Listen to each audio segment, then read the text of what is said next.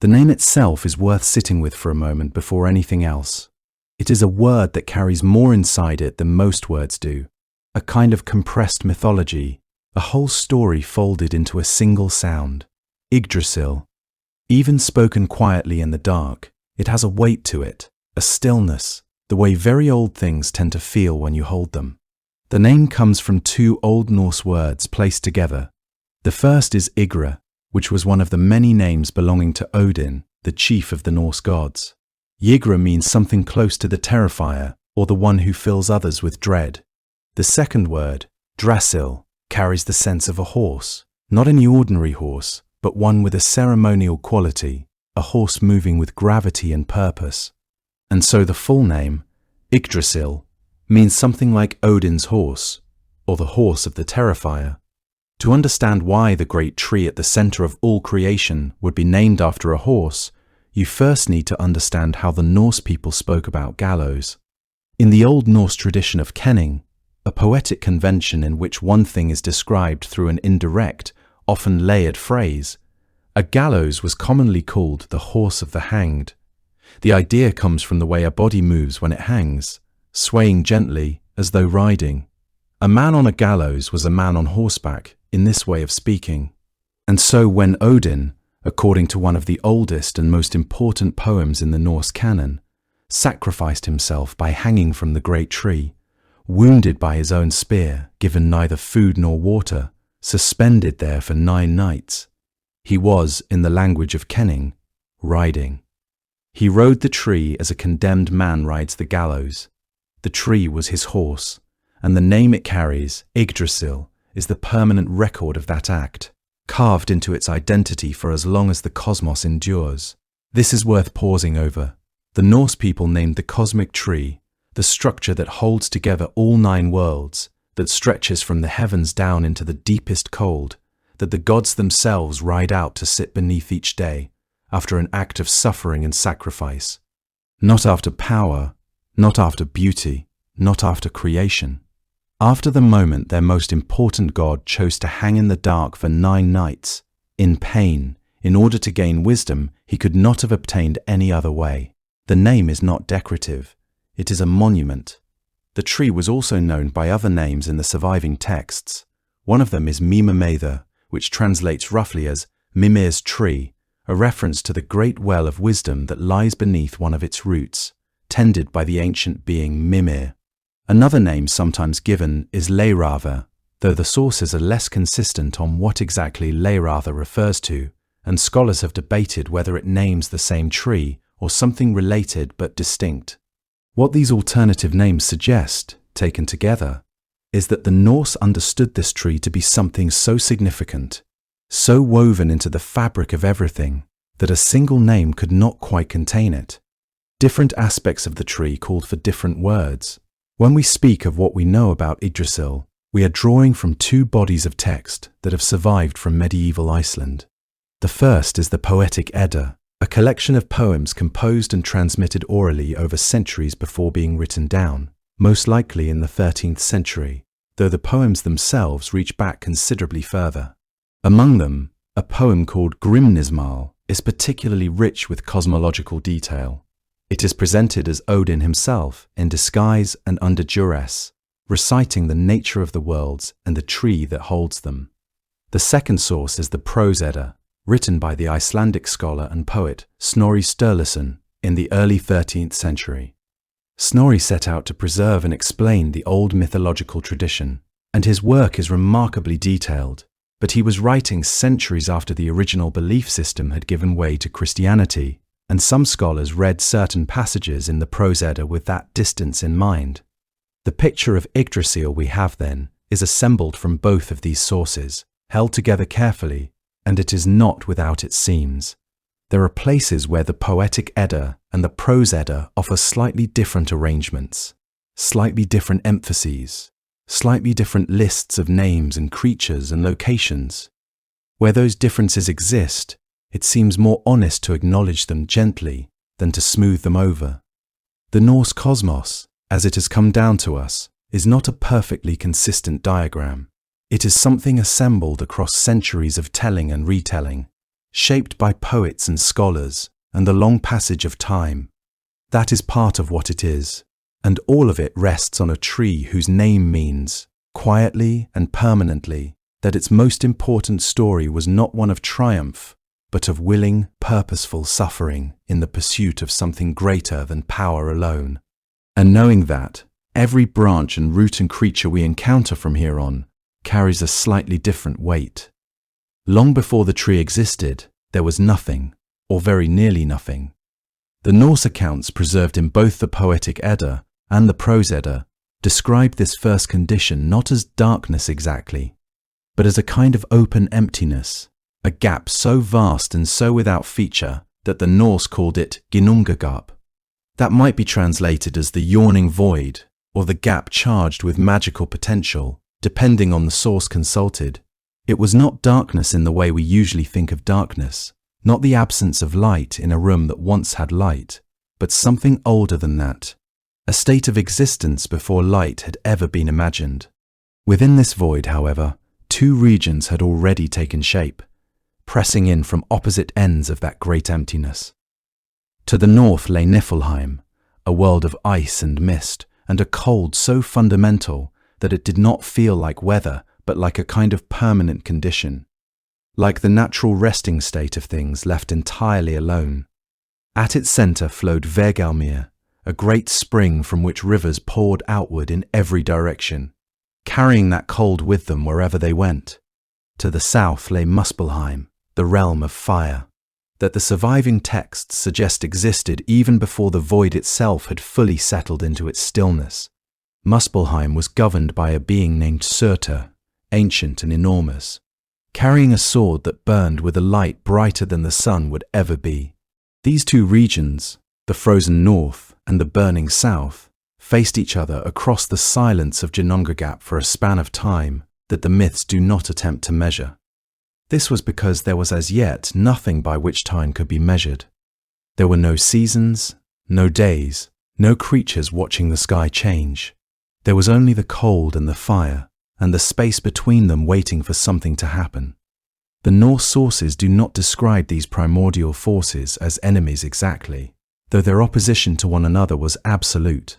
Rather, they existed in a kind of suspended tension, each maintaining its own domain without encroaching visibly upon the other. Niflheim was not merely cold, it was the template for all cold that would ever exist in the worlds to come, the source from which all ice and frost would ultimately derive. Muspelheim likewise was not simply hot, it represented the essential nature of fire itself, the animating principle behind all warmth and light.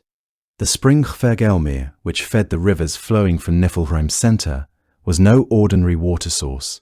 According to the texts, it was described as a kind of cosmic wellspring from which all waters would eventually flow. The accounts suggest that this spring possessed knowledge of its own function, as though the water that flowed from it understood where it was meant to go. Similarly, the fire that characterized Muspelheim under Surtur's dominion was not chaotic or random. It burned according to principles that were ancient beyond reckoning, following patterns that had existed before anything else came into being. What happened, according to the Prose Edda as Snorri Sturluson recorded it, was gradual rather than sudden. The rivers flowing outward from Hvergelmir carried their cold water into the void. Layer by layer, that water froze as it moved away from its source, building up into great masses of frost and ice that slowly filled the northern portion of the gap. Meanwhile, from the south, sparks and embers drifted upward from Muspelheim, warming the air above them, sending heat forward into the emptiness. When the edges of these two forces finally met somewhere near the center of the void, the frost began to melt. Water dripped. And from that dripping, from that slow collision of primordial heat and primordial cold, the first being took shape. He was called Ymir. He was the first of the frost giants, a figure so enormous and so fundamental that the entire physical world would eventually be constructed from his body. But that came later. In those first moments, Ymir simply existed, vast, sleeping, the first living thing in a universe that had not yet decided what it was going to be. As Ymir lay there in the melting frost, a second creature also took form from the thawing ice, a great cow named Audumla, whose own existence seems to have needed no explanation in the Norse telling, as though a nourishing creature was simply the natural companion to a newly formed one. Audumla gave milk, 4 rivers of it, according to the Prose Edda, and Ymir drank. In that way, the first being was sustained by the second. Audumla herself found nourishment by licking at the great blocks of salty ice that surrounded them both. It was in this way that she performed what may be the quietest act of creation in the entire Norse tradition. On the first day she licked, the hair of a figure appeared in the ice. On the second day, the head emerged. By the third day, a complete being had been freed from the frost, a man. According to the account, handsome and powerful, he was called Buri. Buri would become the ancestor of the Aesir gods, the grandfather of Odin himself, though none of that was knowable yet in those wordless, lightless early moments when a cow was licking salt from the ice at the beginning of time, and the world's first giant slept in the meltwater nearby. Ymir, meanwhile, was generating life of his own. From the sweat of his sleeping body, the first frost giants came into being. Emerging from him, the way a landscape might slowly reveal features that were always there but hidden. What the Norse texts give us here is not a creation built by intention or spoken into existence by a commanding voice, but something altogether more physical and more patient, ice melting, salt being licked away, a sleeping body releasing warmth into the cold around it. Out of that first cold, dripping darkness, the conditions for everything else slowly began to take shape. The world did not grow from nothing. It was built from something that had already existed. What had existed was Ymir, the first frost giant, enormous and primordial, nourished by the great cow Audhumla from the melting ice of the void. He was not a god, and he was not, by most accounts, a being with any particular wisdom or intention. He simply was, the first thing to be, before order or purpose had entered the picture. And from him, eventually, 3 brothers would make everything else. According to the Prose Edda, the brothers were Odin and his 2 siblings, Vili and Ve, grandsons of the very first Aesir line that Audhumla had licked free from the salted ice. Together, they killed Ymir. The act itself is described without ceremony in the old sources. It is stated plainly, almost matter-of-factly, as though the Norse storytellers understood it as simply the necessary first step in building something livable out of what already existed. When Ymir fell, so much blood poured from his body that it drowned nearly all of the frost giants who had grown from him. Only 2 survived, and from them the giant race continued, which is worth keeping in mind, because the giants would remain a presence at the edges of the world for as long as the world endured. The survival of these 2 giants held significant meaning for the Norse understanding of creation. Their descendants would inherit the earth as eternal rivals to gods and human order. These survivors represented what the brothers had not destroyed, the potential for chaos to regenerate and spread. The giants who came after would remember Ymir and hunger for the world built from his body. They would press eternally against the boundaries the brothers had carefully established. In Norse imagination, the threat from giants was not incidental, but fundamental to creation itself. A world without such enemies at its margins, without pressure from older forces, could not be called truly complete. The cosmos would always contain this friction and struggle. Creation and destruction would remain locked in opposition throughout all the ages of time. What the brothers did next was careful and thorough. They carried Ymir's body to the center of Ginnungagap, the primordial void, and there they began to work. His flesh became the earth, the wide rolling ground beneath every living thing. His blood became the seas and lakes that circled and filled the land, and the sheer quantity of it tells you something about the scale of what Ymir had been. His bones were shaped into the mountains, which is why the mountains feel so old and so unmovable, as though they belonged to something that existed before the world itself did. His teeth and the fragments of his shattered bones became the smaller stones and rocks scattered across the ground. His skull was lifted and set above everything as the sky, held at its four corners by four dwarves whose names, Nordri, Sudri, Ostri, and Vestri, correspond to the four directions.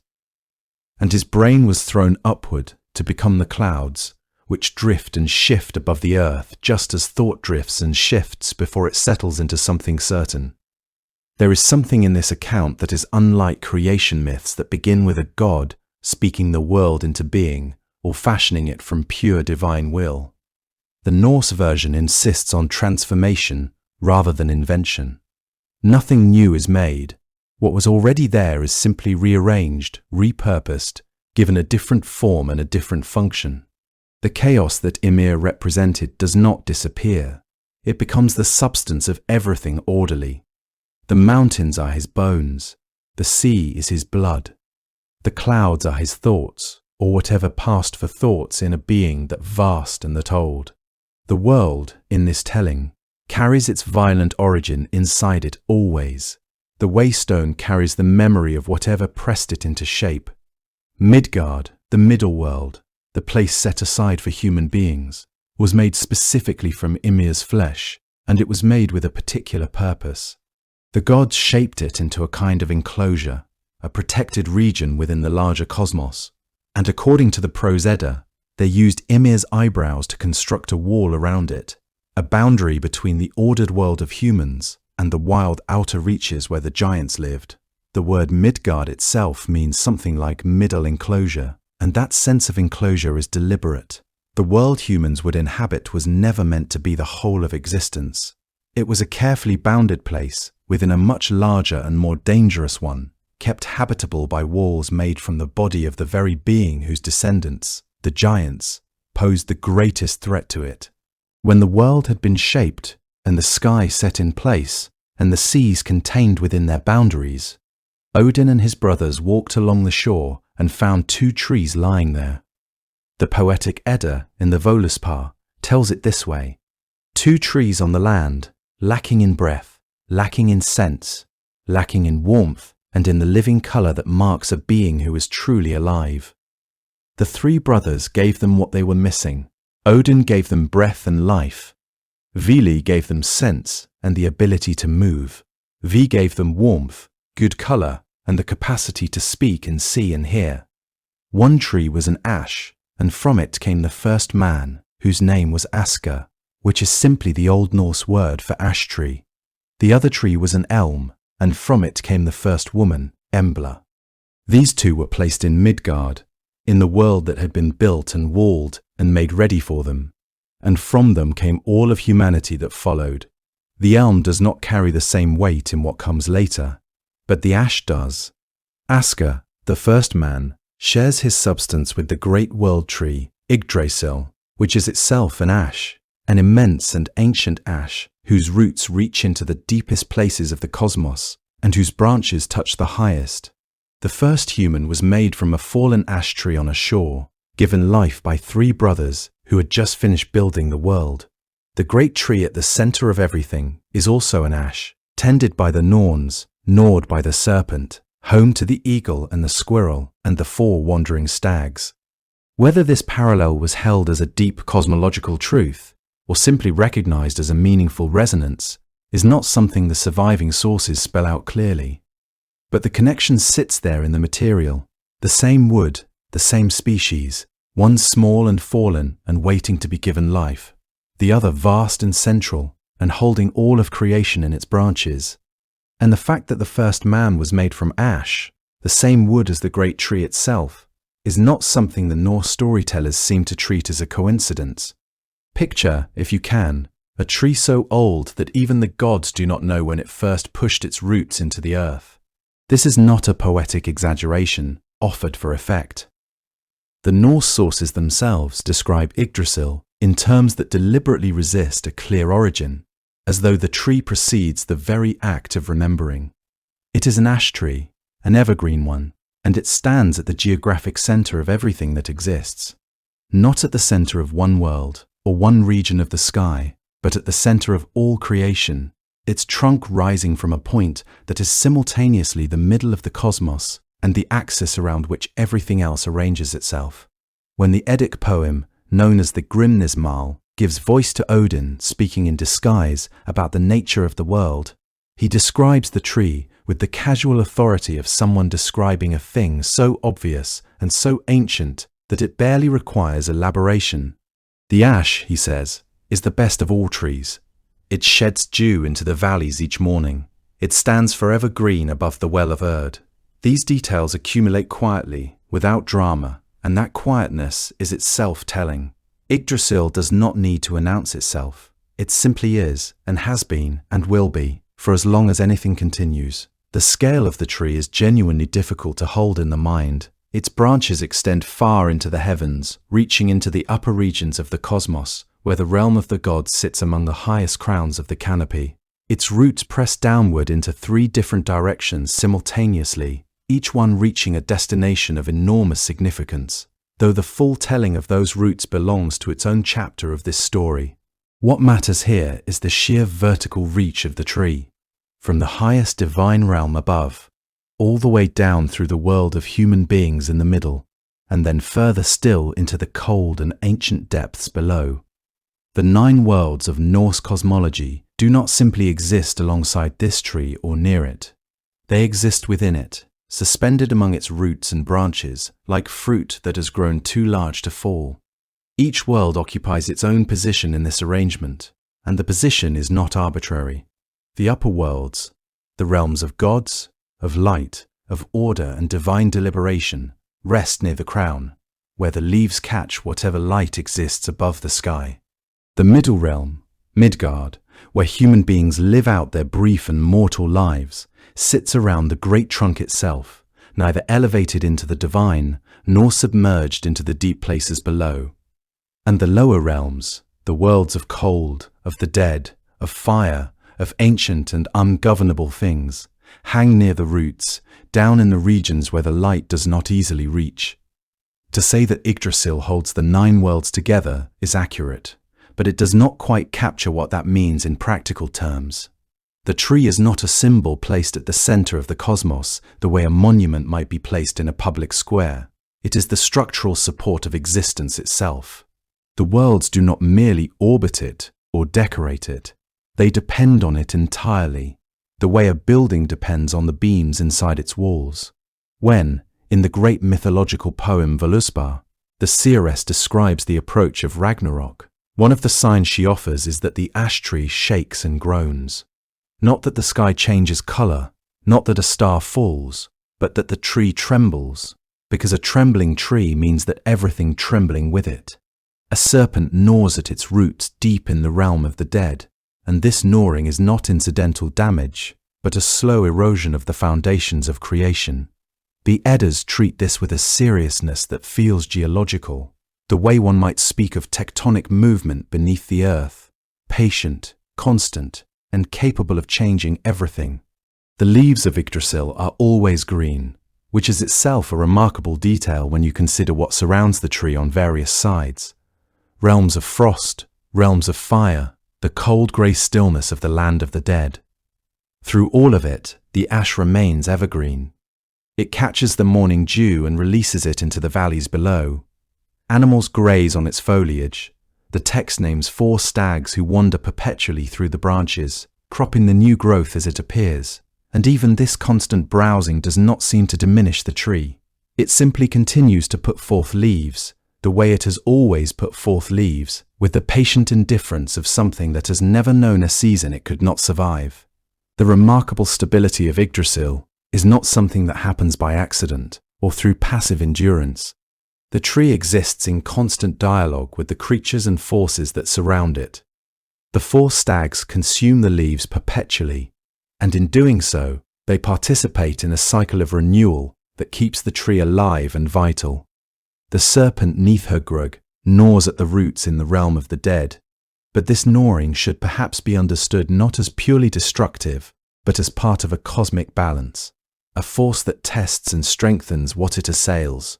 The tree endures these pressures, not by resisting them, but by existing within them, by being so fundamentally rooted in the structure of creation itself, that no single creature or force can unmake it entirely. Even the great eagle that perches in the topmost branches and the squirrel that scurries along the trunk from root to crown exist as essential parts of this cosmic ecosystem.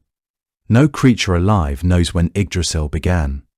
This is stated or implied across multiple passages in the Eddic literature, and it carries a particular weight when you consider the Norse cosmological timeline.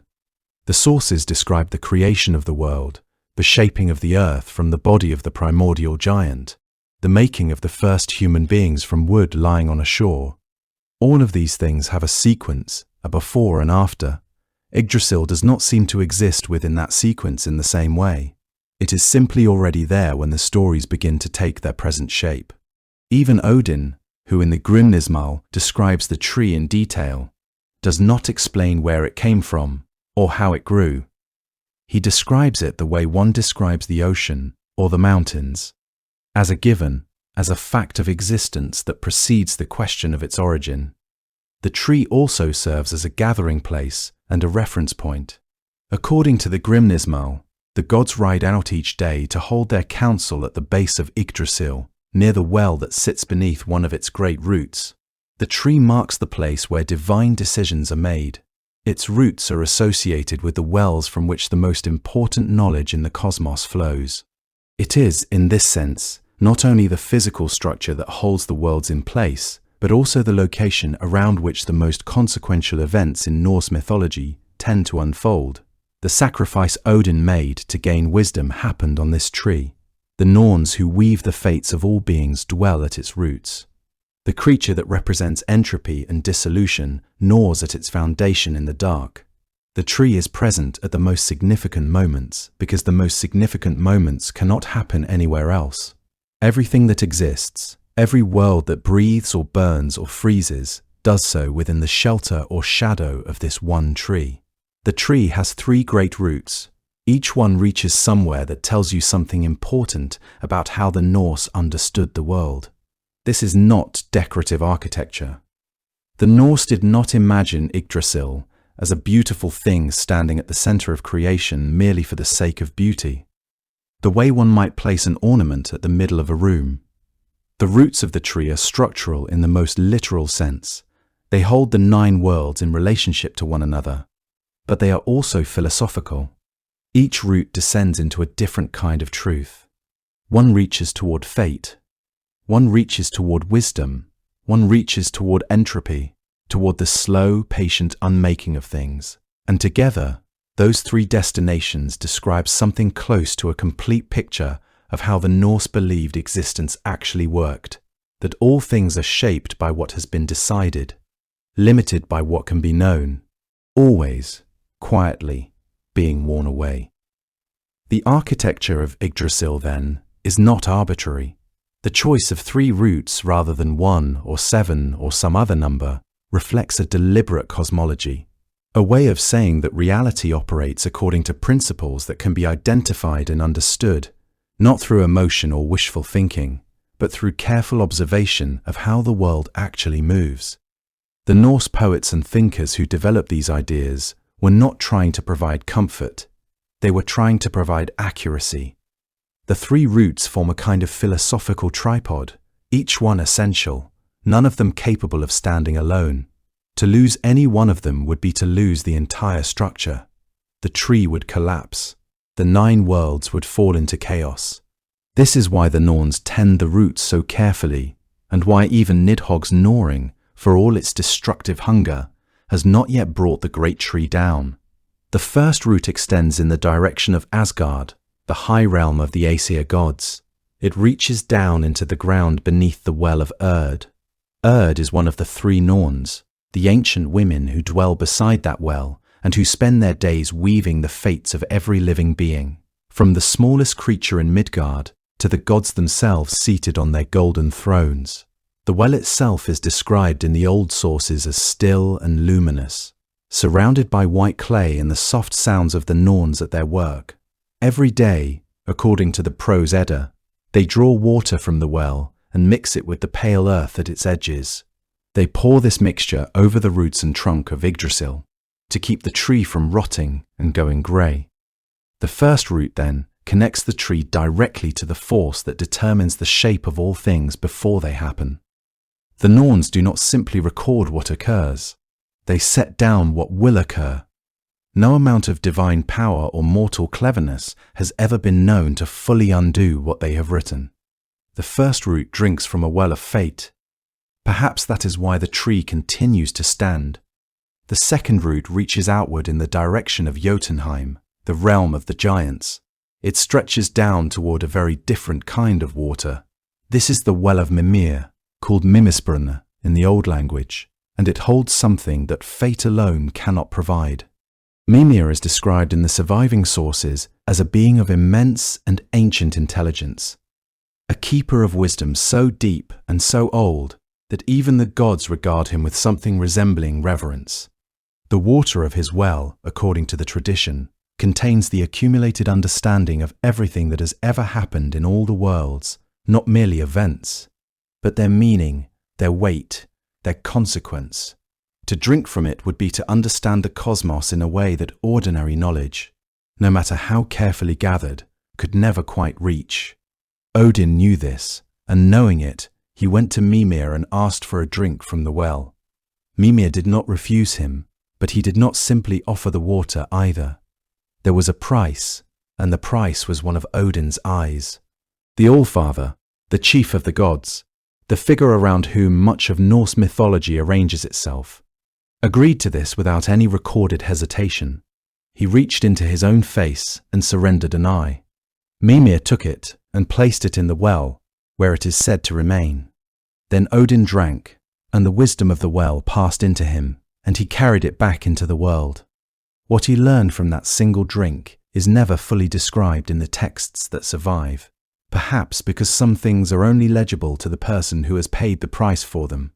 But the eye stayed in the well, and Mimir, it is said, still keeps it there.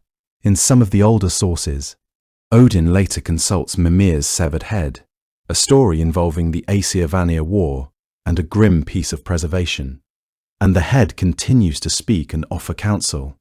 The figure of Mimir, in whatever form he appears, remains associated with a kind of knowledge that is ancient enough and costly enough to be genuinely useful. The second root, then, connects Yggdrasil to wisdom, not the ordinary kind that accumulates through experience, but the kind that requires sacrifice, that demands something irreplaceable in exchange for what it gives. The third root reaches downward into Niflheim, the oldest and coldest of all the realms, the primordial world of ice and mist that existed at the northern edge of Ginnungagap before creation had even properly begun. Beneath this root lies Hvergelmir, the great spring. The sources describe Hvergelmir as the origin of all rivers, an enormous, churning source of water from which the 11 rivers called the Elivagar once flowed outward and eventually helped set the conditions for the beginning of everything. All of the rivers of the Norse cosmos trace themselves back to this one spring. It, something like the circulatory source of the world's water, the point from which all that flowing and rushing and wearing away of stone ultimately begins. But Hvergelmir is not a peaceful place. The third root, which drinks from this ancient spring, is also the root that Nidhogg gnaws. Nidhogg, sometimes rendered as Nithogre, is the great serpent or dragon who dwells in the depths of Niflheim. He has been working at the wood of this root since long before any mortal being drew breath. He is not alone. The sources mention that many serpents gnaw alongside him, names listed in the Grimnismal with a calm matter-of-factness that suggests the Norse regarded this as simply a condition of existence rather than an emergency. The tree is being eaten. The tree has always been being eaten. And yet it stands. The third root connects Yggdrasil to entropy, to the slow, patient force that wears at everything, that finds the weakest point in any structure and works at it across an expanse of time too long to fully imagine. The Norns pour water over the roots. Nidhogg gnaws. Both of these things are true at the same time, and neither one has finished its work. What the three roots describe, taken together, is something that the Norse seem to have held with a kind of quiet, unsentimental clarity. Fate governs what will be. Wisdom illuminates what is. and entropy erodes what has been built, regardless of how carefully it was constructed or how worthy it seemed. There is no route that reaches towards safety or permanence. There is no well that offers protection from any of these three forces. The tree itself participates in all of them, nourished by the water of fate, structurally connected to the source of all wisdom, perpetually threatened by the force that unmakes. Odin understood this, or at least understood it well enough to go and sit at the edge of the second well and offer something he could never get back. He gained the wisdom he was looking for. But the eye stayed in the well. Mimir kept it, and perhaps that was always the point. At the base of the first root, beside the still water of the well of Urd, 3 women have been sitting since before most living things can remember. Their names, according to the Old Norse sources, are Urd, Verdandi, and Skuld. And though those names translate roughly as what has become, what is becoming, and what shall be, the translation does not quite capture the weight of what they represent. They are not simply 3 sisters with an unusual vocation. They are, in the understanding of the Norse tradition, the reason that anything unfolds in any particular order at all. They sit at the point where time first began to distinguish itself from chaos, and they have not moved from that place since. The well beside which they dwell takes its name from the eldest of the 3. Urvabrunra, the well of Urd, lies in a stillness that the texts seem almost reluctant to disturb. The water within it is described in the old sources as so sacred that anything submerged in it emerges white, the way the membrane of an eggshell is white, pale and clean and altered. The ground around the well is white as well, coated in a fine clay that the Norns gather each day, along with the water itself. This is their daily work, and it is more essential than it might first appear. They draw the water up, and they take the pale clay from around the well's edge, and they mix the two together, and they carry that mixture to the roots of Yggdrasil and pour it carefully over the wood. This is what keeps the great ash tree from rotting. This is what prevents the cosmos from softening and falling inward. The tree is so old, and the forces gnawing at its roots are so relentless that without this daily tending it would not survive. And if the tree did not survive, nothing else would either. The Norns do not tend the tree out of affection for it. They tend it because it is their function, the way the heart does not beat out of enthusiasm, but simply because that is what it does, and everything depends on it continuing. Their weaving, however, is what the old sources speak of most.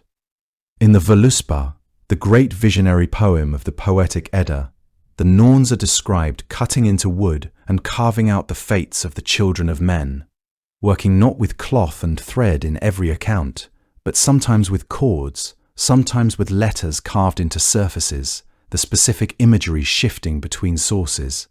What remains consistent is the principle that the Norns determine what will happen to each living being, and that once that determination has been made, no power within the 9 worlds can undo it.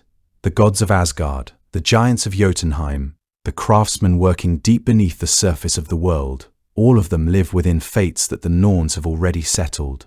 There is no appeal. There is no renegotiation. The Eddic literature is quite clear on this point, and it is one of the details that gives Norse mythology its particular texture of resigned courage. The sense that what is coming is already known in some sense, that nothing can be bargained away, and that living well and dying well are simply the only choices left. The Prose Edda, assembled by the Icelandic scholar Snorri Sturluson in the 13th century, makes a point of noting that the Norns are not alone in their function. Beyond the 3 great Norns who dwell at the Well of Urd, there are said to be lesser Norns, beings of the same order, though perhaps less ancient and less universal in their reach, who appear at the births of individual people and gods. Each birth, in this understanding, is attended by its own dispensers of fate. Some sources suggest that the character of these lesser Norns varied, that the fortune of a given life might depend not only on the weave being drawn tight, but on what sort of being arrived to set those early threads in place. This is one of the places where the surviving sources leave questions open, as they often do. The picture that emerges is not of a single bureaucratic system with one set of rules, but of fate as something pervasive and plural, present at every beginning, and every threshold, woven through every life from the moment it starts. The dwelling of the great Norns, as the sources describe it, carries a mood that is difficult to name precisely, but that feels somewhere between ceremony and silence. The well is still. The white ground around it is undisturbed, except by their own daily movements. The first great root of Yggdrasil descends into this place and remains here, sheltered and tended. Nothing violent happens at the Well of Erd. No battles are fought there. No storms pass through. It is simply old and purposeful and continuous. The Norns have been going about their ritual long enough that the gesture of lifting water and carrying clay has the quality of something that was never not happening, a background condition of existence rather than an event within it. Even in the Eddic texts, where the language can be vivid and the imagery fierce, the passages about the Norns tend toward a certain quietness, as though the writers understood that this particular subject called for something more deliberate than excitement. What is perhaps most remarkable about the Norns, when you sit with their role for a while, is what they are not. They are not cruel. The sources do not describe them as taking pleasure in hard fates or grief in gentle ones. They are simply the mechanism by which things are as they are. If the life they weave for someone is brief or full of loss, that is not malice. It is the weave. And if it is long and warm and full of good things, that too is simply what was set. The Norse mythological tradition does not offer much comfort on this point, and it does not seem to intend to. The Norns sit at their well, pour their water and clay, and return to what they were doing before any particular person or god came to mind. Even the gods, on their golden thrones in Asgard, ride toward the ending the Norns have already set down in the weave. The tree is not empty. The Eddas make this clear from the very first moment they describe Yggdrasil's inhabitants, not as mythological flourishes or symbols added later for dramatic weight, but as settled, matter-of-fact residents whose presence is simply part of how things are. The texts list them with the same quiet certainty one might use to describe the animals in a familiar field, as though anyone worth speaking to already knew they were there. And perhaps, for the people who composed and listened to these poems, that was exactly the case. The creatures of Yggdrasil were not surprises. They were old facts, as dependable as the tree itself. The inhabitants of Yggdrasil are not distributed randomly or in places of merely symbolic importance. Rather, they occupy specific zones within the tree's vast structure, each location corresponding to a particular role in the cosmos's functioning. These are not poetic additions designed to please audiences hungry for narrative detail. The placement and purpose of each creature speaks to a deeper understanding of how the different levels of existence relate to one another. The Norse who preserved these stories in the Eddas were describing not fanciful decorations, but the actual mechanics of cosmic operation as they understood them. At the very top of the tree, where the highest branches press into whatever exists beyond the rim of the sky, there sits an eagle. The Eddas do not give this eagle a name, which is itself worth noticing. Everything else in Norse cosmology tends to have a name: the wells, the stags, the rivers flowing from Hvergelmir. But the eagle at the crown of Yggdrasil remains unnamed, as though its age or its nature places it slightly outside the ordinary catalogue of things. It is described as wise, as ancient, as possessing a knowledge of the world that comes from having looked down upon it for longer than memory can trace. Between its eyes, resting on the broad ridge of the eagle's brow, sits a smaller creature, the hawk, Vedifalnir, whose name carries something of wind and of watching. The two of them together occupy the highest point in all of creation, looking outward and downward at everything that exists beneath them. What the eagle knows and what Vedifalnir sees from that perch, the texts do not fully say, but the image alone carries a certain gravity, the idea that at the very peak of the cosmic structure, there are eyes open and watching, always, in every direction at once. This pairing of the great eagle with the smaller hawk suggests a hierarchy even among watchers, a graduated order of observation and awareness. The eagle represents ultimate vision and timeless knowledge, while Vedifalnir seems to serve as an agent of that vision, a more active presence capable of reporting what it sees. Together they form a united consciousness at the crown of existence, watching all that transpires below without intervening directly. This kind of distant superintendence, aware but non-intrusive, appears again and again in Norse cosmology, suggesting a universe where the highest powers do not constantly meddle in affairs beneath them, but rather observe the unfolding of events with patient understanding. At the opposite end of the tree, down in the cold dark of Niflheim, where the third root disappears into the mist and the ancient spring of Vegelmir churns somewhere nearby, there is Nidhogg. The name is sometimes rendered as the Malice Striker, or something close to it. The creature itself is described variously as a serpent and as a dragon. The two are not always carefully distinguished in the old sources. What is consistent across accounts is what Nidhogg does. It gnaws. Day and night, without ceasing, without apparent purpose beyond the gnawing itself, Nidhogg works at the root of Yggdrasil from below. Alongside it, the prose Edda mentions other serpents, so many that the Grimnismal, the poem in which Odin speaks of the tree while disguised and suffering, says the number of them gnawing at the roots is beyond counting.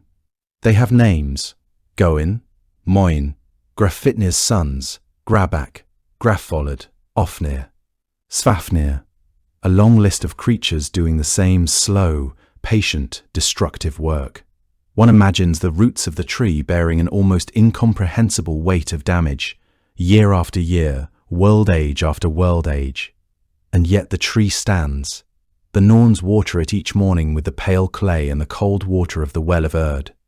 Somehow that act of daily tending is enough, though only just enough, and perhaps not forever. The relentless gnawing at the roots raises a question that may have occurred to Norse audiences then as it does now. Why would the creators and maintainers of the world allow such damage to persist? The answer seems to lie in acceptance rather than prevention. The Norns do not attempt to drive away Nidhogg or seal the roots against the serpents. They do not seek to eliminate the threat. Instead, they simply maintain the tree in the face of ongoing deterioration, suggesting a worldview that recognizes destruction as inevitable, but chooses to slow its progress rather than fight against its fundamental nature. Between the eagle at the crown and Nidhogg at the root, running the full length of the trunk, there is a squirrel. His name is Ratatoskr. The Grimnismal describes his purpose with a dry economy that somehow makes it more unsettling. He runs up and down the ash tree, carrying words between the eagle above and the serpent below. The words are not kind ones. Ratatoskr is described specifically as carrying malicious speech, hostile messages, insults and provocations that pass between the two great creatures at either end of the tree. He tells the eagle what Nidhogg has said about it. He tells Nidhogg what the eagle has said in return. Whether he embellishes these messages, whether he is a willing agent of discord, or simply a very fast messenger who enjoys his work, the texts do not entirely clarify. What is clear is that the result of his running is a deepening animosity between two beings who might otherwise ignore one another across the vast length of the tree. Ratatoskr ensures they cannot. He ensures the tension between the crown and the root is kept alive and fed, that the eagle's contempt for what gnaws below remains fresh, that Nidhogg's resentment of what watches from above never quite cools. Elsewhere in the branches, not at the extremes, but in the middle reaches of the tree, among the leaves and the budding growth, 4 stags wander.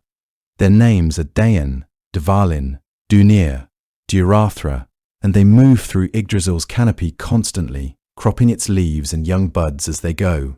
They represent, according to some interpretations, the 4 winds, or the 4 directions, or simply the principle of ongoing natural consumption that is part of any living thing.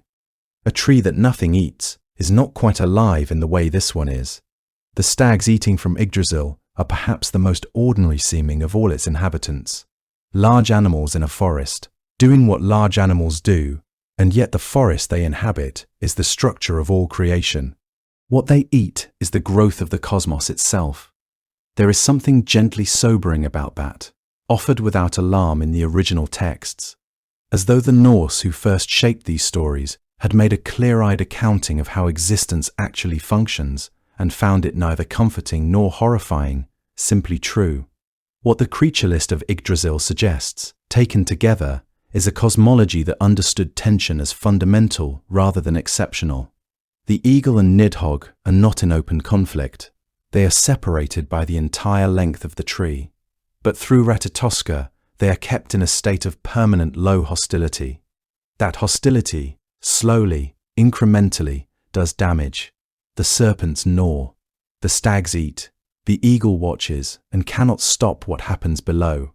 The Norns water the roots and slow the decay, but do not halt it. Nothing in this picture is in equilibrium. Everything is being held together through continuous effort against forces that are always, quietly, working the other way. It is a remarkable image of the cosmos, not as a balanced, perfected system, but as something that endures because enough things are working to maintain it, even as other things work just as steadily to unmake it. And at the center of all of it, running between the two poles of the conflict, carrying the messages that sharpen the antagonism between above and below, is a small, tireless, perhaps even cheerful squirrel who will not stop. Ratatoskr runs and runs. The insults get heavier, the roots get a little weaker. Perhaps that is the most honest thing Norse mythology has to say about how the world actually works. At the top of the world, where Yggdrasil's highest branches stretch toward whatever lies beyond even the sky, sits Asgard.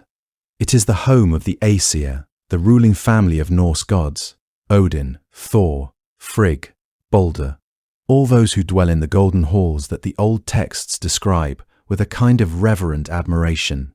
The Prose Edda tells us that Asgard is more fertile than any other land, blessed with an abundance that no other realm can quite match.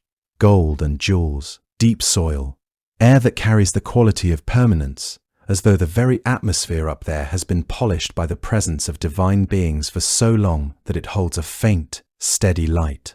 When you try to picture it, the image that comes is not of something gaudy or overwhelming, but of something quietly, assuredly beautiful. The way a place looks when it has been cared for across an unimaginable span of time. The gods built Asgard themselves, according to the old accounts, though in some versions a mysterious builder offered to construct its great walls for a price almost too steep to contemplate. However that building came to pass, the result was a realm of halls and high places, of green land and shining architecture, arranged among the upper reaches of the world tree, as though the branches themselves had grown to accommodate it. One root of Yggdrasil reaches down from Asgard toward the Well of Erd. That means that the Norns who weave fate dwell in some sense beneath Asgard itself, an arrangement that perhaps explains something about the temperament of the gods who live there, magnificent and assured, but never quite free of the awareness that their fate has already been recorded somewhere below them. Of all the halls in Asgard, the one the surviving texts return to most often is Valhalla. Its name means simply the Hall of the Slain. It belongs to Odin, vast in a way that human language struggles to hold, with a roof made of interlocked shields and walls built from great spear shafts. According to the Grimnismal, one of the poems of the Poetic Edda, Valhalla has 540 doors, each wide enough that 800 warriors could march through them side by side.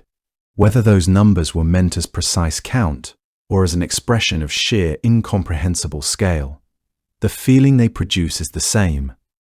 This is a hall that was built to hold armies.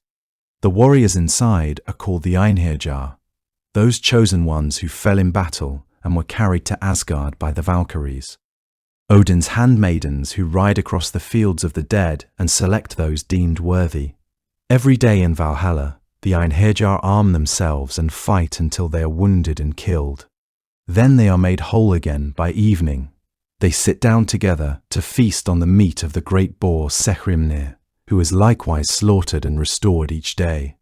The mead they drink flows from the udders of the goat, Heidrun, who grazes on the leaves of the tree Leirava, a name that some scholars believe refers to Yggdrasil itself.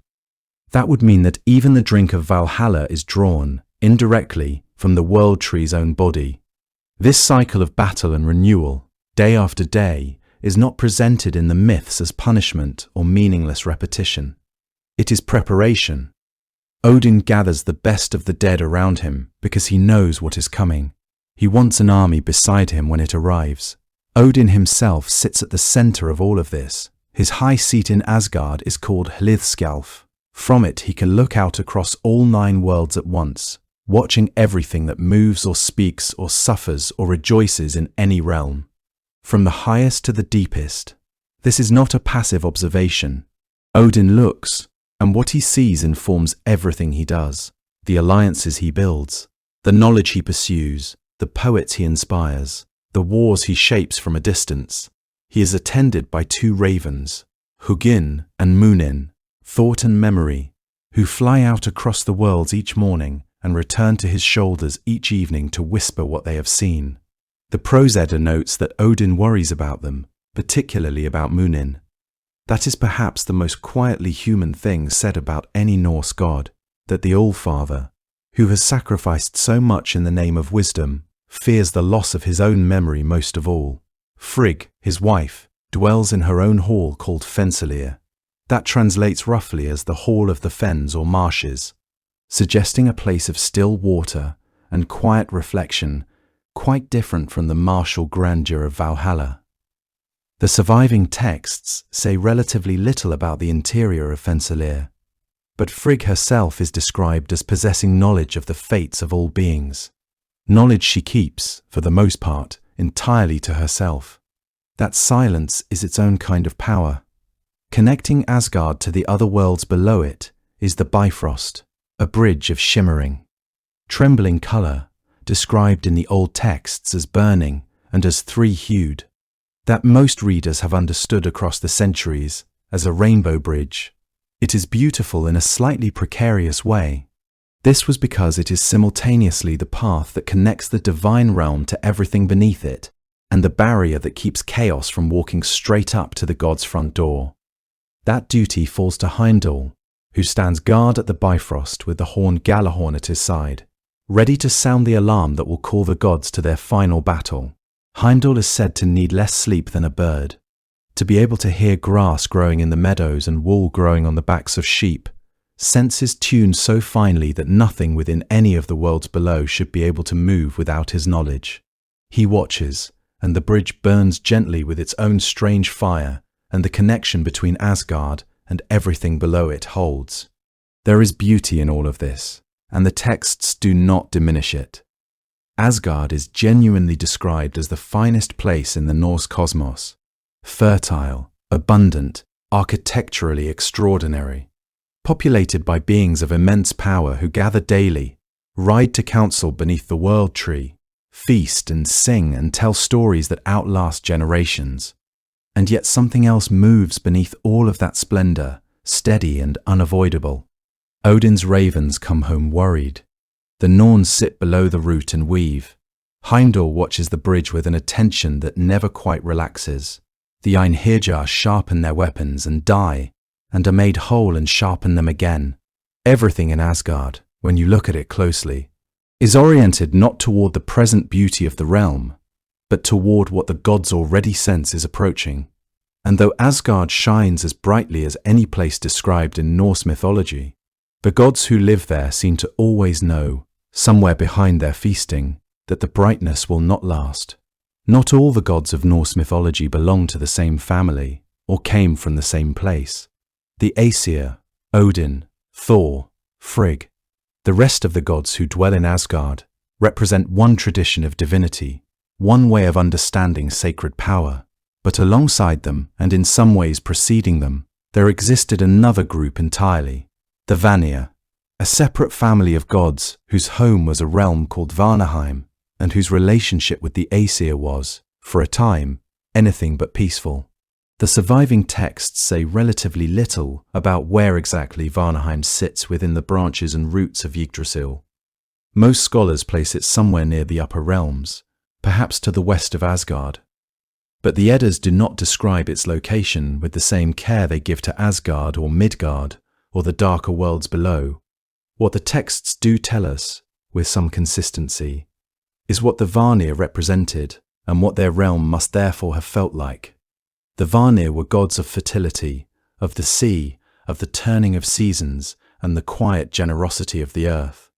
If Asgard has the quality of a great hall, martial, golden, purposeful, then Vanaheim, as the Vanir's home, carries the quality of open water and growing things, of tides and grain and the particular stillness of a field before harvest. The three Vanir who appear most often in the surviving stories are Njord, his son Freyr, and his daughter Freyja. Njord was a god of the sea and wind and coastal abundance. Fishermen and sailors looked to him. His realm was understood to bring calm waters and good catches to those who honoured him. Freyja was associated with sunlight falling on fertile ground, with rain coming at the right time, with the prosperity that follows a long and plentiful growing season. Freyja, perhaps the most widely known of the three, was a goddess of love and desire, but also of a particular kind of magic called Seidr, a form of ritual practice involving prophecy, fate-working, the movement between states of consciousness. It was Freyja, according to some accounts in the Prose Edda, who first taught this magic to the Aesir, specifically to Odin himself. That suggests that whatever Vanaheim was, it was a place where knowledge of a different and older kind had been cultivated for a very long time. The relationship between the Aesir and the Vanir was not always the cooperative exchange it eventually became, according to the mythological tradition preserved in both the poetic and prose Eddas. The two groups of gods went to war with each other, though the cause of this conflict is not explained in great detail in the sources that survive. The war was long enough and costly enough on both sides that neither group could claim a clear victory. In the end, the two sides made peace in the way the Norse mythological tradition describes such agreements, through the exchange of hostages. The Aesir sent Honir and Mimir to Vanaheim, and the Vanir sent Njord, Freyja and Freyja to Asgard. These hostages were not prisoners so much as pledges of good faith, representatives who would live among the other group and demonstrate that the agreement was genuine. Njord, Freyja and Freyja settled in Asgard, and were honoured there as fully as any of the Aesir. In time, the distinction between the two groups of gods softened. The Norse myths treat them together as the gods of the Norse world, collectively. But Vanaheim itself, the place those three came from, remains a realm the texts approach only from a distance.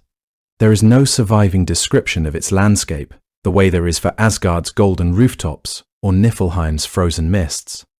What can be inferred from the nature of its gods is that it was likely understood as a place of natural richness, shores with full nets, fields without famine, the sea in a generous mood. The Seidr magic associated with Freyja suggests that Vanaheim had a relationship with hidden knowledge and the deeper currents of fate that differed from the more outward, martial power of the Aesir. It would be easy to fill in the gaps here with invention, but the honest account is that those gaps exist and the texts leave them open. Vanaheim is present in the mythology as a source, a point of origin for some of the most important divine figures in the Norse tradition, even if the realm itself is never fully described. Alfheim is similarly present and similarly quiet in the surviving sources.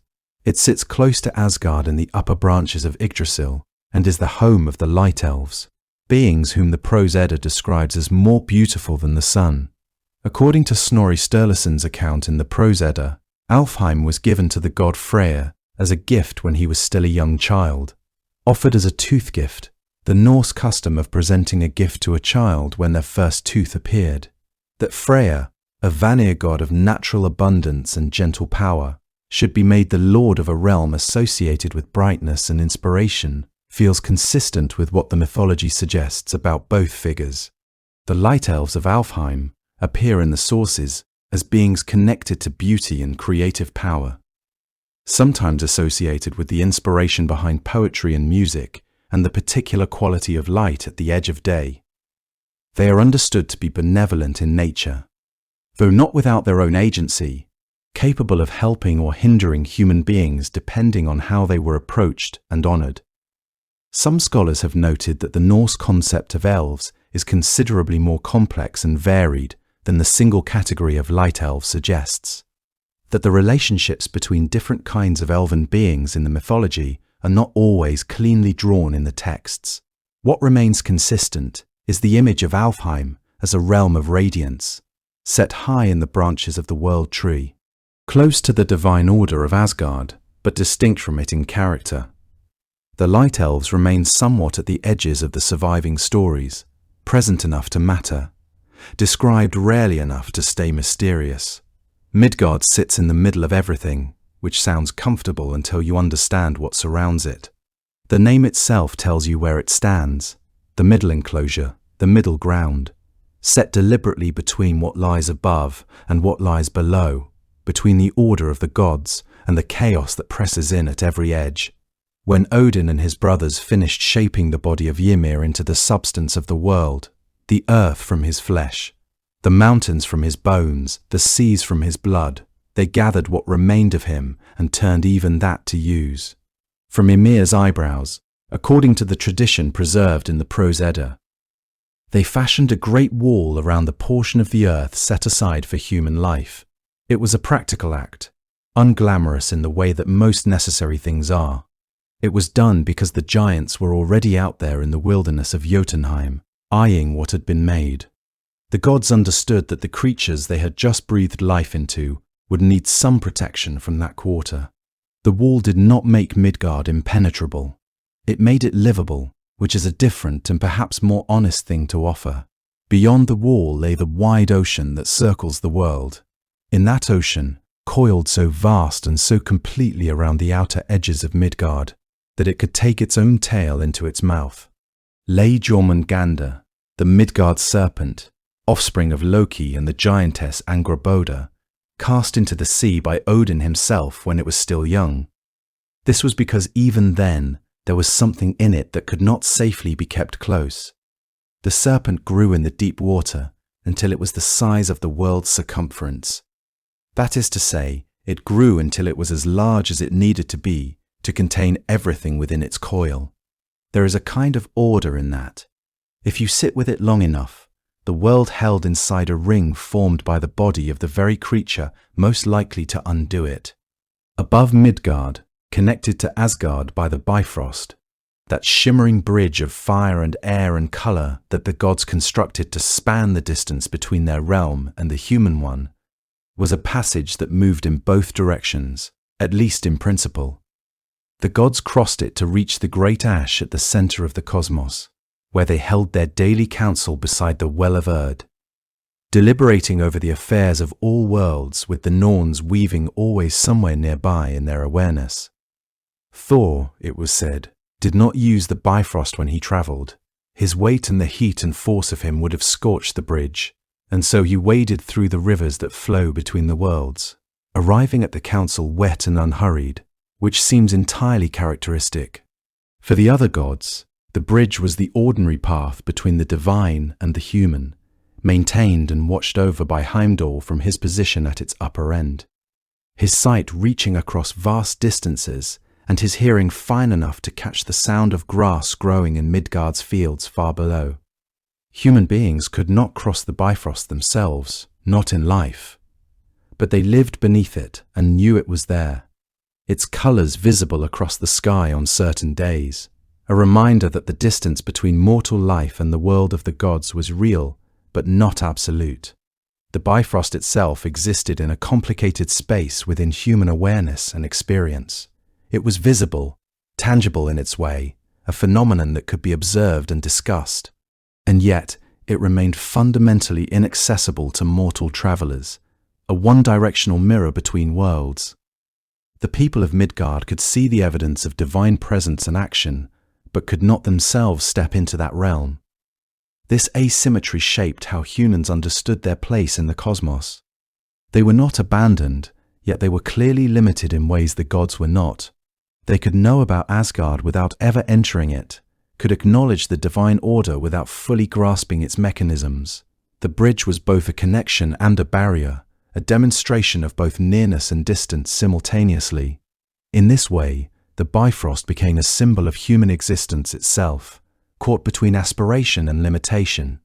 The people of Midgard existed in a world where the gods were genuinely present, not as abstract principles, but as beings with names and histories and moods, beings who had made this particular world from chaos and then continue to involve themselves in it, sometimes helpfully and sometimes not. Thor moved through human territory more often than the other gods, dealing with the giants and the serpents and the forces that pushed against the walls of Midgard. This is part of why he occupied such a particular place in the Norse imagination. He was the one who showed up, again and again, to stand between human life and what threatened it. Human existence in Midgard was understood to be brief and exposed in ways that the gods' existence, for all its own dangers, was not. People aged and sickened and died by the ordinary courses of the world, their fates already threaded into the weaving that the Norns maintained beside the well. They farmed and built and raised families in the knowledge, quiet but persistent, that none of it was permanent, and that the forces shaping the weather above them, the storms, the long winters, the sudden thaws, were the expressions of events and moods that originated elsewhere, in realms they could not enter. And yet the relationship between the gods and human beings was not simply one of makers to the made and forgotten. There is a sense in some of the Norse sources that the gods drew something from human attention and remembrance, that worship and acknowledgement mattered, that the names spoken and the offerings made sustained something in the divine order that might otherwise diminish. It was not a transaction exactly, but it was not entirely selfless on either side. The gods needed to be known. The people of Midgard were the ones who kept knowing them. That gave the middle world a significance that its physical position, humble, walled, circled by a serpent, might not immediately suggest. Jormungandr, lying in that outer ocean with its own tail between its teeth, was both the thing that defined Midgard's boundary and the thing that would one day dissolve it. In the present age of the myth, its coiling holds the world's shape.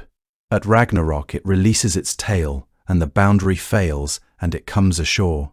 Thor meets it for the last time, and neither of them survives the encounter. The serpent is at once the frame and the threat to the frame. That is either a paradox or simply a description of how boundaries tend to work, sustained by the very forces that eventually overcome them. The gods made Midgard from chaos, shaped it into something livable, then watched over it, knowing that the serpent in the water was always there, waiting for the day it would finally uncoil. Beyond the walls of Midgard, past the great ocean where Jormungandr lies, the land changes entirely. The rocky shores give way to something older and wilder, a place where the sky feels lower and the distances between things feel much greater than they ought to.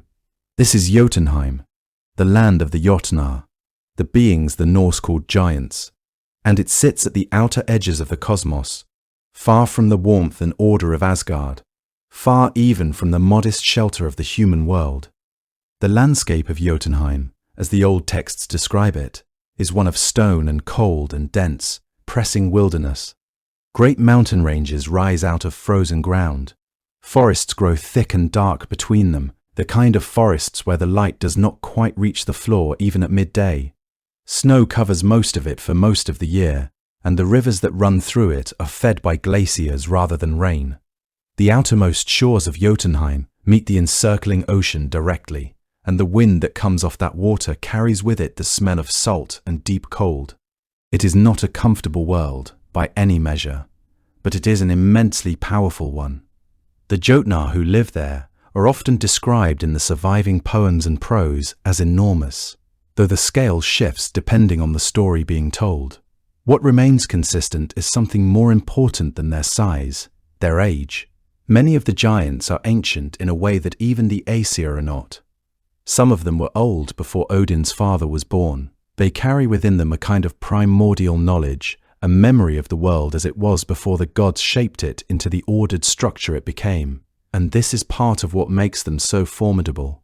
Several of the most important figures in Norse mythology have giant blood in them, or have taken giants as spouses. Odin's own mother was a giantess. Thor's mother, the earth herself, is counted among the Jotnar in certain tellings. The god Tyr had a giant father, according to one account in the Prose Edda. The line between the divine and the giant was never as clean as the stories of conflict between them might suggest. The gods and the Jotnar fought and traded and occasionally married, and sometimes stole from one another, and the tension between those groups is one of the great driving forces of Norse mythology. The Jotnar are not simply obstacles or monsters placed in the path of heroic gods. Many of them are deeply intelligent, capable of magic that rivals or surpasses anything the Aesir can do, and some of them, like the wise giant Mimir, who guards his well of knowledge at one of Yggdrasil's roots, are figures whom even Odin treats with profound respect. Deep within Jotunheim, according to the stories, stands Utgard. It is described as a great stronghold, a fortress of the giants built on a scale that dwarfs anything in the human world. The name itself means something close to the outer enclosure, or the place beyond the boundary, and it carries the sense of a world that exists just outside the reach of ordinary understanding. Utgard is ruled by a giant king, who goes by the name Utgard Loki. Though this figure is not the same as the trickster god Loki, despite sharing the name. He is a being of extraordinary cunning, and his fortress is a place where appearances are managed very deliberately. The most famous story involving Utgard comes from the Prose Edda, where Snorri Sturluson recounts Thor's journey into Jotunheim in the company of Loki and two human servants, Thjalfi and Roskva. They travelled east, through Midgard and across the great ocean, until they reached the shores of Giant Country. On their first night, they sheltered in what they believed was a large hall, only to discover in the morning that they had been sleeping in the thumb of an enormous glove belonging to a giant named Skrymir, who lay sleeping nearby, and whose snoring they had mistaken during the night for distant thunder. Skrymir travelled with them for a time, carrying their food in his pack, and when Thor attempted on 3 separate occasions to strike him with his hammer while he slept, the giant stirred each time and asked mildly whether a leaf had fallen on him, or whether a small acorn had dropped. In truth, Thor's blows had been driving into the earth each time, leaving 3 great valleys behind, but Skrymir had simply felt nothing much at all. When they finally reached Utgard, the fortress was so vast that they had to slip between the bars of its gate rather than wait for it to be opened. Inside, they were met by Utgard Loki himself, who greeted them with the mild condescension of someone who already knows exactly what is about to happen. He invited them to demonstrate whatever skill or strength they had to offer, since no one in Utgard, he explained, was permitted to remain there without proving they excelled at something. Loki went first, claiming he could eat faster than anyone present. A trough of meat was set before him and before a giant named Logi, and both ate from opposite ends toward the middle. Loki finished the meat in his half, but Logi had consumed not only the meat but the bones in the trough itself, and he arrived at the center well ahead of Loki. Thjalfi, the human servant, then raced against a slender young giant called Hugi, and was outrun so completely that there was little to say about it. Then Thor stepped forward. He was given a great drinking horn and told that most giants could empty it in 2 or 3 swallows. Thor drank with all his considerable strength, 3 long and determined draughts, and when he lifted his face from the horn each time, the level of the liquid seemed barely to have changed. He was unable to empty it. He then attempted to lift a grey cat that sat on the floor of the hall. He strained and pulled, and managed only to raise one of its paws from the ground before giving up. The assembled giants watched him with expressions of polite interest. Finally, he agreed to wrestle, and was matched against an old woman named Ellie, whom Utgard Loki described as his nurse. Thor could not bring her down. She was utterly immovable, and before long it was Thor who found himself on one knee. In the morning, as Thor and his companions were leaving, Utgard Loki walked with them some distance from the fortress and told them the truth of what had happened inside. Logi, he explained, had not been a giant at all. He was wildfire itself, and nothing can out-eat fire. Hugi, who had outrun Thjalfi so easily, was thought itself, and no creature runs as fast as a thought. The drinking horn had its far end submerged in the ocean, and what Thor had drunk was enough to lower the sea level measurably, a feat that would terrify any giant if they had understood it. The cat was Jormungandr, the world serpent, coiled all the way around Midgard. and the raising of even one of its paws from the ground had shaken the cosmos enough to cause considerable alarm. And Elli, who had brought Thor to one knee without particular effort, was old age, and nothing, not even Thor, can stand against old age forever. Utgard Loki told him all of this calmly, and then said that he hoped Thor would not be too offended, but that he would not have allowed him into Utgard at all had he known in advance quite how strong he truly was. The giant spoke without mockery. There was something in the telling that felt almost like admiration. Thor raised his hammer when he heard this, intending to settle something, but Utgard Loki was already gone, and the fortress with him, and when Thor turned around, there was nothing but open plain where the walls had stood a moment before. Thor left Utgard, knowing he had come closer to lifting the world serpent than any other being ever had, and the giant king, watching him go, quietly knocked the fortress down so that Thor could never find it again. Below the surface of the middle world, in the deep places where sunlight never reaches, two groups of beings have been at work since before most of the gods can remember. They live in the realms known as Svartalfheim and Nidavellir, though even that distinction requires a small word of caution before we continue.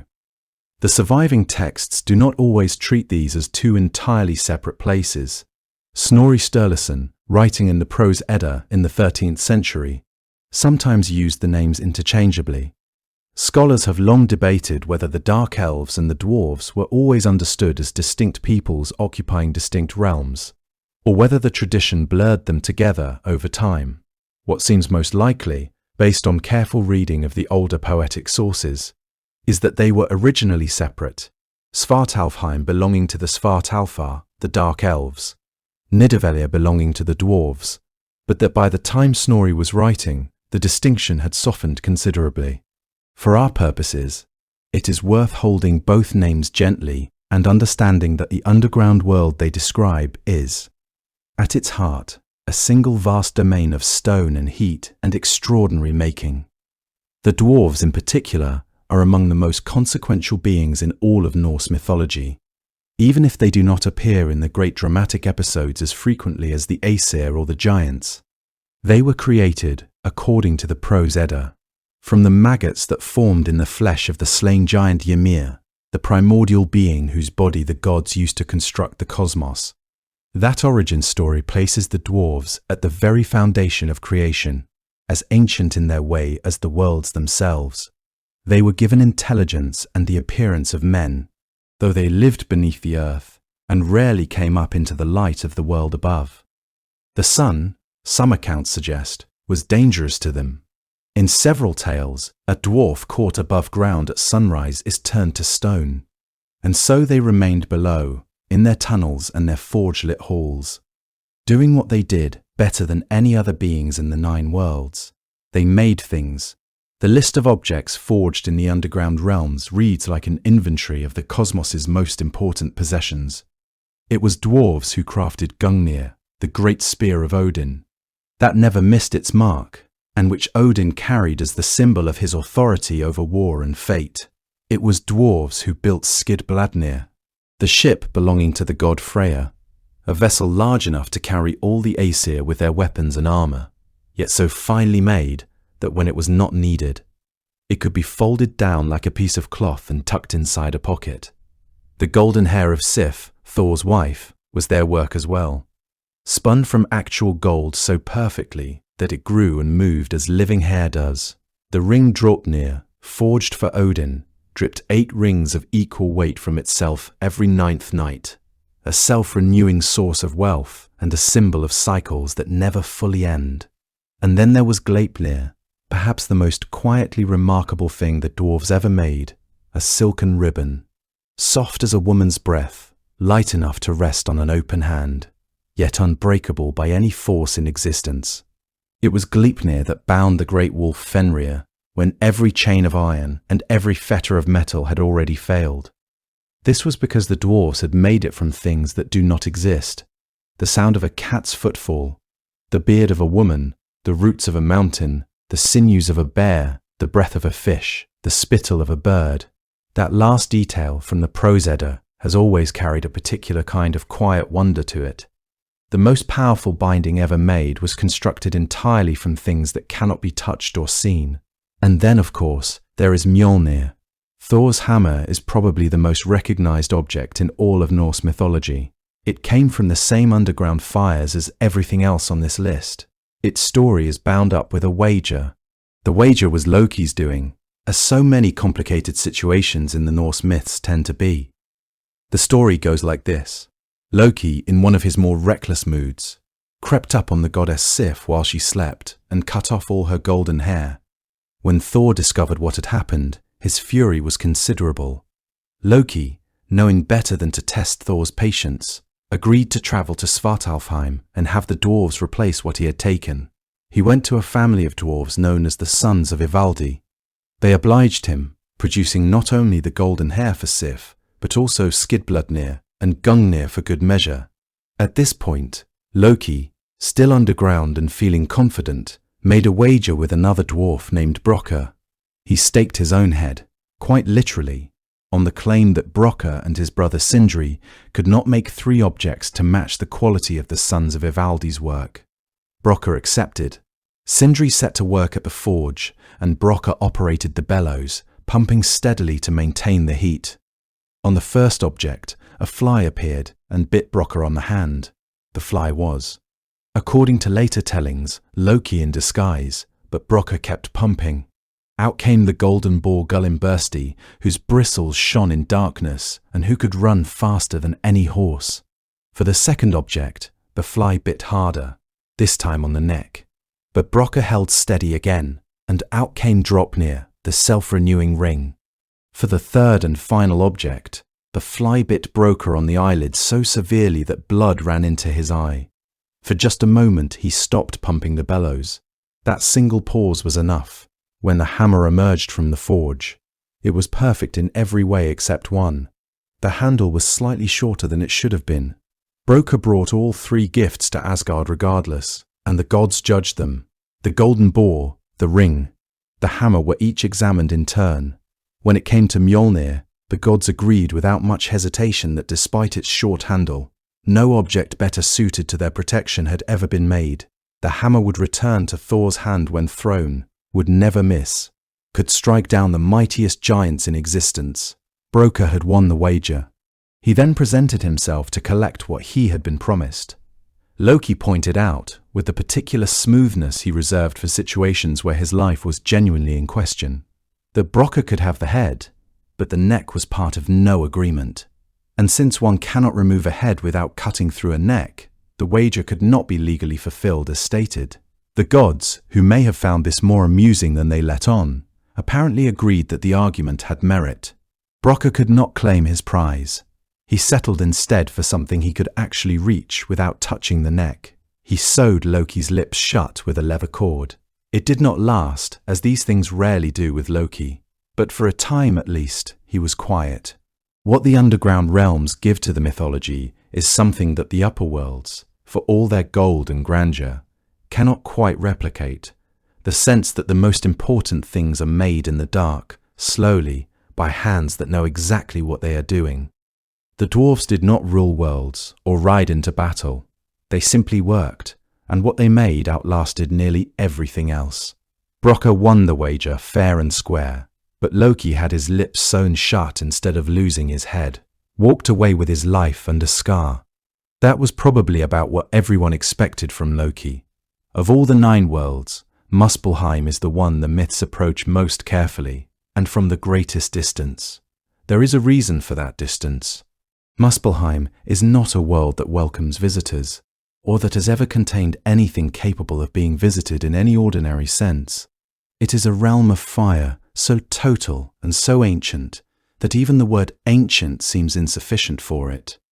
The prose edda tells us that Muspelheim existed before Ginnungagap had taken any shape at all, before the ice of Niflheim had begun to harden and crack, before there was anything that could be called a world in any meaningful way.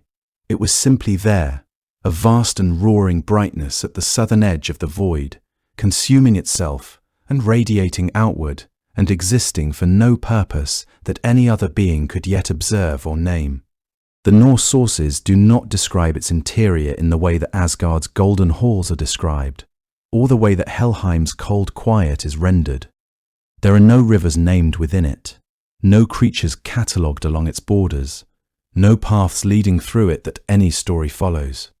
What the texts give us instead is heat and light and the sense of something enormous and indifferent burning at the edge of everything. To encounter Muspelheim in the mythology is always to encounter it from outside, from a careful remove, the way one might describe a sun, not by travelling into it, but by observing what it does to the space around it. What it did, in the very beginning, was make creation possible.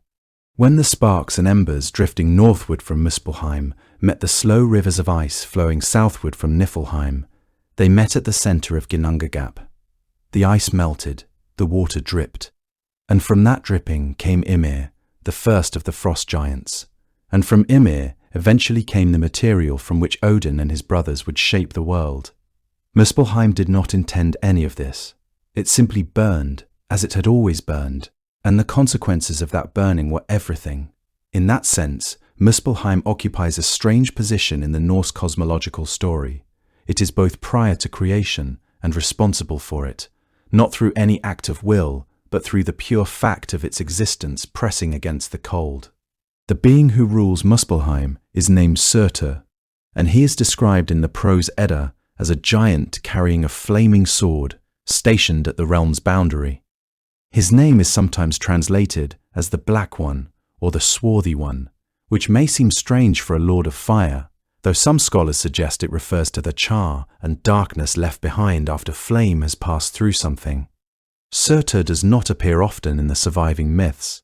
He does not visit Asgard, does not engage in the complex negotiations and conflicts that occupy so many of the other figures across the 9 worlds. He is simply present, ancient and still, waiting at the edge of the brightest and most inhospitable place in the cosmos. The few references to him in the Eddic poetry are brief and matter-of-fact, as though the Norse storytellers felt no need to elaborate. He is old. He carries fire. He guards Muspelheim's border. That seems to have been enough said. What needed to be said about him at greater length was reserved for the end of things. At Ragnarok, according to both the Völuspá and the Prose Edda accounts of the final conflict, Surtur rides out from Muspelheim at the head of the fire giants, his sword blazing more brightly than the sun itself. He meets Freyr in battle, Freyr, who gave away his own magical sword long before this moment, and faces Surtur with a lesser weapon, and who falls because of it. And after the great battles have concluded, after Odin and Fenrir, after Thor and Jormungandr, after the other gods have met their ends one by one, Surtur casts his fire across the worlds. The earth burns. The sky darkens with ash and smoke. Everything that the Norse cosmos had been built into, from the shaping of Ymir's body to the building of Asgard's walls, is consumed. There is something almost symmetrical about this. Muspelheim's fire made the first act of creation possible by melting the primordial ice, and Muspelheim's fire, carried outward by Surtur at the last, unmakes the world that grew from that first melting. The same force, the same ancient burning, present at both the opening and the closing of the cosmic story. The myths do not frame this as tragedy or as victory. It is simply what fire does, given enough time. And yet even after the fire, according to the surviving sources, the earth rises again from the water, green and new. Whether Muspelheim persists through that renewal, still burning at the edge of whatever the new world becomes, the texts do not say directly. It seems likely that it does. It is difficult to imagine what could extinguish it. It predated the gods, and the gods have not outlasted it yet. He simply waits there, sword burning, and has been waiting since before the gods were born.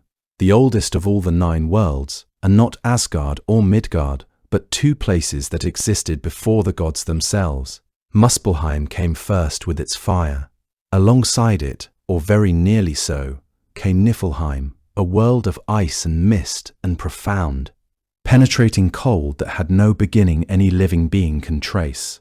Niflheim lay to the north in the Norse understanding of the cosmos, a realm so thoroughly wrapped in frost and grey vapour that the light which reaches other worlds seems never to have found its way there at all. At the very center of Niflheim, according to the Prose Edda, there is a spring called Hvergelmir, ancient beyond any measuring, churning and cold, the source from which all the rivers of the Norse cosmos originally flowed. The Eddic texts name many of those rivers individually, winding out from Hvergelmir in every direction across the worlds, carrying the cold of that original spring with them wherever they travel. Hvergelmir is also where Nidhogg makes his home, gnawing endlessly at the lowest root of Yggdrasil. The spring itself is surrounded by so many serpents that the ground around it, according to Snorri Sturluson's account, seems almost alive with them. Niflheim predates the ordering of the cosmos. It was there when the void of Ginnungagap still stretched empty between the cold of the north and the fire of the south. It will in some form outlast the gods. There is very little warmth in it, very little movement, very little that could be called welcoming in any conventional sense, and yet within Niflheim, or occupying its lower reaches depending on which passage of the Eddas one follows, there is another realm, one that receives a very great number of visitors, as realms go. This was because it receives nearly all the dead. The connection between Niflheim and the realm of the dead was understood by the Norse as more than geographical. It was existential.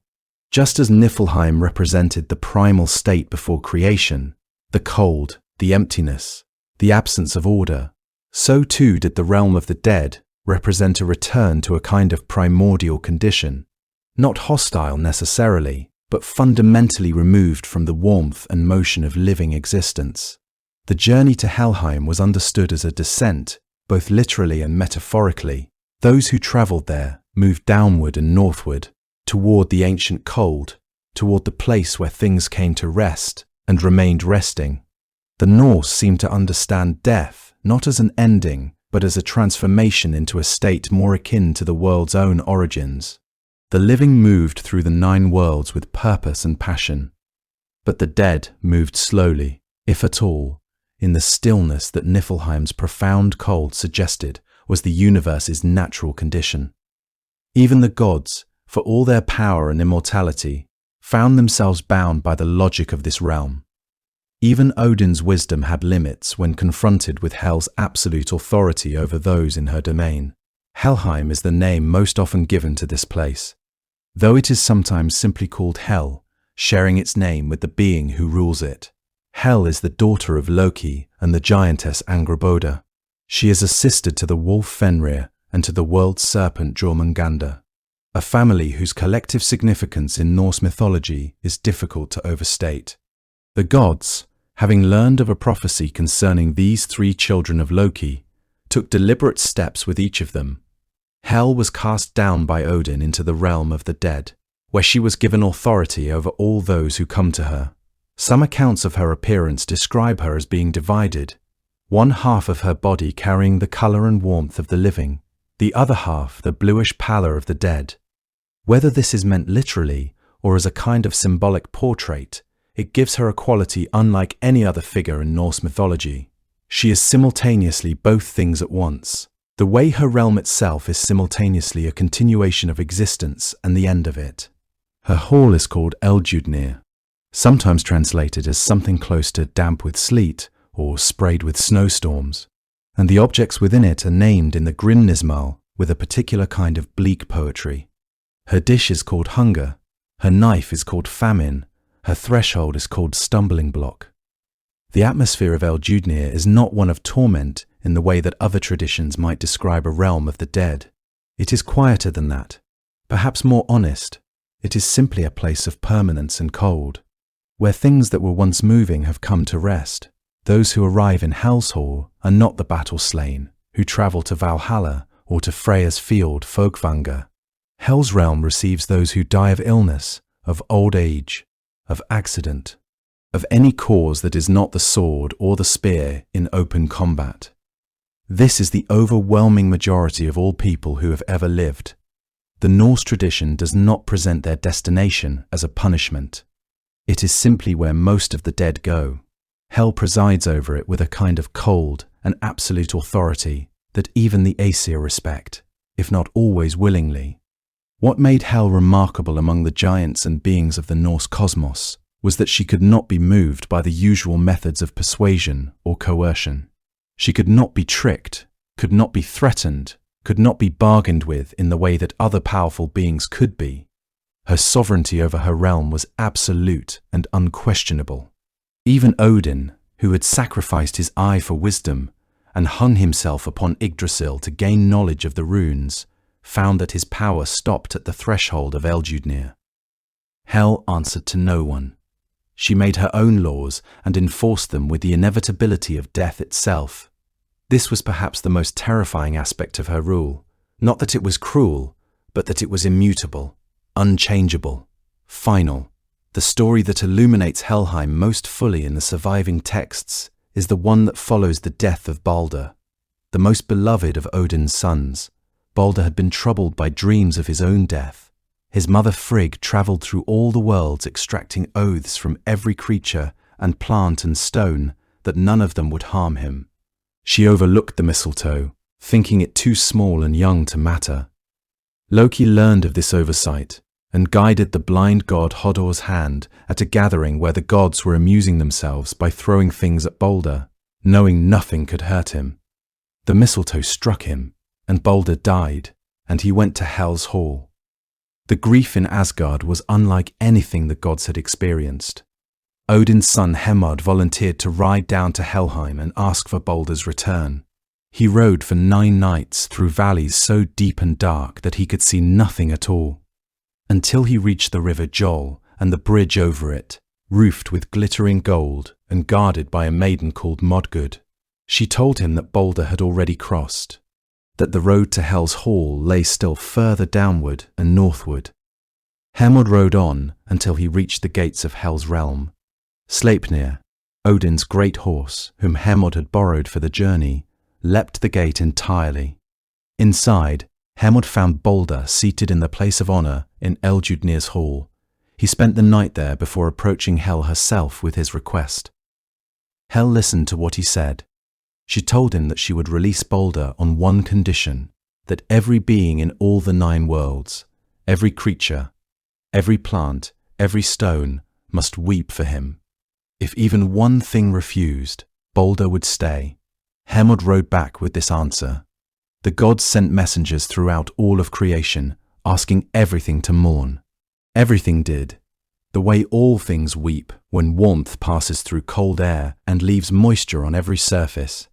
Everything, except for one giantess, who gave her name as Thok and declared that Baldr had never done anything for her, that Hel could keep him. Most scholars who have studied these texts believe that Thok was Loki in disguise, completing what he had begun with the mistletoe, and so the condition was not met.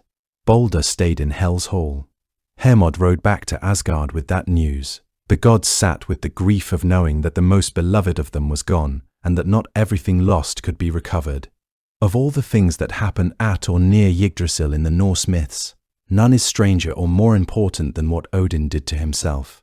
The account comes primarily from the Havamal, one of the great poems preserved in the Poetic Edda, and it is told with a directness that can catch a reader off guard, not dressed in ceremony or softened by explanation, but stated plainly, almost matter-of-factly, as though the poem trusts the reader to understand the weight of it without being guided toward the correct feeling.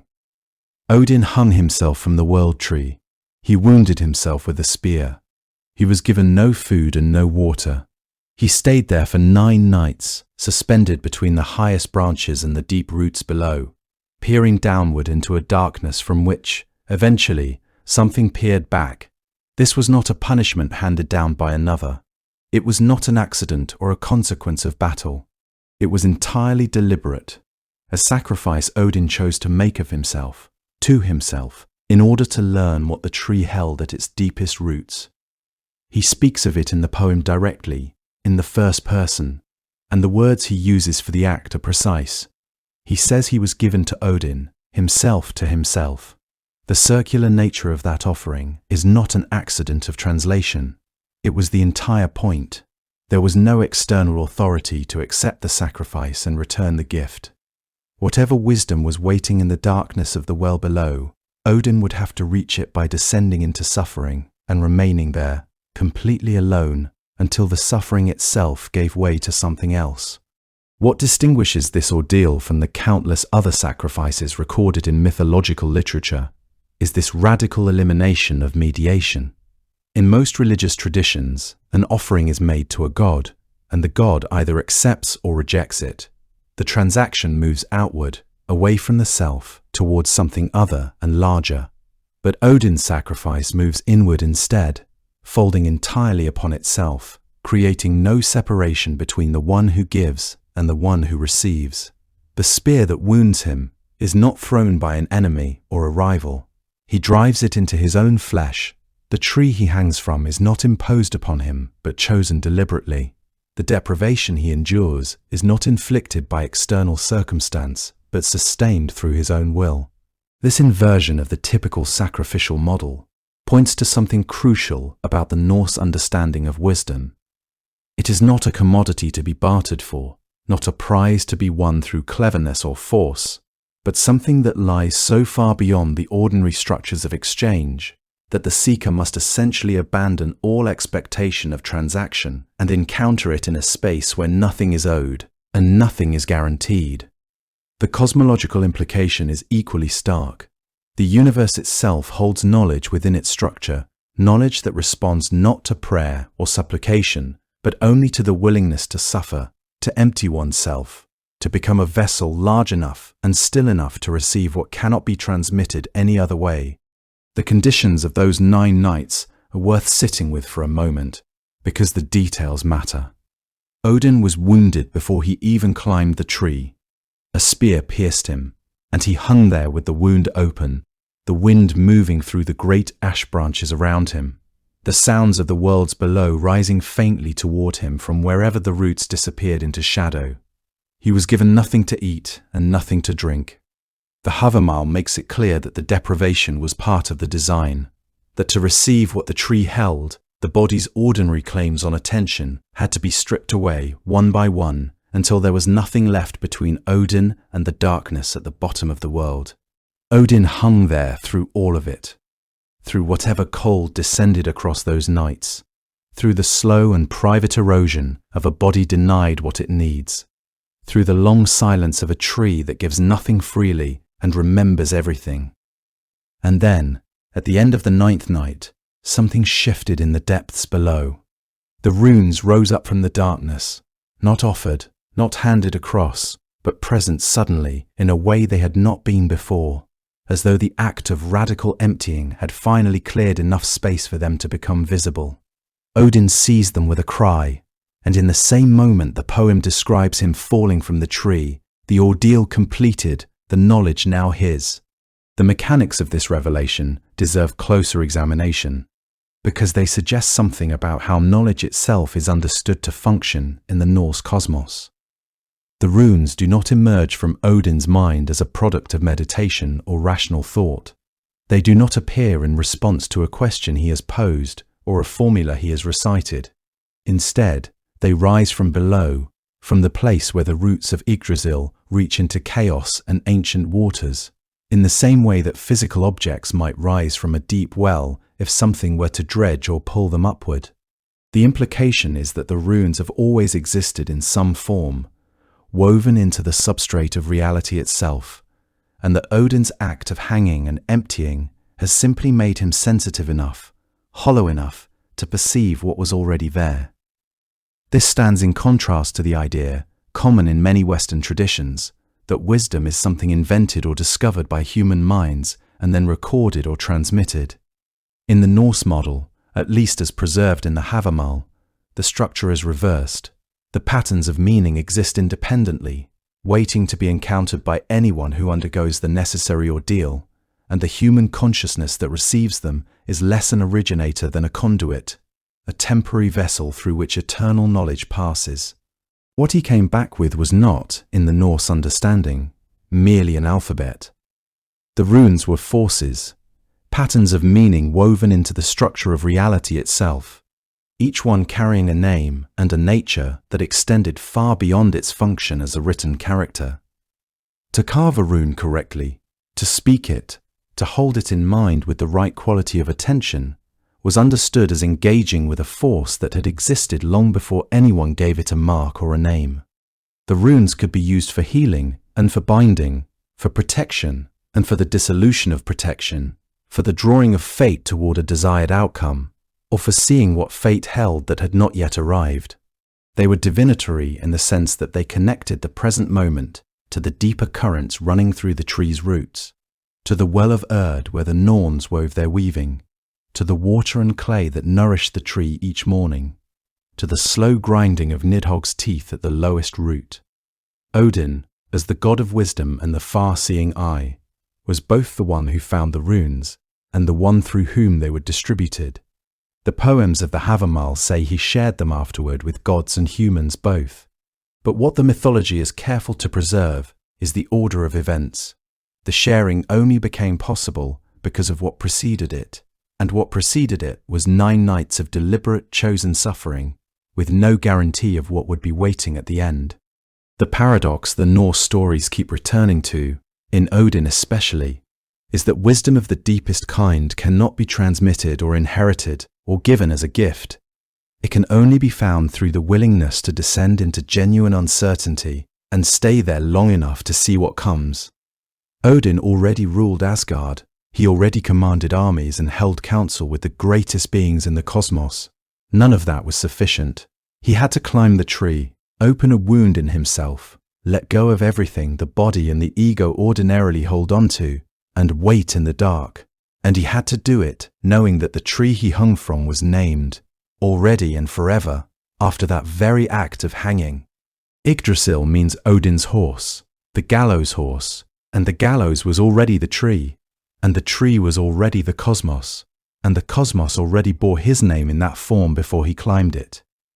He had hung there 9 nights, given himself to the tree, and come back with something that changed everything, which is perhaps the oldest definition of wisdom there is. Every day, according to the Grimnismal, the gods of Asgard leave their halls and ride out to hold their council beneath the branches of Yggdrasil. It is described with the kind of quiet matter-of-factness that the Eddic poems often reserve for things that have been happening since before memory. Not as a ceremony that was established at some particular moment, but as a practice so old and so regular that it simply is, the way seasons are, the way the river runs down the same channel it has always run down. The journey itself varies from god to god, and the Grimnismal takes care to note this. Odin rides out on Sleipnir, the 8-legged horse born of Loki's shape-shifting and raised as the finest horse in all the 9 worlds. No other mount in the cosmos is his equal for speed or for the ability to travel between realms. Thor, however, does not ride at all. He walks, or rather he wades, crossing river after river on foot, because the Bifrost Bridge would ignite under his particular weight and heat. The other gods cross the Rainbow Bridge on horseback, their animals carrying names that the Grimnismal lists with a kind of loving precision. Glad, Gilir, Glur, Skeidbrimir, Silfrintop, Sinir, Gisl, Falhofnir, Goltop, Letfeti. These are not names most people encounter anywhere else in the mythology.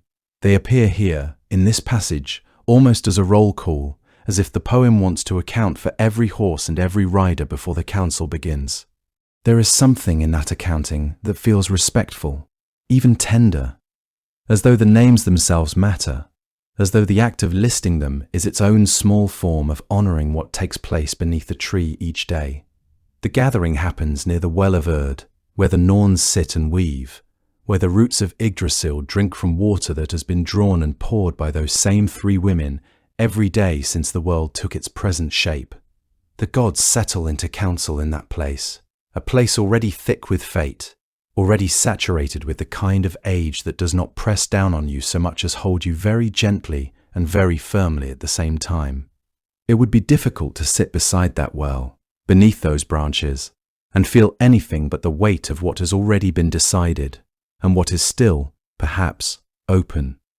What the gods discuss in their councils, the surviving texts do not always specify in full.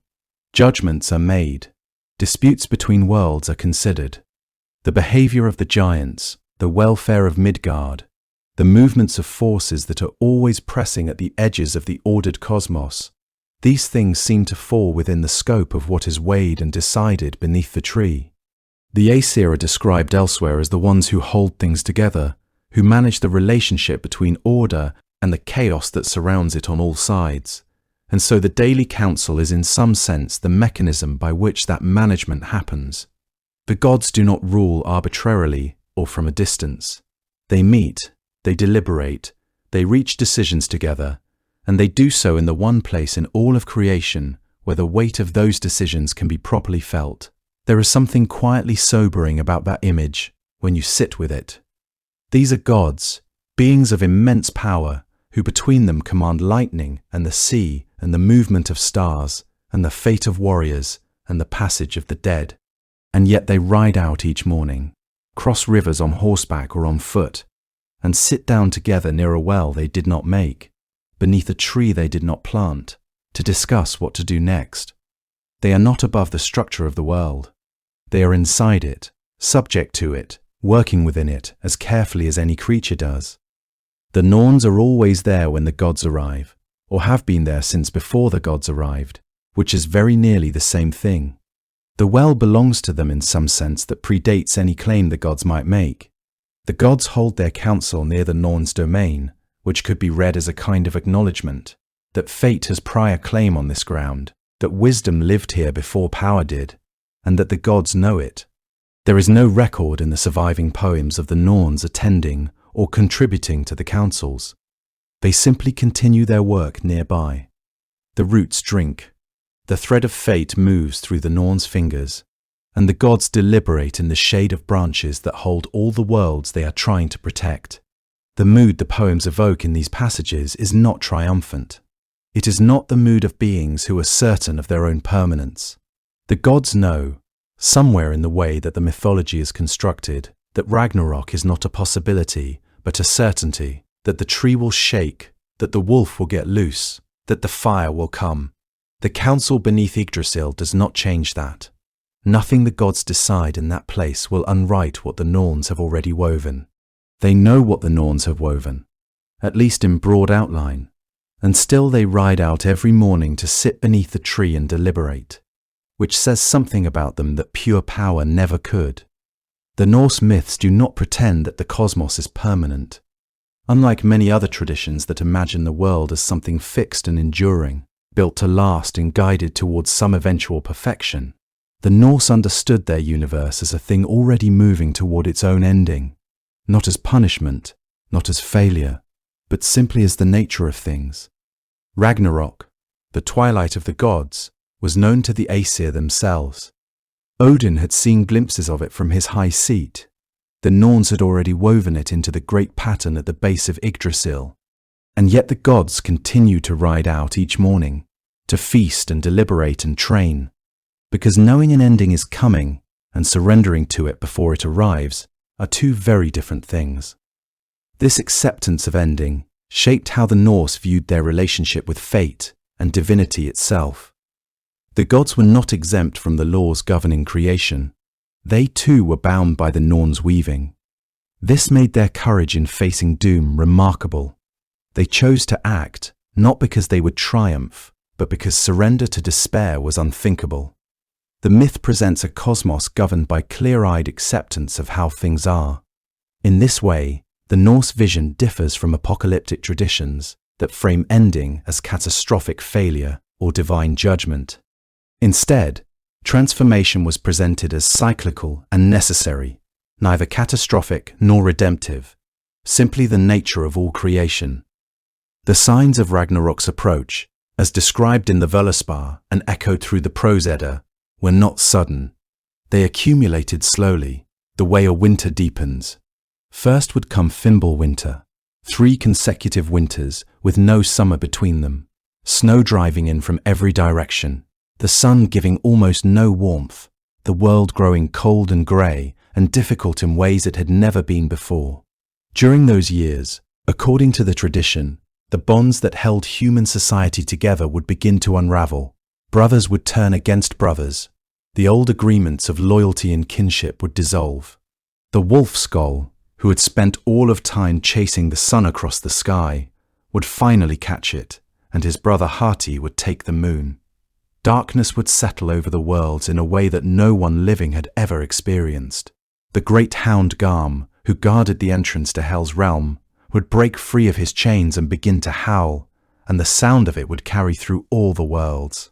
The wolf Fenrir, son of Loki, who had been bound on an island since the gods tricked him into accepting the silken chain Gleipnir, would finally snap that chain and come free at last, and Loki himself, who had been imprisoned in a cave beneath the earth as punishment for his role in Baldr's death, would work himself loose from his bonds. The ship Naglfar, built over long ages from the fingernails and toenails of the dead, would push off from shore with an army aboard. The roots of Yggdrasil would begin to tremble. That trembling is described in the Völuspá with a quietness that makes it more unsettling than any dramatic account might. The great ash shakes, the poem says, and everything it holds shakes with it. The tree that had stood since before the gods themselves were born, that had sheltered and connected every world in existence, would shudder from its deepest roots to its highest branches, and the sound of it would be felt rather than heard, the way a great disturbance underground is felt in the soles of the feet before the ears register anything. Nidhogg, who had been gnawing at the lowest root through all the ages of the cosmos, would lift free of the roots entirely and fly up through the worlds with the bodies of the dead trailing behind him. The 9 worlds would rock within the branches and roots of the tree. Heimdall, standing at his post on the Bifrost, would sound the great horn, Gjallarhorn, and the sound would reach across every world and into every hidden place. Odin would ride to Mimir's well one final time to seek counsel, and then the forces would meet. Odin himself, the Allfather, the god who had given an eye for wisdom and hung 9 nights on the tree for the runes, would face Fenrir in battle. The wolf was immense beyond measure, his upper jaw touching the sky, his lower jaw dragging along the earth, and in the end, Fenrir would swallow Odin whole. Odin's son Vidar would avenge him, driving a thick-soled boot into the wolf's lower jaw and tearing his mouth apart, or in some accounts driving a sword through the wolf's palate. Thor, who had spent a lifetime in conflict with the world serpent Jormungandr, would finally meet the creature face to face as it rose from the ocean in those final hours. They would fight, and Thor would kill it with his hammer. But the serpent's venom, which would fall upon him even in death, would bring Thor down as well. He would take 9 steps and then fall. Freyr, who had given away his magical sword as a gift in a moment of love, and now faced Surtur without it, would be cut down by Surtur's burning blade. Tyr and the hound Garm would kill each other. Heimdall and Loki, who had been opponents across the long arc of the myths, would find each other in the chaos and deal each other mortal wounds. Surtur and his fire would come last, or nearly last. The great fire giant from Muspelheim, ancient before the gods were ancient, would sweep his burning sword across the worlds, and the fire would take everything it could reach. The worlds would burn and then sink into the sea, and for a time there would be silence of a kind the cosmos had not known since before creation. But then, and this is the part that tradition insists upon, with a steadiness that feels almost gentle, the earth would rise again from beneath the water, green and fresh. The Völuspá describes it, bearing crops that no one had planted. The waterfalls would find their courses down the new hills. Eagles would fly above, searching the clear streams for fish. The surviving gods, Vidar, Vali, Modi, Magni, and in time Honir, would find one another in the grass, where Asgard had stood, and sit down together, and among the things they would find there would be the golden game pieces the gods had used in the earlier age of the world, lying in the new grass as though waiting to be picked up. And Baldr, who had died before Ragnarok and spent that whole time in Hel's quiet hall, would walk out into the new morning alongside his brother Hodor. The world that came back would be quieter and cleaner than the one that had burned. 2 human beings, Lif and Lifthrasir, whose names carry the sense of life and the tenacity of life, had sheltered within Yggdrasil itself through all the destruction. The tree endured, it trembled and groaned, and bore the weight of everything that was dying around it, but it held, and inside its shelter these two people survived on morning dew, and when the burning was finished and the new earth rose cool and green from the water, they stepped out and the world received them. The earth comes back green. The surviving gods find each other in the ruins. Baldr walks out of Hel's hall into the new morning, and somewhere in the roots of Yggdrasil, two people who sheltered there through all of it step out into a world that is beginning again. The World Tree was not only a story the Norse told, it was something they built toward, around, and sometimes inside of. There is a meaningful distance between a cosmology that exists in texts and one that shapes the physical world people actually live in. In the case of Yggdrasil, the evidence suggests the distance was not very large at all. Sacred trees occupied a central place in Norse and broader Germanic religious practice long before the surviving written sources were set down. The high wooden pillars that stood at the centres of Norse lomhouses, called onsuli or sacred posts, were not merely structural. They were carved and treated with a kind of reverence that suggests they functioned as symbolic representations of the cosmic axis, the central point around which the household, by extension the world, was organized. When Norse settlers traveled to Iceland and established new homes there, some of them brought these pillars with them on the ships, casting them overboard when they approached the coastline and following wherever they drifted, trusting the posts to choose the right location for the new settlement. That a piece of carved wood could be trusted to orient a family within a new landscape says something about how deeply the idea of a sacred center, a grounding vertical axis, had embedded itself in the Norse imagination. The most frequently cited example of an actual sacred tree in the Norse world comes from the German cleric Adam of Bremen, who wrote in the 11th century about a great temple at Uppsala in what is now Sweden. He described a massive evergreen tree standing beside the temple, spreading its branches so widely that it remained green in all seasons. He noted that the Norse people gathered there for significant religious ceremonies.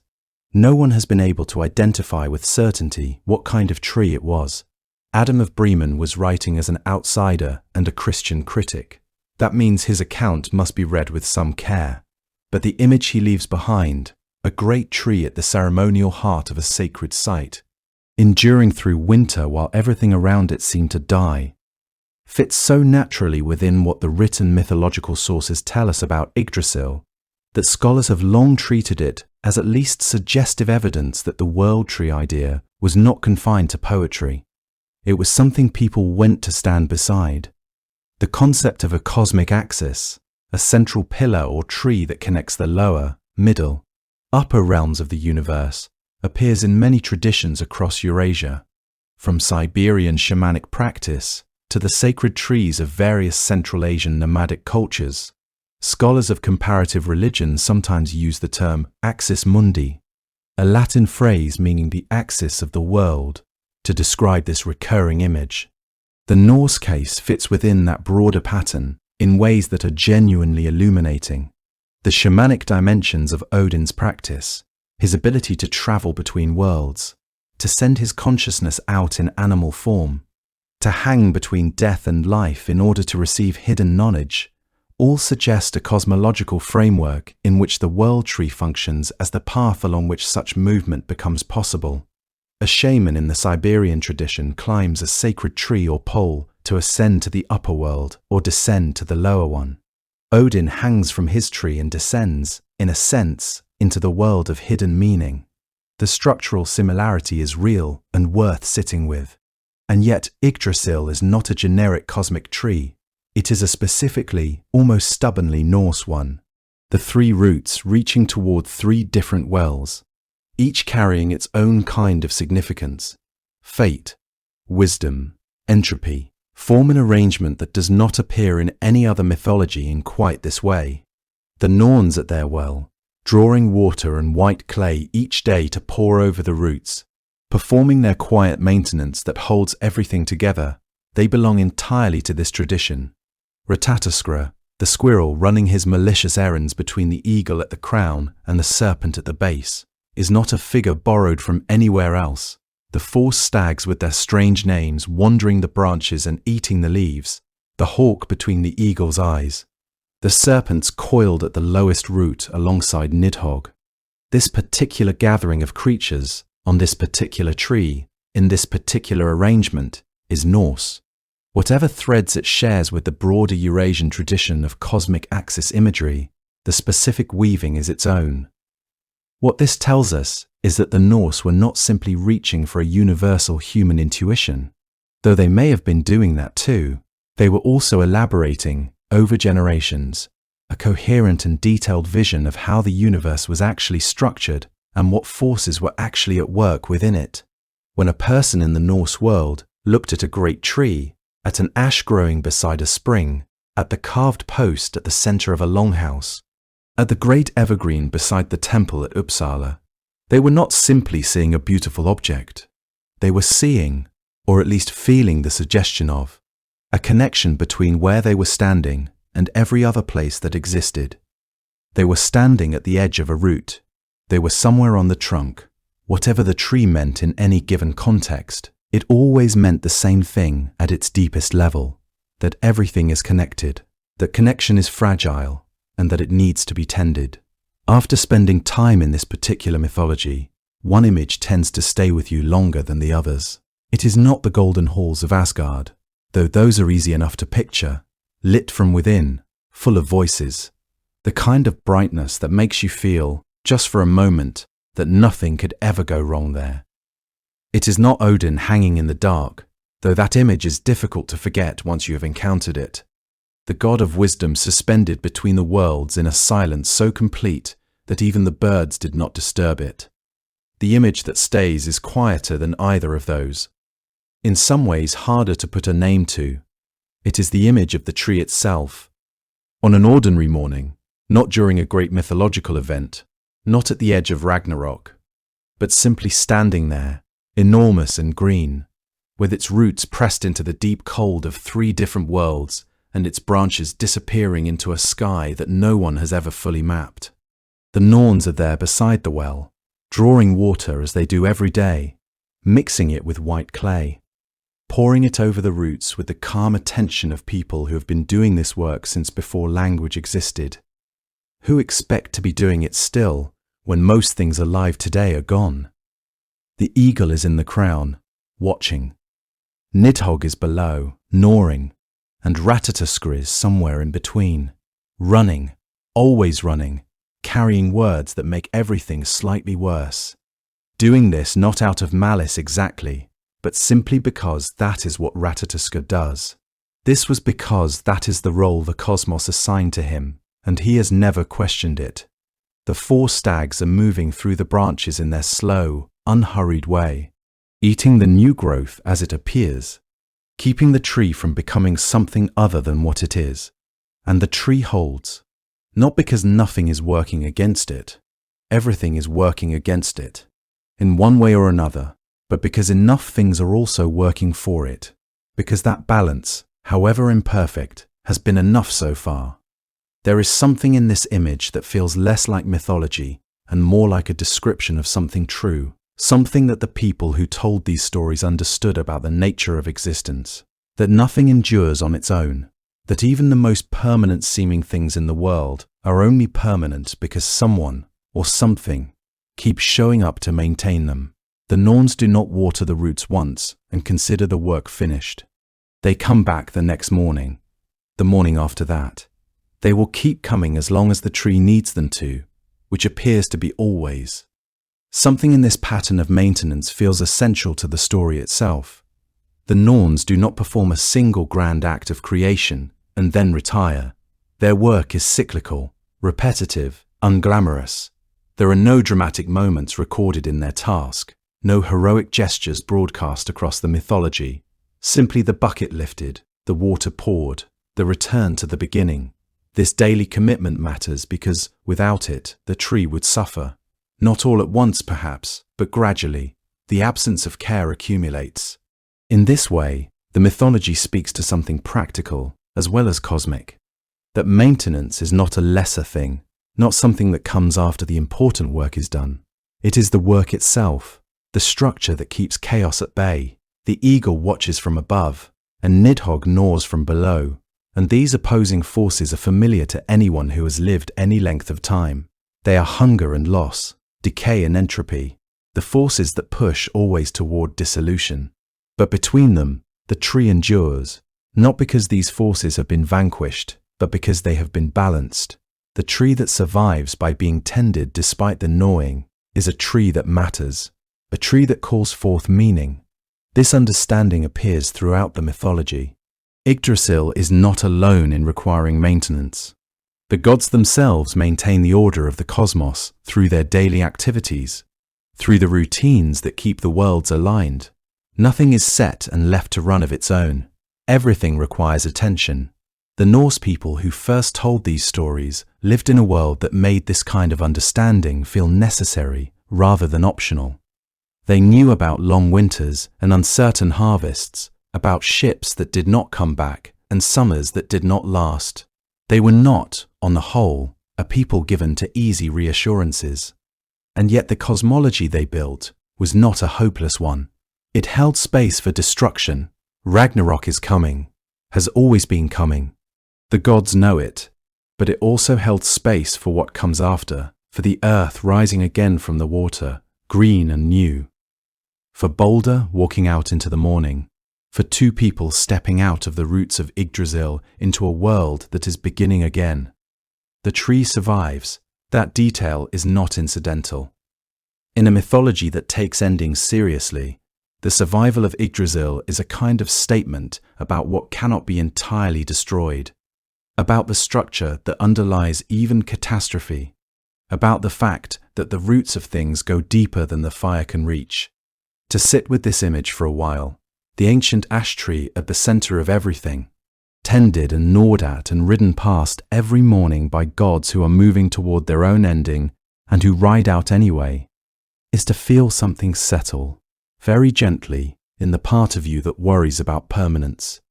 Not because the worry is answered, exactly, but because the worry is acknowledged, taken seriously, woven into the oldest stories a culture has to tell, then shown to be only part of the picture.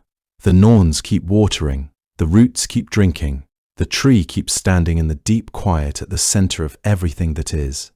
And the squirrel is already running again, carrying something between the crown and the roots. The roots are still there, and for now at least, the tree holds. Tonight, we are going somewhere very far north, to a place where the winter sky turns a deep and velvety grey long before the afternoon has finished, and where the sea lies so cold and so still that it looks like hammered pewter stretching all the way out to the edge of the world. You are standing on a shoreline. The sand beneath your feet is pale and packed firm by centuries of tide, cold enough that you can feel it through whatever you are wearing, though not unpleasantly so. Behind you there is a forest of pine and spruce, dark and close together, dense enough that the last of the evening light can barely find a way between the trunks. The air carries salt, and underneath the salt there is something else, a thin thread of wood smoke drifting down from somewhere inland where someone has built a fire against the cold. When you breathe it in, it feels clean and old and entirely real. The water in front of you is almost perfectly still. There is just the faintest motion along the shallows, where the small waves arrive and draw back again with a sound like a page turning in an empty room.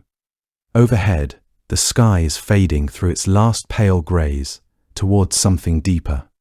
The line where the sea meets the horizon has grown so faint that it has become more of an idea than a place.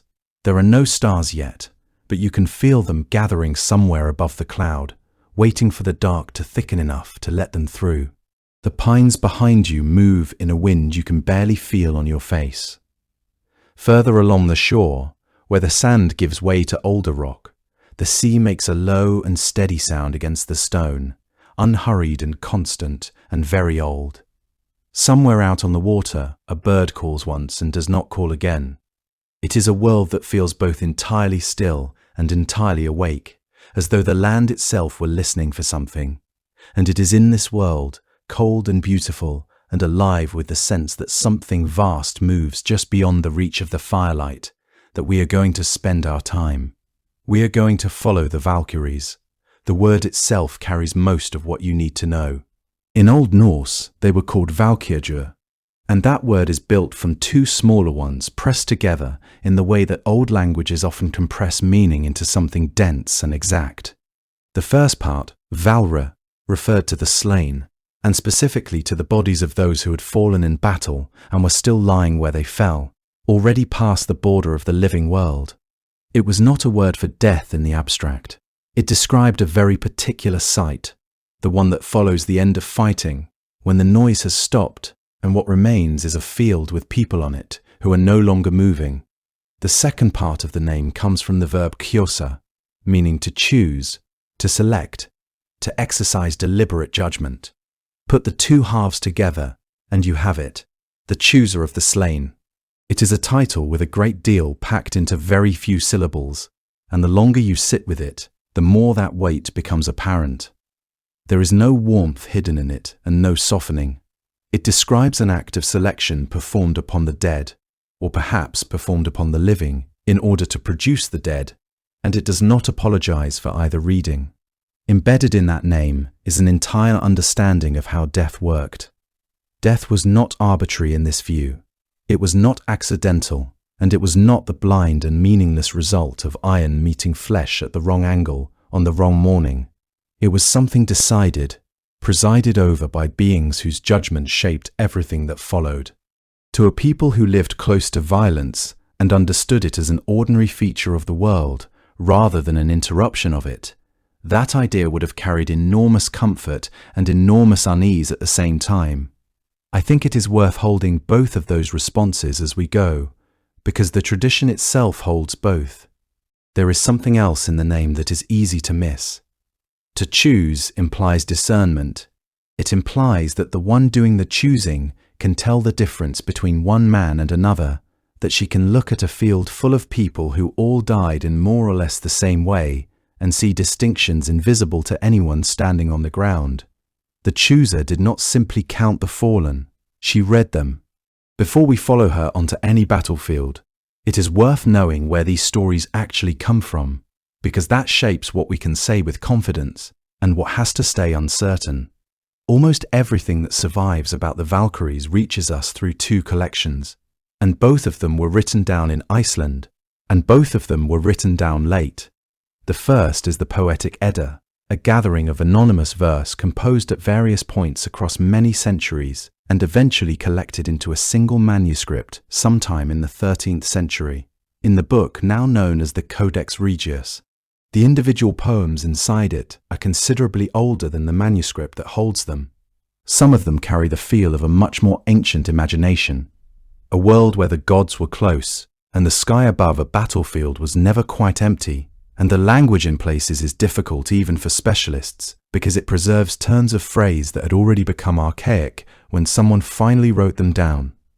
The second is the Prose Edda, written by an Icelandic scholar and chieftain named Snorri Sturluson, who lived from roughly 1179 to 1241. He set out deliberately to preserve and explain the old stories at a time when they were beginning to fade from common knowledge, in part because he wanted poets to be able to keep composing in the traditional style, which depended on knowing the myths.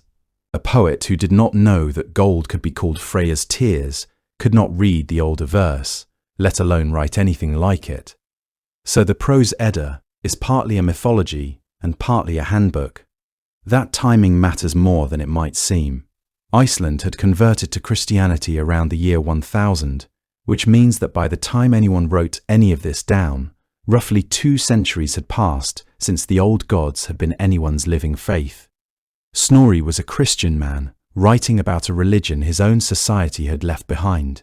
He handled the material with real care and real learning, and we would know almost nothing without him.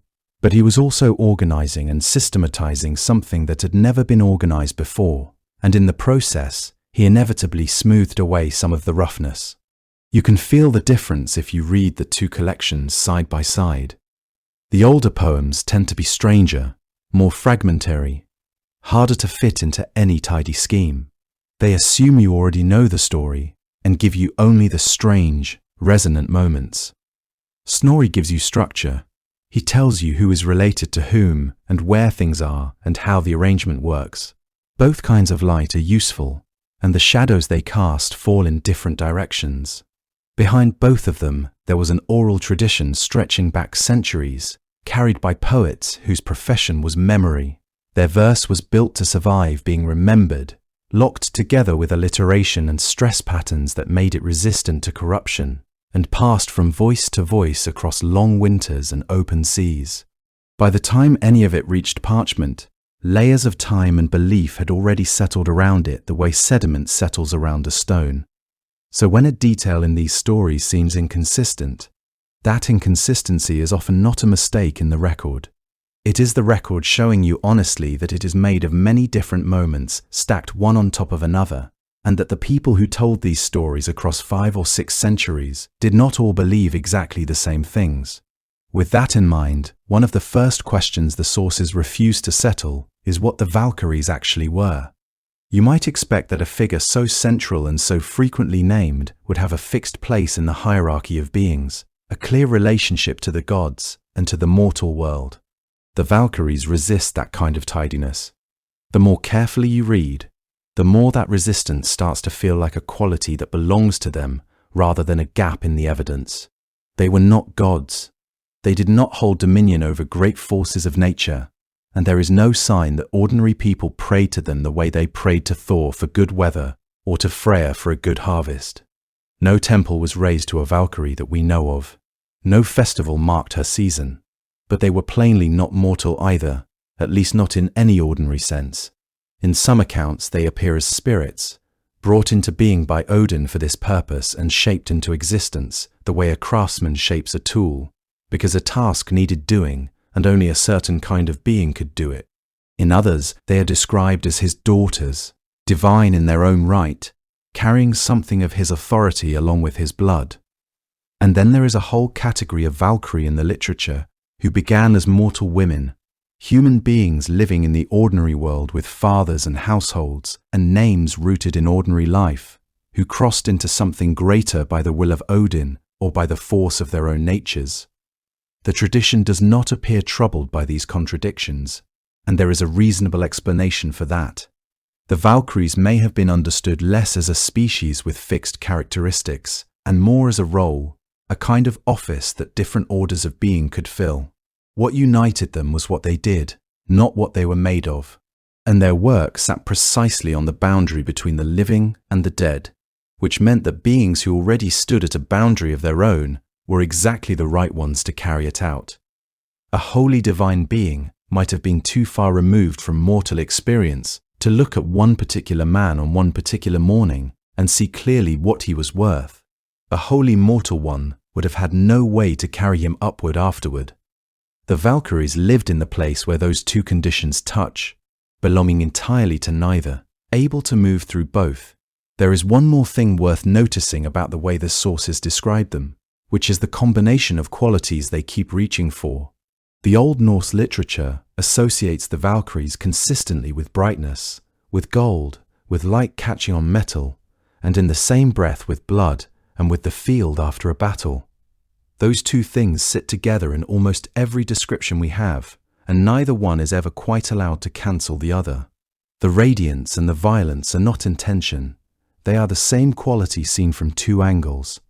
Whatever they were made of, they served Odin, and that detail shapes everything else about them. Odin was not a simple god, and his purposes were never small. He was the All-Father, the chief of the Aesir, and the Norse imagination gave him a complexity that sits oddly with the popular picture of a thundering war god. He was associated with war, certainly, but also with poetry, with magic, with wisdom, and above all, with the pursuit of knowledge at almost any price.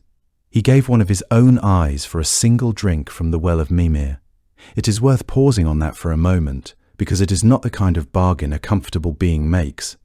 He looked at what he was and decided that half his sight was an acceptable price for understanding, and then he paid it, permanently, and went on with one eye for the rest of his existence.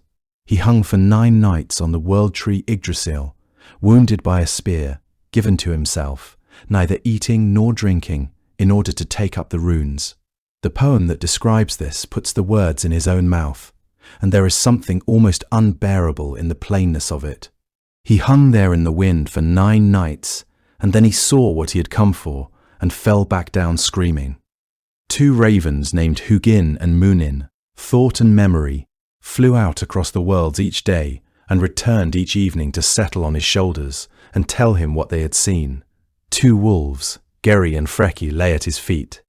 He carried a spear called Gungnir that never missed. He rode an 8-legged horse called Sleipnir, faster than anything else in any of the 9 worlds. What drove all of it was a single piece of knowledge that he could not prevent it. Every bargain he struck, and every piece of wisdom he tore out of the world, was organized around a day he could see coming and could not turn aside. That knowledge did not paralyze him. It gave him a purpose so narrow and so total that it explains almost everything else he does in the mythology. He could not stop the ending, so he would meet it at full strength. For that he needed warriors, not many warriors, but the finest who had ever lived, gathered in one place and kept ready, and preferably gathered continuously over centuries, so that the number would be enormous by the time it mattered. The Valkyries were how he gathered them. In the most practical sense available to a mythology, they were his recruiters. They moved through the world of mortal conflict, watched the fighting, made their selections, and brought upward those who had proven worthy of standing beside the gods when the last morning came. Everything else about them, the riding and the armor and the strangeness, follows from that job. To be chosen by one of them was not merely to die, it was to be recognized. That is the picture the Eddas give us, and it is a coherent and rather magnificent one. But underneath it there are older stories, and they are considerably less comfortable. Before the Valkyries had names and armor and a clear function in Odin's design, there seem to have been figures who moved over battlefields without any great sense of cosmic purpose at all. They were simply drawn there, the way certain creatures are drawn to something fallen. Scholars working on the deepest layers of Germanic belief have noted traces of a tradition of female spirits understood to haunt the places where the dead accumulated. The margins of a field after the fighting had moved on. The cold ground where men had been left behind because carrying them was not practical. These were not benevolent guides. They were presences that claimed the fallen, and they belonged to death in something close to the way ravens belong to it. That connection to ravens is not incidental. Odin's own birds were associated with battlefields and with the gathering of knowledge from among the dead. And the earliest figures behind the Valkyrie tradition may have occupied something of the same imaginative space, inseparable from carnage, moving through it as naturally as water moves through low ground. There is evidence for this darker layer that comes from outside Scandinavia entirely, and it is worth spending some time on, because it is the kind of evidence that is difficult to argue away. Old English had its own version of the word, Valkyrje, a direct linguistic cousin of Valkyrja, built from the same ancient Germanic roots and carrying the same meaning of one who chooses the slain. That alone tells you something important, which is that the Valkyrie was not a Scandinavian invention. She was older than the Norse material we have, and she belonged to the whole family of Germanic-speaking peoples long before anything was written down in Iceland. What is striking is the light in which she appears in England. Anglo-Saxon scribes used Welsig as a gloss, a translation, for Latin terms, and the terms they chose it to translate are revealing. They used it for Furia, the Furies of classical tradition, those relentless punishing spirits of Greek and Roman poetry who pursue the guilty and cannot be reasoned with. They used it for words meaning witch and sorceress. Think about what that means. When an educated Anglo-Saxon, sitting in a scriptorium with a Latin text in front of him, reached for a word in his own language to explain what a fury was, the word he reached for was Valkyrj. He was not thinking of a noble armoured maiden with a cup of mead. He was thinking of something out in the blood and the mud that was not necessarily on anyone's side. There is a second piece of evidence, older still. In the 19th century, in a cathedral library in Merseburg in Germany, someone found a short text written in Old High German that scholars date to the 9th or 10th century. It is one of the very few surviving fragments of pre-Christian Germanic incantation, a charm rather than a poem, meant to be spoken for effect rather than performed for an audience. Its opening lines describe a group of female beings called the Yggdrasil settling onto a battlefield. Some of them, according to the charm, bind the enemy host. Some hinder the army. Some pick at the fetters that hold captured warriors and set them loose. The language is compressed and archaic and difficult, but the image is unmistakable. Women on a battlefield reaching directly into the outcome of a fight, freezing some men where they stand and freeing others. That charm was written down far from the fjords, in the interior of the Germanic world, before the major period of Viking contact with German lands, which means the belief did not travel there from Scandinavia. It was already present, sitting in a shared inheritance that predates all of the literature we have, and it describes a power that certain Valkyries were understood to hold as well. The scholar Rudolf Simek has argued that the transformation from something like a death spirit into the disciplined riders of the later sources was tied directly to a change in how Valhalla itself was understood, and that argument is worth following, because it makes sense of a great deal. In the earlier layers of Germanic thought, Valhalla may have been less a golden hall and more a mythological representation of the battlefield itself, a place where the dead of the fighting ground remained, caught in some continuation of the violence that had claimed them, neither fully gone nor fully elsewhere. The female spirits attached to that grimmer afterlife would have owned the dead in a possessive, territorial sense, rather than guiding them anywhere at all. Somewhere in the Germanic Iron Age, according to this reading, Valhalla shifted and deepened into the Hall of the Edders, a destination of honor rather than a shadow of the field. And as it shifted, the beings attached to it shifted too, because a hall that exists to prepare warriors for a final battle needs selectors rather than scavengers. It needs disciplined servants of a god with a plan, not chaotic spirits drawn by the smell of something fallen. So the Valkyries were gradually remade to fit a new understanding, growing more purposeful and more ordered across long centuries until they became the figures whose names and characters the Poetic Edda eventually preserved.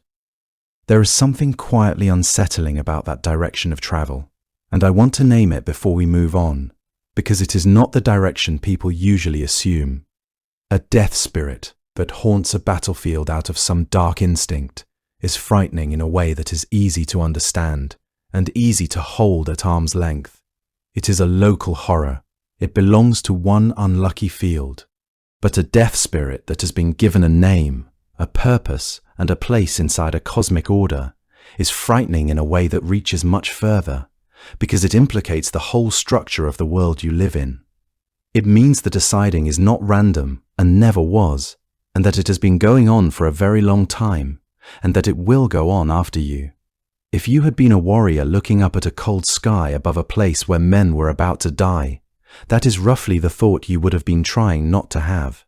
The Valkyries were not the only female powers the Norse world recognized in this territory, and the boundaries between them were considerably less firm than we might prefer. There was a broader category of being known as the Disir.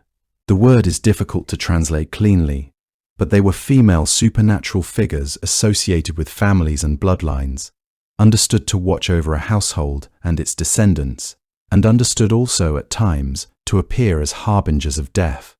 They were honored in ritual. There was a feast called the Disablot held in their name, and the sources treat them as having real power over whether a household flourished or failed. Some of the Disir seem to have been ancestral, the female dead of a family returning to watch over those who came after. Others were more purely supernatural, tied to no particular lineage, present at every crisis of fate, regardless of whose crisis it was. What matters for our purposes is how much territory they share with the Valkyries. Both are female.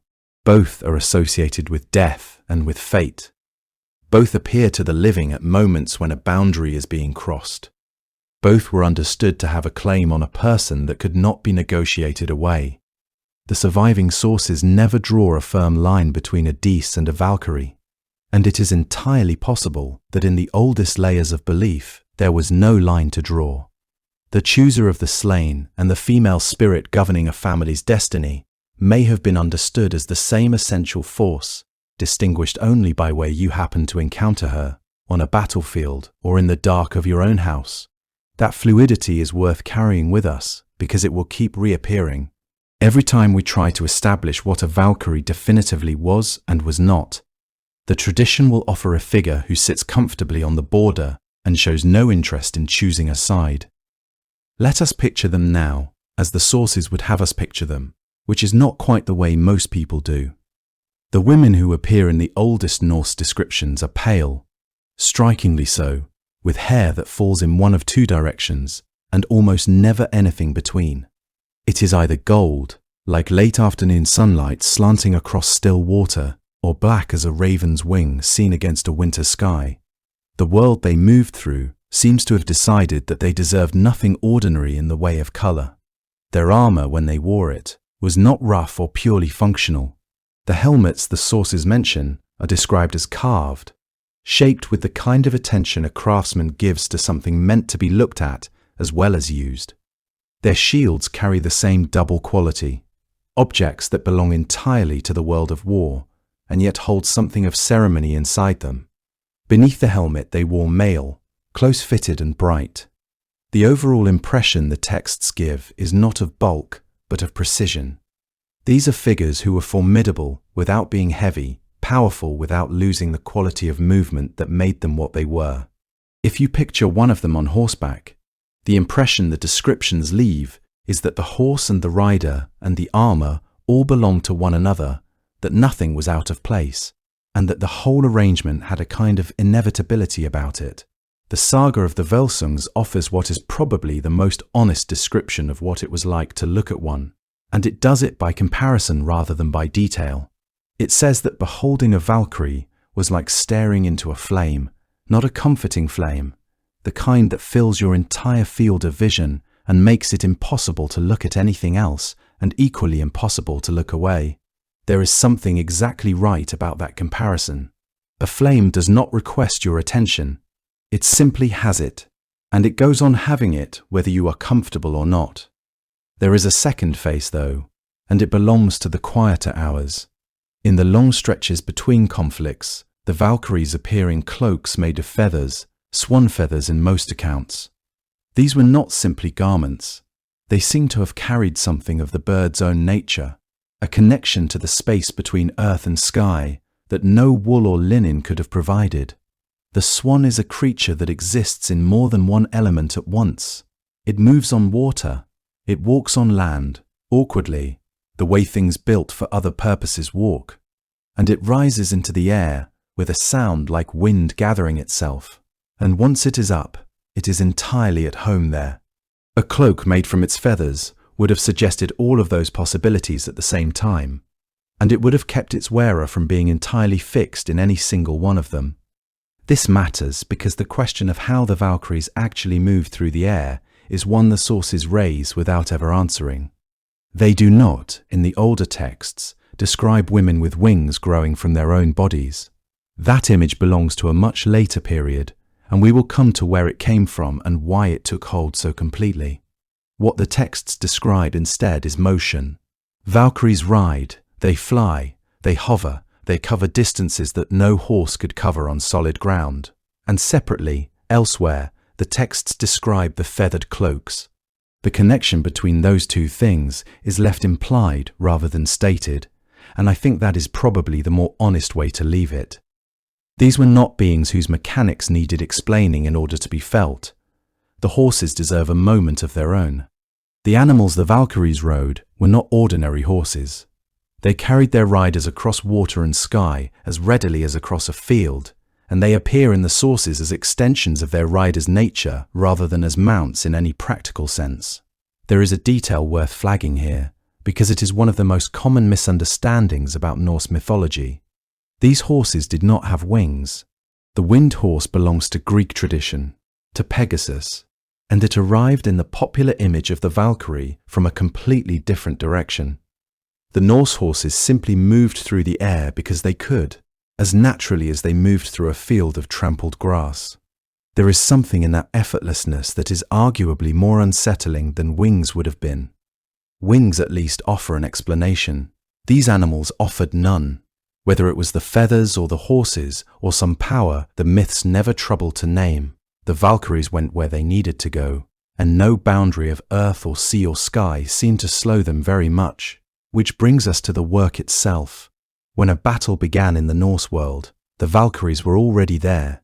They had arrived before the first shield was raised, and before the first cry had gone up from anyone's throat, moving through the grey morning light above the field, while the two armies drew themselves into formation below. Their presence was not the presence of observers. They had not come to watch. In the Norse understanding of things, the distinction between what the Valkyries chose and what simply happened on the ground was not really a distinction at all, and Snorri states the matter about as plainly as it can be stated. Odin sends them to every battle, they allot death to men, and they govern victory. Those are active verbs. They do not describe witnesses. Picture the ground for a moment, because the sources take it seriously, and so should we.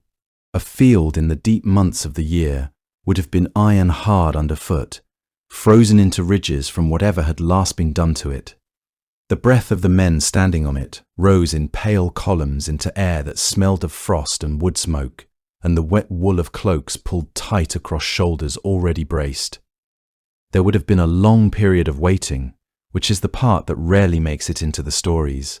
Men standing in the cold for an hour or more, while arrangements were made, and lines were drawn and someone shouted something that most of them could not hear.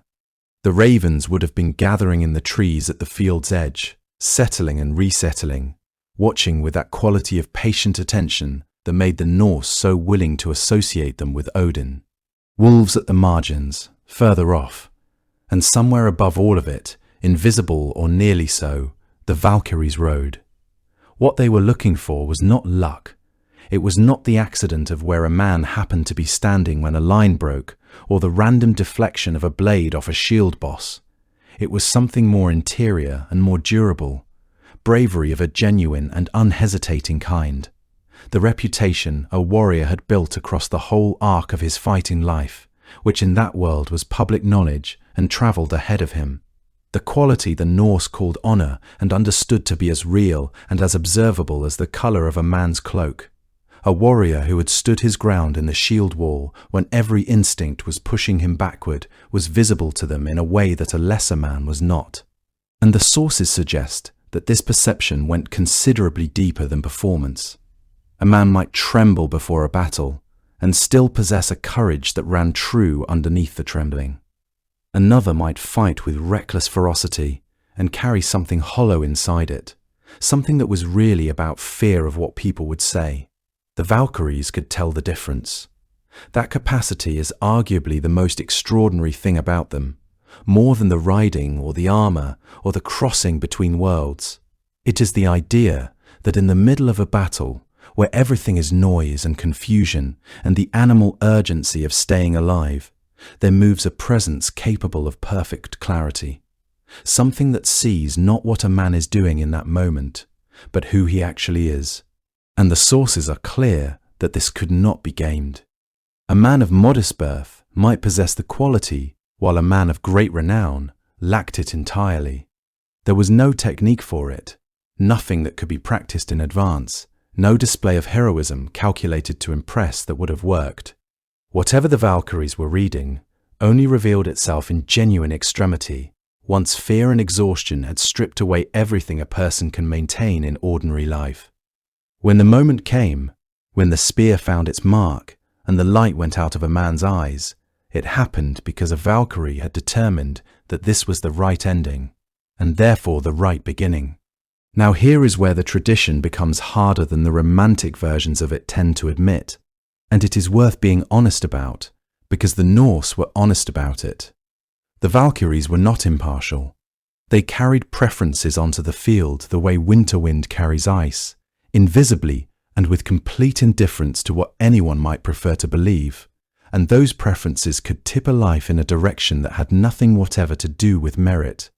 If a Valkyrie favoured a particular hero, she might extend a kind of shelter over him, a deflection that kept a fatal blow from landing where it should have landed. The warrior would walk away from a battle that ought to have killed him, quite possibly without ever understanding why he had survived when better men around him had not. And if a Valkyrie disliked a man, for reasons the sagas are willing to describe as personal and very close to human, she could bring about his death as deliberately as any enemy he faced. The older material sometimes describes this as malicious magic, a working directed at a specific person to make sure that fate bent the way she had already decided it would bend. That is part of what made these beings genuinely frightening to the people who believed in them. It meant that a warrior's worth, however real and however hard-won, was never the only thing determining what happened to him. He could do everything right and still be selected, or do everything right and still be passed over, and neither outcome would necessarily tell him anything about himself. The Norse world had no room for the comfortable idea that virtue is sufficient protection. Fate was something woven, not something wished for, and the figures who held the threads had their own natures and their own attachments and their own long memories of who had honored them and who had not. There is a strange kind of realism in that. It matches how loss actually feels to people who have experienced a great deal of it. Some men die who seem to have every reason to live. Some survive who have no right to. The pattern behind it is real but not legible from the inside, and the Valkyries were part of that illegibility rather than a solution to it. If you were standing on that field, knowing all of this, you might well have looked up at the cold sky and wondered whether the air moving over you was only the wind. There is one poem in all the surviving literature that shows the Valkyries in this older and more unsettling aspect more clearly than anything else, and it sits, oddly, inside a saga that is mostly about lawsuits. Njal's saga is a long and elaborate Icelandic account of feuds and legal disputes among farming families, told with the unhurried precision of a chronicler who believes every detail matters, including the details of who owed what to whom, and which assembly heard the case. Embedded within it, like a strange stone turning up in ordinary earth, is a poem called the Darathaliolf. The setting is the morning of the Battle of Clontarf, fought near Dublin in the year 1014, a genuine historical engagement between Irish forces and their Norse opponents. According to the saga, a man named Doruthra saw 12 figures riding together toward a low stone building, and something about the way they moved made him follow at a careful distance rather than call out to them. Looking through a gap in the wall, he saw 12 women seated at a loom. The loom was not made of wood and thread. Its warp weights, the objects that hang from the frame to keep the vertical threads taut, were human heads. The warp threads themselves were human intestines. The shuttle passing back and forth through the weave was an arrow. The rods separating the threads were spears. And the cloth taking shape under their hands was the fate of every man who would fight and fall that day. The pattern of their deaths laid into the over and under of the weaving, as clearly as a chart drawn on vellum. They sang as they worked, and the poem preserves the song, which is what makes the whole thing so difficult to shake. It is not a lament. They describe their loom and its materials, and they speak of the blood that will run, and the ravens that will feed, and the red web taking shape under their hands, and they speak of all of it as work that requires no apology and no softening. There is a satisfaction in it. It is the tone of craftspeople who know exactly what they are doing and find something like pleasure in doing it well. That is the quality that sits most strangely against the gracious mead-bearers of the later sources. And it is the reason the poem matters so much.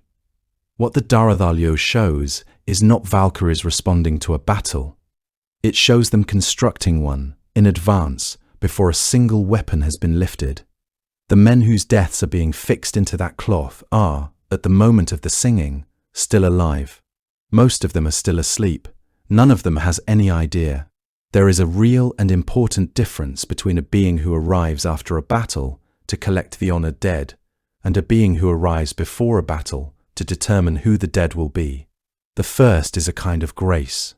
The second is something else entirely, and the older tradition seems to have meant the second. To choose was to cause.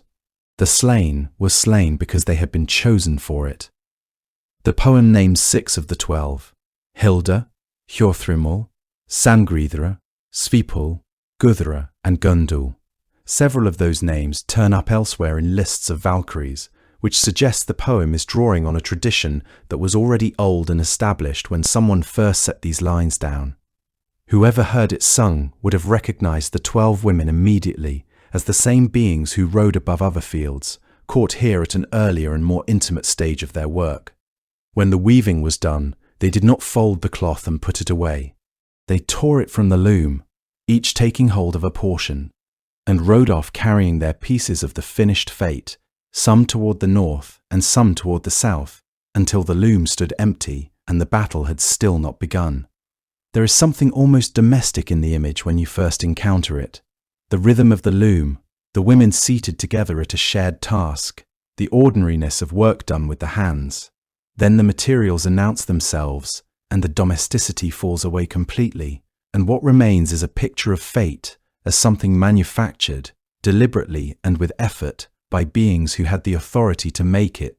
The poem holds both of those qualities at once, without any apparent need to resolve them. In the world it comes from, fate was both, made with care and made of violence.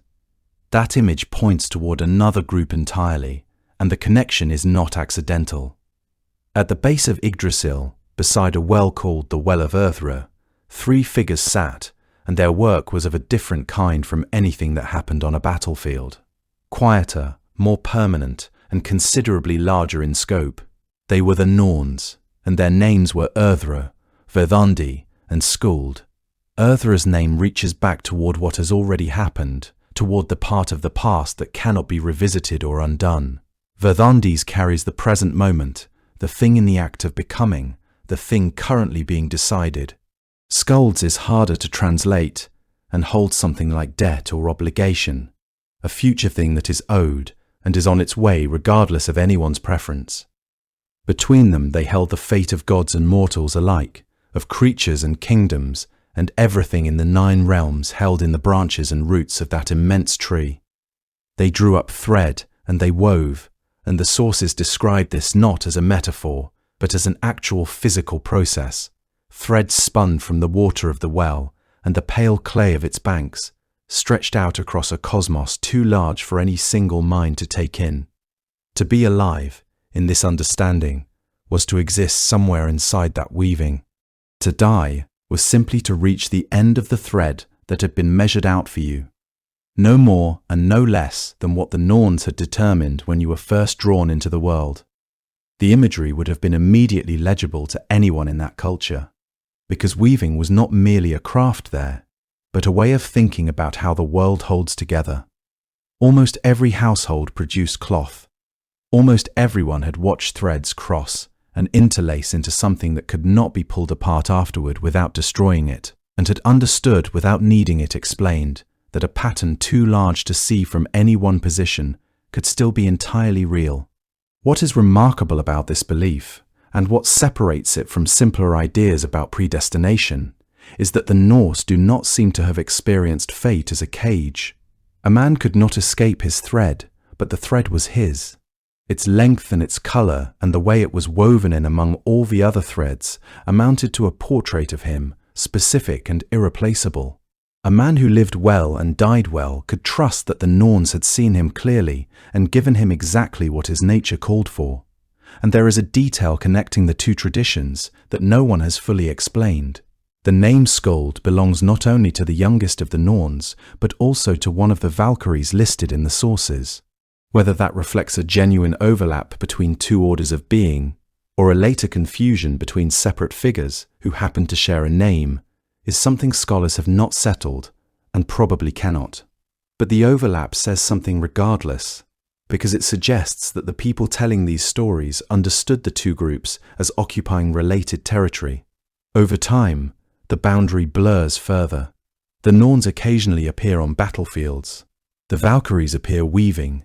Both groups are associated with a kind of deep knowledge of what is coming, and both operate from an absolute and unsentimental clarity about the shape of things, rather than from cruelty.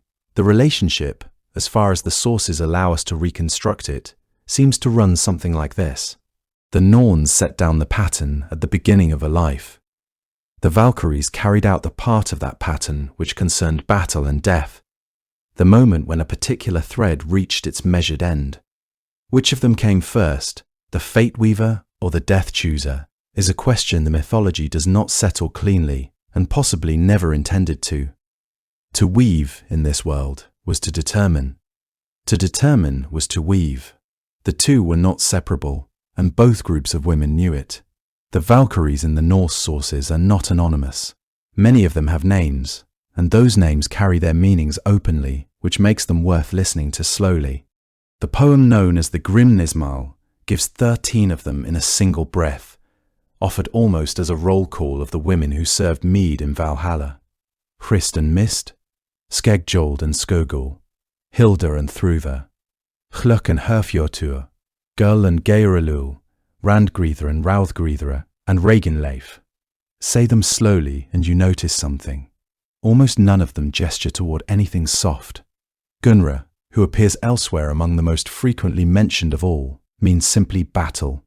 Hilda means battle as well, so close to Gunra in sense that you might wonder at first why the tradition needed both. Yet they appear separately and consistently, as though the Norse understood that even within a single domain, there is more than one way of moving through it. Hilda carries additional associations in some later material with a particular kind of battle magic, the power to raise the fallen so that a conflict keeps turning without ever reaching a conclusion, which gives her something almost hypnotic when you sit with it. Gull carries the idea of tumult, of screaming, of the raw noise that rises from a field where men are dying. Hluk means very nearly the same thing, the clamour of a fight at its height, the din that drowns out everything else. You can imagine what it meant to move through that as your own element.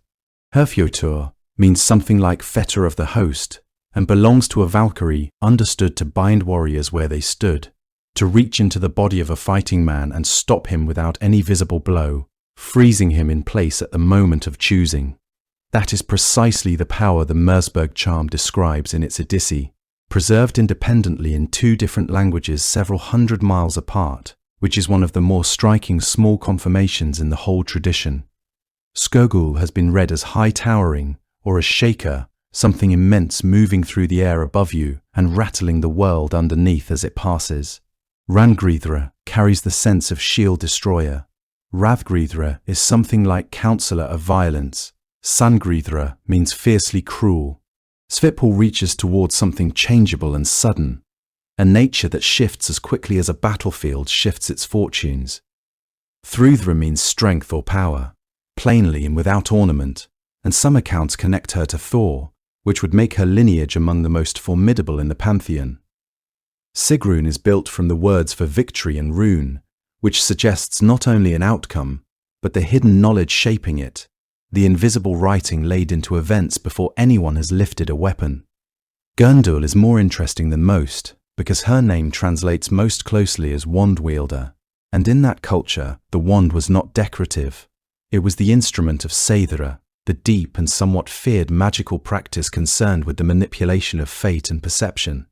Seidr carried such weight that even Odin's decision to learn it was understood as crossing a line other gods did not cross easily. For a Valkyrie to carry a name placing her inside that tradition marks her as something more than a rider who chose and departed. It suggests a presence on the field capable of reaching into what was happening and pulling at specific threads. And then there is Ea, whose name means something closer to mercy or peace, and who is associated in the sources with healing. She is a genuinely ambiguous figure, and I do not want to smooth that over. Snorri lists her among the goddesses and calls her the best of physicians. Other material places her among the Valkyries. She appears in one poem, among the maidens who dwell on a hill called Livjarberg, a name that means something close to the hill of healing, where those who were sick or wounded could come and find relief. She may belong to both categories, or the categories may simply have been less firmly separated than we would like.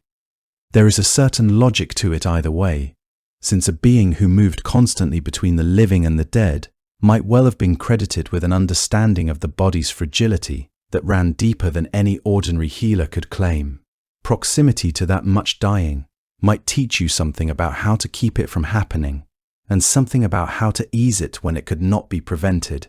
Her presence in these lists disrupts any simple idea of what a Valkyrie was. The category turns out to be wide enough to hold a woman who rode to battle, and a woman who knelt beside the fallen with a completely different purpose. It could hold the chooser of the slain and the one who tried to prevent the slaying. One honest caveat about all of these names. Most of them appear only in lists. They are given no actions, no speeches, no relationships. They turn up in a catalogue and then nowhere else in the surviving literature. That makes it difficult to argue that the tradition ever developed them into individual figures the way it developed Thor or Loki, with their own histories and grudges and characteristic mistakes. It seems more likely that many of these names worked as epithets, different angles of approach to a single overwhelming subject. War produces noise, so there is Gull. War binds men in place, so there is Herfjortur. War is itself battle, so there is Hilda. Read that way, the list stops being a roster and becomes something closer to a meditation, each name peeling back one more layer of what it means for violence to move through the world on a large scale. The number varies too, depending where you look. One poem gives 9, the Daraðaljov gives 12, the Grimnismal lists 13. Elsewhere the number floats free entirely, and at least one tradition implies a figure so large that it stops working as a count and starts working as an idea, that wherever men die in battle, the Valkyries are simply there, however many that requires. Only a handful ever accumulated stories of their own, and we will spend real time with 2 of them. The rest remained what they perhaps always were, the nameless many, glimpsed at the edges of things and gone before anyone could look closely enough to tell one from another. First, though, we should go where the chosen were taken. Valhalla, which in Old Norse is Valhall and means the hall of the slain, stood in Asgard. By any measure, it was the most extraordinary structure in the 9 worlds, and the numbers used to describe it feel less like architecture than like myth insisting on its own enormity. The Grimnismal tells us it had 540 doors, and that 800 warriors could march through each one shoulder to shoulder, when the last day finally came. Sit with that arithmetic for a moment, and the scale becomes something you feel rather than calculate. It was a hall built to receive the dead of every battle that had ever been fought or ever would be, and to empty itself in a single morning when the time came. Its roof was thatched, not with straw, but with shields, golden and overlapping like the scales of some enormous animal, catching the light of Asgard the way still water catches the sun. The rafters were spear shafts, long and smooth, reaching up into a dim golden height. Mail coats hung over the benches. A wolf stood at the western gate. An eagle circled above. All of it together gave the hall a quality that was at once deeply martial and, strangely, warm. It was a place built entirely from the instruments of violence, and yet suffused with firelight. And when the fires were lit in the evening, and the long tables filled, and the sound of thousands of voices rose toward that shield-thatched roof, it must have seemed to the men who arrived there precisely like what it was meant to be, which was a promise kept. The warriors who lived there were called the Einherjar, a word carrying the sense of those who fight as one. Their existence followed a cycle so regular and so strange that it sounds cruel at first hearing, and then makes a kind of perfect sense once you know what it was for. Each morning they rose from the benches and armed themselves and went out onto the fields around the hall, and there they fought, truly fought, with the same ferocity and skill they had possessed in life, with real weapons and real effort. They dealt wounds and took them and sometimes fell entirely. And then, as the light began to change and the horns called them in, the wounds closed and the fallen rose, and they walked back through the doors together with the dirt of the field still on them, whole and hungry and ready for the evening. The fighting was real. Death, inside those walls, was temporary. They were not being punished and they were not being entertained. They were being made ready. Odin was building an army of men who had already died and come back so many times that death held no power over them at all. Men stripped of every ordinary fear and forged into something harder and steadier in its place. Every morning of it was preparation. And that purpose gave the daily fighting a weight that ordinary sparring could never have carried. There is something almost tender in it, if you sit with it long enough. They were being kept. They were being looked after, in the only language that men who had lived and died by the sword could fully understand. In the evenings, the hall filled with warmth and noise and the smell of cooking. The boar ceremony was slaughtered and roasted each night and fed everyone in that vast space, and each morning the boar was whole again, ready to be cooked once more. It is a small daily miracle tucked quietly inside the grandeur, and I have always liked that the tradition bothered to include it, because it is such a practical concern. Of course, someone asked how they were all fed. Of course, there was an answer. The mead came from a goat named Hythrun, who stood on the roof of the hall, grazing on the leaves of the great tree above her, and who gave enough each night to fill a cauldron so large that no cup in Valhalla stayed empty for very long. And here is where the Valkyries reappear in a role that changes the shape of everything they had done before. The women who had ridden through the carnage and chosen these men, who had lifted them off cold ground and carried them across the boundary, were also the women who moved through the long benches of the hall with pitchers in their hands, filling those cups. Snorri names several of them in this role, Gundul and Geirskogul and Hluk among them. There is something in that image worth a slow look, because what it conveys is not servility. It is closer to stewardship, a continuity of care that began at the moment of choosing and simply continued in a different setting. These were not women diminished by the task of pouring mead. They were the same beings who had decided the outcomes of battles, who had ridden across storm-lit skies and moved through the chaos of a collapsing shield wall making their selections. And they moved through the hall with exactly the same quiet authority they had carried everywhere else. The warriors knew perfectly well who they were.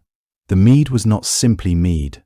It was poured by the hand that had, on some cold field at some point in the past, reached down and lifted them, and the weight of that would have been present in every cup. The choosing, in other words, was the beginning of a relationship rather than the end of one. She had not delivered them somewhere and departed. She had stayed. Odin sat at the head of it all, presiding, though he ate very little himself. The food set before him he gave to the two wolves at his feet, and he sustained himself on wine alone. His ravens returned each evening to tell him what they had seen across the 9 worlds, and he listened to them with the same attention he gave to everything.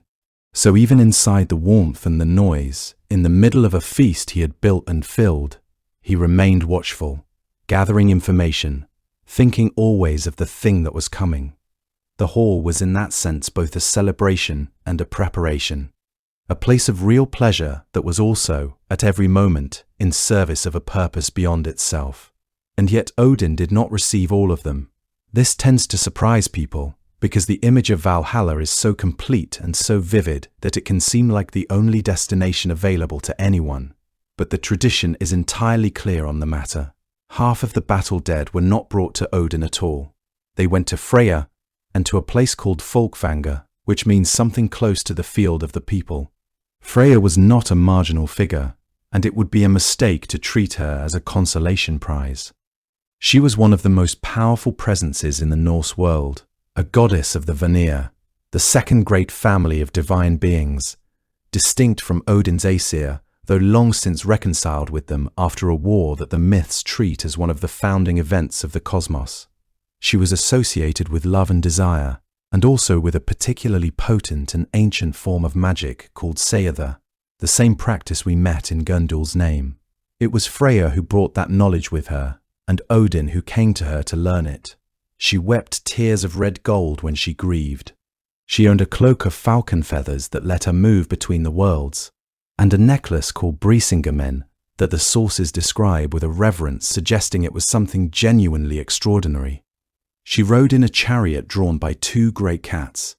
She was said to be so beautiful that the giants of Jotunheim longed for her, and several of the myths turn on someone trying and failing to acquire her. And alongside all of that, she held a deep and long-standing relationship with death. Snorri describes the arrangement with admirable directness. Freyja chooses half of those who fall in battle, and the other half go to Odin. Her hall within Folkvanger was called Sessrumnir, a name meaning something like the one with many seats, which is a wonderfully practical name for a building whose entire purpose was to keep making room. What the sources do not tell us is the principle by which she made her selections, or what qualities she favoured, or whether the division was a matter of agreement between the two of them, or reflected some older arrangement that predated everything else in the mythology. Snorri says she chooses first. Whether that implies a hierarchy or merely records a convention is not something he pauses to explain, and I would rather leave that open than invent an answer for it. There is a reading of the material in which Freyja was doing this, long before Odin organized his riders at all, in which she is in a real sense the original chooser of the slain, and Odin looked at what she was doing and found it worth imitating. Some traditions have her leading the Valkyries directly, rather than waiting in Folkvanger for them to arrive. I want to flag that this is an interpretation rather than something the texts state, but it is a reasonable one, and it would explain the otherwise slightly odd fact that the Allfather does not have first claim on the dead. He built an entire hall to receive. Very little is written about what life in Folkvanger actually looked like, and that silence is itself interesting when you set it beside the enormous detail lavished on Valhalla. Valhalla was loud. It was shields and clashing weapons, and men dying every morning and rising every evening. All of it pointed at a single catastrophic future. Folkvanger was something else, and the sources do not say what. Perhaps that mystery was always part of it. Perhaps the warriors who rested in that hall with its many seats found something there that Valhalla, for all its grandeur, could not offer, which is a peace that did not ask them to keep fighting. What the arrangement tells us, at minimum, is something about the shape of the Norse afterlife. It was not a single institution administered from one throne. It was distributed between different kinds of divine power, and a warrior who ended in Folkvanger was not receiving a lesser version of what the Einherjar received. He was simply Freyja's, as the others were Odin's. There is something generous in that. The idea that two such different presences would share the duty of receiving the dead, each drawing half of the fallen into their own particular warmth. It suggests a cosmos less concerned with ranking than with making sure that the brave dead were held somewhere, and held well, rather than simply extinguished when the field went quiet. And there may be something else in it too. Freyja knew grief at its deepest register. She had lost, and wept gold for it, and understood attachment and the unbearable tenderness of loving something that will not last. A figure who had felt the full cost of that is perhaps exactly the right one to receive people who had just left behind everyone they cared about. She would know what they had given up. In her hands, death was not the opposite of love so much as another expression of it. Of all the Valkyries who appear in these stories, one is told about in far more detail and with far more feeling than any other, and her name was Brynhilda. She appears in the Volsunga saga and in several poems of the Poetic Edda, and what those sources preserve is not simply a legend about a powerful woman brought low. It is a story about what happens when a being of divine authority acts on her own judgment instead of on the instruction she has been given, and about what the world does to her in return. Her name carries what she was. Bryn means armor, and Hilda means battle, and the translations shift a little, depending on who you ask, but the sense of them is consistent. Something fierce and bright, something that caught light even while moving through darkness. Before the mountain and the fire, she was among Odin's riders, and she was exceptional even by the standards of her own kind. The sources that speak of her do so with a particular kind of attention, the kind reserved for figures who carry something undeniable about them, a presence that changes the quality of the air around them. The Volsunga saga treats her not as a character in someone else's story, but as the center around which several other lives arranged themselves, without quite understanding why. She had ridden across a great many fields, and chosen a great many men, and watched them carried out of the chaos of combat into the quiet of Odin's hall. She knew exactly what she was, and what was expected of her. She was not naive about any of it, but she also carried something that most instruments do not carry, which was a conscience. Not a conscience built in opposition to Odin's will, at least not at first, but one assembled slowly and privately, out of years of watching people live and die and deciding for herself what those lives and deaths had amounted to. She had seen courage, and she had seen its absence. She had seen men who fought with genuine honor and men who fought only because they were frightened of what would be said about them if they did not. She could feel the difference the way you can feel the difference between warm sunlight and cold light, without needing to reason it through. And she was proud. This matters because her pride was not the brittle defensive kind that makes a person small.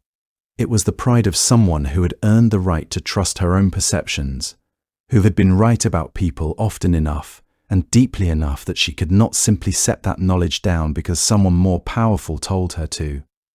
She held herself to a higher standard than the one she applied to the warriors she chose, and that is probably why she felt so sharply the moments when what she was asked to do fell below it. The conflict that undid her arose from a fight between two kings. One was Gunnar, older and established, broad-shouldered, with the kind of reputation that follows a man like a shadow and makes lesser opponents hesitate at the wrong moment. The other was Agnar, younger, without the accumulated weight of a great name behind him. Odin favoured Gunnar. He had made that clear, either directly or through the particular silence he kept around the subject. And in the world the Valkyries inhabited, Odin's preference functioned as something very close to law. When he wanted an outcome, the machinery of a battle was arranged to deliver it, and the Valkyries were part of that machinery. It is worth noticing that Odin's preference was exactly that, a preference, not a verdict on which man fought better or which cause was more just, but the choice of a powerful figure made for reasons of his own, reasons he did not have to explain to anyone. Brynhilda looked down at that field, and she looked at Agnar, and she saw something. The saga does not spell out precisely what. Perhaps courage of a kind she recognized, perhaps honor, perhaps something quieter and harder to name, the sort of quality you register in a person before they have said a word to you. Whatever it was, she saw it clearly, and having seen it, she found that she could not pretend she had not. Gunnar was a great warrior, that was not in dispute. But in the deepest and most private chamber of her own judgment, Agnar was the better man, and to Brynhilda that distinction mattered more than what she had been told to do. So she acted on it. She granted the victory to Agnar, and Gunnar fell.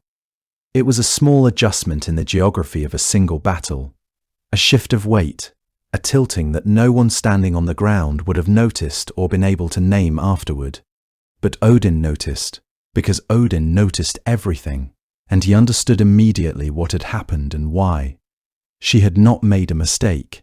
She had not been confused or deceived or overwhelmed by the noise of the day. She had looked at his will and set it aside in favor of her own, deliberately, in the only language available to a Valkyrie, which was the language of who lives and who does not. For Odin, that was not something that could be left unanswered. He came to her the way he came to everything requiring his attention, without noise and without theatre, carrying the particular gravity of someone who has already considered the matter fully and arrived somewhere final. He was not cruel in the manner of lesser beings lashing out from wounded pride, though pride was certainly involved. He was cold in the way of someone who understands exactly how much power he holds and is not in the habit of being reminded that his judgment can be questioned. What he told her was simple, and the simplicity of it was what made it devastating. She would no longer be what she was. The riding, the choosing, the freedom to move between worlds, the whole extraordinary existence of a being who sat at the hinge between death and glory and decided which way it swung, all of it was finished. She would live as a mortal woman, subject to every limitation that implied, and she would be given in marriage. That last part carried the most particular weight, because Brynhilda had not been made for marriage. She had been made for something almost exactly opposite, for motion, for judgment, for a kind of sovereign freedom that answered to nothing except the deepest demands of her own nature. To condemn her to a household was to take everything she was and replace it with everything she had never been. It was a punishment calibrated precisely to the shape of the person receiving it. Odin knew her well enough to know exactly where to place the wound. The pronouncement was delivered without ceremony. He spoke, and the words became law in the same moment they left his mouth. She did not plead with him. There is no account anywhere of Brynhilde falling to her knees or weeping or asking for a different sentence, and that absence feels right, entirely consistent with everything else about her. If she had been the kind of Valkyrie who softened under pressure, she would never have chosen Agnar in the first place. She received the sentence with the same stillness she had brought to every decision she had ever made. She did make one condition, and Odin accepted it. The man who took her must be one who knew no fear, not a man whose courage was a performance for other people, but one in whom it went all the way down. And then he did the thing that turned a punishment into an image that has lasted 1,000 years. She was carried to a mountain. The saga calls it Hindafjall, and describes it the way such places are always described, tall and remote, and cold, with the kind of cold that has nothing to do with weather, and everything to do with distance from ordinary life. At its summit, there was rock, flat and broad, swept clean by winds that moved across it without any consideration for what might be lying there. That is where they laid her down. And then the fire came. It rose in a ring around the rock, not chaotically, not the way a building burns, but evenly and deliberately, as though it had been placed there by someone who wanted it to burn in a particular way for a very long time. The flames stood high enough that nobody approaching could mistake them for anything but a wall, and they communicated exactly what a wall communicates, which is that what lies beyond is not meant to be reached. Inside the ring, on the cold flat rock at the top of that mountain, Brynhilde slept. Her armor was still on her, because this was not the sleep of a woman who had been put gently to bed. It was a suspension, a holding, the strange and terrible stillness of someone stopped at the exact edge of what she had been. She was not at peace in the way that sleeping people sometimes appear to be at peace. She was simply absent from herself, her eyes closed, her breathing the only evidence that anything still lived inside the metal. And the fire burned around her, hour after hour, season after season, without diminishing. It did not gutter in the wind or lose any of its height. It continued, as though it had been given instructions and intended to follow them indefinitely. The chooser of the slain lay chosen, in a manner of speaking, chosen for stillness by the god whose will she had set aside, and for the first time in her existence, her fate was entirely out of her own hands. The man who eventually came was Sigurður. His own story is enormous and sits mostly outside this one. He had already done things that no living person was supposed to have done.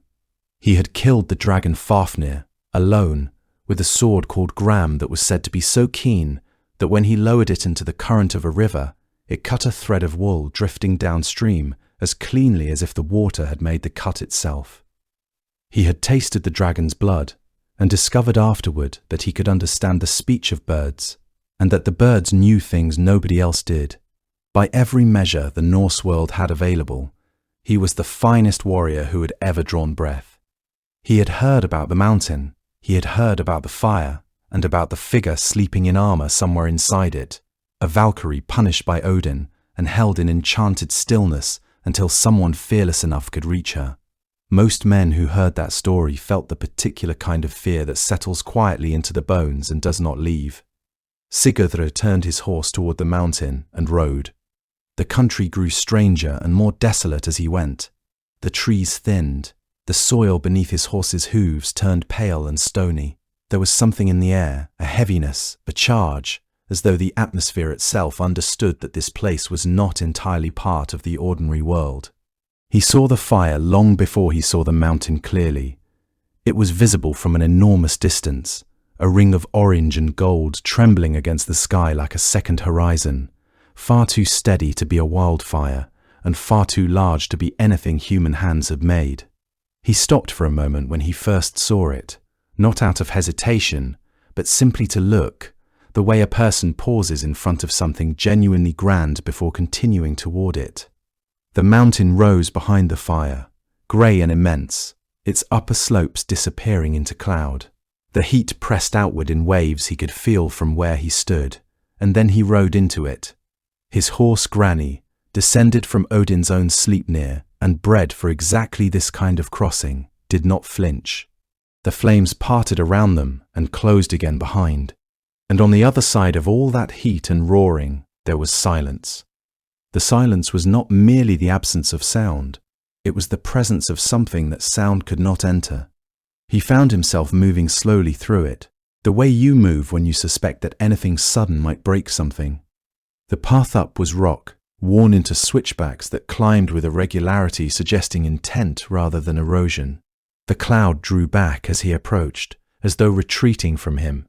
He passed cairns at intervals, stacked stones smoothed and rounded by a span of weather that had taken the sharp edges off them entirely, and he understood, as he went by, that other men had attempted this before him. Whether any of them had succeeded, he had no way to know.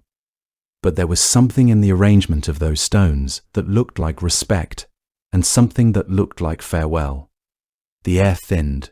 The shadows moved across the mountainside as the sun went over.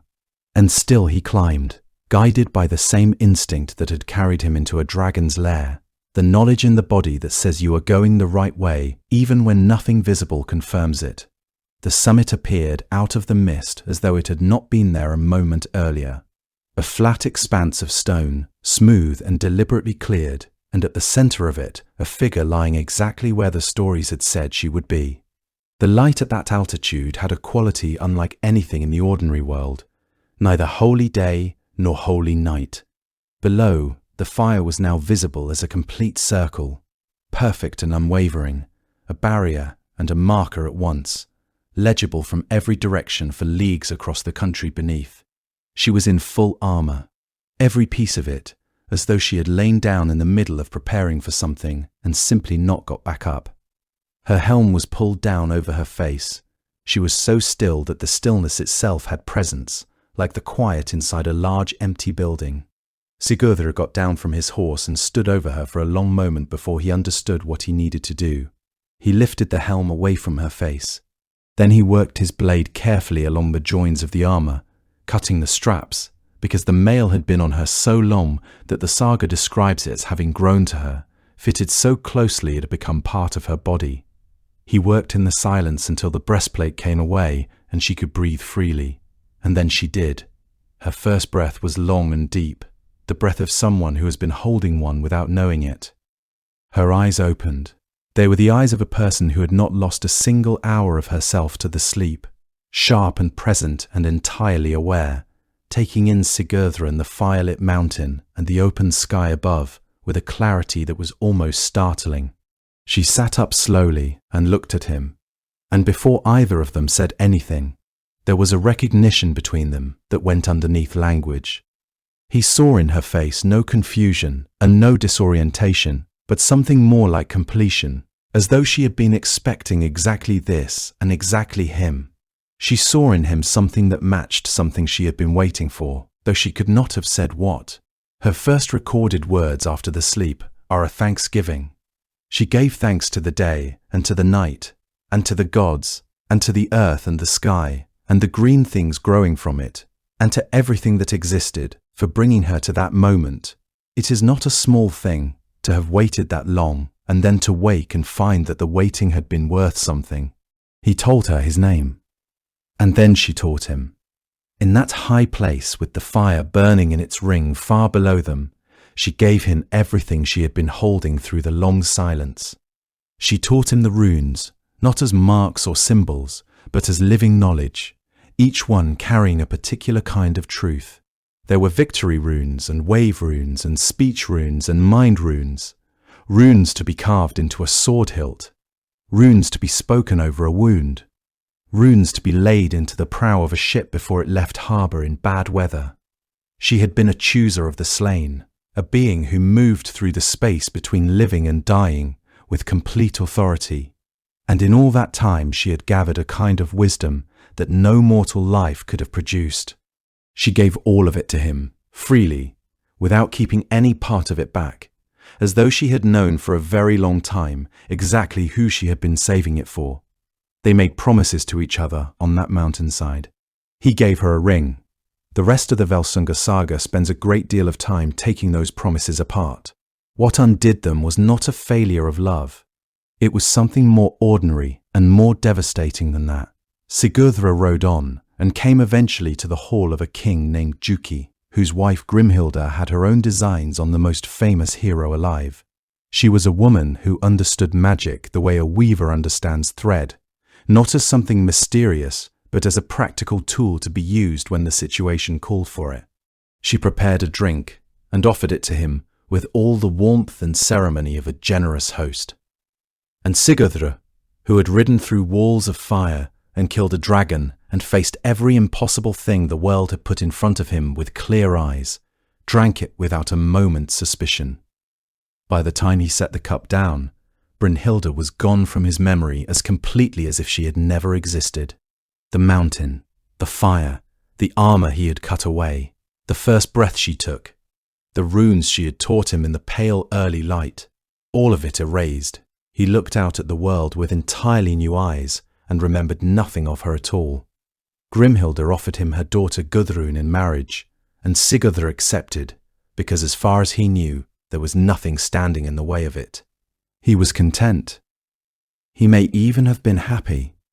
He did not know what he had lost. That is perhaps the cruelest form loss can take. The kind you cannot feel, the kind that leaves no wound, because the wound is the forgetting itself. Some time later, Gudrun's brother Gunnar decided that he wanted Brynhilda for his wife. He knew about the fire, and he knew about the vow she had made, that she would accept only the man courageous enough to cross it. He rode toward the flames himself, and his horse refused. He borrowed a better horse and rode again, and that horse refused as well. The fire was not something that could be talked round or overcome by sincerity, however genuine. So Gunnar and Sigurdr devised a plan between them, using magic that came down through Grimhilda's knowledge of such things. They exchanged shapes, each taking on the appearance of the other. It was Sigurdr who rode through the fire the second time, wearing Gunnar's face. Sigurdr whose horse did not flinch. Sigurdr who emerged on the other side and presented himself to Brynhilda as the man who had proven himself worthy of her. She saw Gunnar. She had given her word, and she was not a person who broke her word. She came down from the mountain and became his wife, and the deception was complete, and for a time the world carried on as though nothing had happened that needed examining too closely.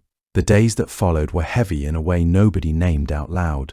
Brynhilda moved through that household as though she were present in body and elsewhere in every other respect. Gunnar, who knew exactly what he was and what he had not done, could not close the distance between them with any amount of courtesy. And Sigurdr lived on inside his gentle amnesia, attending to his wife, sharing the ordinary business of the hall, completely unaware that a woman he had once crossed a burning mountain to reach was walking the same corridors. It came apart, as these things do, over something small. Brynhilda and Gudrun were wading into a river together, and they fell into an argument of the kind noble women sometimes fell into, about whose husband stood higher and deserved more honor. Gudrun, stung by the certainty in Brynhilda's voice, said what she knew. It had been Sigurdr who crossed the fire, not Gunnar. And here was the ring to prove it. The ring Sigurdr had taken from Brynhilda's hand during that disguised visit on the mountain, which Gudrun was now wearing on her own. Brynhilda went pale, and then she went quiet in the way people go quiet, when something inside them has broken along a line they did not know was there. She understood all of it at once, the fire, and the face that had not been the face she thought it was, and the hands that had placed the ring on her finger belonging to the man she had loved and lost and mourned without ever knowing she was mourning. She had been deceived. The man she had sworn herself to was not the man who had earned that vow, and the man who had earned it, the only one who ever had forgotten her so completely that he had personally helped hand her to someone else. The grief of it was enormous, and it did not stay grief. It settled into her as something colder and more purposeful. She was a Valkyrie. She had never been a woman who wept quietly and allowed the world to go on as it was. And so, in the days that followed, she began to work towards Sigurd's death with exactly the same deliberate attention she had once brought to the choosing of the slain. She went to Guttormr, the one brother in that household who had not sworn the blood oaths binding the others to Sigurd's protection. She worked on him with words and with the sheer force of her will until he understood what was needed. And on a morning that looked like any other morning, Guttormr drove a sword through Sigurd while he slept. He died the way so many of the men he might once have joined in Valhalla had died.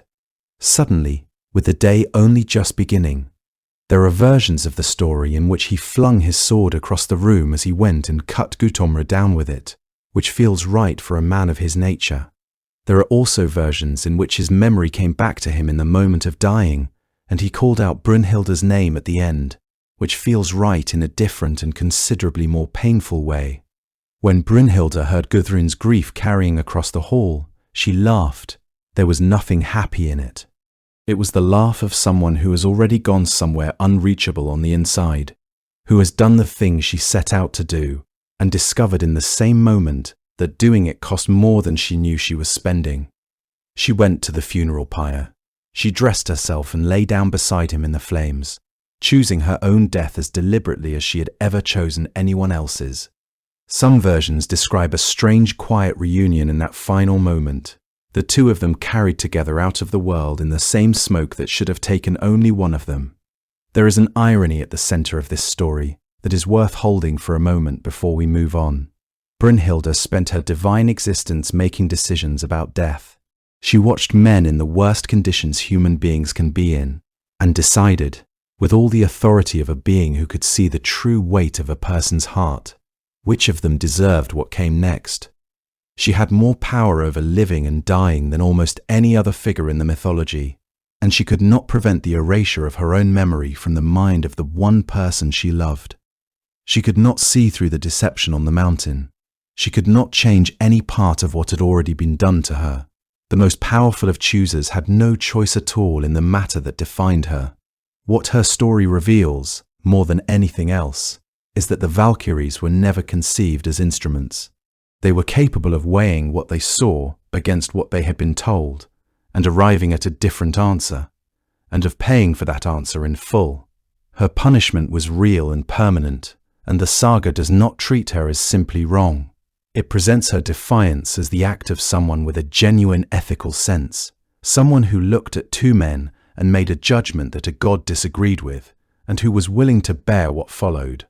There is something in that portrait that feels more fully imagined than the anonymous, interchangeable choosers a simpler mythology might have produced. It insists on her interiority, on her capacity for love and principle and error and consequence, all at once, in the same person. Not every Valkyrie story ends that way. Some carry a quieter kind of sorrow, and the best of them belongs to a woman named Sigrun. Her story comes from the poetic Edda, told across two poems known together as the Helgakviða Hundingsbana, with a short passage of prose bridging them that contains one of the most quietly affecting moments in the whole tradition. Her name, as we have already heard, is built from victory in rune, and her story is unusual because it is not about punishment or defiance or a love that destroys everything it touches. It is about devotion, and about a Valkyrie who did not have to choose between her divine nature and the pull of her own heart, but somehow held both at once and carried them together through everything that followed. She was the daughter of a king named Hogni, and she was a Valkyrie in the fullest sense, not banished from her power and not stripped of anything, but a willing rider who moved through the world with the authority of someone who had always known her own mind. Helgi was a prince, son of Sigmunda of the Völsung line, and from the very beginning the poems treat him as someone marked out for greatness and for early death, which in that world were frequently understood to be the same thing. He was brave in the way that mattered most there, not recklessly, but steadily, with a seriousness of purpose that was uncommon in men his age.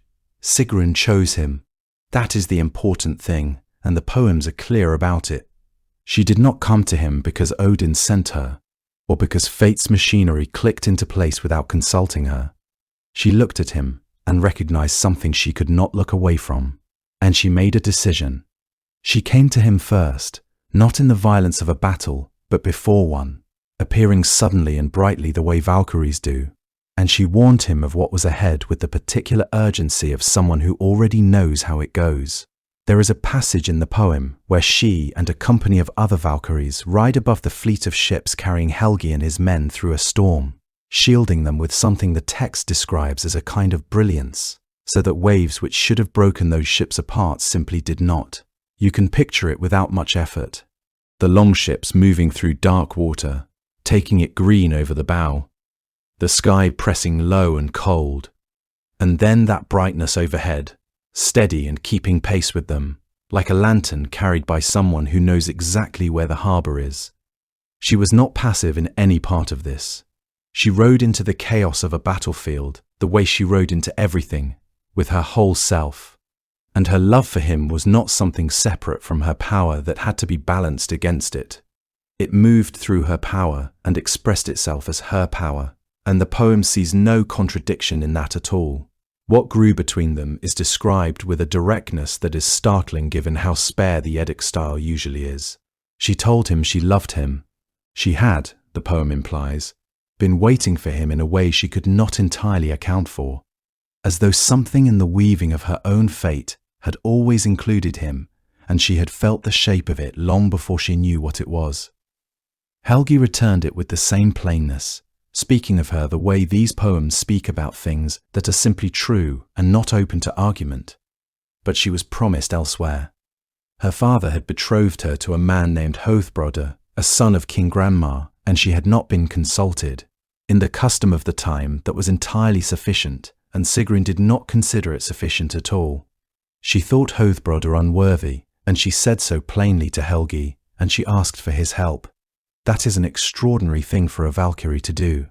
To stand in front of a mortal man and speak her own wishes, not as prophecy, not as a decree handed down from somewhere higher, but simply as a person trying to make her situation understood and asking for something.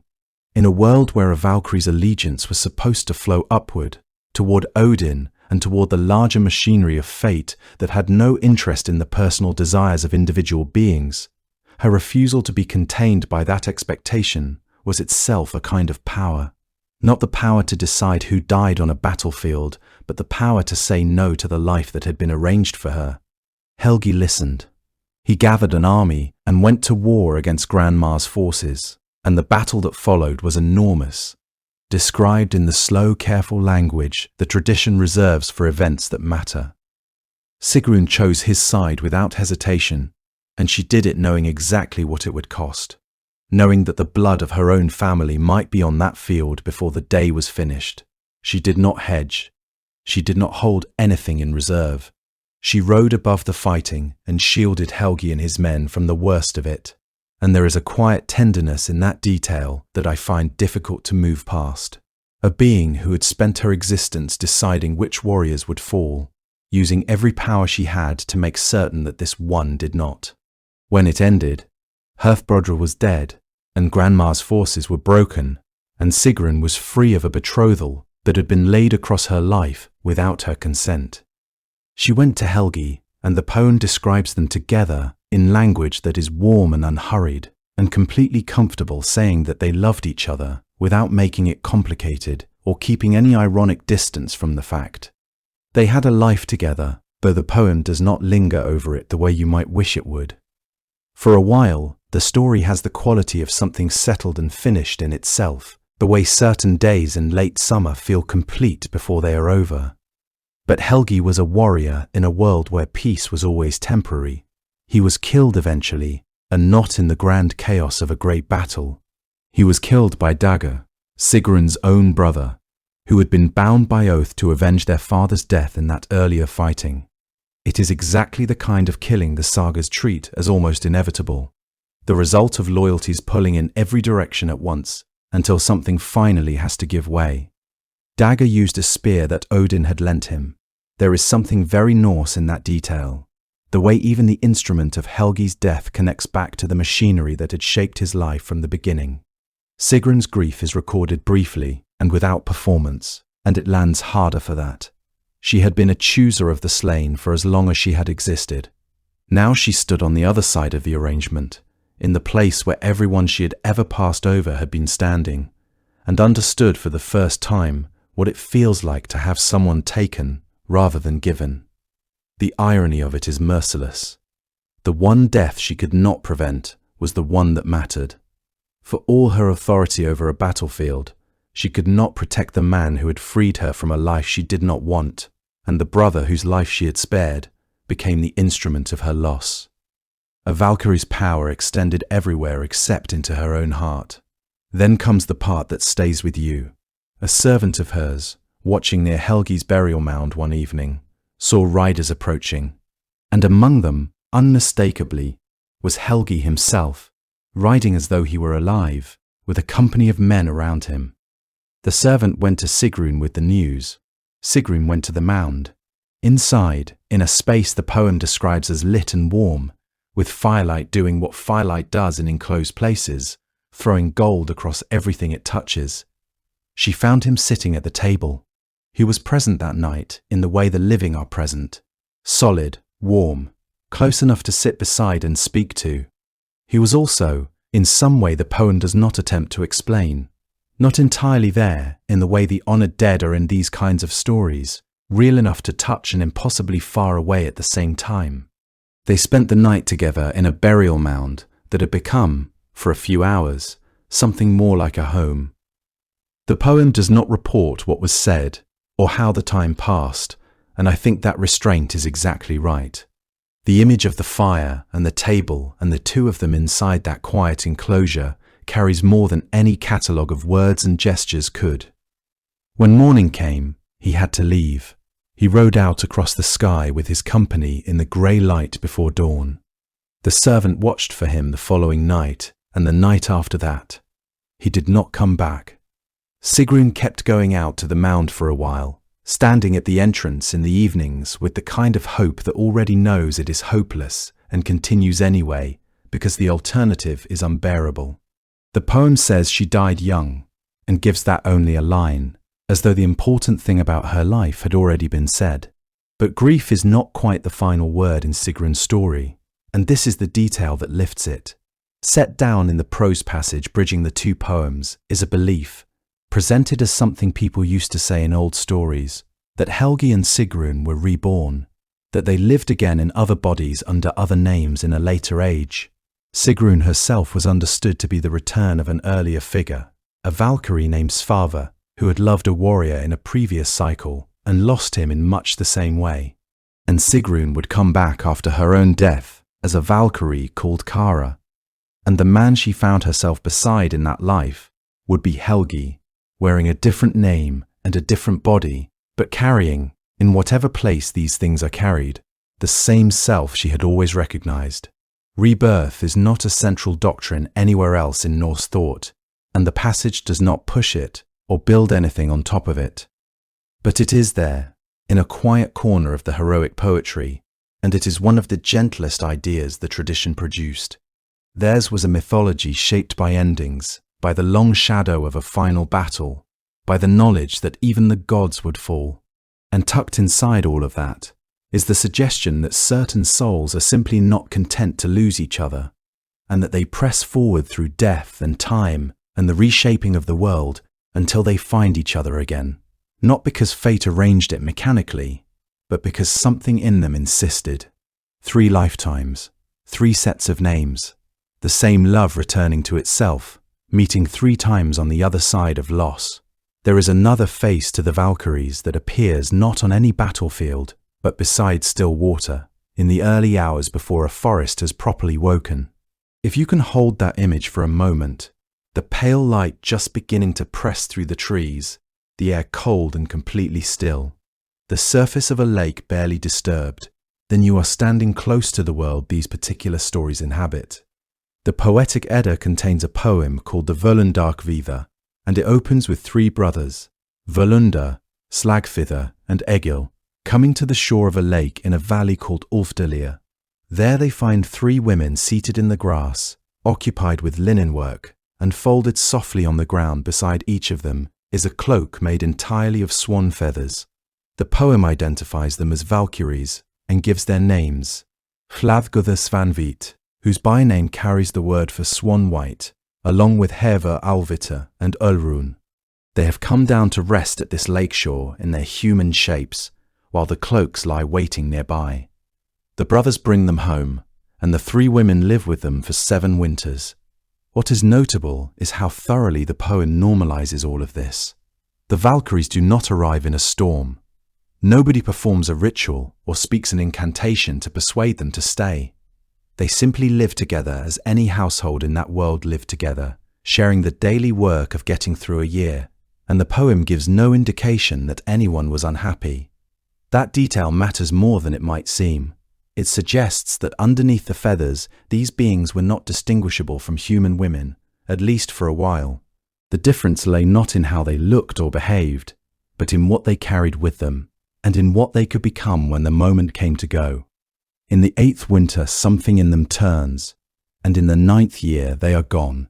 The poem does not explain it in the language of grief or complaint or dissatisfaction. It says only that the longing came over them, the longing for battle, for the old work, for whatever they had been before the lake and the valley and the quiet life. They took their cloaks and they flew. Slagfither and Egil went out searching, across ice and forest, and never found them. Völundr stayed behind with his craft and his grief, and became the center of a considerably darker story that belongs to a different telling. What sits quietly inside all of this, without ever being stated, is that a feathered cloak of that kind is not merely clothing.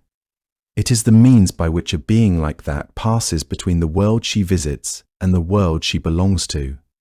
A woman who has one can slip from one existence into another, the way a swimmer slips beneath the surface of water, smoothly, with barely a ripple behind her. And the significance of the ending deserves more attention than retellings usually give it. When the 2 brothers came back empty-handed, they had learned something about the nature of what they had been living with. These beings were not capturable in the way they had imagined. Their power was not contained in the cloak, no matter how much the cloak seemed to be the thing that mattered. What looked like captivity had only ever been a rest, a pause inside a much longer arc of purpose. The brothers had mistaken stillness for settlement and read rest as resignation. The women had never stopped being what they were. They had simply suspended the active expression of it for a while, and then stopped suspending it. This motif is not unique to the Norse, which is part of what makes it worth pausing over. Versions of it turn up in folklore from Ireland to Siberia and as far as the Indian subcontinent, and the basic shape stays recognizable wherever it appears. A supernatural woman in bird form is surprised at a body of water.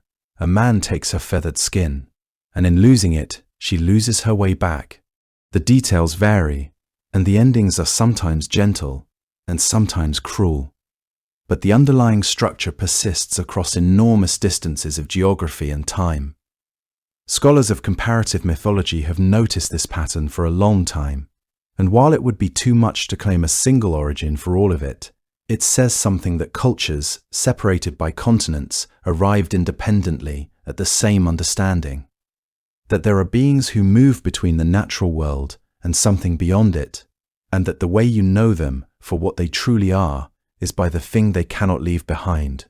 The Norse versions carry their own particular texture, though, because the woman is not simply an enchanted bird. She is a Valkyrie. Her other life involves riding above battlefields and weighing the worth of dying men, and the distance between that function and the image of her sitting beside a forest lake folding linen in the early light is exactly where these stories get their strangeness. To encounter one in that form would have been genuinely disorienting. To see something so still and so ordinary looking, and to feel, without being able to say why, that what you were looking at did not quite match the trees and the water and the cold morning air around it. The swan has carried associations with the otherworldly across a very long stretch of human imagination, and it is not hard to see why. Its whiteness, its silence on the water, the way it can rise from a lake and be gone before you have quite registered that it was ever there. For a mind already accustomed to a world full of presences moving at the edge of perception, a Valkyrie who wore swan feathers as a second skin would have seemed less like a paradox than like a confirmation of something already half believed. that the boundary between this world and the next is porous, that certain beings cross it as easily as water moves through cupped hands. The cloak made that porousness visible and gave it a shape you could almost put your hand on. And in the stories where a man takes the cloak and folds it away beneath a stone or locks it in a chest while her attention is elsewhere, what he is really doing is not capturing her beauty or her company. He is severing her connection to everything she was before he found her, grounding her in a world of human time that her original nature was never built to inhabit for long. She stays because she must. She may even come to love the life she finds herself in, and the poem gives no reason to think those 7 winters were unhappy ones, but her attention keeps returning to the cloak, the way a person far from home keeps returning to the smell of a particular place, or the sound of a particular voice, not always consciously, but persistently, in the quiet moments when nothing else is asking to be noticed. A Valkyrie in her swan form is a Valkyrie choosing, for a while, to be hidden, and that hiddenness has its own kind of power, right up until the moment she decides she is finished with it. There is a related question the tradition raises, without ever quite resolving, which is where the divine Valkyrie ends and the mortal woman begins. The sagas preserve a category of woman called the skaldmær, the shield maiden, a human being who took up weapons and entered the world of battle as fully as any man. These women were not Valkyries in any theological sense. They did not serve Odin. They did not ride between worlds, and they carried no souls anywhere. And yet the sagas describe them in language that carries unmistakable echoes, as though the storytellers felt the 2 figures pulling at each other across the boundary of the possible. The most vivid of them is Hervor, whose story appears in the Hervarar saga. She was the granddaughter of a king and the daughter of a berserker, and she grew up restless and difficult in a way the saga seems to regard with a kind of admiring bewilderment, as though the writer could not entirely approve, but could not look away either. When she learned that her father had been buried with a great cursed sword called Tyrfingur, a blade the dwarves had forged and loaded with a fate that would bring death to whoever carried it, she decided that she would go and take it. She dressed as a warrior. She sailed to the island of Samso, and she walked alone into a burial mound at night, calling out to the dead to wake and speak with her. The fires of the barrow rose around her, the dead rose with them, and she stood her ground and demanded the sword. According to the saga, her father's spirit eventually relented and gave her Tyrfingur, warning her of everything it would cost. She took it anyway and walked back out into the dark. There is nothing supernatural about Hervor. She has no divine mandate, no connection to Odin's hall, no capacity to cross between worlds.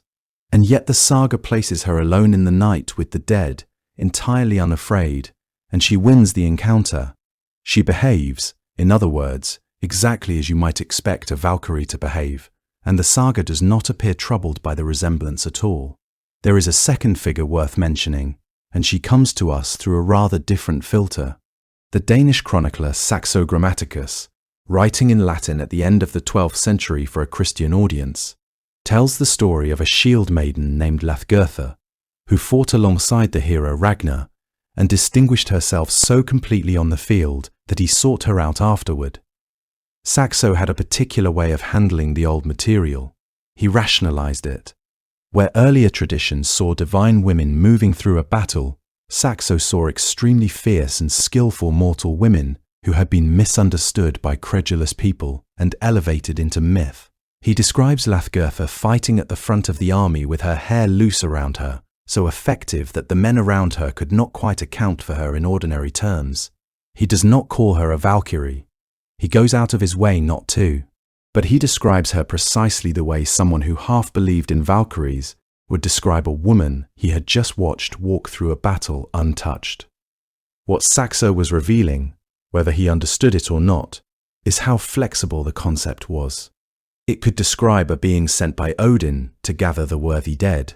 It could also describe a woman so extraordinary in the face of death that ordinary language felt insufficient to the task.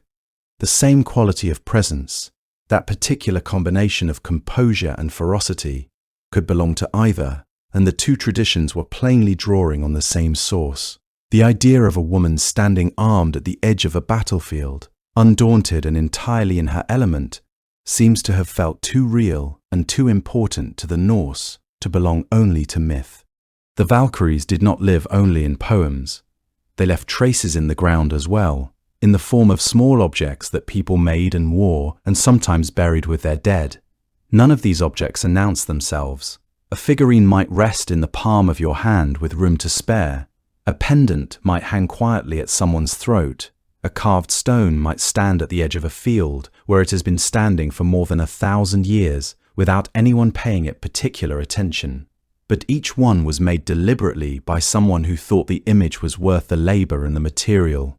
The most striking of them was found near Horby in Denmark and has been dated to around the year 800, which places it squarely in the Viking Age.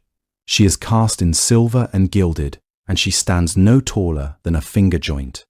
Her hair is braided and pinned with real precision. She carries a sword in one hand and a shield in the other. The posture of her body suggests neither fear nor hesitation, and there is nothing decorative about the way she stands. Whoever made her took care with every detail, and the impression the figure leaves is not of beauty, but of authority. The authority to move through a field and decide, with complete composure, what each fallen man's fate would be.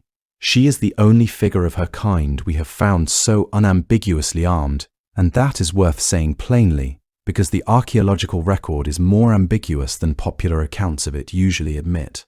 What the record does turn up repeatedly is a different image. A woman holding out a drinking horn, her posture formal and still in the way of someone performing a rite she has performed many times. This appears on small pendants across Scandinavia, and it appears on some of the carved picture stones of the island of Gotland. The most famous of those is the Tjengvidi stone, carved in the early Viking Age. It shows a rider arriving on a magnificent horse, rendered with the kind of care that suggests the carver understood the symbolic weight of the scene. And waiting at the edge of the image is a woman, holding out what appears to be a cup. It is impossible to say with certainty what the carver intended, and scholars are appropriately careful about it. Nobody labelled these images. They did not need to be labelled for the people looking at them.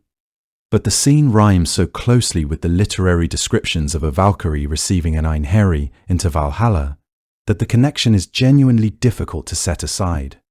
A warrior arrives. A woman meets him with a cup. The passage from one world into the next is rendered in stone with a gentleness that the fiercer Valkyrie poems would not have led you to expect.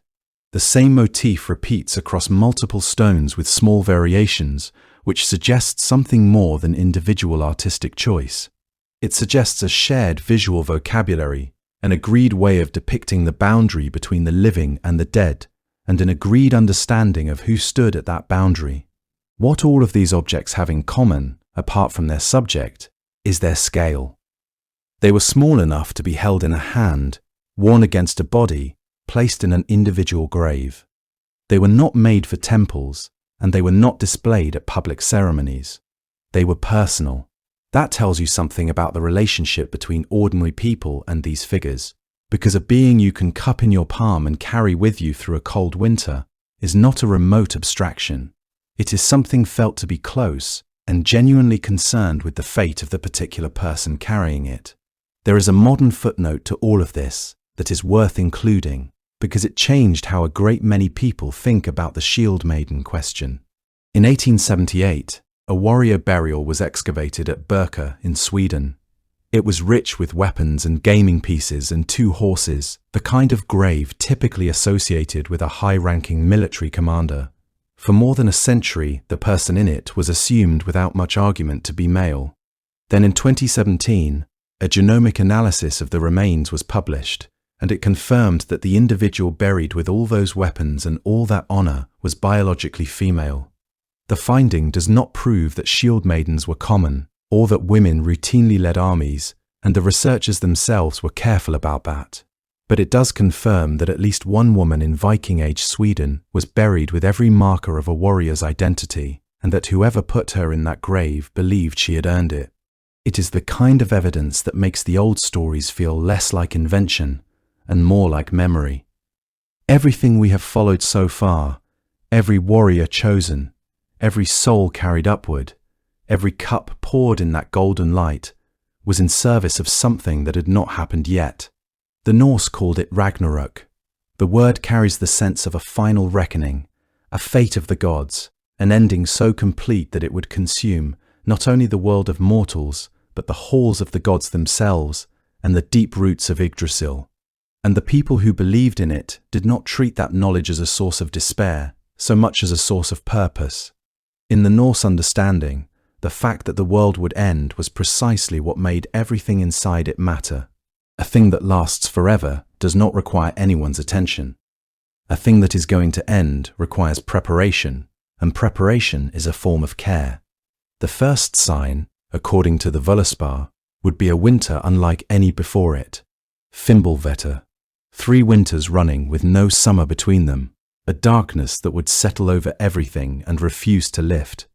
The cold would work its way into the bones of kingdoms and cause old certainties to dissolve, so that before a single blow had been struck, the world would already feel as though it were coming apart at the edges. Families would turn on each other, oaths would stop holding, the social fabric would go first, and only afterward the physical one. Then the signs would multiply. The wolf Fenrir would break the chains the gods had bound him with at such enormous cost. The serpent, Jörmungandr, who lies coiled around the world with his tail in his mouth, would rise from the depths and come ashore with the sea pouring off him and the water rising behind. A ship called Naglfar, built from the nails of the dead, would sail with a hostile army aboard. From Muspelheim, the fire giants would come, led by Surtur carrying a sword that burned brighter than the sun. Heimdall would sound the horn, and the sound of it would carry across every world. And the gods would ride out to meet all of it with whatever they had managed to gather across the long years of anticipation. Odin at the head of them, with the Einherjar behind him, every one of them collected from a battlefield by a woman on horseback across centuries of patient work. That gathering was what the Valkyries had been doing the entire time, not tending a paradise, filling an army. What role they themselves played on the day, the sources do not say with any precision. The Völuspá does not place them on the field the way it places Odin or Thor or Tyr, and their absence from that account is one of the small mysteries of the tradition. There is an implication running underneath the poems that is quietly unsettling. Even the Valkyries, who had always been the ones deciding, would find themselves in a moment that offered no choosing at all. The fire Surtur brings at the end swallows everything, including the hall where the Einherjar had drunk every night, including the fields where they had fought every morning. Whatever they were in that moment, they were no longer the ones determining the outcome. There is something in that which would have landed hard with the people who told these stories through long winters. The idea that even fate's own agents are subject to a fate of their own is not comfortable, but it is honest. The Norns weave. The Valkyries carry out what the weaving describes. But nobody weaves the thread for Ragnarok. It simply comes, the way weather comes, because the world has been moving toward it since it began. And then the poem does something that surprises people encountering it for the first time. It does not end in darkness. The seeress describes a world rising again out of the sea. Green and new, waterfalls pouring down from hillsides into fresh valleys, eagles overhead, the whole thing clean in a way the old world had not been for a very long time. The surviving children of the gods find one another. Grain grows in fields nobody planted. Whether the Valkyries belong to that renewed world is a question the poems leave open, in a way that feels almost deliberate. They were built for a particular kind of cosmos, one with battlefields and a hole that needed filling, and a distance between the mortal world and the divine one that had to be crossed nightly by riders in bright armor. If those structures are gone, it is genuinely unclear what remains for them to do. You could imagine them riding out into that new green country and finding it quiet and bewildering, a place with nothing to choose and no hall to return to. Or you could imagine them as belonging so completely to the world that burned that when it went, they went with it. The Völuspá offers no resolution. The seeress says what she has seen and then falls silent. The poem does not follow them into the aftermath, and perhaps that is the most honest thing it could do. Their story was woven so entirely into the fabric of a world that ended that asking what became of them afterward may be asking something the tradition never imagined needing to answer. They did not stay in Iceland, though, or in the manuscripts where their stories were first written down. Powerful images travel, and by the 19th century, these had been found again and remade into something new. The age that rediscovered them was hungry for exactly what they offered: grandeur, fate, wild landscape, the sense of forces larger than any single life moving through the world with purpose and terrible beauty. Across Northern Europe, scholars and poets and composers were turning back toward the old Germanic sources with the particular excitement that comes from believing you have found something the modern world had nearly lost. In Germany especially, the Norse myths arrived at a moment when artists were searching for a mythology they could call their own. Something as vast and world-shaping as the classical tradition, but rooted in forest and fog and winter sky, rather than in Mediterranean sunlight. Richard Wagner spent years immersed in the Völsunga saga and the German Nibelungenlied, drawing from both to build the enormous 4-opera cycle he called Der Ring des Nibelungen, which occupied him for roughly a quarter of a century and was first performed complete in 1876.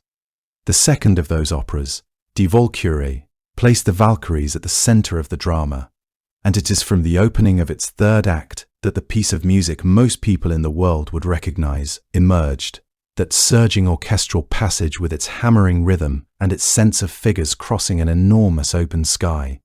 Most people who could hum those opening bars have never read a line of the Eddas, and never will, and it does not matter. What Wagner gave them was scale and emotional weight that the terse, elusive style of the Norse poems had never provided in the same way.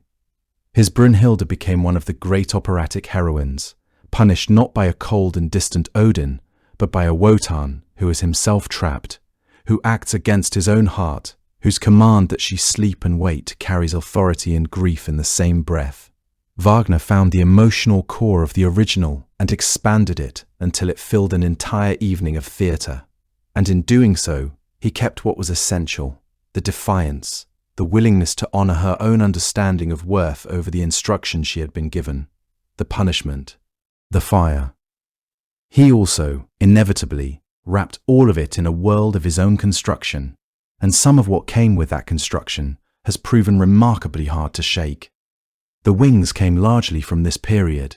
They came from the painters and illustrators working alongside the Romantic movement, who saw in the Norse material an invitation to grand visual invention. The Norwegian painter Peter Nicolai Arbo produced images of Valkyries on horseback against storming skies that were reproduced very widely and shaped how a great many people pictured these figures. A broader visual language developed alongside that work, layering classical angelic imagery onto Norse subjects, producing figures that were magnificent and instantly legible to audiences who had grown up looking at painted angels. The result was a Valkyrie who was winged and helmeted and dramatically lit, riding through cloud rather than across muddy ground, her spear catching light from no particular source. The horned helmet belongs to the same period and the same impulse, and it has even less grounding in anything real. The one well-preserved Viking Age helmet that survives, found at Germanbu in Norway, is a simple rounded iron cap with a nose guard. There is not a horn anywhere on it. The horned helmets so firmly attached to the popular image of the Norse world are essentially a 19th century costume decision, and they have outlasted a great deal of better evidence. What all of this took away is harder to name than what it added. It was the strangeness. The Valkyrie in her oldest recoverable form was not a soprano in a helmet. She was something that moved through the aftermath of a battle, exercising a power the people who believed in her found necessary and deeply unsettling to think about. Her beauty and her ferocity were not two qualities held in tension, but a single quality seen from different angles, and the Romantic tradition pulled those apart, emphasizing the grace and letting the terror drift into the background where it could be admired from a comfortable distance. Something similar happened in the world of fairy tales. The sleeping woman surrounded by fire who must be woken by a hero of sufficient courage, is a structure so familiar now that it can seem almost natural, almost inevitable. It flows directly from Brynhilde, from the punishment and the enchanted sleep and the ring of flame that Sigurd crossed. Scholars who study the history of European fairy tales trace a clear line from that legend into the tradition that eventually produced Sleeping Beauty, though a great deal of the moral weight drained out of it along the way, and what was left was sweeter and considerably less complicated. So the Valkyries found their way even into the nursery, into a world of spinning wheels and fairy godmothers, carrying a fragment of their original fire in a much quieted form. The image has kept moving since. Sometimes she is armoured and riding, close to the Edda version. Sometimes she has wings. Sometimes she is something else entirely. A woman with unusual power standing at a boundary and exercising judgment there. The specific features shift with every retelling. The outline stays, and there is apparently something in that outline that still needs a figure to carry it. When you picture a Valkyrie now, it is worth asking which layer of the tradition you are actually seeing, because there are several of them stacked one on top of another, each shaped by the preferences and anxieties of its own moment. There is something worth pausing on in all of this, and I do not mean a lesson exactly, just a thing worth noticing about what these beings offered the people who made them. The Norse world was not an easy one, and the evidence of its difficulty was everywhere. In a sea that could take a ship without warning. In winters that came down hard and stayed. In the nearness of violence, in a culture where raiding and battle were practical realities rather than distant abstractions. Death arrived often, and arrived young, and arrived without ceremony. And there is a particular kind of anguish that belongs to a death that feels wasted, that feels like noise followed by silence, like a person who was present and then simply was not, with nothing in between to mark the difference. Into that, the Valkyrie tradition offered something remarkable. It offered the idea that the moment of a fall was not an accident. It was a deliberate act of recognition, carried out by someone who had been watching, who had judged, and who had decided that this person, at this moment, was worth taking. The fall was not the end of the story. It was the beginning of a different chapter, and it began with someone leaning down from a horse and lifting the chosen upward into something larger than the field where they died. There is a generosity in that image that sits strangely and rather tenderly against the violence it was built to explain. A culture capable of imagining warfare on the scale the Norse did was also capable of imagining that every brave death was seen and named and honoured by someone whose entire purpose was to be present for exactly that moment. It is worth noticing, too, who was given that authority. Women moving freely across the boundary between the living and the dead, carrying souls from one kind of existence into another, serving in the hall of heroes, weaving the pattern of a battle before it began. In this imagination, it was women who held that threshold, who understood its geography, who could cross it without being destroyed by the crossing. And they were not passive messengers ferrying the dead from one place to another. They were willful and occasionally partial, capable of favouring those they loved and turning against those who had earned their disdain. And that complexity gave them a reality that a tidier figure would never have had. A warrior who believed in them was not merely believing in an afterlife. He was believing in a judgment, in the possibility that his conduct could be seen and weighed by someone who understood exactly what courage looked like, because looking for it was her entire occupation. That is a very different thing from hoping death leads somewhere good. It is a belief that the quality of your life, and particularly the quality of your last moments, could attract the attention of something vast and be found sufficient. He was not dying in front of his companions alone. He was dying in front of something ancient and attentive, whose judgment was not arbitrary, but true, rooted in a perception of him deeper than any he would ever receive from another living person. In a world where violent death was common and often sudden, the idea that someone had been watching, that someone had chosen, that the fall of a brave person was recognized rather than random, is not a small thing to believe. And you do not have to believe in Odin, or in Valhalla, or in a final battle at the end of everything, for that idea to carry something. The Valkyries outlived their own mythology. They moved through it and out the other side into the imagination of every generation that followed, and the reason is not only that they are magnificent or frightening or both at once, it is that they hold one of the oldest and most persistent of human wishes. That the end of a life is not simply an ending, but a moment in which that life is looked at, fully and without flinching, and found to be enough.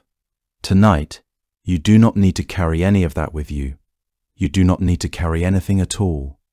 The story has been told, and it can settle around you now the way a last breath of wind settles before a night goes entirely still.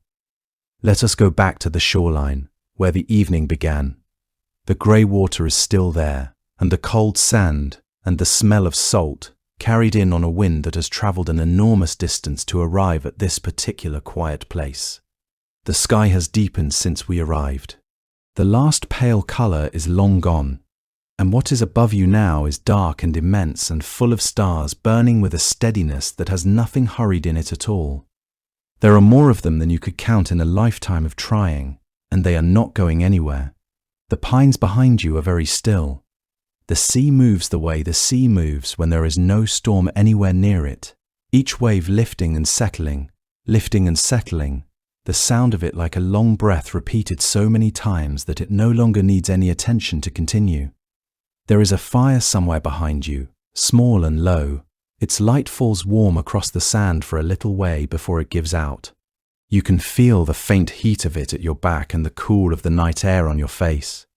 And the two together feel like a kind of balance, like the world holding itself in a comfortable place and having no reason to move. Somewhere in the darkness beyond the firelight, where the sand gives way to harder ground and the trees begin, there is the soft sound of a horse breathing, slow and even, the breath of an animal completely at rest, small clouds of warmth going up into the cold and disappearing. The horse does not move. The trees do not move. The stars above the water are reflected in the surface of the sea, trembling faintly with each small wave, points of cold light rising and falling on the dark water, as though the sky and the ocean were quietly exchanging something between them and had all the time in the world to finish. The fire settles lower. The sound of the sea continues on its own, as it always has, patient and unhurried, and entirely untroubled by anything that has come or gone. And somewhere out beyond all of it, if you are still enough and the night is quiet enough, there is the sound of hooves on a cold wind, growing faint, growing fainter, until there is nothing left but the dark and the water and the slow, steady rhythm of your own breathing. Imagine, if you can, that you are lying somewhere very still and very cold. Not uncomfortably cold, the kind of cold that sharpens the edges of the world and makes the warmth of wherever you happen to be lying feel more precious than it would otherwise. You are inside a great hall, low and long, built from pale timber that has darkened over many years with smoke and age. The walls hold the cold at bay, the way cupped hands hold water, imperfectly and tenderly, with just enough warmth leaking in from the fire at the center of the room to keep the night from feeling cruel. The fire has burned down to something quieter now. A deep orange bed of coals with small flames rising and falling above it, throwing light that moves slowly across the ceiling beams and across the faces of the few people still awake. Heavy woolen blankets lie over you, the kind that carry their own weight and press down softly the way a hand might rest on your shoulder. Beneath you, there is a thick layer of straw and hide that gives a little with every breath you take, settling you deeper into stillness as the minutes pass. The smell in the room is wood smoke and something faintly resinous, like pine warmed from the inside. Underneath that is the cold mineral smell of the sea, which is not far from here, close enough that when the wind finds a gap in the timber or stirs the heavy cloth hanging across the door, you can hear it, a low and steady sound, neither threatening nor soothing, but simply there, older than anything in the hall and entirely indifferent to whatever happens inside it. Outside, the wind moves across open ground and finds nothing to stop it for a very long way. It carries the smell of frost and dark water, and the faint iron scent of a sky that has been holding snow for days without releasing it. Where the clouds have broken, the stars are the particular hard and brilliant kind that only appear in cold this deep, as though the chill has polished them from the inside and set them a little further away than usual. The hall is quiet. A dog sleeps near the fire. Someone on the far side of the room turns over and goes still again. The coals tick softly as they cool and settle, and the sound is so small and so regular that after a while you stop hearing it as a sound at all and begin hearing it as the texture of the silence itself. There is nothing you need to do. There is nowhere else to be. The night is long and deeply dark, and the story is waiting. And it is here, in the hush of this northern dark, that we will begin with a god who was loved more completely than any other, and who was lost anyway. His name was Baldr, and even the name is not entirely settled. Most people assume it means something to do with brightness, and that assumption fits him so well that it has become difficult to dislodge. But the more likely derivation connects it to an old Germanic word meaning bold, or lord, or prince, the same root that gives us words for a certain kind of courageous authority. There is a related Old Norse adjective that means brave, and the two may simply be the same word wearing different clothes. I mention this at the start because it is the first small example of something that will keep happening tonight.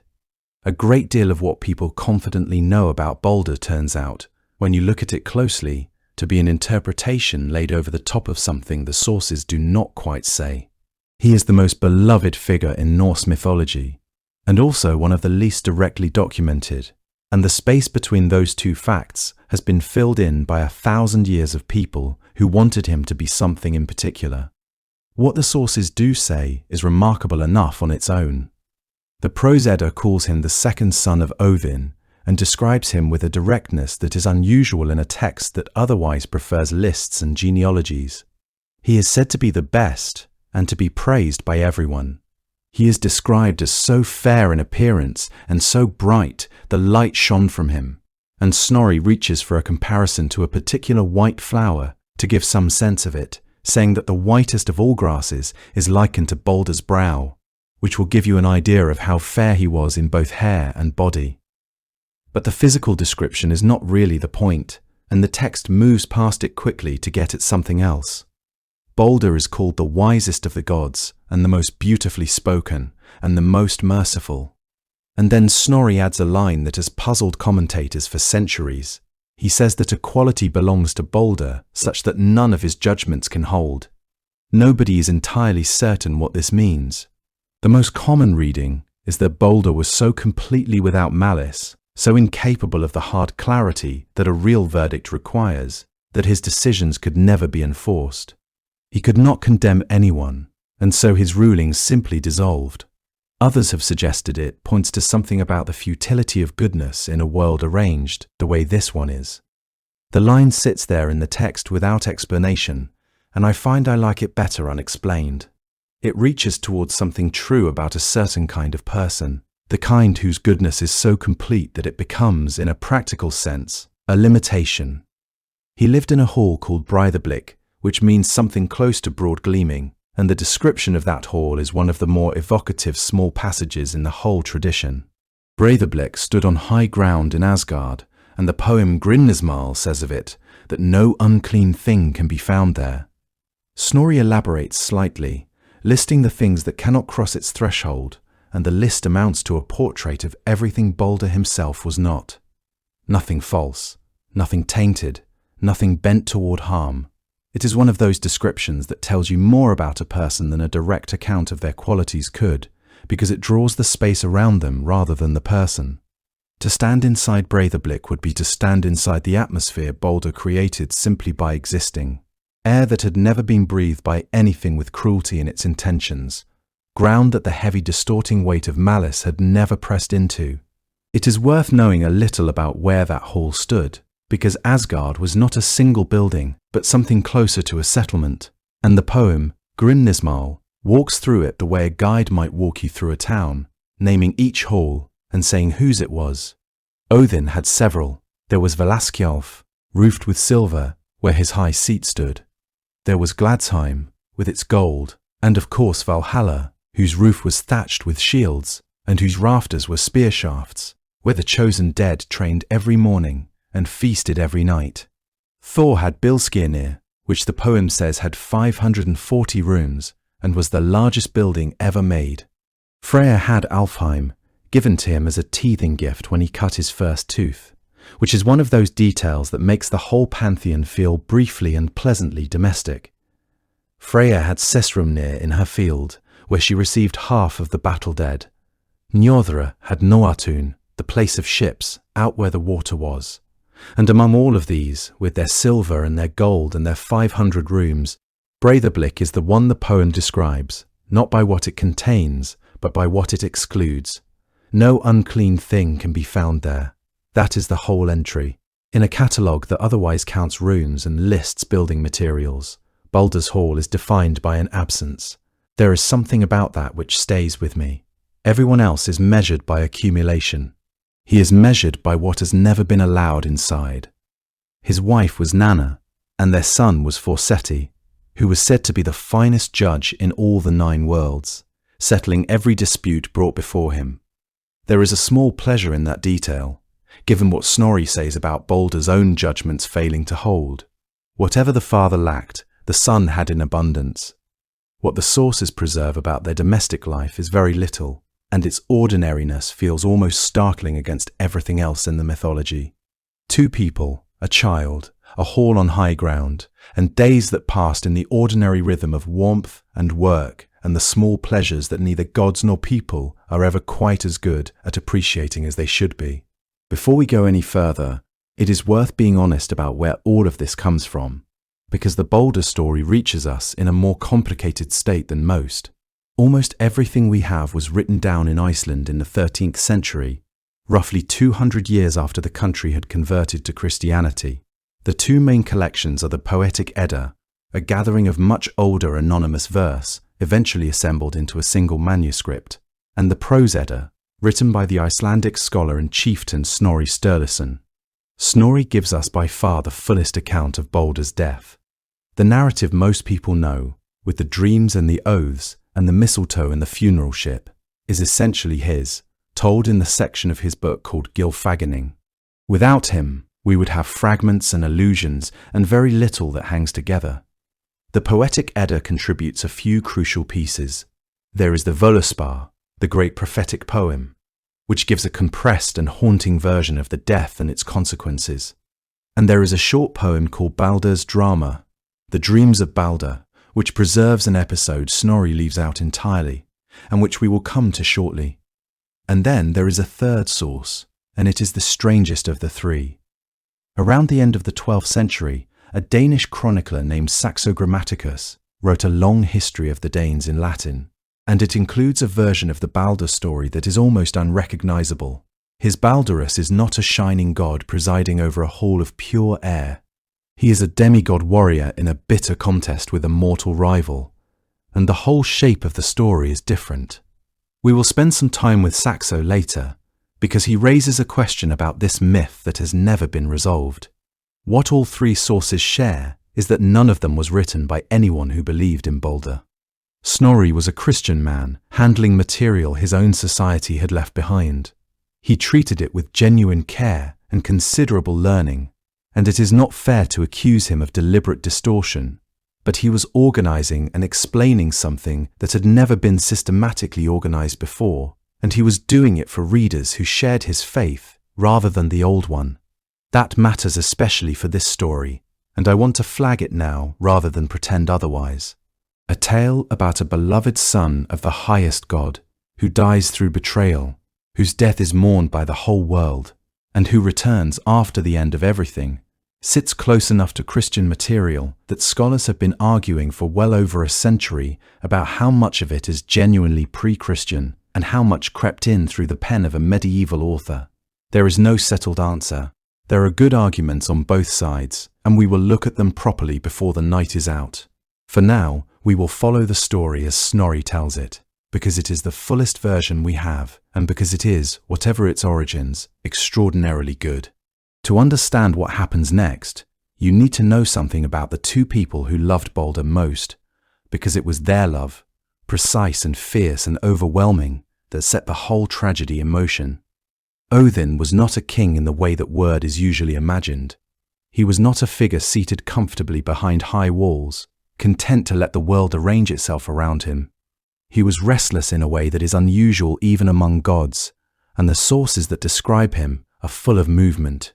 He wanders, he disguises himself, he trades his identity for passage into places that should not admit him. He gives away things that other beings would guard with their lives.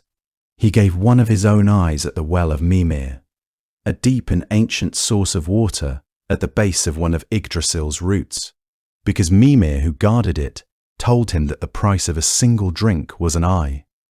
Odin considered this and decided it was fair. He pressed his own eye from its socket and handed it across, and in return he drank, and afterward he saw with a clarity that ordinary sight had never given him. The eye remained in the well, pale and still beneath the water. What he gained in exchange is harder to name than simple knowledge. It was the ability to see into the nature of things that ordinarily resist being understood, the kind of sight that makes a person quieter and more careful in everything they do afterward. He wore his wisdom the way people wear scars, not with pride exactly, but with the particular gravity of someone who knows what it cost. He had done something similar with the runes.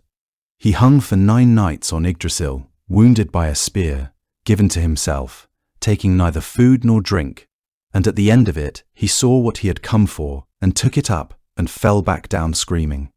The poem that records this puts the words in his own mouth, and there is something almost unbearable in how plainly he tells it. He was the god of wisdom and of war and of poetry and of the dead and of kings.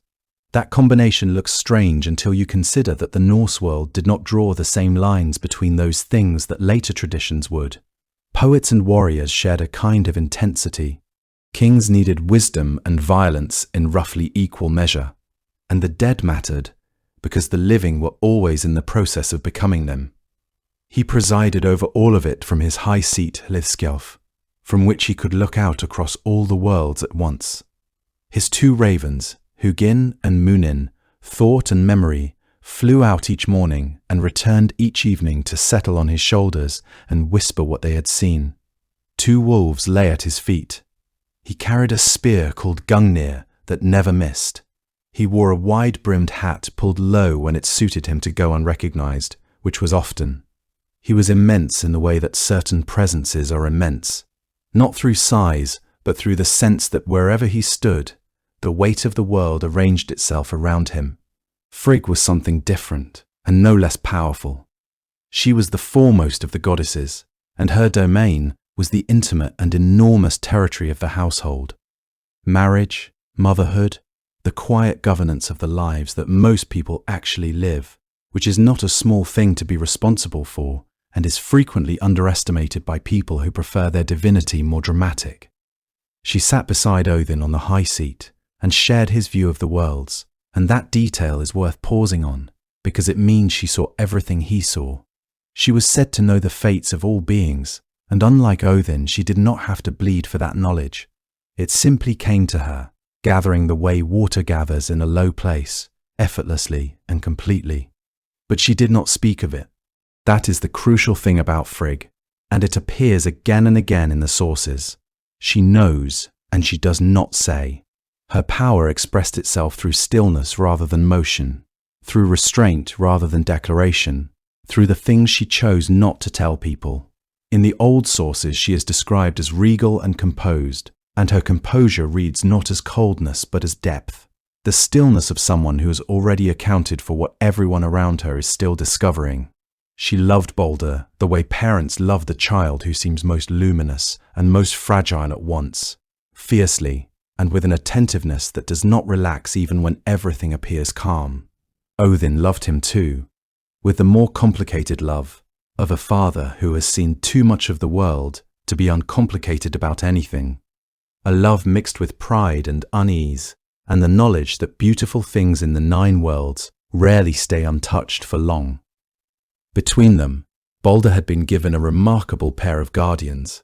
one who could see further than most gods cared to imagine, and one who had already paid an eye for the privilege of seeing a little more clearly than he otherwise would. And it would not be enough. The trouble began with sleep, or rather, with what happened when Baldr tried to sleep, which was that the dreams came. They were not the kind of dreams that dissolve at the edges when you open your eyes, softening into something vague and harmless in the clear morning air. These arrived with the weight and precision of memory rather than imagination. They settled over him in the dark of Breidablik with a cold clarity that left no room for interpretation, and he would wake before dawn with the sensation still pressing against him. The light that usually seemed to rise from within him, that warm and easy radiance the other gods had always taken for granted, would feel dimmer in the mornings after, as though the dreams were drawing on it through the night and leaving him a little less than himself. Night after night, the visions returned. The sources say they showed him his own death, though they are vague about the form it took and about whose hand delivered it, and that vagueness may itself be the point. What mattered was not the detail, but the repetition. The Norse world did not dismiss dreams as the confusion of a sleeping mind. Dreams of that quality, arriving with that kind of persistence, were understood as something closer to prophecy. They were a communication from forces larger than any single life, carrying information the waking world had not yet been given, but would eventually be required to receive. When Baldr told the other gods what he had been dreaming, the mood in Asgard shifted the way light shifts before a storm. Not yet dark, but altered, with the brightness of things slightly wrong. These were not beings unfamiliar with danger. They had faced giants and dragons and the slow eroding weight of time, and they were, as a group, not especially given to worry.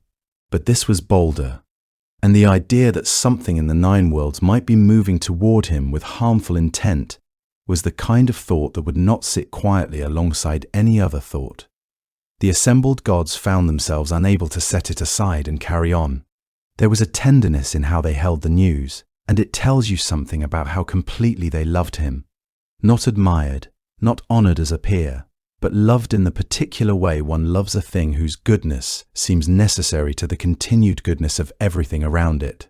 His presence in Asgard had been like early light on a winter morning, the kind that does not demand your attention, but is immediately noticeable the moment it is gone. Odin heard all of it and did not waste time on reassurance. He was not built for reassurance.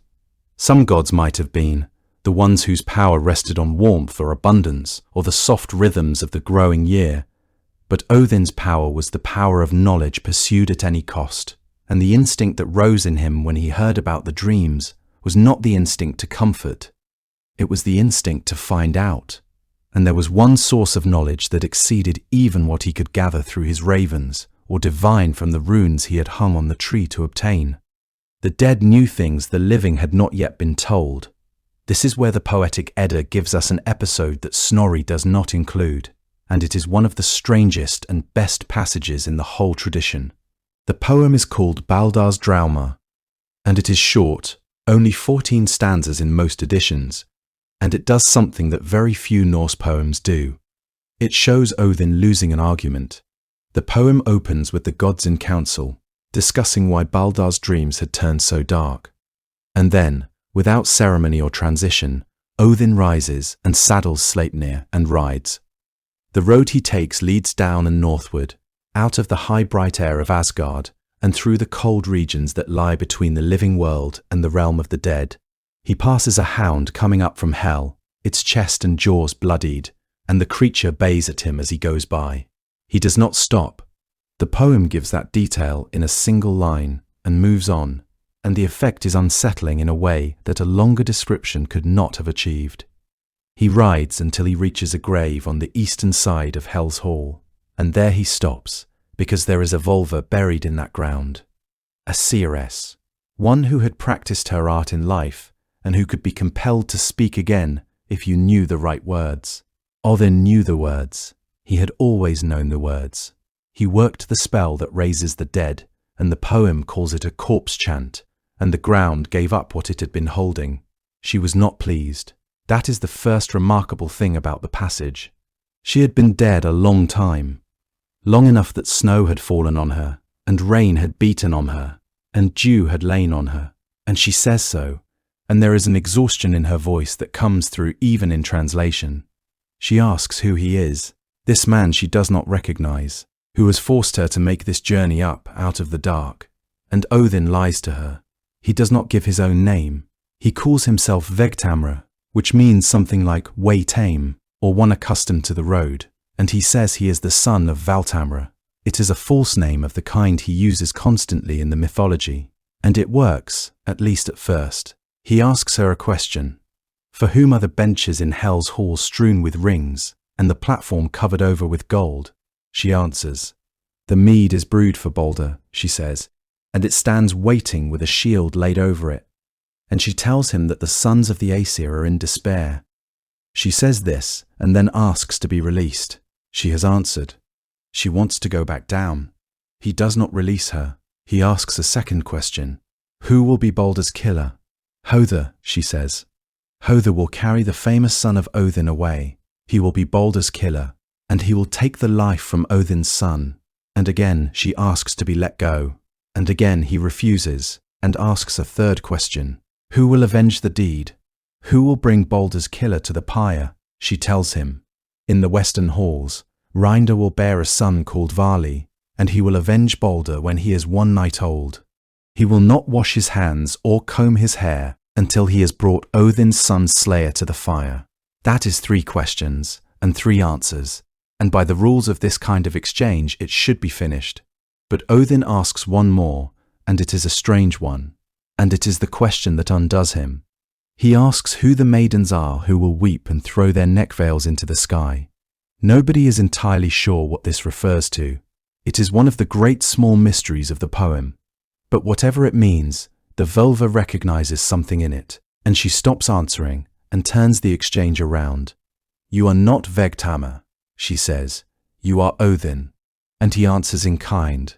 You are no vulva, he says, nor any wise woman, but rather the mother of 3 ogres. The poem ends almost immediately after that.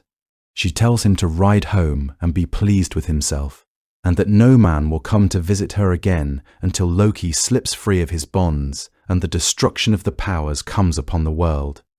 Then she goes back down into the ground. There is something extraordinary in that ending, and it is worth sitting with for a moment. Odin has ridden to the edge of the dead to learn what he most feared to hear, and he has learned it in more detail than he could possibly have wanted. He knows who will kill his son. He knows that vengeance will come, and from whom, and how quickly. And the last thing he is told is that the next visitor to this grave will be the end of the world. He rides home carrying all of that, and the sources give no indication that he told anyone. That silence is one of the quietly devastating things about this myth. Odin knew. He knew the name of the killer before the killing, and he said nothing, and everything that follows happens with that knowledge sitting somewhere behind his single eye, unspoken. Frigg did not wait for certainty. She decided, with the particular calm that belongs to people who have looked at a terrible thing and chosen to act anyway, that she would simply go out into the world and make it safe herself. The dreams had told her enough. Odin had ridden into the dark to gather knowledge, and Frigg respected knowledge deeply.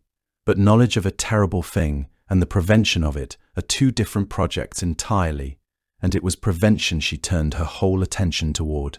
She dressed for travel and left Asgard without ceremony, carrying nothing with her except an intention so firmly settled that it needed no rehearsal. She would visit every living thing and every element and every force that existed anywhere in the 9 worlds, and she would ask each one, plainly and without coercion, to swear that it would never bring harm to her son. It is, by any measure, an extraordinary undertaking, and the old sources offer it almost without commentary, as though the scope of what she was attempting was simply what a mother would do, and required no further explanation. She began with the great and obvious forces: fire, which burns without preference and respects nothing it has not been asked to spare; water, which fills every low place in the world, and can take a life as easily as it gives one. She went to iron, and to every other metal, a smith might draw out of the earth and shape into something sharp or heavy or hard, and she asked each one to hold itself back from Baldr's skin. She spoke to stone, to the cold faces of mountain cliffs, and to the smooth river pebbles lying quiet in shallow water, and stone agreed. She spoke to wood in all its forms, from the immense timber of the oldest forest trees to the dry, brittle branches that crack underfoot on a winter path, and wood agreed. She went to every sickness that drifts through cold northern air and settles into a body uninvited, and spoke to each one by whatever name could be given to it, and each swore to pass him by. She spoke to the beasts that run in packs across open ground, and to those that move alone through the dark, and they listened in the way that animals sometimes listen, with a stillness that might have been understanding, and they agreed as well. She went to serpents, whose venom is quiet and unhurried and complete. She found the poisons that grow in roots and berries and beneath the caps of forest mushrooms. She asked each one to leave Baldr untouched, and each one swore. What made the work remarkable was not any individual oath, but the completeness of the pursuit. She did not speak only to the great dangers. She sought out lesser things as well, the small hazards that live at the edges of a life. She spoke to wind in all its varieties, from the gentle morning air to the gales that tear boats apart. She spoke to rain and to hail and to snow. She went into deep places and spoke to things that had never seen light, and climbed to high places where the air grows thin, and spoke to the silence that lives there. It is worth trying to picture the actual shape of the work, because the sources give it to us as a summary, and a summary flattens it. She would have gone to the sea in winter, standing where the grey water came up over dark stones, and asked it for its word. She would have gone to the ice on the lakes, and to the particular treacherous ice near the edges that looks solid and is not. She would have gone into the mountains, where the rock face gives way without warning, and the fall does the rest. She would have gone to the ordinary domestic dangers as well, which are the ones that actually take most people. The cooking fire, the knife left where a hand might find it, the horse that shies, the rope that frays where nobody has looked at it in a season. And she would have had to think of things nobody thinks of. That is the part of the task that is genuinely difficult, and the sources acknowledge it only by implication. To make a list of everything in the world that could kill a person, you have to be able to imagine everything that could kill a person, and you have to do it exhaustively, without letting your attention slide past anything. Which means that Frigg spent whatever length of time this took, walking through the world in a state of continuous imagining of her son's death. Every oath she gathered required her to picture, clearly enough to name it, one more specific way in which he might be taken from her. Nobody in the sources says this, but it is there in the structure of what she did, and I find it is the detail that makes her labour feel less like a mother's devotion in the abstract and more like something a real person would do, and would find nearly unbearable, and would keep doing anyway. And she did all of it without any apparent sense of urgency, which is perhaps the most characteristic thing about her. There is an image in this passage of Frigg moving through fire and frost and stone and water, gathering promises the way another person might gather firewood. Practical, unhurried, thorough. It speaks to a quality in her that was never showy and was always, in some deep and steady way, immovable. She spoke as one speaks to an equal, which is the truest courtesy there is. She asked nothing without acknowledging what she was asking of, and she thanked each one afterwards as though the promise were a gift freely given rather than a duty performed. The things she spoke to seemed to recognize that, and returned it in kind. By the time she had finished, the world had become, in a real sense, a place rearranged around one person's safety. Every sharpened thing, and every burning thing, and every cold and venomous and crushing thing had given her its word, and she carried all of those words home the way a person carries water, carefully, aware of the weight, and aware that spilling any part of it would undo the whole. She had nearly succeeded, completely and without remainder, in what she had set out to do. Nearly. The sources are careful with that word, and they present the exception not as a failure of effort, but as exactly the kind of small plausible oversight available to anyone who has been thorough enough to exhaust the obvious. Growing on the bark of an oak that stood west of Valhalla was a mistletoe, low to the ground in its manner of clinging, soft-stemmed, pale, with waxy leaves. Frigg had paused to consider it, and had walked on. It was so young, she thought, so slight and inconsequential against everything else she had already gathered. The world is full of tender things that could not harm a child, let alone a god, and this seemed to belong entirely to that category. Too new to be dangerous, too small to be taken seriously, too harmless looking in every visible respect to merit the ceremony of an oath. So she left it there, growing quietly in its ordinary place, unasked and unoffended, and went on and finished everything else, and came home satisfied that the work was done. It is worth spending a moment on the plant itself, because whoever first put it into this story was not choosing at random. Mistletoe does not grow from the ground. That is the first strange thing about it. It grows on other trees, rooting into the bark and drawing water and minerals out of a host that never invited it, which makes it a plant that has no relationship with the earth at all. It lives in the air, attached to something else, belonging to neither the ground below nor the canopy it sits inside. It is also evergreen. In a northern winter, when every deciduous tree has gone bare and grey and the whole landscape has closed down, mistletoe stays green. You can see it from a distance in December, a dark ball of leaves suspended in the middle of a tree that is otherwise entirely dead-looking, and it is genuinely uncanny once you have noticed it. The berries are white and translucent and slightly sticky, and they are poisonous to people, and birds eat them without difficulty and spread the seeds by wiping their beaks on branches. So the plant travels through the air, on birds, and arrives on trees, and never touches soil in its entire existence. Whether the Norse thought about it in exactly these terms, we cannot know. But there is a logic to it that fits the story with unsettling neatness. Frigg went to everything in the world and asked it for an oath, and the one thing she overlooked was the one thing that does not quite belong to the world in the ordinary way. Not of the ground, not of the tree it sits on, green when nothing else is, fed by something it did not ask permission from.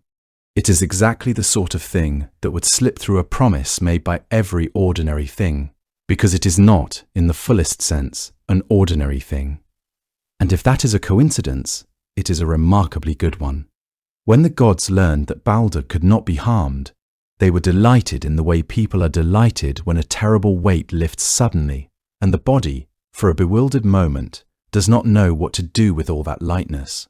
The relief spread through Asgard quickly, the way warmth spreads through a room when a door that has been standing open against the cold is finally pulled shut. These were gods who had spent days and nights watching Baldr move through his waking and his sleeping with a shadow on him, and now they found themselves doing something they had not expected to do so soon, which was to laugh. And then, because they were who they were, they turned the whole matter into a game. There is something both touching and faintly absurd about how they went about it, the way any group of people released from a long anxiety will sometimes tip over into a giddiness that looks almost like forgetting. Someone threw a stone at Baldr and watched it glance away. Someone else threw a heavier one. Then someone tried a knife, and then a spear, and Baldr stood in the middle of it all, with his arms loose at his sides, and a smile spreading across his face that was equal parts amusement and wonder. The weapons came from every direction, axes and blades and great blunt things that should have knocked a god off his feet, and not one of them did anything at all, each one falling short or turning aside or resting against his skin for a moment before dropping harmlessly to the ground. The gods cheered when this happened. Then they tried something heavier and cheered again when that also failed. The whole scene had the feeling of a festival, one of those afternoons that seems to hold more light in it than the hours reasonably allow. Baldr himself seemed genuinely pleased by it, which is perhaps the most remarkable detail of all, because a less generous figure might have found the spectacle of his own friends hurling weapons at his body a little difficult to enter into with full warmth. But he stood in the ring with his hair catching the light and his shoulders relaxed, calling out to the others to try harder, to find something larger, laughing when they did, and the result was the same. There was a kind of proof being established in that circle, and it was not really about physical safety. It was about something more like reassurance, the sense that the world had been examined carefully and found to be, at least in this one particular, on the side of good things. The other gods needed to see it with their own eyes and to participate in the evidence of it. That is why the game went on day after day without wearing thin. Every object that fell away from him was a small proof that the fear had been beaten back, and that was worth witnessing again and again, in the same way that a fire which was difficult to light gets checked repeatedly once it catches, simply for the pleasure of seeing it still burning.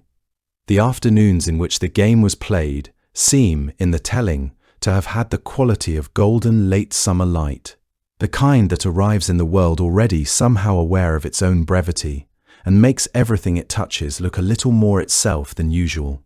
And it might have stayed that way.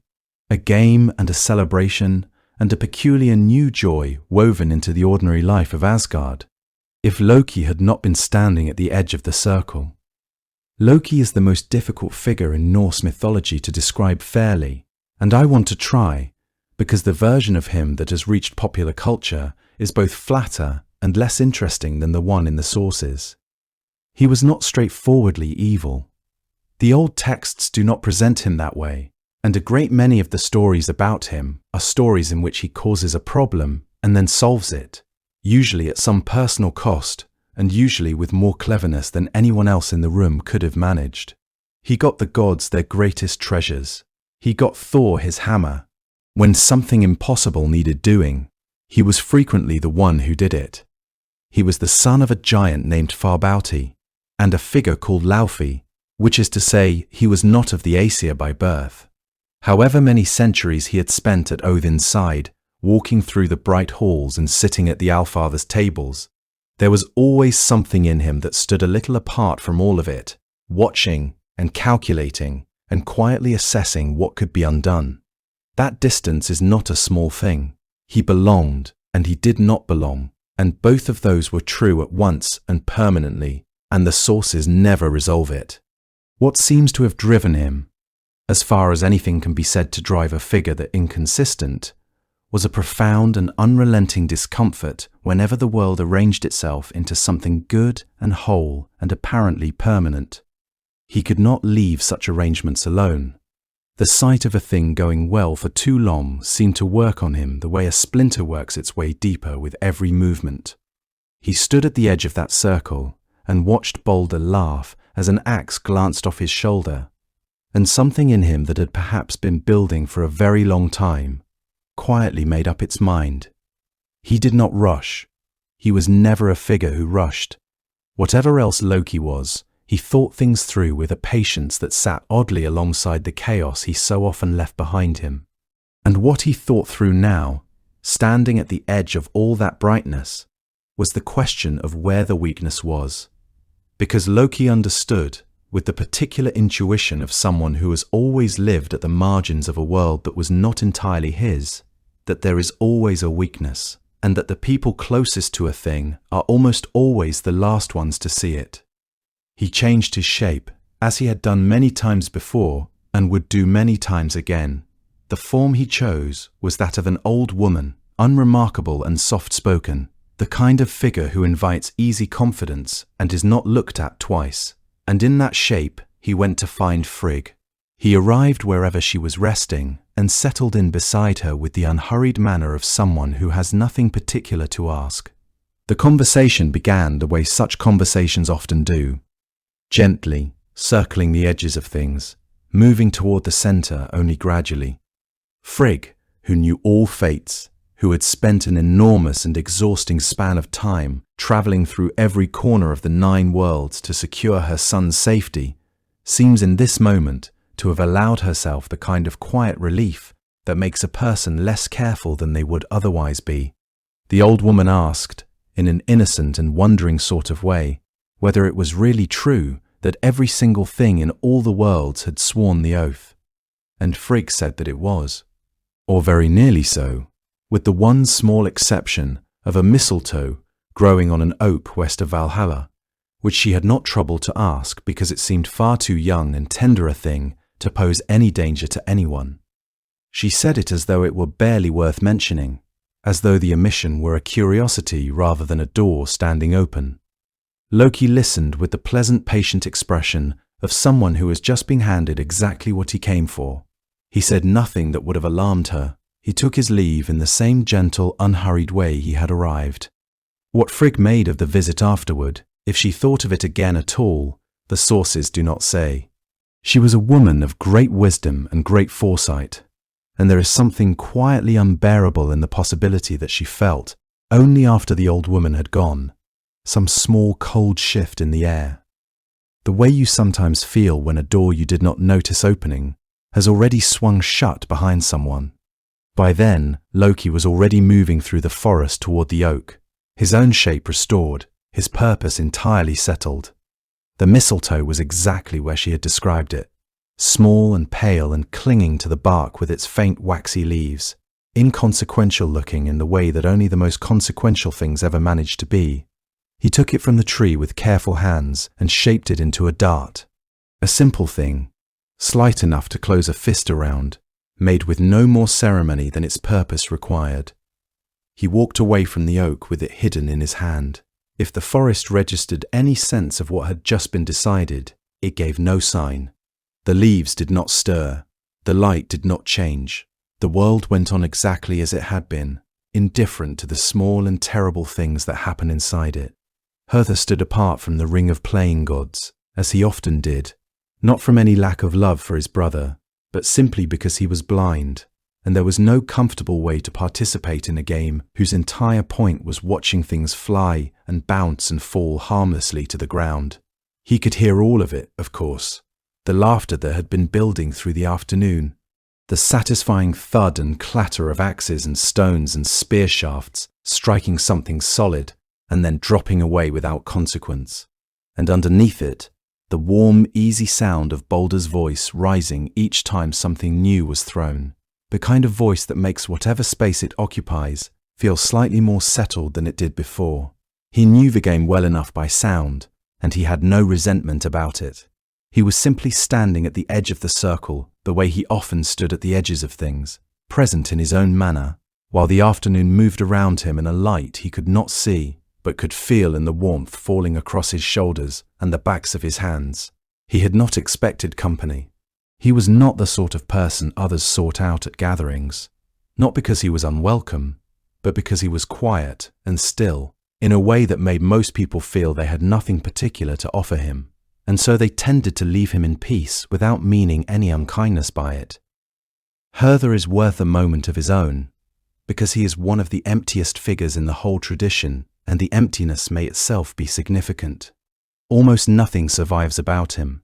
He is Odin's son and Baldr's brother, and he is blind, and outside of this one afternoon he does essentially nothing anywhere in the surviving material. He has no other stories, no feats, no quarrels, no marriage, no hall that anyone thought to name. Snorri, in the section of his book where he lists the gods one by one and says something about each of them, reaches Hertha and manages a single unhappy sentence. He is blind, Snorri says, and he is strong enough, and the gods would rather his name did not have to be mentioned because the work of his hands will be long remembered. That is the whole of him, a god whose entire recorded existence is one act he did not intend and did not understand he was performing. There is a reading in which this is simply what happens to a figure who exists only to serve a plot function. He is there because the story requires a blind brother, and outside that requirement, there was never anything to say about him.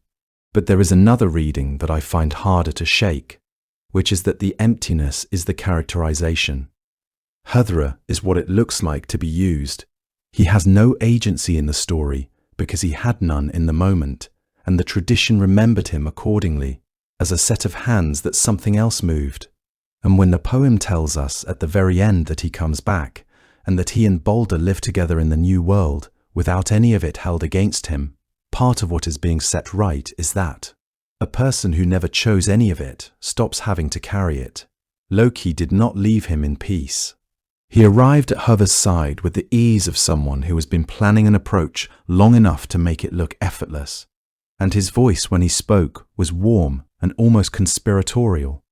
The voice of a person who has noticed something amusing and wants to share it with a friend. He said it seemed a shame for Hother to stand so far from the fun when everyone else was taking a turn. Surely he would want to honor his brother the same way the others were doing. There was no reason at all he could not join in. He would only need a little guidance, a hand on his arm to point him the right way. Loki would be glad to help. There was nothing in the tone to push against. It was the kind of offer that arrives wrapped in consideration, so that refusing it would feel ungracious. And Hother had no reason to refuse. He loved his brother, and the chance to add his own small gesture to the afternoon was something he would naturally have wanted. So he turned toward Loki, and Loki pressed something into his hand.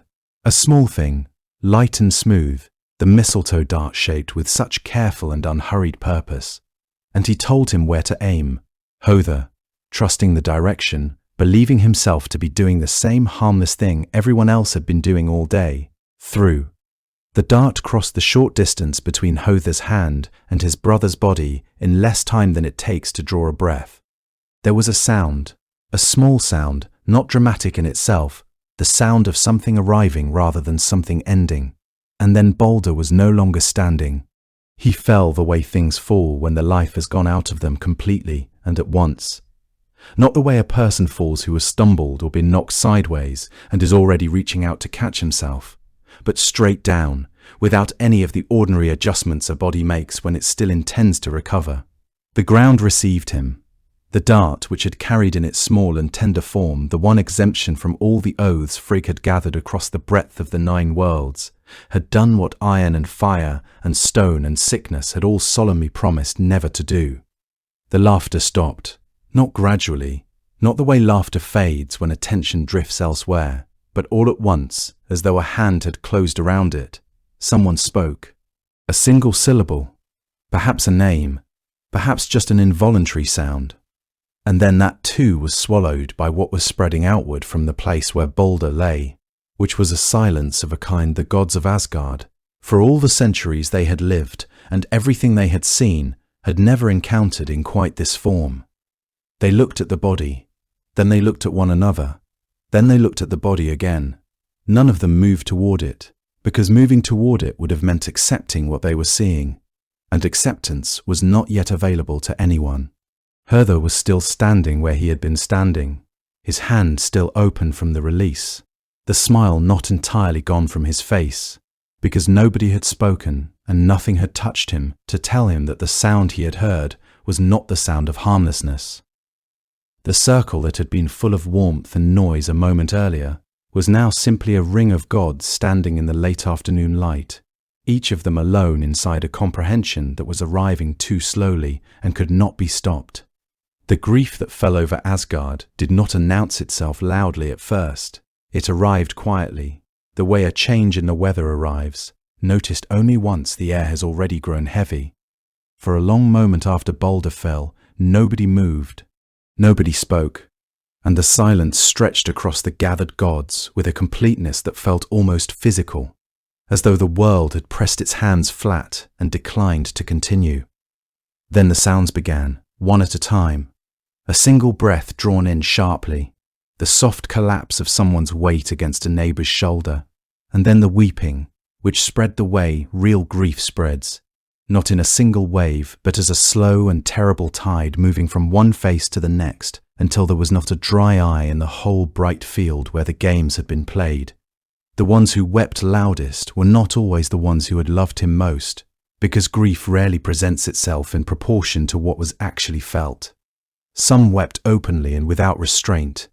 Others stood very still with their hands at their sides, their faces doing something quieter and considerably harder to watch. The goddesses gathered together and held one another with the unguardedness of people who have not yet learned to keep such things private. Even the animals of Asgard seemed to feel it. The horses stood with their heads low. The birds were nowhere.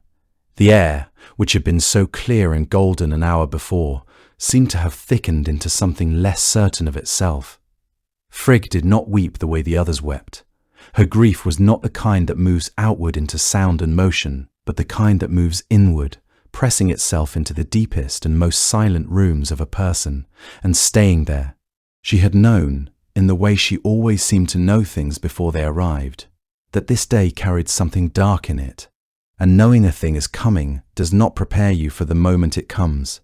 It does not keep your hands from going still or your chest from closing around a weight that has no name in any language. She knelt beside her son and did not speak for a very long time.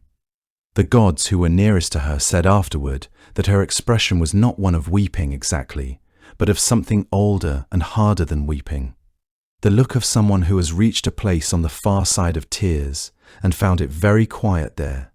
She had travelled through all the 9 worlds. She had asked every creature and plant and stone and element to swear it would not harm him.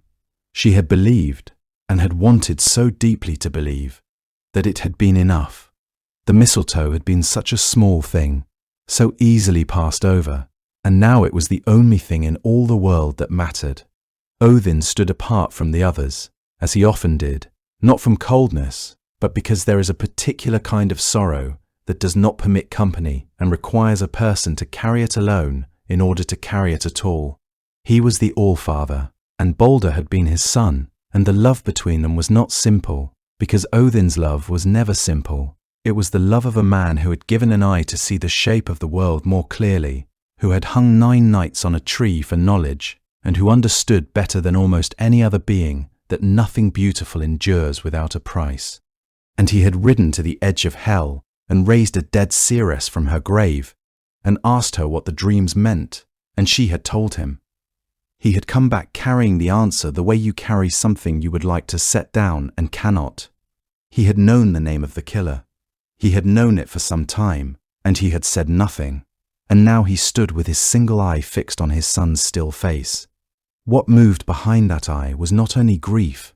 Odin, alone among all those weeping gods, understood that this was not simply the loss of his most beloved child. It was the first unmistakable sign that Ragnarok had drawn closer than anyone had been willing to admit, and that the long-prepared-for ending had begun to move. It was Frigg who spoke first, once the weeping had quieted enough for words, not to comfort anyone, but to ask the kind of practical question that only someone who has already moved past raw grief into the territory of desperate action tends to ask. She wanted to know whether there was anyone among them who would ride down to the realm of Hel and attempt to ransom Baldr back, whether anyone was willing to make that descent, to cross into the world beneath the world and speak on behalf of the dead, and to offer whatever Hel might ask in exchange for the return of the most beloved of the gods. The hall was very quiet when she said it. The grief was still enormous and fresh, and not the sort of thing that makes volunteering feel like a natural impulse. But everyone who heard her understood that Frigg was not offering a choice so much as opening a door and waiting to see who would walk through it. Hermodr stepped forward. He was one of Odin's sons, and he is not much spoken of in the sources, not placed prominently in the great stories the way some of his brothers are. What he was known for, where he was known at all, is exactly the quality the moment required, which is a kind of courage that has less to do with the absence of fear and more to do with a willingness to move toward a hard thing anyway, without hesitation and without making much of it. He said he would go. He said it simply, the way people say things that were already decided before they opened their mouths. Frigg looked at him for a moment, and then asked Odin for the use of Sleipnir, the 8-legged horse that no other creature in the 9 worlds could match for speed or for sure-footedness across whatever terrain the world might put in a traveller's way. Odin gave his consent without a word. Sleipnir was brought out and saddled, and Hermodr mounted and rode away from Asgard before the morning had properly settled, carrying nothing with him except the urgency that Frigg's question had placed inside him like a stone. What he was undertaking was not a rescue in the ordinary sense. It was a negotiation with a power that stood outside the reach of anything the gods could threaten or promise. Hel was not a giant who could be fought, or a rival who could be outwitted. She was ancient and absolute inside her own domain, and her laws were not subject to appeal. To ride to her realm was to enter a place where the rules of life simply did not apply. and where the authority of Asgard weighed no more than a whisper. Every god who watched Hermodra go understood this. None of them called him back, because there was a quality of necessity to the task that outweighed the ordinary calculations of risk. Baldr's death had opened something that reached far past the immediate fact of the loss. His brightness had been holding something in place, and the world above had begun, very quietly, to feel the difference. The road down from Asgard into the deep places was not a road in any ordinary sense. It did not run through countryside a traveller could recognize or use to orient himself. The further Hermod rode from the bright halls, the more completely the world around him changed. The light pulled back first into a kind of blue dimness, then into grey, and then at last into the total featureless dark of the 9 valleys through which the path to Hel was said to run. They were cold in the way that only places which have never known warmth are cold. Not the sharp, clarifying cold of a winter morning in the world above, but something deeper and more thorough, pressing in from every side as though the darkness itself had weight and temperature, as though the absence of light were a substance rather than the lack of one. He could not see where he was going, but Sleipnir knew the way, or seemed to, moving forward through the dark, with a steady, unhurried confidence that was more reassuring than anything Hermod could have told himself. Beneath the horse's hooves, the ground was sometimes rock, and sometimes something softer that gave without sound. The path wound and dipped in ways that offered no landmarks, no stars overhead, no moon, no horizon. Only the sound of the horse breathing and, at intervals, impossible to predict, the roar of a river somewhere close in the dark, loud and cold and fast, its edges catching whatever faint light existed in that place, and throwing it back in brief pale flashes before the sound faded and the dark closed in again. There were many rivers on that road, and each one sounded different, some wide and slow and grinding as they moved over stone, others so violent in their rushing that the noise filled the whole narrow valley and left a ringing behind in the ears long after the horse had crossed and the water had receded. The cold deepened the further he went, gathering into something that settled against the skin like a second layer of clothing, unwanted and impossible to remove. He could not have said how much time was passing, because time in those valleys seemed to run on a logic of its own. Each dark was indistinguishable from the last, and the only measure of progress was the changing texture of the ground and the sound of the rivers as they came and went. 9 nights, according to the account, he rode like that, not stopping, not sleeping, pressing forward through the deep cold of the world's underside, while Sleipnir's hooves found a path that no ordinary eye could have seen. On the 9th night, or what passed for the 9th night in that lightless and disorienting place, something changed. Not dramatically, and not all at once, but in the particular way things change when a long passage is finally nearing its end. Quietly, and with a quality of difference that is felt before it is understood. The ground levelled out, losing the pitch and uncertain angle it had held through all those descents. The air, which had been moving faintly the whole way with the cold breath of underground rivers and the slow pull of some deep sourceless draught, grew very still. The kind of stillness that belongs to enclosed spaces, to rooms where no window has been opened in a long time, to water that is very deep and very cold and very far from any surface. The sound of the rivers was gone. For a moment there was only the horses breathing, and then there was something else, the clear ringing knock of hooves on a surface that was neither rock nor soil, but something smooth and resonant, giving back the sound of each step with a clarity that made the previous 9 nights of muffled uncertain ground feel very far away. This was the bridge over the river Jol, and it was roofed with gold that caught what little light there was and held it. A maiden named Mothguther guarded it, and she looked at Hermod with calm eyes and asked him who he was and where he thought he was going. She told him something, in the way of guardians who see everything that passes and are not much surprised by any of it. 5 troops of dead men had ridden over that bridge the day before, she said, and they had made less noise than he was making by himself. And she observed that he did not have the colour of the dead about him. Then she asked him why he was riding the road to Hel if he was not dead. He told her the truth, and she let him pass and pointed the way. Downward and northward, she said. That is the road to Hel.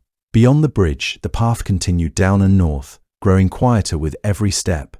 Not a peaceful quiet, but the quiet that is simply the absence of everything that makes a world feel alive.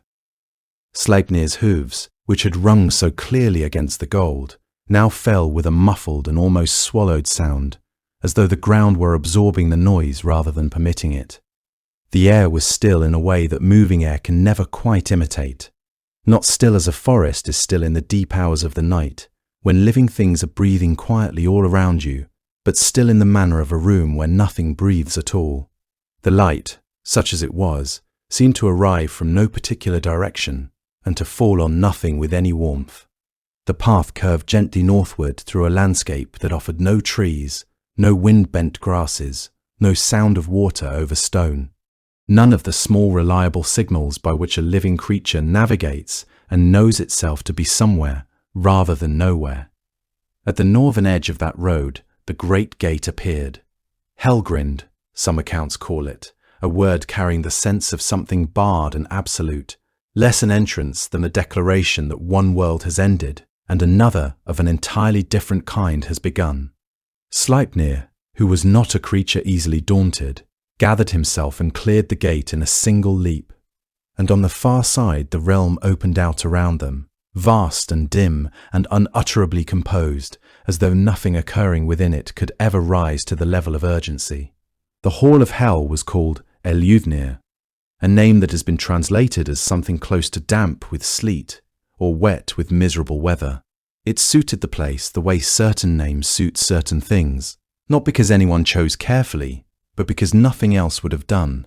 The hall itself was immense in the manner of all the great halls of the Norse tradition, high-roofed and wide-floored.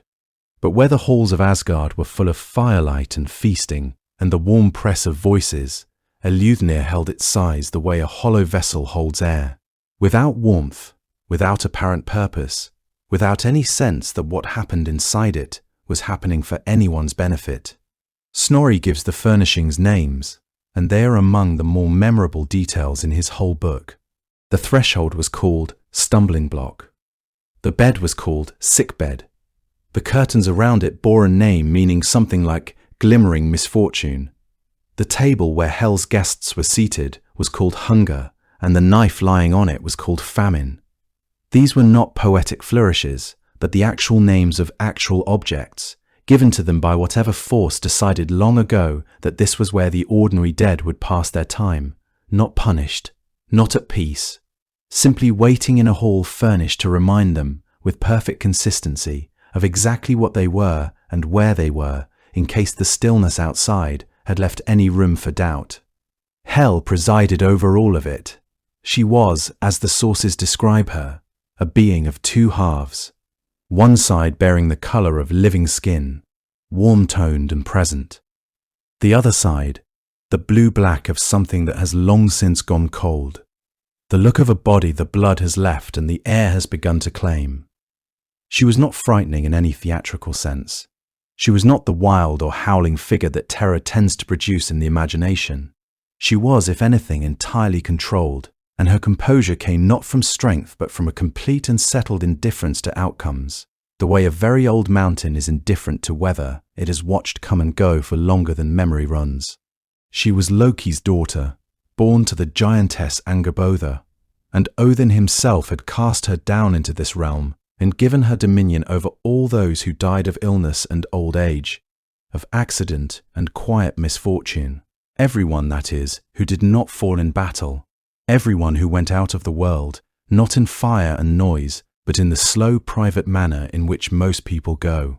She had governed here since that casting down without complaint and without any particular interest in what the gods above might think of her arrangements. She received Hermother with precisely the degree of acknowledgement the situation warranted, which was very little. He saw Baldr before he reached the high seat, and the sight was, in its own way, harder than the 9 valleys had been.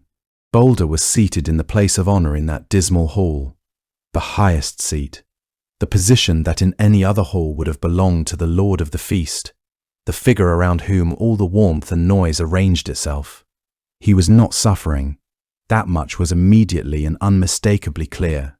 He was not in pain, and not imprisoned, and not tormented in any of the ways one might fear on learning that a beloved person has entered the realm of the dead.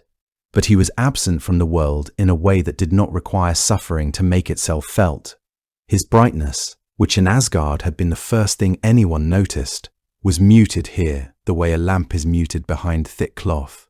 Still burning, still itself in its essential nature, but separated from everything and everyone that had ever received its light. He sat quietly in the high seat while the hall went on around him, dim and steady and cold. Her mother crossed the floor to reach him, and they spoke together through the long, lightless night of that place, where time passes without any sun or moon to mark it. Baldr received his brother with the same gentleness he had always shown, the same quality of attention that had made everyone who came before him feel, for the duration of the conversation, that they were the only thing worth attending to. Nanna was with him. She had died at his funeral, and we will come to that shortly. And if there was any consolation available in Eljufnir, it was probably that. A very small consolation against a very large sorrow, but the only one on offer. When Hermodr brought his plea before Hel, he spoke plainly and without ornament, which was probably the only approach that would have found any purchase with a figure so entirely unmoved by performance.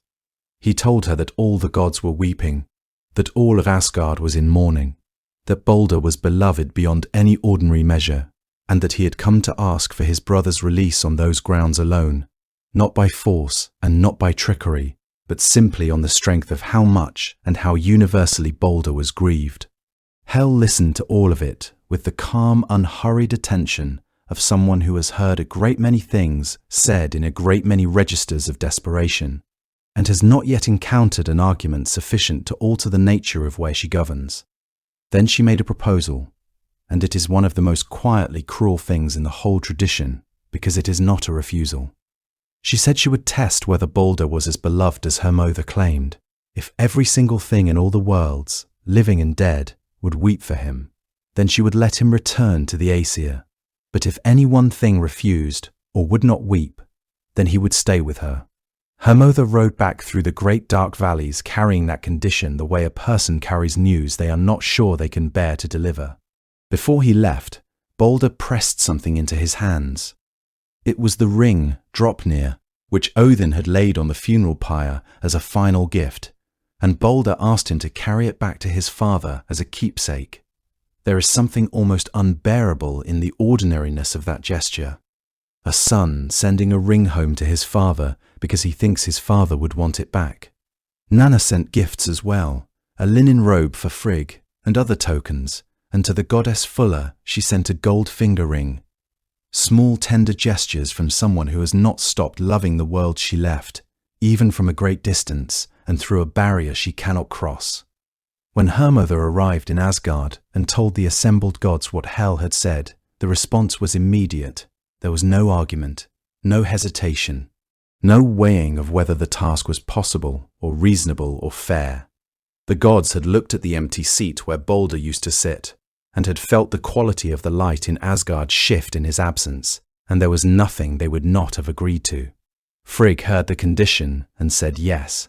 The others said yes. Messengers went out that same day, moving in every direction across every world the great tree held in its roots and branches. What followed is unlike anything else the old stories describe. It was not a war or a journey or a contest. It was a request, and the request was this: weep for Baldr, who was the best of us, who is gone, and whose return depends on you.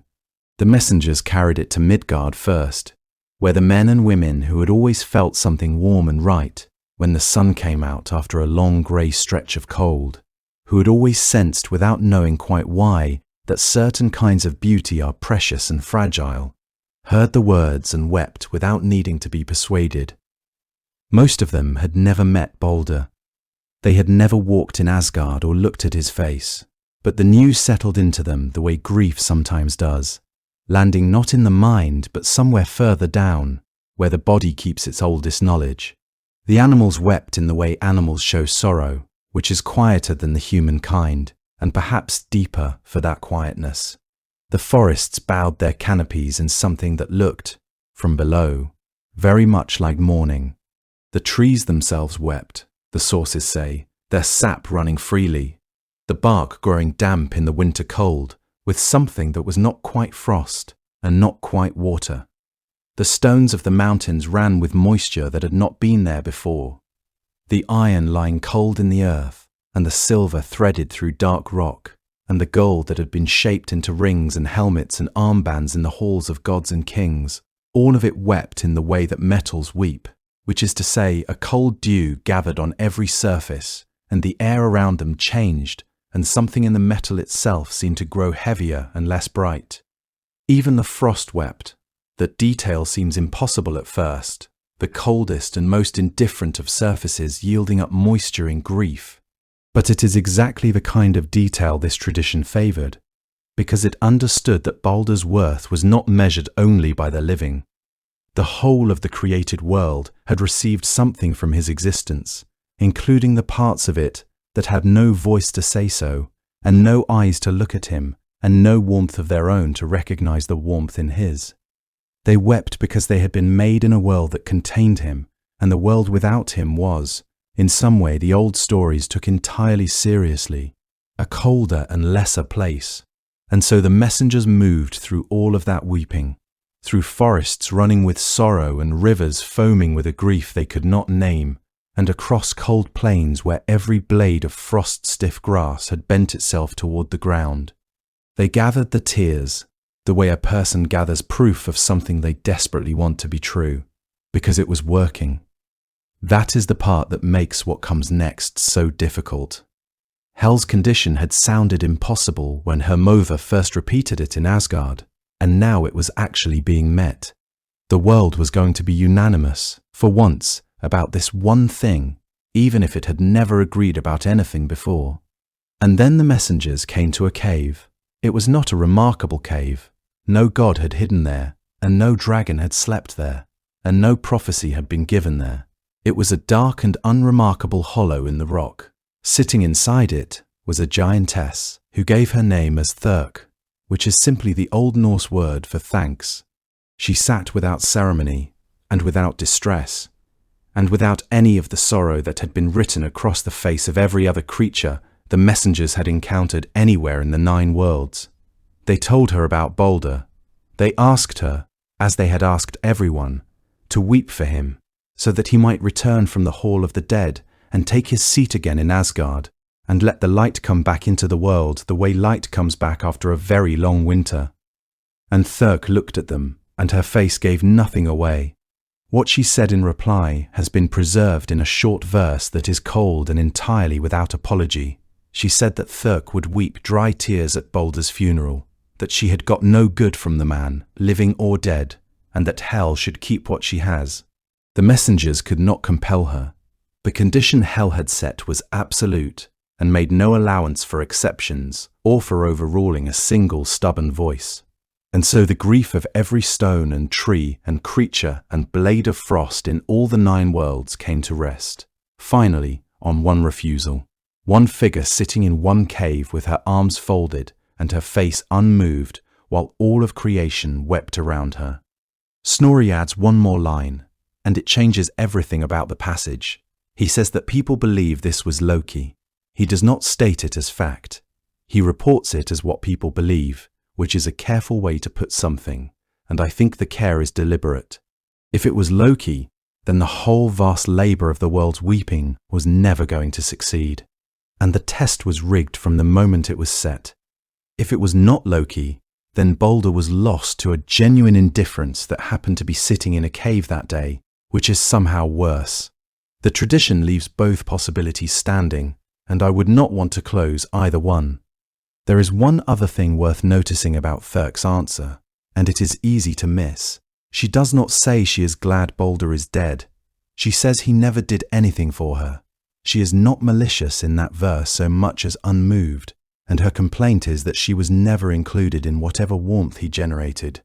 Whether that is Loki speaking through a borrowed shape, articulating the grievance of someone who always stood at the edge of the circle, or whether it is a genuine and separate voice from somewhere the light never reached, The objection is the same. The world loved Baldr. She had not been given any reason to.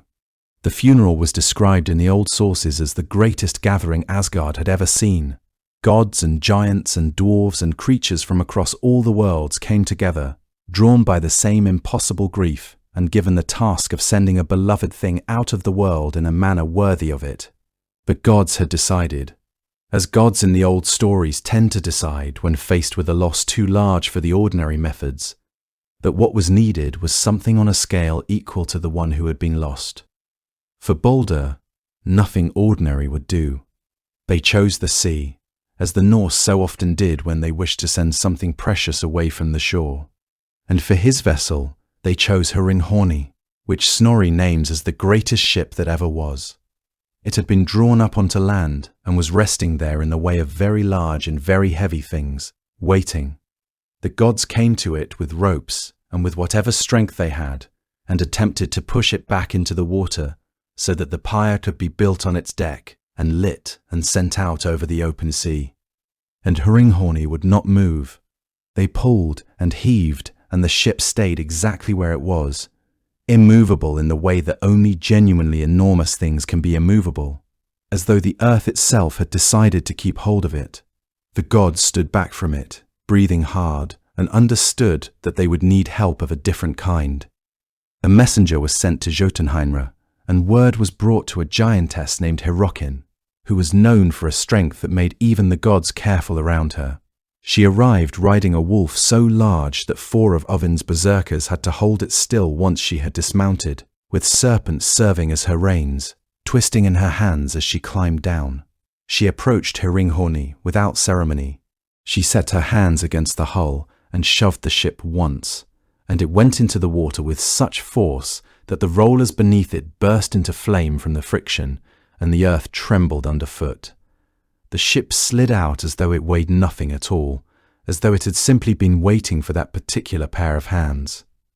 Thor, the sources add, was so angered by the manner of it that he raised his hammer and would have broken her skull if the other gods had not asked him to leave her alone. There is something painfully human in that detail, a man in enormous grief, looking for anywhere to put it, finding an excuse in the one person who had actually helped. I want to pause on the ship for a moment, because this is one of the places where the mythology touches something we can actually put our hands on. Ship burials were real. They were not common, because they were enormously expensive, but they happened, and we have found some of them. The most extraordinary is the one at Oseberg in Norway, uncovered in the early 20th century and dated to the year 834. 2 women were buried in a vessel more than 20 meters long, with a carved prow that spirals into a serpent's head, and the ship was drawn up onto land and placed in a trench and covered over with a mound of turf and blue clay that sealed it so completely that the wood survived for 1100 years. They were sent off with a cart and sledges and beds and looms and textiles and a great deal else. Horses and oxen were killed and placed with them. Whoever at least one of those women was, the community that buried her understood the occasion as requiring an enormous and irrecoverable expenditure of wealth. There is another at Gokstad and others elsewhere, and there is a famous written description by an Arab traveller named Ibn Fadlan, who in the 10th century watched a Rus chieftain's funeral on the Volga and wrote down what he saw. A ship drawn up on shore, the body dressed and placed aboard, grave goods, animals killed, and at the end, fire. None of this means the Baldr story is a description of any actual funeral, but it means that when a Norse audience heard about Hringhorni being pushed into the water with a pyre burning on its deck, they were not hearing something purely imaginary. They were hearing the greatest possible version of a thing they knew, the way it would be done if you had unlimited timber and unlimited grief and the whole of creation in attendance. The gods, in other words, were burying Baldr the way people buried the people they could not bear to lose. Only larger. The body was carried aboard then, with all the care the moment demanded. Around him the other gods placed the things that had belonged to him and the things given in grief and in honour, in the way that people across the old world understood the dead should not go empty-handed into whatever comes next. The pyre was built high on the deck, timber stacked with the patience of those who have accepted an unbearable task and are determined to do it well regardless. There is a particular kind of love that expresses itself not in words, but in the slow, careful doing of difficult and necessary things. And it was while the body lay there, surrounded by the assembled gods and by the wood not yet lit, that Nanna came forward. What happened to her is one of the smaller and quieter details of the story, and one of the most devastating. Her heart broke, in the old and literal sense the sources intend, not as a figure of speech, but as an event. She died there, from the grief of what she was looking at, from the weight of standing beside that ship and understanding fully what it held and what was about to happen to it. Perhaps also from the knowledge that the life she had built alongside him had simply ended when he did, as some lives do. She was carried aboard and laid beside him, the two of them together one final time, and the pyre was rebuilt to hold them both. Other gifts were brought. Baldr's horse was led onto the ship with all its harness. Odin came forward and laid the ring Draupnir on the pyre, the ring from which 8 rings of equal weight dripped every 9th night, one of the greatest treasures the dwarves had ever made, and one of the very few things Odin genuinely valued. He gave it away without comment. And then Odin did something else. And it is the strangest moment in the whole funeral, and Snorri does not mention it at all. We know about it only because of a riddle. In the poem, Vafthrudnismal, Odin is engaged in a contest of knowledge with an ancient giant, and at the end, when he has run out of ordinary questions, he asks the one question that no one else in the world could possibly answer. He asks what Odin himself whispered into the ear of his son before Baldr was placed on the pyre. The giant understands immediately that he has lost, because only Odin can know that, and the poem ends, which means that at some point during that funeral, in the middle of the greatest gathering the 9 worlds had ever seen, Odin leaned down over his son's body and said something to him. We are never told what it was. 1,000 years of readers have wanted to know, and the tradition has never given it up, and I have come to think that the withholding is the point. Whatever passed between a father and a dead son in that moment was not for anyone else, and the poem uses it as the ultimate unanswerable question, precisely because it belongs to no one but the two of them. It was Thor who stepped forward to consecrate the pyre, holding Mjolnir over it in the gesture that belonged to him, the act that made what was happening a proper thing done in the right way, according to what was owed to the dead. And as he did, a dwarf named Litter came scrambling underfoot, and Thor, perhaps too full of grief to be patient with any small annoyance, kicked him into the flames. Even in the middle of all that solemnity, the account includes this without apology, as though it was simply part of what happened, which it was. The fire was lit after that. It took hold with a particular eagerness of fire set to things long dried and ready, spreading from timber to timber, and climbing, its light visible in the faces of the watching gods, its heat moving outward toward the shore, where they all stood in their loss with their shadows thrown long behind them. The wind came as it tends to come over open water, and carried the flames higher and pulled the smoke out across the sea in a long dark trail against the sky. And when the ship moved out across the water, burning as it went, the assembled gods watched in silence, because there was nothing left to say. Only the fire, and the sea, and the slow, terrible beauty of something extraordinary passing out of the world. There is one more part to the story that the popular retellings almost always leave out, and it belongs here because it is what happened next.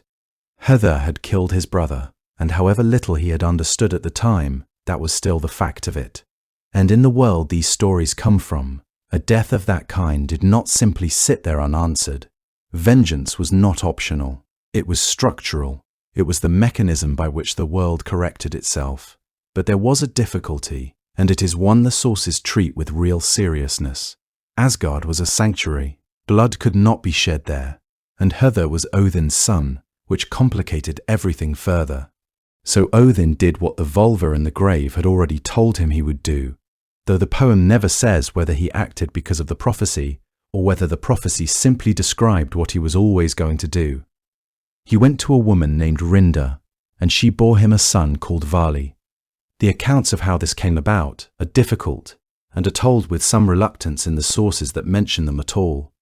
Saxo gives a version in which Odin disguises himself repeatedly and uses considerable coercion, and it does not reflect well on him. The Eddic material passes over the details. What all the versions agree on is the result. Vali was born, and he grew to full strength in a single day. The poem says he did not wash his hands or comb his hair until he had brought Baldr's killer to the pyre. He was 1 night old when he did it. There is something both terrible and strangely clean about that image. A child born for a single purpose, who accomplished it before he was a day old, and who did not pause to make himself presentable first. Hertha died, and he had never intended any of it, and nobody in the tradition seems to think this was unjust, so much as simply necessary. He had been the instrument, and the instrument had to answer for what it did, and the fact that another hand had guided it did not change the arithmetic.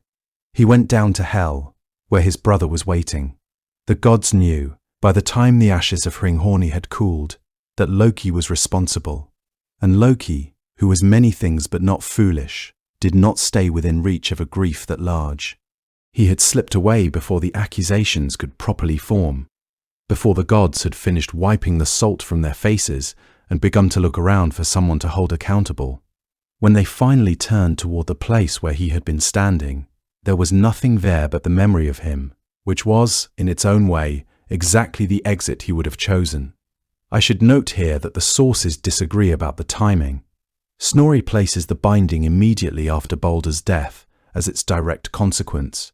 The Poetic Edda attaches it instead to a different episode, a great feast at which Loki insults every god present in turn, and the binding follows from that. The two versions cannot both be right in their sequence, and I will follow Snorri's, since it is the one that makes this a single continuous story. He made his way to a remote corner of the mountains, far from Asgard and its gods and its enormous sorrow. There he built himself a small house on high ground beside a river, close enough to a waterfall that the sound of it would cover other sounds, and positioned so that he could see from any window whether anyone was coming. The house had 4 doors, one facing each direction, which tells you something about the state of his mind. He spent his days in the river, hiding his shape beneath the skin of a salmon, holding himself still in the current against the cold rush of the water, feeling it move across his scales and through the spaces between his fins, waiting with the particular patience of a creature that has made itself very small and very ordinary in the hope that the world will simply pass it by. He had always been gifted at becoming something else. It was perhaps the one talent he never had to work at, and the river accepted him the way rivers accept everything that moves within them, without judgment and without memory. But the gods had begun searching in earnest, moving outward from Asgard in widening arcs, and Odin, whose single eye saw further than any 2 eyes in the 9 worlds, looked down from Hlithskjalf and found what he was looking for. They came to the river with a net, and the net had been made in the pattern that Loki himself had been the first to devise, which is an irony the sources offer without any comment at all. They waded into the cold shallows and drew it through the current. Loki leapt twice, once over the net and once between Thor's hands, and Thor caught him on the 3rd attempt with the grip of someone who had been waiting a long time to close his fingers around something and was not going to let go. The river gave him up without ceremony, the way rivers eventually give up everything they are asked to hold. They brought him to a cave deep in the earth, the kind of place where no light reaches and the stone presses close on every side, and the air has the cold mineral stillness of somewhere very far below the world. What the gods did there was not straightforward vengeance, and the sources do not soften it. Loki had 2 sons, Vali and Narfi. The gods took them both. Vali they transformed into a wolf, and in that shape he tore his brother apart. Then they took Narfi's entrails and used them to bind Loki across 3 flat stones, one beneath his shoulders, one beneath his loins, one beneath his knees, and the cords, which should have been perishable, turned to iron. I have thought about how to handle this passage, because it is genuinely brutal, and there is no version of it that is not. But leaving it out would misrepresent what these stories are, and the detail is not gratuitous. The gods did not simply imprison Loki. They made his punishment out of his own children, so that the thing holding him down would be, permanently and inescapably, what he had cost. It is the most deliberate act of cruelty anywhere in the mythology, and it is committed by the gods, and the sources report it without apology or justification. This is not a tradition in which the good side stays good. Above him, they fixed a serpent to the rock, positioned so that its venom would fall in a slow and steady drip directly onto his face. The venom burned, a cold and precise burning that the body could not accommodate or grow used to, no matter how long it went on. And then Sigyn came. She was his wife, and no source explains how she reached that cave, or what she had to pass through to get there. She simply arrives in the story and kneels beside him in the dark, and holds a bowl above his face to catch the drops before they land. And she stays, hour after hour and day after day, in that dim, narrow place, because that is what she chose to do, and she does not appear to have considered choosing otherwise. When the bowl fills, she has to carry it away and empty it. And in the moments between her leaving and her returning, the venom falls freely onto his face, and Loki twists against the cords with a violence so sudden and so enormous that the earth above shakes with it. The mountains shiver, stones loosen from cliff faces, the ground rolls in long, slow waves, and the people on the surface, who know nothing of the cave or the cords or the bowl, call it an earthquake and attribute it to any number of causes, none of which are quite right. Then Sigyn returns with the empty bowl and kneels again, and the trembling stops, and the dark settles back into its ordinary stillness, and the serpent goes on doing what the serpent does. There is no explanation given for why she stays. The sources do not tell us whether she still loves him, or whether she is doing something more complicated than love, or whether after everything that has happened, this is simply the only thing left that she can do with her hands. She is one of the most under-described figures in the entire mythology, and one of the most affecting, and almost the whole of her existence in the surviving texts is that single image. A woman kneeling in the dark, holding up a bowl, in a posture she will hold until the world ends, because that is how long it lasts. The arrangement in the cave is not a sentence with an end date. It holds until Ragnarok, when the bonds break and the world has other things to worry about. Everything we have followed so far comes from the Icelandic material. But there is another Baldr, and he is so different that when you first encounter him, you may wonder whether the two stories are related at all. Around the end of the 12th century, the Danish chronicler Saxo Grammaticus was writing a long history of the Danes in Latin. He was a learned man writing for a Christian readership, and he had a particular way of handling the old traditions, which was to rationalize them. Where earlier material saw gods, Saxo tended to see extraordinary human beings who had been misunderstood by credulous people and elevated into myth. His version of the story goes something like this. Balderus is a demigod, the son of Odin, and he is a formidable warrior whose body cannot be pierced by ordinary steel. Hotherus is a mortal, a prince, an accomplished swimmer and archer and musician, and by Saxo's account, a genuinely admirable young man. They are not brothers, they are rivals. Both of them are in love with a woman named Nanna, who is Hotherus's foster sister, and she loves Hotherus and does not love Balderus at all. Balderus, seeing her bathing, becomes consumed with desire and resolves to take her by force of arms if necessary. Hotherus, learning of this, encounters a group of forest maidens who tell him that Balderus cannot be wounded by any common weapon and who direct him toward a sword kept by a woodland being named Miming. He acquires the sword, and what follows is not a single tragic accident, but a long and grinding war, fought across several campaigns with victories on both sides. At one point, Hotherus is driven into exile. At another, Balderus is so tormented by his desire for Nanna that he can no longer walk and has to be carried into battle in a cart. In the end, Hotherus wounds Balderus with the sword, and Balderus lingers for 3 days and then dies, and is buried in a great mound. Odin, in his grief, sets about engineering the vengeance, which is where the Rindr episode belongs in Saxo's telling, and it is considerably uglier there than anywhere else.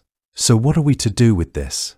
The two versions share names, and they share an outcome, and they share almost nothing else. Saxo's Baldr is not innocent. He is not loved by everyone. He is driven by lust and thwarted desire. And Hotherus, who in the Icelandic version is a blind man, tricked into a killing he never intended, is here a rival with an entirely comprehensible motive. Scholars have argued about this for a very long time and have not settled it. Some think Saxo's version is a late distortion, an attempt to convert gods into kings and myth into history. Others think it may preserve something older, a Danish tradition that ran alongside the Icelandic one and had never been through whatever process produced the shining innocent Baldr of the Prose Edda. What it demonstrates, at minimum, is that there was no single Baldr. The figure that comes down to us as the most beautiful and most beloved of the gods is one version among at least two, and the other one is a great deal more ordinary and a great deal more human. I find I am glad both exist. The Icelandic Baldr is a story about goodness being destroyed by something small and overlooked. Saxo's is a story about two men who both wanted the same thing. They are not the same story, and neither one has a better claim to being the original. There is one more question about this myth that has to be raised, because it has occupied scholars for well over a century, and because it changes how you hear the whole thing. The question is whether Baldr, as we have him, is genuinely pre-Christian. Look at the shape of the story from a certain distance. A beloved son of the highest God. Innocent, without malice, incapable of condemning anyone. Betrayed through the agency of a figure who moves among the divine company while never truly belonging to it. Killed, mourned by the whole of creation. Descended into the realm of the dead. And, as we will come to, returning after the destruction of the world into a renewed and cleansed creation. Set out like that, the parallels are difficult to ignore, and they were noticed early. The 19th century comparative mythologists made a great deal of them. Some argued that Baldr was a dying and rising vegetation god of a type found across many cultures, a personification of the sun or the summer, killed each year and reborn. Others argued the opposite, that the whole figure was essentially a medieval Christian construction, laid over some much thinner scrap of older tradition. The case for Christian influence is not weak. Snorri was a Christian. The manuscripts are Christian.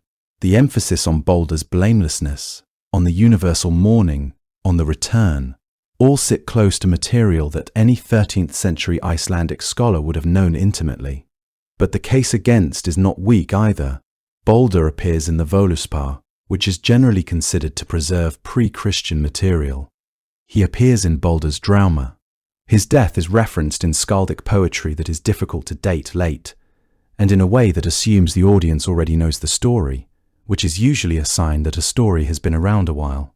There is place name evidence as well, and it is the kind of evidence that is hard to argue away, though it is also harder to interpret than people sometimes suggest. Scattered across Scandinavia, particularly in Norway and Denmark, there are names that appear to contain a form of Baldr attached to words for a field, or a meadow, or a sacred enclosure. Names of that shape usually indicate a cult site. They are the residue of somewhere people actually went to do something. The difficulty is that the element in question can also be an ordinary word, rather than a name, and scholars disagree about individual cases. But the pattern across the whole body of them is difficult to dismiss, and it points toward a figure who had a presence in the actual landscape of the north, in places where people gathered, long before any of this reached parchment. There is one more piece, and it is contested enough that I want to flag the uncertainty rather than lean on it. Among the German material found at Mersburg, alongside the charm about the battlefield women, there is a second charm about healing a horse's injured leg. It names several figures, and one of them is called Baldr, and another is called Fol, and nobody agrees on whether this is the same figure as the Norse Baldr, a different god entirely, or simply a word meaning lord being used as a title. It might be evidence of a shared Germanic Baldr, much older than Iceland. It might be nothing of the sort, and there are elements in the story that Christian influence does not explain at all, such as the mistletoe, or the horse led onto the pyre, or the dwarf kicked into the flames, or Sigyn and her bowl. The most honest answer available is that the story is probably old and has probably been shaped, and that we cannot separate the two layers cleanly because they have been sitting on top of each other for 800 years. I mention all of this not to undercut the story, but because I think it makes it more interesting rather than less. What we are hearing is not a pure artifact. It is something that has passed through many hands, each of which left a mark, and the result is a story that means several things at once and cannot be reduced to any single one of them. Which brings us to the end of the world and to what happens after it. The Norse tradition held that everything was moving toward a final catastrophe called Ragnarok, the wolf breaking his chains, the serpent rising from the sea, fire coming out of the south with a sword brighter than the sun, the gods riding out to meet it and, for the most part, falling. And Baldr's death was understood as the beginning of that. Not a cause exactly, but the first unmistakable sign. The moment when the world lost something it could not replace, and the long slide toward the ending became visible. The poem sets it out in a sequence, and the sequence is worth following because it moves from the social to the physical in a way that feels uncomfortably observant. It begins with a winter. Fimbulvetr, the mighty winter, 3 of them running with no summer in between, snow drifting from every direction, and hard frost and biting winds, and the sun giving nothing. But the poem does not dwell on the weather. It moves almost immediately to what the weather does to people. Brothers will fight each other and kill each other, it says. Kinship will not hold. It will be an axe age and a sword age, with shields split, a wind age and a wolf age, before the world goes down. And it adds a line that lands harder than any of the monsters that follow. No man will spare another. That is the first stage of the ending. Not fire, not the wolf, just people, cold and frightened for long enough that the agreements between them stop meaning anything. Then the physical world begins to give way. The wolf Fenrir breaks the chain the gods bound him with, at a cost that had already included one god's hand. Jormungandr, who has lain coiled around the world with his tail in his mouth for as long as there has been a world, uncoils and comes ashore, and the sea rises behind him because there is nowhere else for it to go. A ship called Naglfar, built from the untrimmed nails of the dead, works loose from its moorings and sails. The sky splits. Out of the south comes Surtur with fire, carrying a sword brighter than the sun, and the mountains crack open, and the trolls are out, and the road to Hel is crowded. Heimdall lifts the horn and blows, and the sound of it goes into every world at once, and every world hears it. And the gods ride out, knowing exactly how this ends, because they have known for a very long time. Odin goes to the wolf, and the wolf takes him. Thor kills the serpent, and walks 9 paces from it, and falls, poisoned. Freyr, who long ago gave away his sword for love, and has had nothing proper to fight with since, goes against Surtur with what he has, and dies for it. Tyr and the Houndgarmr kill each other. Heimdall and Loki kill each other. There is no moment in any of it where anyone is surprised. That is the quality of the Norse ending that stays with me longest. Every one of them knew. Odin had spent his entire existence gathering knowledge in the full understanding that it would not save him. He gave an eye and hung on a tree and rode to the edge of the dead and raised a corpse to ask it questions. And what all of that brought him was a clearer view of a defeat he could not avoid. And he did it anyway. That was the point. Not to escape the ending, but to meet it having done everything. The Völuspá, which describes all of this, does not stop at the fire. The seeress speaks of the destruction, and then goes on. And she describes a world rising again out of the sea, green and new, waterfalls pouring down from hillsides into fresh valleys, an eagle overhead hunting fish, the earth which had burned and drowned coming back, grain growing in fields nobody planted, and she says that the surviving sons of the gods find one another and gather again on the plain where Asgard had stood. And they find, lying in the grass, the golden gaming pieces that the gods had once played with in the days before everything went wrong. A set of gaming pieces scattered in the new grass from an afternoon so long ago that the world has ended twice since. And then the poem says something else. Baldr will come back. He returns from Hel into that new world, and Hother comes back with him. The two brothers, the one who was killed and the one who killed him, come out of the realm of the dead together and live in the renewed world, and the poem gives no indication of any lingering grievance between them. Whatever happened on that afternoon in Asgard does not follow them across. There is a phrase in some translations about them dwelling together peacefully, and about the settling of old wrongs, and it is very short, and the poem does not elaborate. But think about what it is proposing. Hother was tricked. He never wanted any of it. He was killed for something he did not understand he was doing, by a brother born specifically to kill him, and he went down into the dark carrying all of that. And Baldr was killed by his hand, and on the other side of the end of everything they come back, and they are together, and it is not held against him. That is not a small idea. It is the tradition saying, in its own compressed and unsentimental way, that some things which cannot be repaired inside the world as it is, might still be repaired somewhere on the other side of it. Not through forgiveness exactly, because nobody in the poem forgives anybody. Through something more like the wrongs simply no longer applying, in a world that has been remade from the ground up and is not carrying the old accounts forward. The Norse did not, on the whole, go in for consolation. Their mythology is one of the least comforting bodies of story that any culture has produced. The gods lose. The world burns. Even the wise cannot prevent what they have foreseen. And then, at the very end, tucked into the closing stanzas of their most important poem, is this: two brothers in a green field, and the old harm set down. So the story does not actually end at the funeral pyre, though almost every retelling stops there. It ends much later, in a world none of the people who told it would live to see, with the most beloved of the gods returning to a place that has been cleaned of everything that killed him. There is a reading of the whole Baldr myth in which the point is not the death at all, but the interval. The long stretch of time between the loss and the return, which is the stretch that everyone hearing the story was actually living in. Frigg's oaths did not save him. Odin's knowledge did not save him.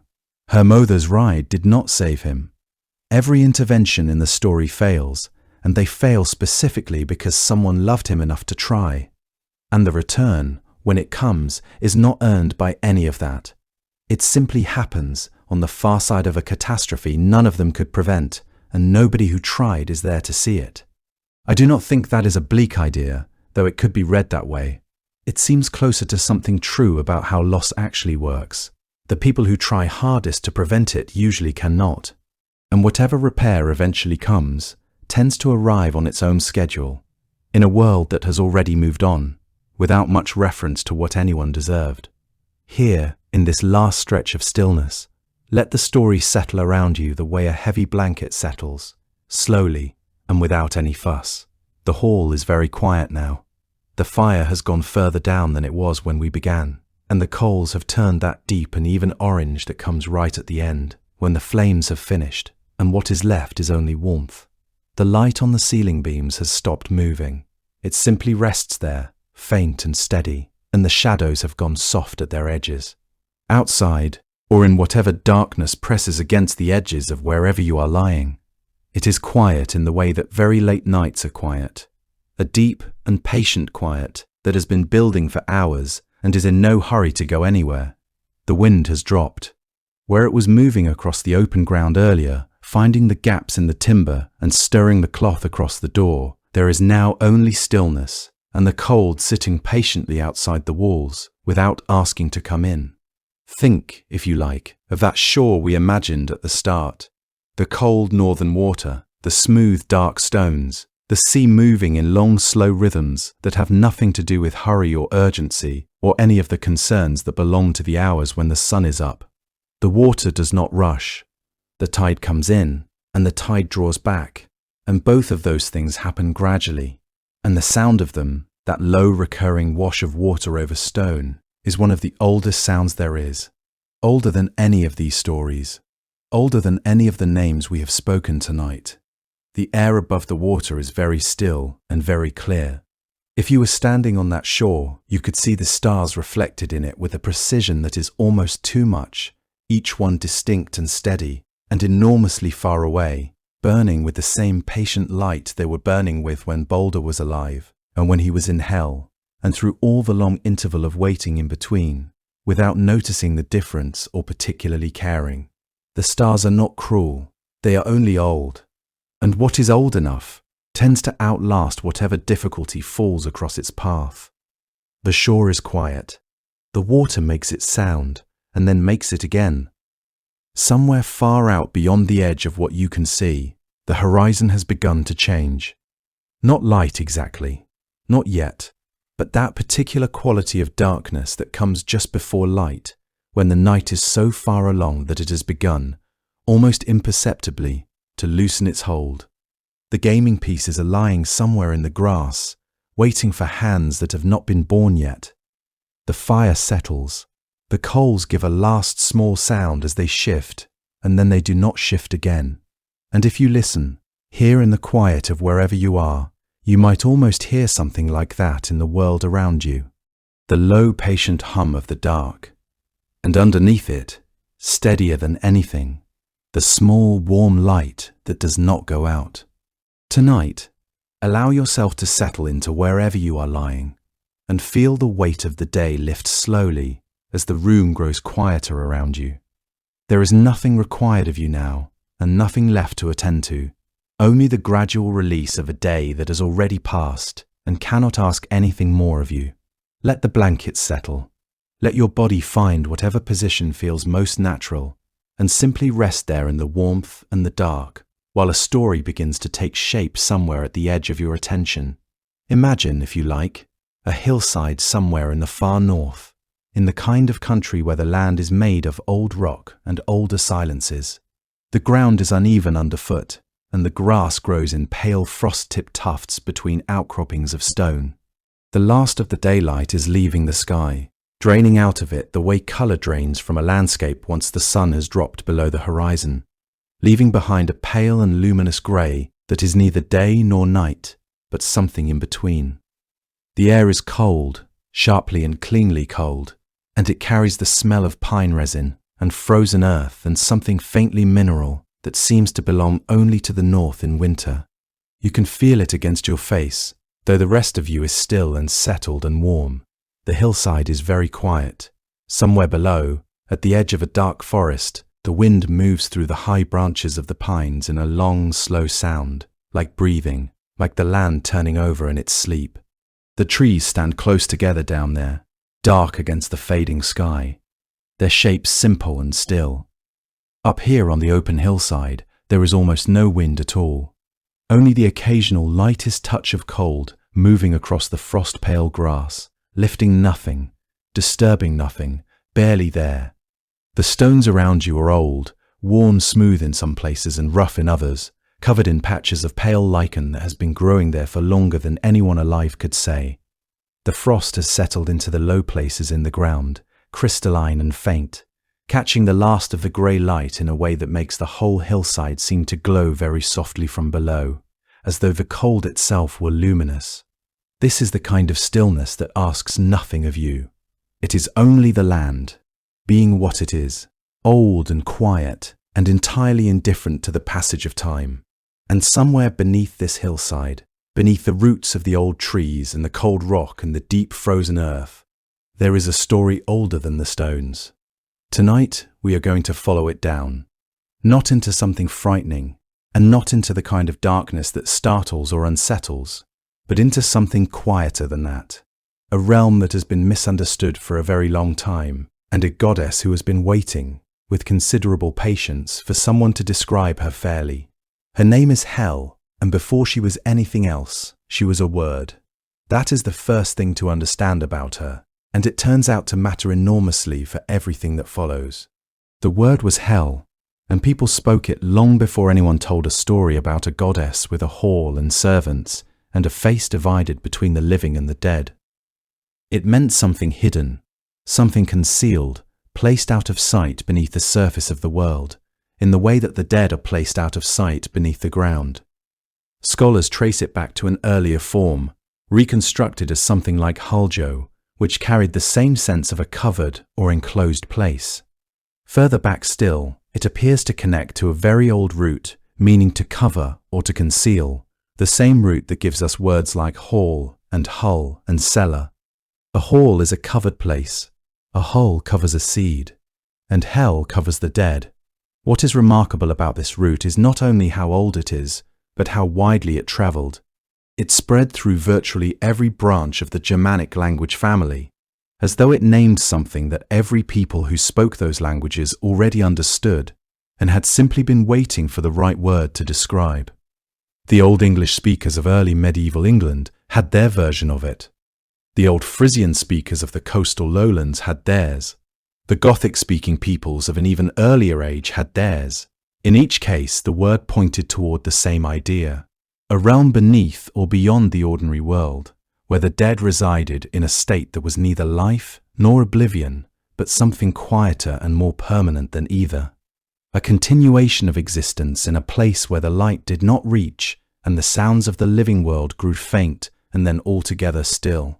There was nothing in this original meaning that implied cruelty or punishment or the kind of moral sorting that later traditions would read into it. The word was descriptive rather than judgmental. The place it named was simply where the dead went, as naturally and inevitably as water moves downhill or leaves fall at the end of autumn.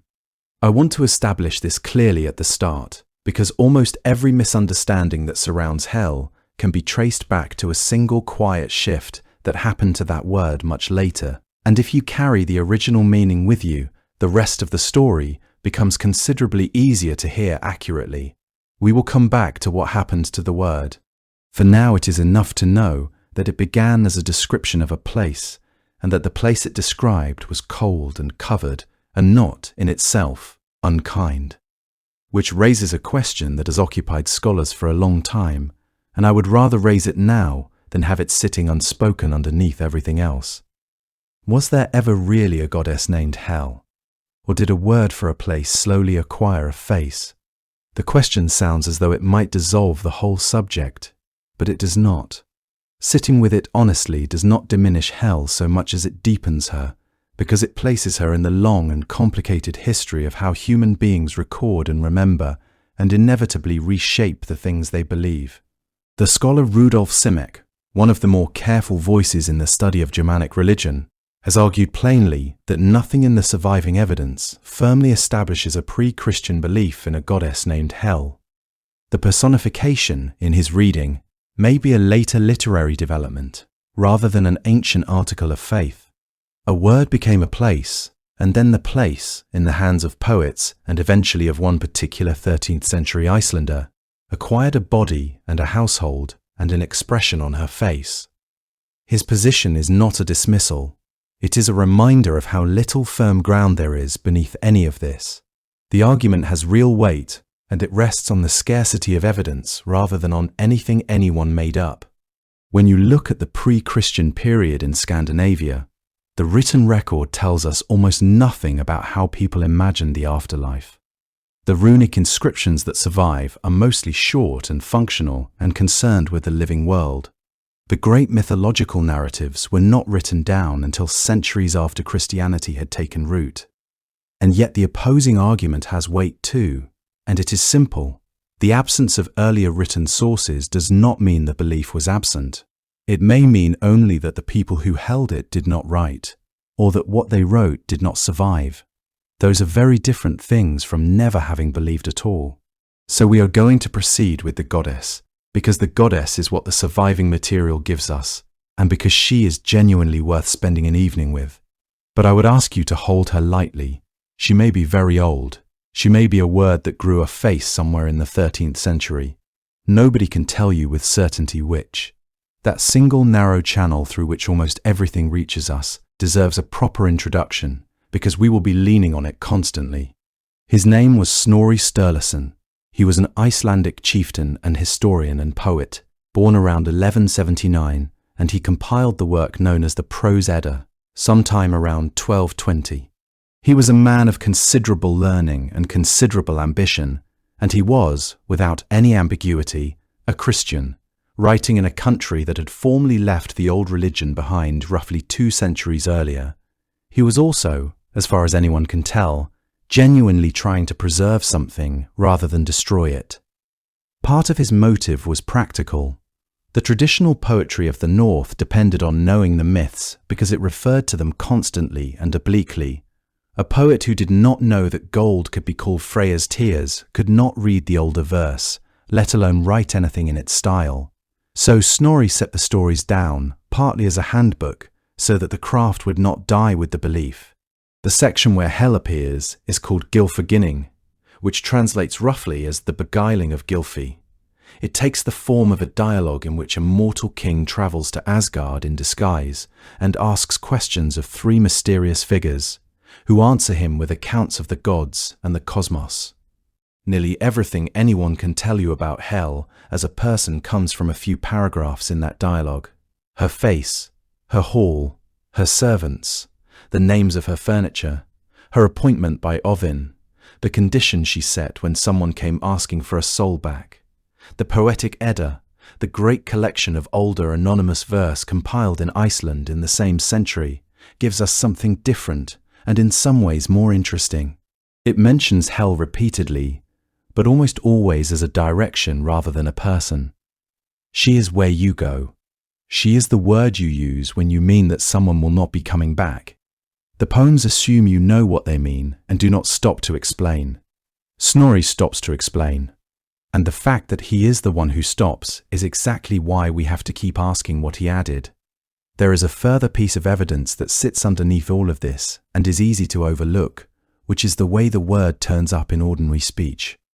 Old Norse had a whole set of expressions built on it. To send a man to Hel meant to kill him. To be given to Hel or to be Hel's meant to be dying.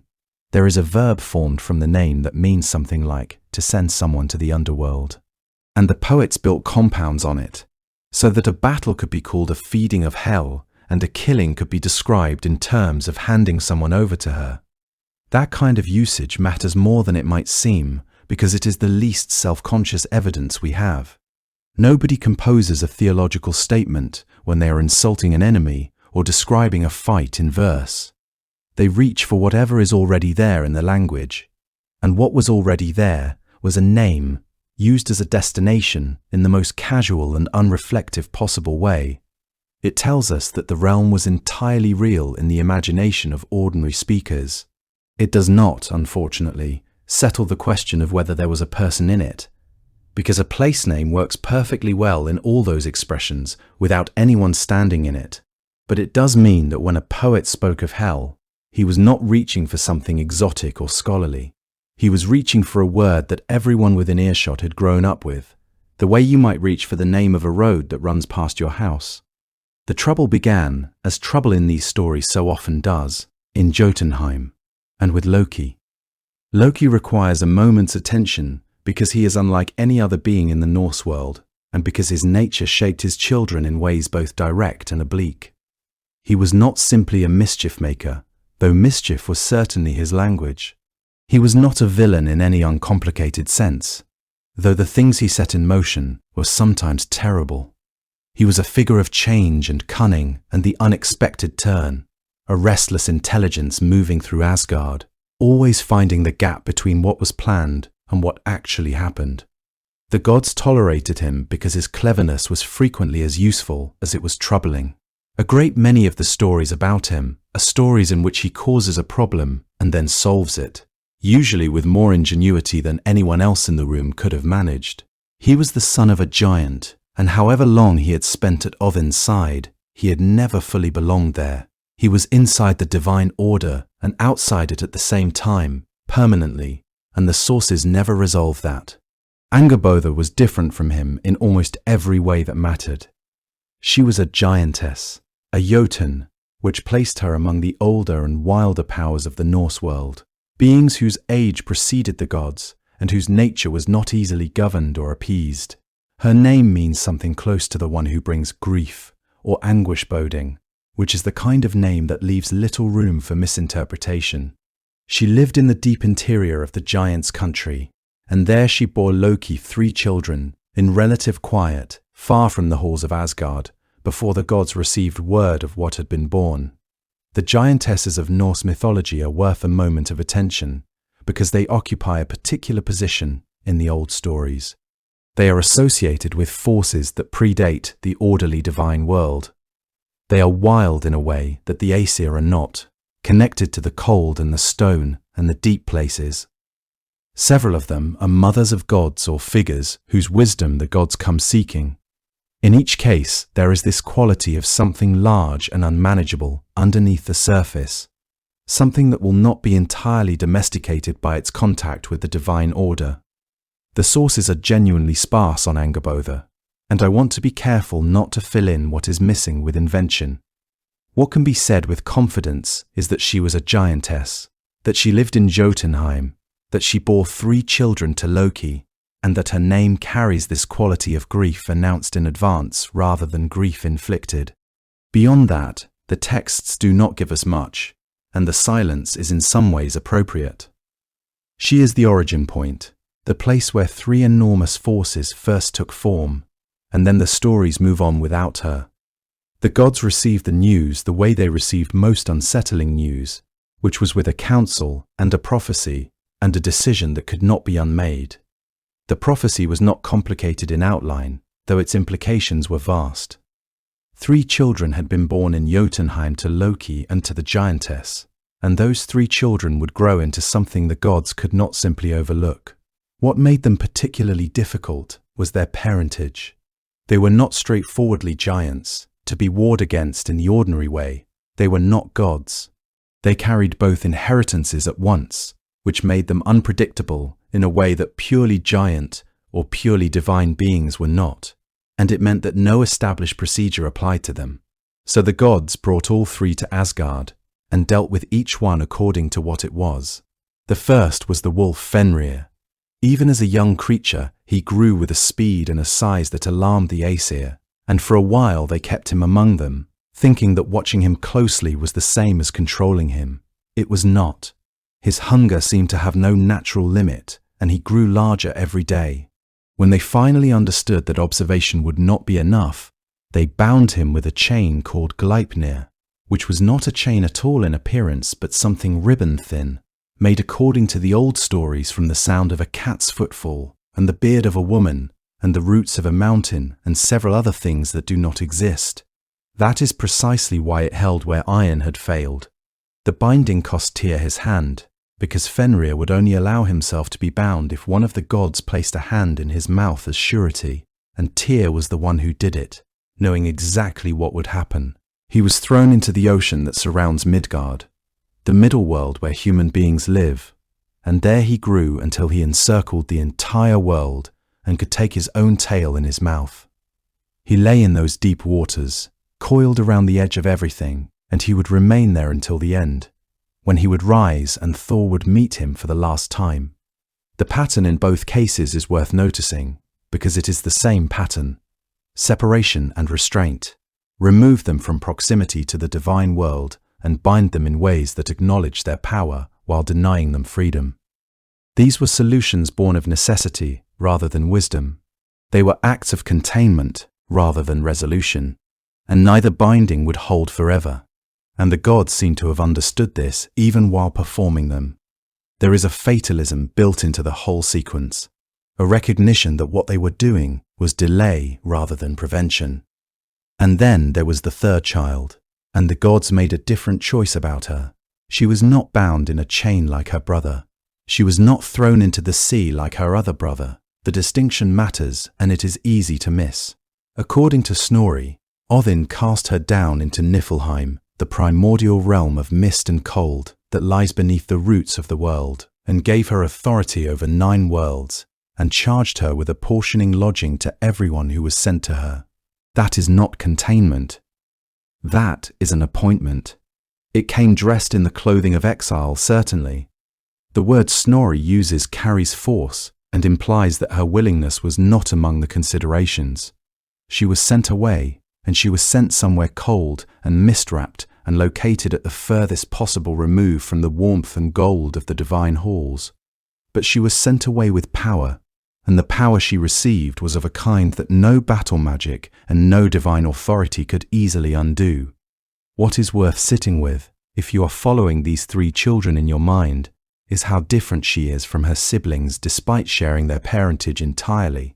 Fenrir and Jormungandr are forces of appetite. Their danger is active and physical and loud, the wolf who will swallow the sun, the serpent whose poison will darken the sky. They are everything the word chaos suggests when you say it aloud. She is none of those things. Where they are restless, she is still.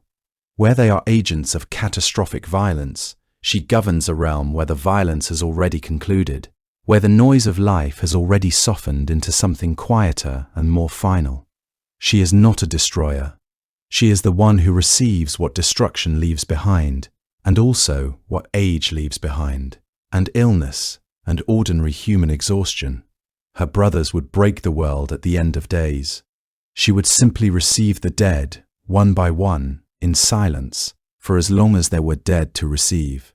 There is one further thing worth saying about the three of them together, because the arrangement is stranger than it first appears. Loki was a god of motion. He moved through the world the way smoke moves through a room, always finding a new shape and a new approach and a new way out. He escaped consequences. He slipped out of traps. He transformed before anyone could fix him in place, and the sources record him doing this over and over, in one story after another, for centuries. And his children are all, without exception, fixed. Fenrir is bound and cannot move. Jormungandr is confined to the sea and lies in one enormous circle with his tail in his mouth, which is about as fixed as a thing can be, while still technically being able to move. And the daughter sits in a hall beneath the world and does not go anywhere at all, because she has no need to. Everything that lives will come to her. She has only to remain where she is, and the world will eventually deliver itself into her keeping. The trickster's children are the three most immovable objects in the cosmos. Whether the Norse noticed this deliberately, or whether it simply fell out of the way the stories developed, I cannot say. But it is too neat to pass over. The being whose defining quality was evasion produced a daughter who is the one thing nobody evades. And there is one more parallel between father and daughter that is worth holding on to, because it explains something about her position. Loki occupies a place in the divine order that is genuinely difficult to categorize. He is counted among the Aesir in many contexts, admitted to the hall, included in the company. And he is not of them in origin, not fully trusted, associated with forces the gods cannot comfortably control. He is inside the order and outside it at the same time. She shares that exactly. She rules a realm the gods acknowledge and in some sense depend upon, because somebody has to govern the dead. And she is not one of them. She is not counted among the Aesir or the Vanir. She is not invited to the feasts. She is not celebrated in the way that Odin and Thor and Freyr are celebrated. She holds real authority, authority that even the All-Father cannot override, and she holds it entirely from the margins. Both of them are inside by function and outside by nature, and both are associated with things the gods would prefer to keep at a comfortable distance. Loki represents the instability the gods cannot suppress within their own world. She represents the ending they cannot prevent. The gods of Asgard are mortal, as this mythology makes perfectly plain. They will die, and she, sitting quietly beneath the world, is what that fact looks like when it is given a face. Perhaps their discomfort with her was never very different from their discomfort with her father. Both of them reminded the Aesir of something they would rather not look at directly. Of all the things the old sources record about her, the description of her appearance is the strangest and the most immediately striking. She is divided exactly in half. Not between left and right, not between front and back, but in some more fundamental way that the sources suggest you would understand immediately upon seeing her, even if you could not explain what you were looking at. One half of her body is the color and texture of living flesh, warm-toned, present, the kind of half that catches light and seems to breathe, the half that belongs to the world of the moving and the eating and the speaking. The other half is blue-black. It is the deep particular color that appears in a bruise left too long, or in skin that has been deprived of warmth and blood for longer than a body can sustain. It is not exactly frightening, so much as quietly wrong, in the way that only things associated with physical death are wrong. A wrongness that registers somewhere older in the mind than language does. Snorri describes her expression with 2 words, and they are worth dwelling on because they do not usually belong together on a single face. She is downcast, and she is grim. Fierceness implies engagement, energy directed outward toward the world.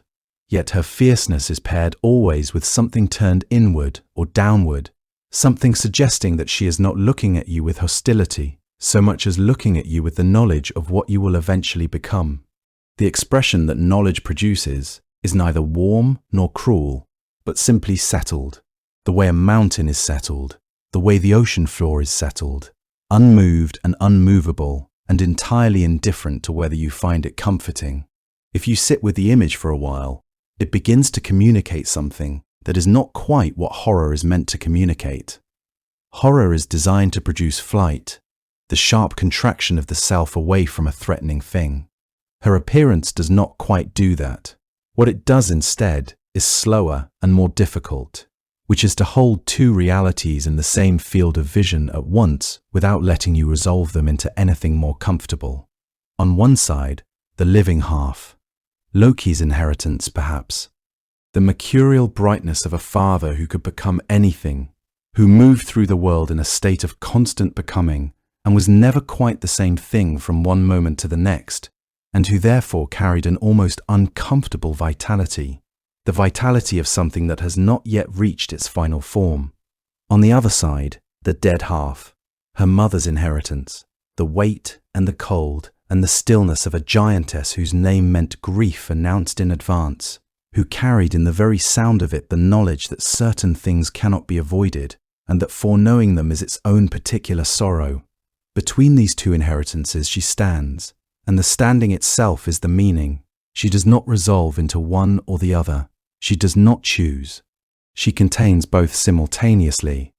The sources do not present this as a tragedy or a deformity. They present it as a simple fact about what she is and what she represents, which is not death opposed to life, but death and life understood as the same thing seen from 2 different angles. The way a river and its reflection are not 2 rivers but one thing and its image, each incomplete without the other. It is worth remembering who was imagining this and how they lived. The Norse were not a culture that averted their eyes from death. They buried their dead with tools and provisions. They kept their ancestors close, often literally, in burial mounds near the farmsteads where the living continued working. They told stories in which the dead spoke, and advised, and returned in dreams, and remained present in ways that a modern sensibility might find unsettling, but that they seem to have found natural. Death was part of the texture of an ordinary life, woven through the seasons and the harvests and the long northern winters in a way that made pretending otherwise not merely difficult, but actively useless. Children died, women died in childbirth, men went out on the water and did not come back. Winters killed people who had done nothing wrong, so when they imagined the figure who received the dead, they gave her a face that could not be prettied into something easier. They gave her the blue-black half and the living half together, and they put on that face an expression that was neither welcoming nor threatening, but simply honest, the honesty of something that has seen everything and is not surprised by any of it. In the world you move through now, death is handled differently. Kept mostly out of sight until it cannot be, managed and softened and described in language designed to make it seem like something other than what it is.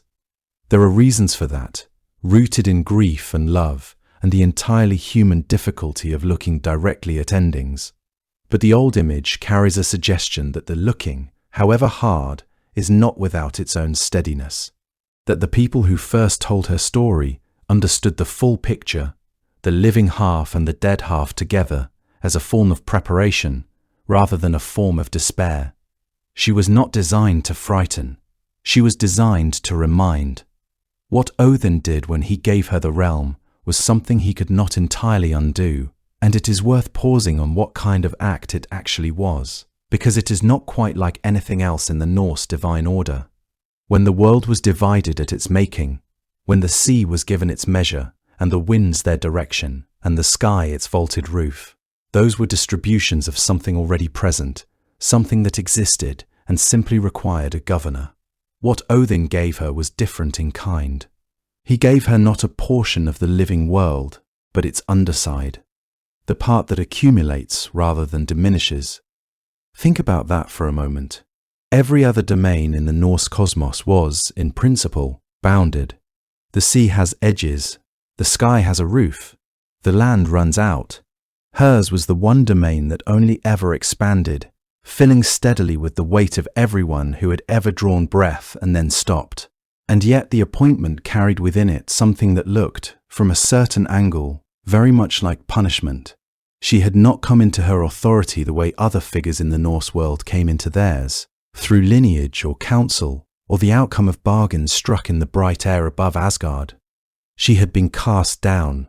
The word implies force. It implies that nobody asked. To be sent to Niflheim was, in that imagination, to be sent away from everything that made existence vivid. It was where the primordial cold had always lived, where rivers ran before there was any living thing to hear them, where darkness was not the absence of light, but something considerably older than light had ever been. The paradox at the center of her situation is one the Norse understood intimately, because their mythology is full of it. Power and constraint arriving together, authority granted in the same motion as exile, elevation that is indistinguishable from banishment depending on which direction you are looking from. Fenrir was bound because he was powerful, and the binding was simultaneously imprisonment and acknowledgement of everything he was. Jörmungandr was confined to the sea, and in that confinement, made to encompass the entire world. And she was sent below, and in being sent below, was made to receive everything. If you stand above and look down, she has been exiled. If you stand anywhere at all, and consider honestly where you are eventually going, she is the most consequential being you will ever be subject to. This is the aspect of her appointment that no later arrangement could revise, and it is the thing Odin himself could not retrieve once he had set it in motion. There is a moment later in the stories where this becomes explicit. A petition reaches her. Someone beloved to the gods descends the long road and arrives at her hall and asks something of her. She considers it and gives her answer. And her answer is not overturned by divine decree or by the grief of the All-Father watching from above. Odin, who gave an eye at the well of Mimir and hung 9 nights on the world tree for the runes, could not simply reach down into that cold place and take back what he had put there. What this made of her is something genuinely unusual in the Norse divine order, a ruler who had not sought her power, who had not won it through any of the means a warrior culture found legible and admirable, who had simply been placed in a cold realm and left to govern it according to her own judgment. And govern she did, in the way the sources describe, consistently, without favoritism, without the mercurial intervention that characterized her father, or the sweeping gestures that characterized Odin. She received everyone who came to her, and she gave back no one without conditions, and the conditions reflected the same impersonal logic that had appointed her in the first place. Her authority was not the kind that needed to announce itself, or that relied on being seen or celebrated or sung about in the mead halls above. She had been sent away, but what she ruled from that distance was something no other god could claim, which is that everyone, in the end, was hers. The road to her realm had a name. The Norse called it Helvega, the Hell Road, and it appears in the poems as a real route with real features, the way you might describe a difficult mountain pass. It was a journey into darkness and cold, rather than into fire and heat. And this is one of the places where the later confusion of the word does the most damage, because almost everyone raised in a Christian culture expects heat, and there is none. Those who travelled it, whether the dead moving instinctively toward their destination, or the very rare living soul desperate enough to attempt the crossing, found that the path did not announce itself with spectacle, but with an absence. A gradual withdrawal of light and warmth and sound, as though the world above were being pulled away like a blanket from a sleeping figure. The realm lay beneath the roots of Yggdrasil, the great ash whose branches held up the sky and whose roots reached down into 3 separate wells. It was the deepest of those roots, twisting down into Niflheim, that led toward the country we are traveling to. Niflheim was ancient, even by the standards of that cosmos, a place of swirling cold fog and rivers of ice that predated the gods themselves. And Helheim sat within it, or alongside it. The sources are not precise on this, and I do not think they were ever meant to be, sharing its character of stillness and cold, but distinct from it, because Helheim was not merely frozen wilderness. It was a governed realm. It had a ruler and a purpose. A traveller moving down the Helvega would have felt the temperature dropping steadily and the air growing heavier with mist. The ground underfoot would have changed from the familiar soil and rock of the living world to something harder and colder and more permanent, frost-laced earth that showed no footprints, that seemed to belong to a time before footprints were made. And then, ahead, a sound. Not music, not wind exactly, something that carried the pitch and clatter of metal on metal, of blades and spear points colliding in the air. That was the River Gel, and its name means something like the loud or resounding one. Its waters were said to produce that sound as they ran, a rushing, clanging murmur filling the cold air and seeming to come from everywhere at once, as though the river itself were announcing that you had reached the boundary between one world and the next. Over the Gel was a bridge called Galabru, and it was unlike any bridge the living world contained, because its roof was thatched with glittering gold that caught and held whatever thin light existed in that grey landscape. The crossing shone strangely above the dark noise of the water beneath it. It was tended by a figure named Mother Guther, a woman who guarded it and questioned anyone who tried to pass. Almost nothing is known about her. She appears in this one function and nowhere else, and her name has been read as something like Furious Battle, which does not obviously suit a person whose job is standing on a bridge asking questions. What she is, structurally, is a threshold keeper. The Norse world had a great many of these. Figures posted at the edges of things whose role was not to fight, but to ask. Who are you? Where are you going? What is your business here? There is something almost bureaucratic about it, and I do not mean that dismissively.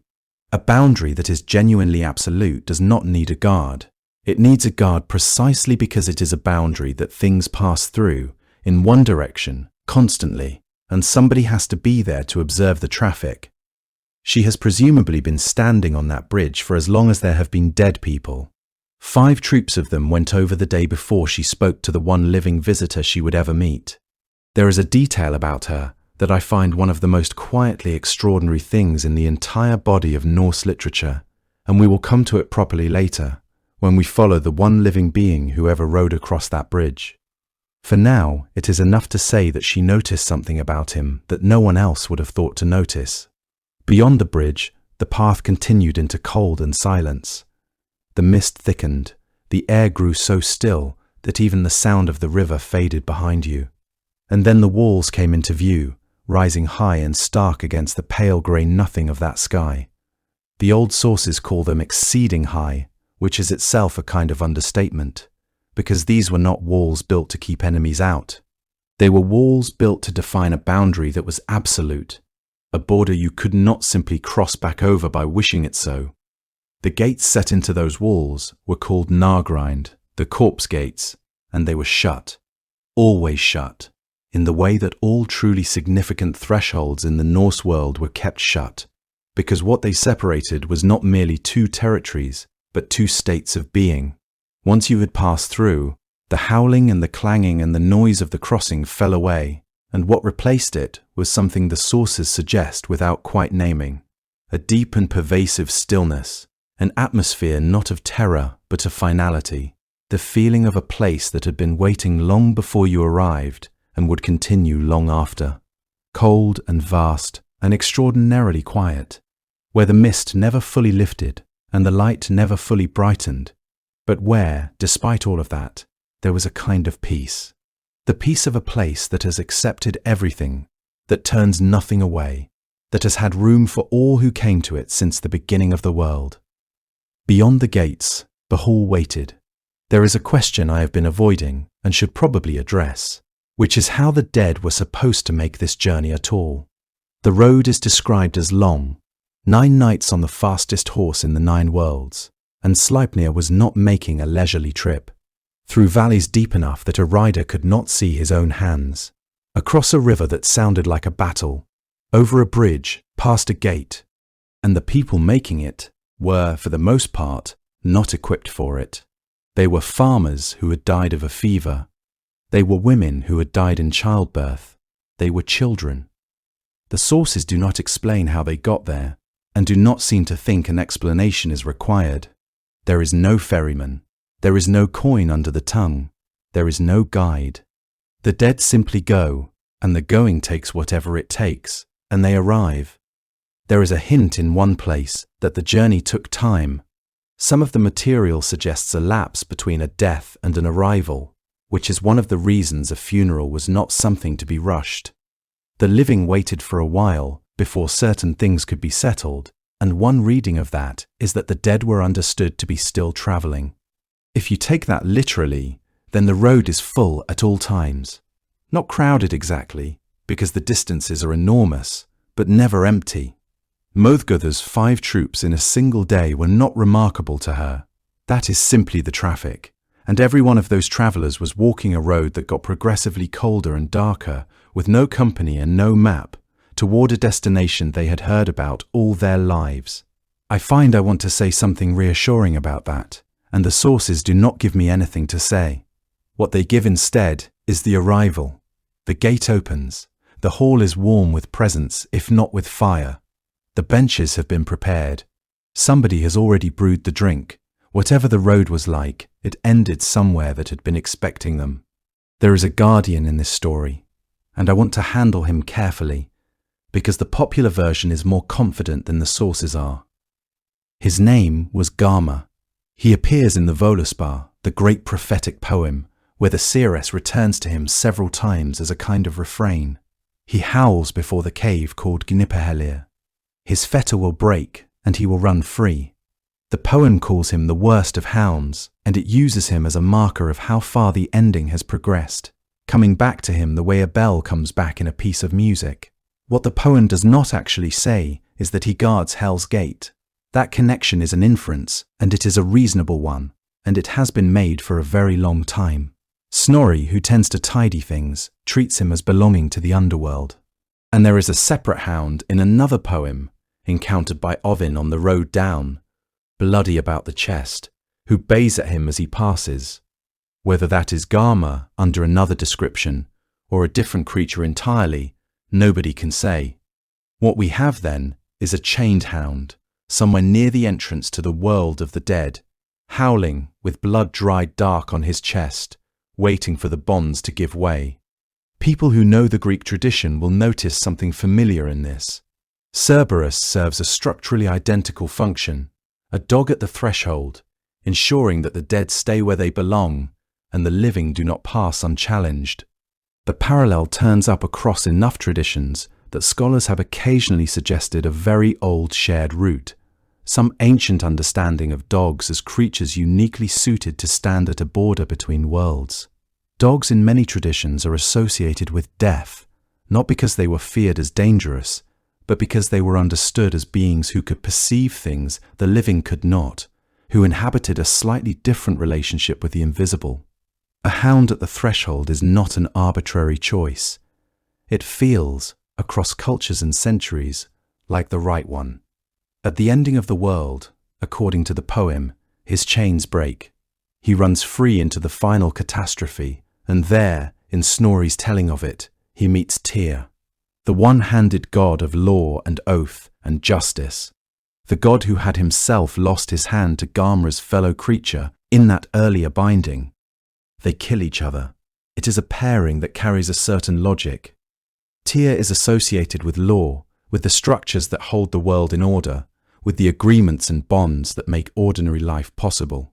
Garma is the creature whose chain embodies that same principle applied to death itself.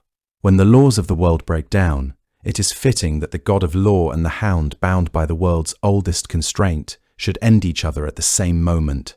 The hall beyond the gates had a name, and within it everything had a name, and the names were not chosen at random. The hall was Eljuvnir, and the word carries the sense of something battered by sleet or damp with storm. It is the kind of name that tells you the weather of a place before you have entered it. Snorri walks you through the interior room by room, pausing at each object to say what it was called, and the effect even now is something that stays with you, because the names he gives are not the names of ordinary household things. They are the names of the sensations and conditions that gather around a person in the final weeks and days of a life. The threshold was called Falanda Forath, which is something like falling peril or stumbling block. There is something quietly devastating in that, in the idea that the very entrance to this hall is named for the faltering step, the moment when a body begins to give way beneath the person still living inside it. The dish set on the table was named Hungra, which is hunger. The knife beside it was Salter, which is famine. If you sit with those two for a moment, you begin to understand what is being done, because hunger and famine are not simply grim jokes about a host who fails to feed her guests. They are a recognition that the body's long acquaintance with need, the slow withdrawal of appetite, and the failure of the flesh to want what once sustained it, leads here, ends here. The hall accommodates that ending by naming it plainly and setting it on the table like a fact that cannot be removed. The two servants were called Ganglati and Ganglut, names carrying the sense of slow-moving and lazy. They went about the rooms at a pace matching the stillness of everything around them, unhurried in the way that only something outside of time can be unhurried. There is nowhere to be in that hall, and no moment by which anyone needs to arrive. And the sluggish movement of those two through the cold space communicates something true about what it feels like to be very ill, when the world slows around you and even small tasks take enormous effort, and the distance between where you are lying and where you wish to be seems immeasurable. Her bed was called Kur, which means sick bed, the bed of someone who has taken to it and will not be getting up. Her bed hangings were Blikjandabul, which Snorri gives as something like gleaming misfortune or bleak disaster. That last one seems at first merely gloomy, until you consider that these are the things surrounding the ruler of this realm in her most private and unguarded moments, the coverings of her rest. By giving them these names, the tradition is saying something about what it means to preside over such a place, and about what it costs, or perhaps simply about what it reflects. She does not choose these names for vanity or for cruelty. She chooses them, or the tradition chooses them for her, because they are accurate. This is a hall assembled from the accumulated weight of every sickness and misfortune that ever ended a life, and accuracy is, in its own way, a form of respect for the dead who have brought all of that with them to her door. Now, having laid all of that out, I have to raise a difficulty, because it is the passage in the Prose Edda that scholars return to most often when they try to assess how much of Snorri is ancient and how much is Snorri. The elaborate naming has the quality of something a very skilled poet might compose deliberately. It is a sustained dark conceit, the interior of a house where dying has been given furniture and cutlery and a place to sleep. And the older poems do not give us anything like this level of household inventory. They name Hel, and they travel toward her, and they feel her at the edge of things, but they do not stop to itemize her knives. Some scholars believe the naming reflects genuinely old poetic tradition, the kind of elaborate compound work that characterized Old Norse verse for centuries before anyone wrote it down. Others suspect that Snorri, an accomplished poet in his own right, elaborated thinner material into something with the texture and detail that made good prose and conveyed the meaning he wanted a reader to take away. Both could be true in different measures, and the question cannot be settled, because the written record does not reach back far enough. But I would say this in the passage's defense: whoever composed it, there is a logic in it that feels genuinely ancient, and it is the logic of poetry rather than of theology.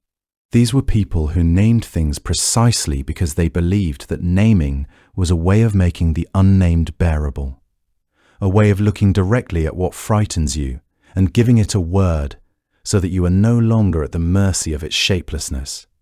A hall whose every surface is named after death's approach is a hall that has looked at death without flinching and decided to accommodate it with the same quiet precision that its ruler brings to everything else she governs. Nothing left in shadow that a name could reach. The two servants deserve a little more attention than they usually get, because they are the only figures in that hall, besides its ruler, who are given names at all, and because of what they seem to be for, Ganglati and Ganglat.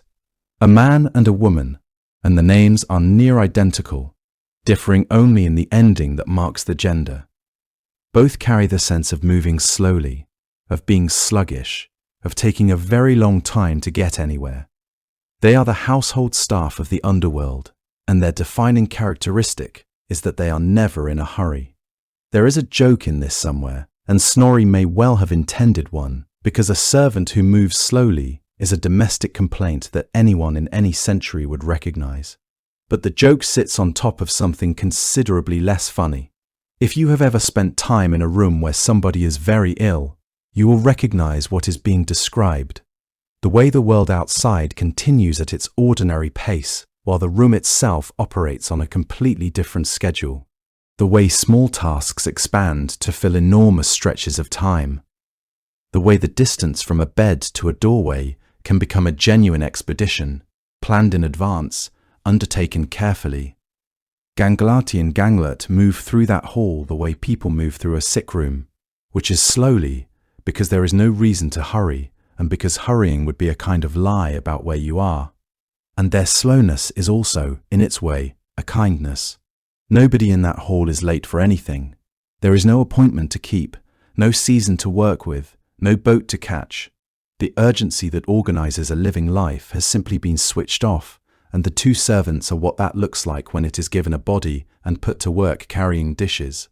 I find them a strangely gentle detail in a passage that is otherwise fairly bleak. Everything else in that hall is named after a symptom. The servants are named after a pace, and a pace is something you can settle into. Now we come to the part that changes the proportions of everything, and I think it is the single most important thing to understand about this realm. Almost everyone went there. The warriors who died with weapons in their hands were taken by the Valkyries to Valhalla, or to Freya's field, and of this a great deal was sung. The poets returned to it constantly, the image of the chosen dead riding through the sky, selected from the field of battle, and escorted into halls of gold and firelight, where the feasting never ended, and the fighting resumed each morning like a gift. These were the deaths the old stories treated as achievements, destinations earned rather than simply arrived at. The culture that produced those stories clearly found something deeply compelling in the idea that how you died could determine where you went. But for all the space Valhalla occupies in the surviving material, it was never where most people went. The Valkyries were selective. They chose, they passed over, they decided. The vast majority of any battlefield was not chosen, to say nothing of everyone who never saw a battlefield at all. The woman who had borne children and raised them through the long winters. The farmer who had worked his land through decades of cold seasons and brief summers. The fisherman whose boat went down far from shore. The child who did not survive infancy. The old man who lived long enough to see his grandchildren and died quietly in his bed with the smell of wood smoke around him. None of them rode through the sky. They walked the Helviga, and they passed through the corpse gates, and she received them. The Norse had a word for that kind of death. Stradöða, straw death, meaning to die in your bed on the straw rather than out in the open with a weapon. And it is usually reported that they held it in contempt, that a straw death was a shameful thing. I want to be a little careful here, because the sources that say so most loudly are the heroic ones, and heroic literature is not a neutral witness to how people actually felt. The sagas were written by and for a class that valued martial reputation. A great many people in that world died on the straw and were mourned properly by families who did not think less of them for it. What is clear is that the tradition made room for both. It celebrated the warrior death loudly and at length, and it also imagined, in careful detail, a realm for everyone else. Not a place of punishment or failure, a destination. And there is a detail that complicates the contempt considerably, which is that some of the most celebrated figures in the whole body of literature died on the straw. Egil, whose poem we will come to, died an old man on his farm, blind and deaf and getting in the way of the kitchen servants. The saga tells it with a certain grim humour and does not present it as a disgrace. It presents it as what happens. A great many saga heroes die that way. They survive their feuds and their voyages and their improbable fights, and then they get old, and then they die in bed, and the sagas record it in a sentence and move on to the next generation. If straw death were genuinely shameful, that is not how a literature obsessed with reputation would handle it. What seems more likely is that the contempt was a specific attitude held in specific contexts, by people with something to prove, in poetry composed for an audience that wanted to hear it, and that alongside it there was a much broader and quieter acceptance that most lives end the ordinary way, and that this is neither a failure nor a subject for comment. And when you count honestly, when you set aside the celebrated few, what you find is that her realm was filling steadily, century after century, with the overwhelming majority of everyone who had ever lived. In that sense, she is arguably the most consequential figure in the entire Norse understanding of death.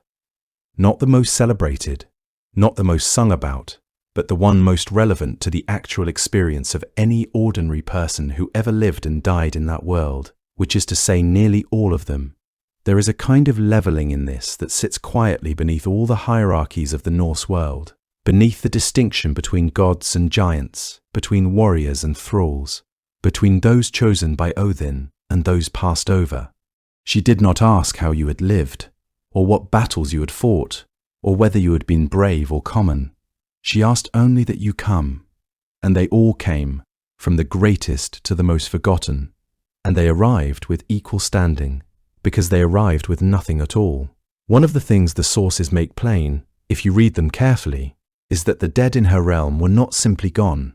They were somewhere, and that somewhere had a texture to it. This is perhaps the detail most easily lost when the word conjures images drawn from later traditions, because what the Norse imagined for their dead was something far quieter and, in its own way, far stranger than either paradise or torment. It was a continuation, a carrying on. A life that resembled the one left behind closely enough that the distance between the living and the dead felt like a matter of geography rather than of existence itself. Baldr, who we will come to properly in a while, is the clearest example the sources give us of what this actually meant in practice. When a messenger finally reached that hall and found him there, he was not described as diminished or lost. He was seated in the place of honor. He was recognizable. He was still himself. He had been the most beloved of all the gods, and in that hall it had not simply evaporated. It had been relocated, held within those walls rather than shining across Asgard, but real nonetheless. There is something deeply Norse in that. The idea that what a person was in life did not dissolve at death, but persisted, carried down into the realm of the dead, and arranged there with a kind of care, as though the hall took the living world seriously enough to reflect it. There is a second strand of belief that runs alongside this, and I want to introduce it carefully, because the two do not fit together neatly, and the sources never reconcile them. Alongside everything the Norse said about a realm beneath the world, they also believed, at least in some places and some periods, that the dead stayed in their graves. The sagas describe this with striking matter-of-factness. A man who has been buried in a mound near his farm is understood to be in that mound, in some real sense. He may be visited. He may appear in dreams. In certain stories, he may be spoken to directly and may answer. Some of the sagas describe the inside of a mound as warm and lit, a small interior world with its own furniture and its own fire, which is a strange and rather moving image once you have sat with it. The dead man sitting in his mound, in a very small version of a very large hall. There are darker versions of this too, where the mound dweller does not stay quietly inside and instead becomes something the living have to deal with, heavy and cold and physically present, which is a genuinely frightening figure in the sagas and nothing like the quiet dead we have been describing. These are worth a moment, because they are the closest thing the tradition has to a horror story, and because they sit so awkwardly beside everything else. The saga dead who come back are not ghosts in the way a modern reader expects. They are not transparent, and they do not drift. They are physical. They have weight. They are described as swollen and dark and enormously strong, and dealing with one is a practical problem rather than a spiritual one.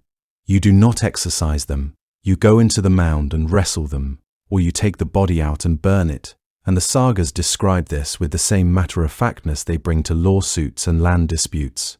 Some of them are malicious. Some of them are simply unwilling to leave, sitting in their mounds with their treasure and objecting to visitors. How this fits with a hall beneath the world is anybody's guess, and the sagas do not attempt to reconcile it. A man in a mound is in his mound. A man who has gone to hell has gone to hell. Both statements appear in the same literature, sometimes in the same text, without any apparent discomfort.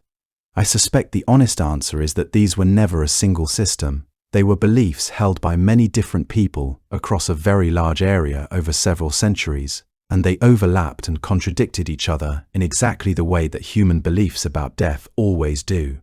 Most people today hold at least two incompatible ideas about what happens when someone dies, and manage it without difficulty.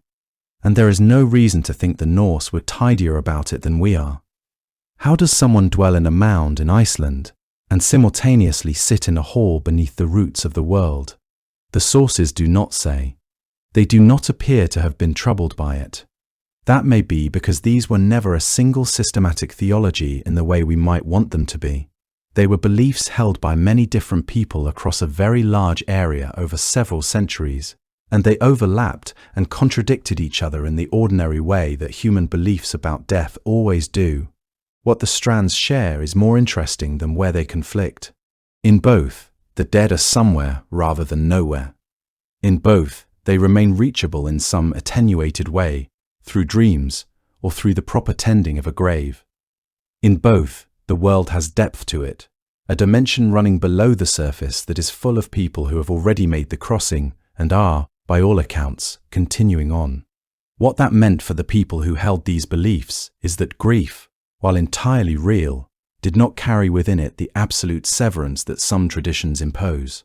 The person who had died was still, in some meaningful sense, there, not in the room and not at the table, but beneath the ground in a place that had its own table and its own room and its own slow ongoing life.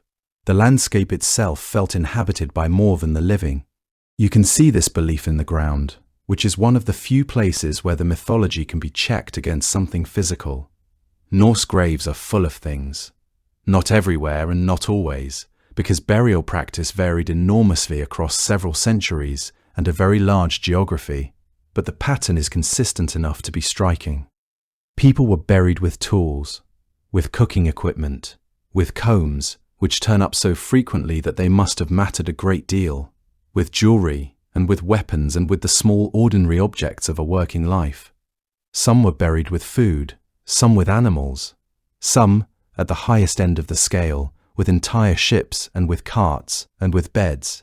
There are graves containing scales and weights, which is the equipment of a merchant. There are graves containing spindle whorls and weaving swords, which is the equipment of a household. There are graves of children containing toys. Whatever people believed about where the dead went, they behaved as though the dead were going somewhere they would need things. That is not a small observation. You do not pack a bag for oblivion. The care with which these burials were assembled, the expense of them, the deliberate placing of objects around a body in ways that clearly meant something to the people doing the placing, all of it points toward a conviction that the person was continuing and would want their comb. There is an argument to be had about how literally any of this was meant, and archaeologists have been having it for a long time. Grave goods can be about status as much as about the afterlife. A rich burial says something to the living who are standing around watching it, and some of what it says is about the family doing the burying rather than about the person in the ground. Both things are probably true at once, as they usually are. But the combs stay with me. A comb is not a status object. It is a thing you use in the morning, unthinkingly, for as long as you have hair. Putting one in a grave is a very small gesture, and it is difficult to read as anything other than someone thinking, quite practically, that this will still be wanted, There is one part of her realm that does involve suffering, and I want to be accurate about it rather than dismissing the idea entirely in the effort to correct a misconception. Within the broader territory, there was a place called Nastrond, the shore of corpses. The Völuspá describes it in a few compressed and unpleasant lines. A hall standing on a shore, facing north, which in that symbolic world meant facing away from light and warmth. Its walls woven from the spines of serpents, their heads turned inward, venom dripping through the smoke holes in the roof. Those who wade through the heavy streams there are named oath-breakers, murderers, and men who seduce the wives of others. And the dragon Nithgugr sucks at the bodies of the dead. That is real, and it is in the tradition, and it is a place of genuine torment. Nobody should be told otherwise. But it is a district rather than the whole country. It was reserved for those who had committed the particular crimes the Norse considered most catastrophic. And the ordering of that list is worth noticing, because oath-breaking comes first. In a society built on loyalty and spoken promises, where agreements were held together by the fact that people kept their word rather than by any enforcement apparatus, breaking an oath was a form of destruction that reached far beyond any single victim. It attacked the mechanism by which the society functioned at all. It is worth dwelling on this, because it is one of the clearest windows into what these people actually valued, and it is quite different from what a modern list would look like. There were no courts in the sense we would recognize. There was an assembly where disputes were heard, and there were laws, and there were procedures, but there was no police force, and no prison, and no standing authority capable of compelling anyone to do anything. If a judgment went against you, what made you comply was your own reputation and the knowledge that your neighbors would remember. In that arrangement, a person's word is not a moral nicety, it is load-bearing. It is the material the whole structure is made of, which is why oath-breaking sits at the head of that list, ahead of murder. Murder destroys a person. Oath-breaking destroys the thing that lets people live near each other at all. And notice what is not on the list. There is nothing about belief, nothing about worshipping incorrectly, or doubting the gods, or failing to make the right offerings. Nothing about the ordinary human failings that later traditions would spend a great deal of time cataloguing. Nothing about cowardice, which the heroic poetry despises, but which apparently does not send you to the serpent hall. The three crimes named are all crimes against other people, and specifically against the bonds that hold a community together. Betrayal of a promise, killing, betrayal of a marriage, whatever else can be said about that shore, and it is a genuinely unpleasant place. The logic that assigns people to it is not a religious logic. It is a social one. You end up there for what you did to the people around you, not for what you thought about the gods. The farmer who died in winter did not go to Nastrand. The mother who died in childbirth did not go there. The old man who had kept his oaths and lived his years and simply come to the end of them did not go there. They went to the hall, and the hall was something different. The dragon at Nastrand was old, and it is worth a moment of its own because it represents something the Norse understood with unusual clarity. Nithgugr, whose name carries the sense of a striker from below or a corpse gnawer, dwelt in a place called Fergelmir, the roaring cauldron, a great spring buried deep in the primordial cold, from which rivers were said to flow outward into the world above, like roots of water spreading invisibly beneath everything you have ever stood on. And at the lowest root of Yggdrasil, the dragon worked, endlessly, patiently, chewing through what held the world in place. This is not a comfortable image, and it was not meant to be. But what it represents is not chaos for its own sake, or evil in any simple sense. It is something older and stranger than either, which is the work of dissolution that underlies all living systems. The slow return of everything complex and structured to something simpler and undone. Every tree that falls in a forest, every body that returns to the soil it once walked on, every great thing that gradually becomes nothing. That process has always been operating, underneath, quietly, and Nithgugr was the Norse way of giving it a shape and a location, and the particular sound of gnawing in the dark. The dragon is not cruel in any personal sense. It gnaws because that is what it is and what it does. the way fire burns and water flows. It is something older than morality, possibly older than the gods, a force of dissolution sitting at the very foundation of the world. And it does not belong to Hel. That distinction matters. The two share the same vast cold territory beneath the world, but their natures are genuinely different, in the way that a governor and a natural process can occupy the same land without being the same kind of thing. She administers, she receives, she makes decisions, she holds conditions, she exercises the authority that was given to her. If the dragon gnaws at the roots nearby, it does so according to no authority at all, because dissolution does not answer to anyone, not even to the ruler of the dead. The Norse understanding that both of these could exist in the same realm, ordered death and unordered decay, governance and entropy, beneath the same cold sky and without any contradiction, is a remarkably clear-eyed account of how the world actually works. I want to turn now to a piece of poetry, because so far almost everything we have looked at has come to us through Snorri, and there is one place where a real person, in genuine grief, reaches for this goddess and speaks about her directly. His name was Egil Skallagrimsson, and he was an Icelandic farmer and warrior and poet, difficult and violent and enormously gifted, who lived in the 10th century and whose saga was written down a few hundred years later. Late in his life, 2 of his sons died, 1 drowned. And Egil went into his bed closet and shut the door and lay down and would not eat, and by the account of the saga, he intended to die there. His daughter got him out of it by a trick, persuading him to compose a poem in his son's memory, knowing that he would not be able to leave it unfinished once he had started. The poem is called Sunnatorek, which means something like the irreparable loss of sons, and it is one of the most extraordinary things in the whole of Old Norse literature. It is a poem about grief written by a man who is furious. He is angry at the sea, which took 1 son. He is angry at Odin, whom he had served all his life, and who has taken the other and given him nothing in return except the gift of poetry, which Egil acknowledges in a tone that is somewhere between gratitude and accusation. And near the end, he turns and looks at what is coming for him. He says, in the compressed way that this poetry works, that the goddess of the underworld stands on the headland waiting for him, that he sees her there and that he will meet her without complaint. I find that image very hard to shake.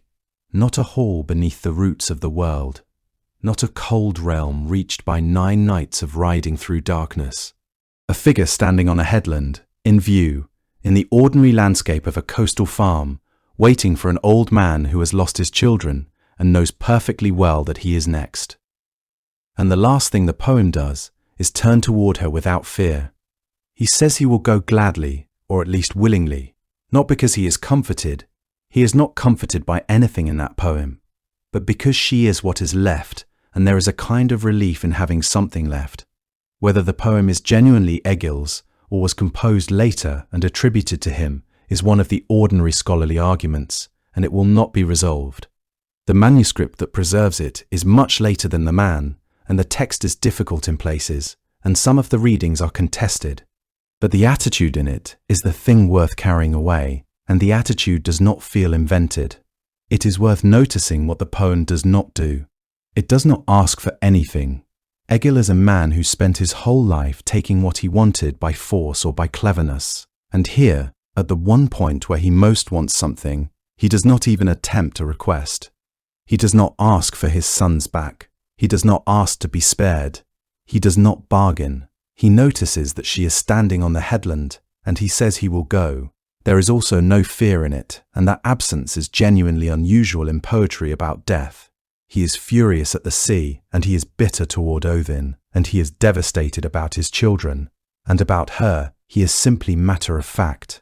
She is the last item on a list of things he has to accept, and she is the one item he does not argue with. I think that is because she is the only one on the list who has not betrayed him. The sea took a son, the god he served took another, and gave him nothing back. She has done nothing except exist and wait, which is all she has ever done, and there is nothing in that to resent. That, I think, is closer to what she actually meant to the people who believed in her than any description of her furniture. There is a phrase in the account of her appointment that has caused a certain amount of quiet puzzlement, and it is worth raising because it shows how little we actually understand about the geography of her domain. Snorri says that Odin gave her authority over 9 worlds. 9 is the number that turns up constantly in this material. 9 nights on the tree, 9 nights of riding, 9 steps taken by a dying god. It has the feel of a number that means many rather than a number that means 9. But taken at face value, the statement is strange because the 9 worlds are usually understood to be the whole cosmos, including Asgard and the world of human beings. Giving her authority over all of them would make her sovereign over everything, which is plainly not what the rest of the material describes. The most likely reading is that it means she has authority over the dead of 9 worlds, which is to say the dead of everywhere, which brings us back to the same point by a different road. Every world produces dead. All of them are hers. Some scholars have suggested that her realm itself is subdivided, that there are 9 regions within it, and she apportions people among them, which would fit with the wording about assigning lodgings. Nastrond would then be one of those regions rather than an anomaly. Nobody knows. The sentence is a single line in a 13th century book, and there is nothing else to test it against. I mention it because it is a useful reminder of the scale of what we do not have.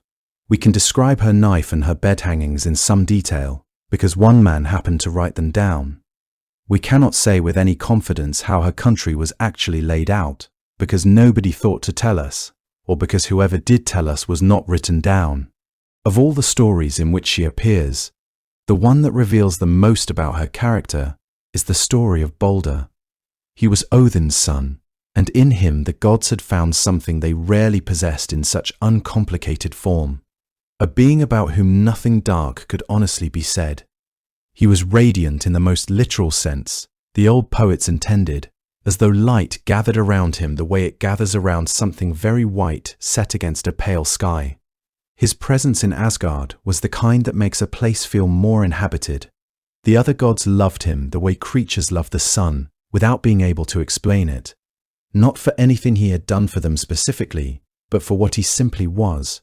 It is perhaps because he was the thing in that cosmos which most resembled uncomplicated goodness, that what happened to him carried such weight, and that the grief which followed spread through the stories like cold water spreading through cloth. The trouble began with dreams. He began to dream of his own death, and the dreams were not vague the way dreams usually are, but vivid and insistent, returning night after night with the quality of something already settled. When he told the others, they took it seriously, because in that understanding, a dream of such persistence was not merely a dream, it was a message arriving from beyond the reach of ordinary knowledge. Odin rode down toward the realm of the dead to find out what it meant. And the short poem that describes that ride tells us something about her country that no other source does. He goes down and northward. Somewhere on the road a hound comes up toward him from below, its chest and jaws dark with blood, and it bays at him as he passes. He does not stop, and the poem does not explain the animal, and it is one of the small unresolved details that make that text feel genuinely old. He rides on until he reaches a grave on the eastern side of the hall, and there he works the spell that raises the dead, and a long-buried seeress comes up out of the ground. She is not pleased about it. She has been down there a long time, long enough that snow has fallen on her, and rain has beaten on her, and dew has lain on her, and she says so, and there is an exhaustion in her voice that survives translation. He does not give her his real name. He calls himself Vegtamra, which means something like one accustomed to the road, and he asks her a question. For whom, he asks, are the benches strewn with rings and the platform covered over with gold? And she tells him. The mead, she says, is already brewed for Baldr. It stands waiting, with a shield laid over it, and the sons of the Aesir are in despair. I find that answer extraordinary, and it is worth stopping on, because of what it reveals about the hall we have been describing. It is prepared. The benches have been made ready. The drink has been brewed and covered and set aside.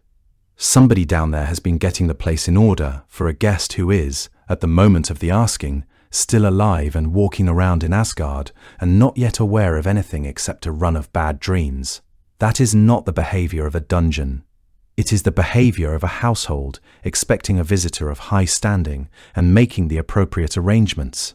Whether that preparation is a courtesy or a certainty, the poem does not say. Both readings are available, and both are unsettling in different ways. Odin asks 2 more questions and gets 2 more answers, and then he asks one too many, and the seeress recognizes him and stops answering and tells him to go home, and goes back down into the ground. What he brought back was not reassuring. The death was already woven into what was coming. The grief of the gods was already part of what the world was going to become. His mother Frigg responded the way someone responds when they love something so completely that they refuse to accept what cannot be changed. She travelled through the worlds and took an oath from everything she found. Every plant, every stone, every metal and sickness and creature, all of them swearing that they would not harm her son. The effort was immense, and it nearly worked. When the gods discovered that weapons glanced off him and objects thrown at him fell harmlessly away, they made a game of it, gathering around him and throwing things and laughing when nothing touched him, finding in the game a joy that mixed with their relief. For a little while, it seemed that love had been sufficient to outpace fate. Loki had noticed something. He had gone among the world's creatures in disguise and found the one thing Frigg had passed over, a mistletoe growing on an oak, which she had not troubled to ask because it seemed too small and too young to matter. He cut a sprig and shaped it into something that could be thrown, and brought it to where the gods were still at their game. Standing at the edge of the circle was Hother, Baldr's brother, who was blind and had been unable to participate. Loki approached him with the appearance of kindness and offered to guide his hand so that he could join in. Hother was glad of it. He did not know what he was holding. He threw it in the direction he was pointed, and Baldr fell and did not rise. The silence that followed is the kind the old poets return to again and again, a silence so complete that it becomes its own sound, the sound of something enormous and irreversible settling into place. Then the grief came, all at once, from all of them. The prose Edda says that they wept so hard that none of them could speak to another about what had happened or decide what to do. His wife Nanna looked at him lying there, and her heart broke so completely that she died, and she was placed on the funeral ship beside him, and they were sent out to sea together in flames. It was after the burning that Hermodr was sent. He was another of Odin's sons, and he is not much spoken of elsewhere. He appears in the stories almost entirely for this one journey, and what he was known for is exactly what the moment required, which is a willingness to move toward a hard thing without making much of it. He rode Sleipnir, Odin's 8-legged horse, the one creature swift enough and strange enough for that journey. For 9 nights he rode through valleys so deep and so dark that he could see nothing on either side of him. The path known only by the sound of hooves on cold ground, the world above entirely absent, not even a suggestion of sky. The cold increased as he went, and it was not the ordinary cold of a winter night, but something older and more absolute, the cold that does not fluctuate, that has no memory of warmth. Then he heard the river before he saw it, the Gjoll, whose waters moved with that sound like weapons clashing, a vast continuous ringing filling the darkness around him. He crossed the bridge with its roof of gold that caught no light from any sky, and it is here that Mothgutha said the thing that has stayed with me longer than almost anything else in this material. She looked at him, and she told him that 5 troops of dead men had ridden across that bridge the day before, and that the bridge had resounded less under all of them together than it did under him alone. Think about what she is describing. The dead go over in numbers and make less noise than one living man on one horse. They have set something down that he is still carrying, and the bridge can feel the difference. She did not need to explain further. She simply added that he did not have the colour of the dead about him, and asked him why he was riding the road to Hel if he was not dead. He told her, and she pointed the way. Downward, northward, he rode on, and the gates rose before him, great and closed. Sleipnir gathered himself and leapt, clearing them entirely, and they landed on the other side in a quiet that was different in quality from the darkness of the road, a quiet with weight to it, as though silence here was not the absence of sound, but its own substance. He rode to the hall and dismounted and went inside.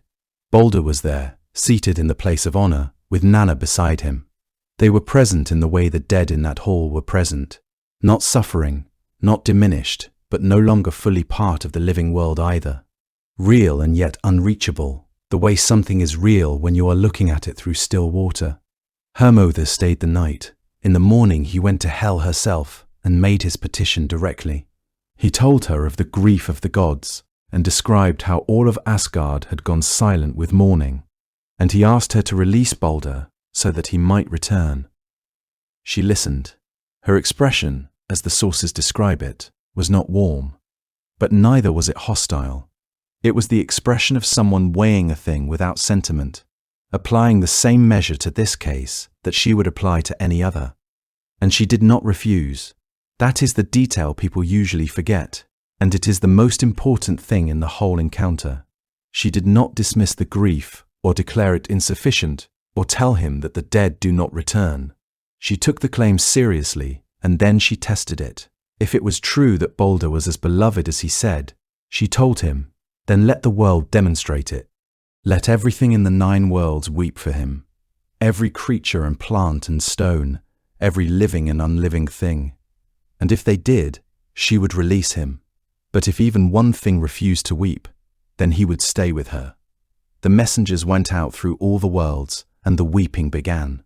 It came from everywhere, from things you might expect and things you would not. Stones wept, trees wept, metals and birds and creatures of every kind wept for Baldr, because he had been so genuinely loved that the grief was not difficult to find. For a time it seemed the condition would be met, that the world had loved him fully enough to bring him home. The messengers were returning. The task was very nearly complete. Then they came to a cave, and inside it sat a giantess who gave her name as Thurk, which is simply the word for thanks. They asked her to weep for Baldr, and she refused. She said that she had got no good from that man, living or dead, and that Hel could keep what she had. Snorri adds one line afterward that changes the whole passage, and he is careful about how he puts it. He says that people believe this was Loki. He does not state it as fact. He reports it as what people believe, and I think the care is deliberate, because the two possibilities are quite different. If it was Loki, then the test was rigged from the moment it was set, and the world's grief was never going to be enough. If it was not, then Baldr was lost to a genuine indifference that happened to be sitting in a cave that day, which is somehow worse. Either way, the one refusal was sufficient. The condition had not been met. Baldr remained in her hall, seated at her table in the cold and the quiet. And she had kept her word exactly. She had promised nothing except fairness, and fairness was precisely what she gave. There is a coda to the journey that the retellings usually drop, and I think it is one of the most affecting things in the whole episode. Before her mother left that hall, Baldr walked him out and gave him things to carry back. He handed him a ring. It was Draupnir, which Odin had laid on the funeral pyre as a last gift, and which had therefore come down with him into the realm of the dead. He asked that it be taken back to his father as a keepsake. Think about the ordinariness of that gesture. A son sending a ring home because he thinks his father would want it back. He does not send a message about fate, or a lament, or any grand final statement. He sends the ring. Nanna sent things too. A linen robe for Frigg, and other gifts, and to one of the goddesses, a gold finger ring. Small tender objects moving upward, out of the underworld, in the hands of a man on a horse, from someone who had not stopped loving the world. She left even from that distance, and through that barrier. And Hermother rode back up through the 9 nights of dark valleys, carrying all of it, along with the condition that would fail, and delivered everything, and the ring went back onto Odin's hand. None of it changed anything. That is what makes it stay with you. The gifts arrived, and the petition failed, and the world went on toward its ending. And somewhere in Asgard, the Allfather was wearing a ring that had been down to the country of the dead and come back without his son. What stands out about her, across every story in which she appears, is how little she seems interested in being either feared or loved. Death deities across world mythologies tend to occupy one of two positions. They are either figures of terror, draped in imagery of violence and damnation, or they are compassionate guides, gentle shepherds of souls moving towards somewhere brighter. In either case, they are oriented toward the living. They perform their role with some awareness of the effect it has on those who contemplate them. She does neither. She receives the dead because that is what she does. She governs because the realm was given to her. She sets her conditions and honors them because that appears to be her nature. None of it seems designed to produce any particular emotion in the world above her. When a living man rode 9 nights through darkness to stand in front of her and ask for his brother back, she did not terrify him. She did not comfort him. She did not turn him away with cruelty. She listened. She weighed what he had said, and she offered a condition that was, in its way, entirely reasonable. And either outcome was acceptable to her in precisely the same way. She is not someone who needs the result to go one direction rather than another.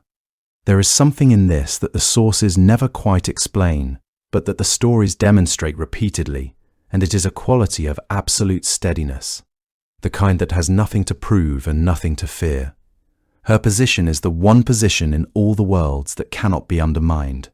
Every god in Asgard, every giant in Jotunheim, every person living out their years is eventually going to come to her. She knows this, and it makes a certain kind of striving beside the point. She does not need to be impressive. She simply needs to be there, and she always is. The worldview that produced this characterization understood fate as something impersonal and unreachable. Not a punishment handed down by a disappointed god, not a reward arranged for the deserving, but simply the shape of things, the structure underneath everything else, unmovable and without preference. Death, in this understanding, was not the enemy of life, but its continuation, the territory every life was moving toward from its first moment. And the figure presiding over that territory need not be malevolent, simply because her domain was the one nobody wanted to enter. She was downcast in expression and grim in bearing. The sources do not suggest that she smiled easily or spoke with warmth, but those qualities describe a temperament rather than a cruelty, and the distinction matters considerably. A cold judge is not the same as a cruel one. Impartiality, even when it refuses to be moved by grief, is not the same as indifference. She was fair in the precise and unemotional way that very few beings, mortal or divine, manage to be fair. She applied the same measure to everyone, without consideration of who they had been or what they had accomplished, or how much the gods who loved them grieved at their absence. Farmers reached her gate, and warriors reached her gate, and the most beloved god in the cosmos reached her gate, and she received them all with the same expression and the same cold hall, and the same unwillingness to be argued out of her position. There is, in this, something the people who first imagined her may have found quietly reassuring, not comforting in a simple way, but reassuring in the way that any genuinely consistent thing is reassuring, because you know exactly where you stand with it. It will never surprise you with cruelty, or withdraw its acceptance on a difficult day. Whatever else the world might bring, her gate was open.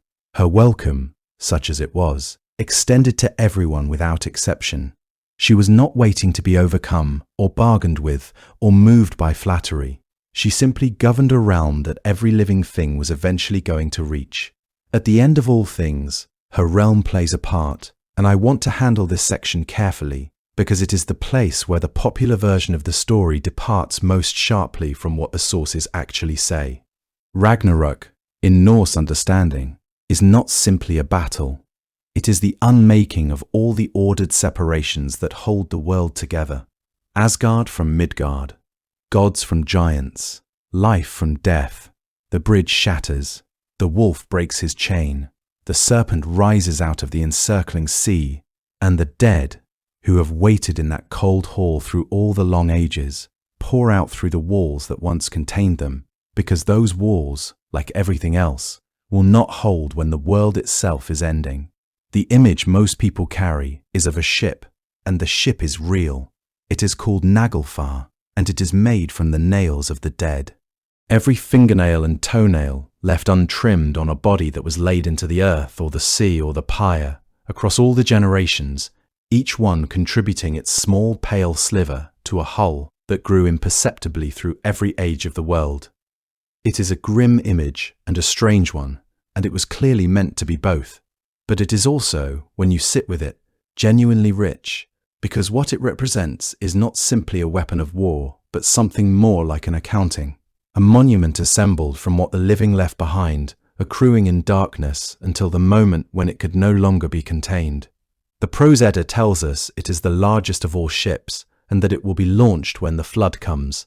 Now here is where I have to be honest about the sources, because they do not agree, and the popular retelling has quietly picked one and dropped the other. Snorri says that a giant named Hrymr steers Naglfar, and he says separately that Loki, freed from his bonds, captains a different vessel, and that with him travel all the people of Hel. The Völuspá says something different. In that poem, Naglfar itself is loosed, and Loki steers it, and with him come the wolf's kin. So we have two accounts, and neither of them says that Hel sends the ship. She is not described as its owner or its commander, or the one who decides that it should sail. In Snorri, her people are aboard a vessel steered by her father. In the poem, the identification of ship and steersman shifts entirely. I make this point because it is very common to hear that Hel launches Naglfar at the end of the world, as an act of vengeance or as the culmination of some long-held grievance, and there is nothing in the sources to support it. What the sources describe is something much closer to a boundary giving way. The dead do not attack the world so much as return to it, because the wall that always separated them is simply no longer there. Whoever is steering, the crew is the crew, and the crew is the ordinary dead. The farmers and mothers and children and old men who came to that hall, not in glory, but because they had lived, and then stopped living. These are the ones who sail at the end, not the chosen warriors from Valhalla, though they will fight on the other side. The quiet dead, the ones who had no particular claim to immortality through battle glory, now gathered on a ship built from their own bodies' remnants and moving toward the final shore. There is something in that image which seems less like malice and more like inevitability. Her role at the ending, if she has one, is consistent with her role in everything preceding it. She is not an instigator or a schemer or a force pursuing its own ends. She is a presence that reflects and responds to what already is. And at Ragnarok, what already is happens to be the dissolution of every boundary in the cosmos. The poem places the launching of the ship among the signs by which the seeress recognizes that the end has genuinely come. It does not cause the ending, it confirms it. It is what happens when the world has already passed the point of no return. There is a custom attached to all of this that I find one of the most quietly moving details in the whole tradition.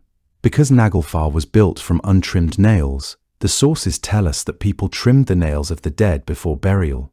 Every nail left uncut added its increment to that growing hull.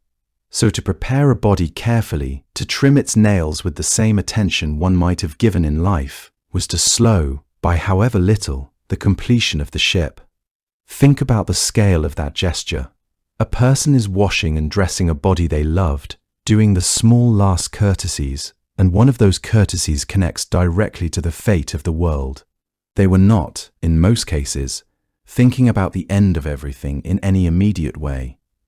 They were doing what one does for someone who has died. But the belief underneath the custom gave that small act a weight extending far beyond the grave beside them, linking a single pair of hands to a ship that would one day carry the dead of all ages across dark water toward the last battle. It is an act of care and an act of fear, woven together and performed at the same moment, and I cannot think of a better illustration of how these people held both of those things at once. There is one more part of the story, and it is the part almost nobody tells. The Völuspá does not end with the fire. After the destruction, after the gods have fallen and the world has burned and sunk into the sea, the seeress goes on. She describes a world rising again out of the water, green and new, waterfalls pouring down into fresh valleys, an eagle overhead hunting fish, The earth coming back. Grain growing in fields nobody planted. The surviving children of the gods find one another and gather on the plain where Asgard had stood, and they find lying in the grass the golden gaming pieces that the gods had played with in the days before everything went wrong. And then the poem says that Baldr comes back. He returns from Hel into that new world, and Hother, his brother, the one who threw the mistletoe, comes back with him, and the poem gives no indication of any grievance surviving between them.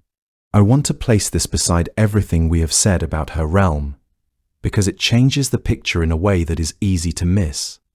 She was not, in the end, a permanent captor. She had kept Baldr because the conditions she set had not been met, and she had been entirely within her rights, and no divine authority could compel her to release him.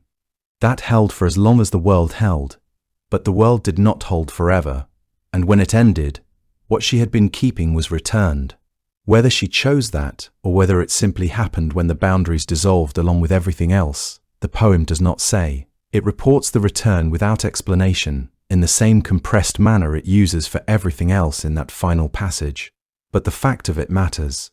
The one soul the gods had wept for and could not ransom does eventually come out of that hall.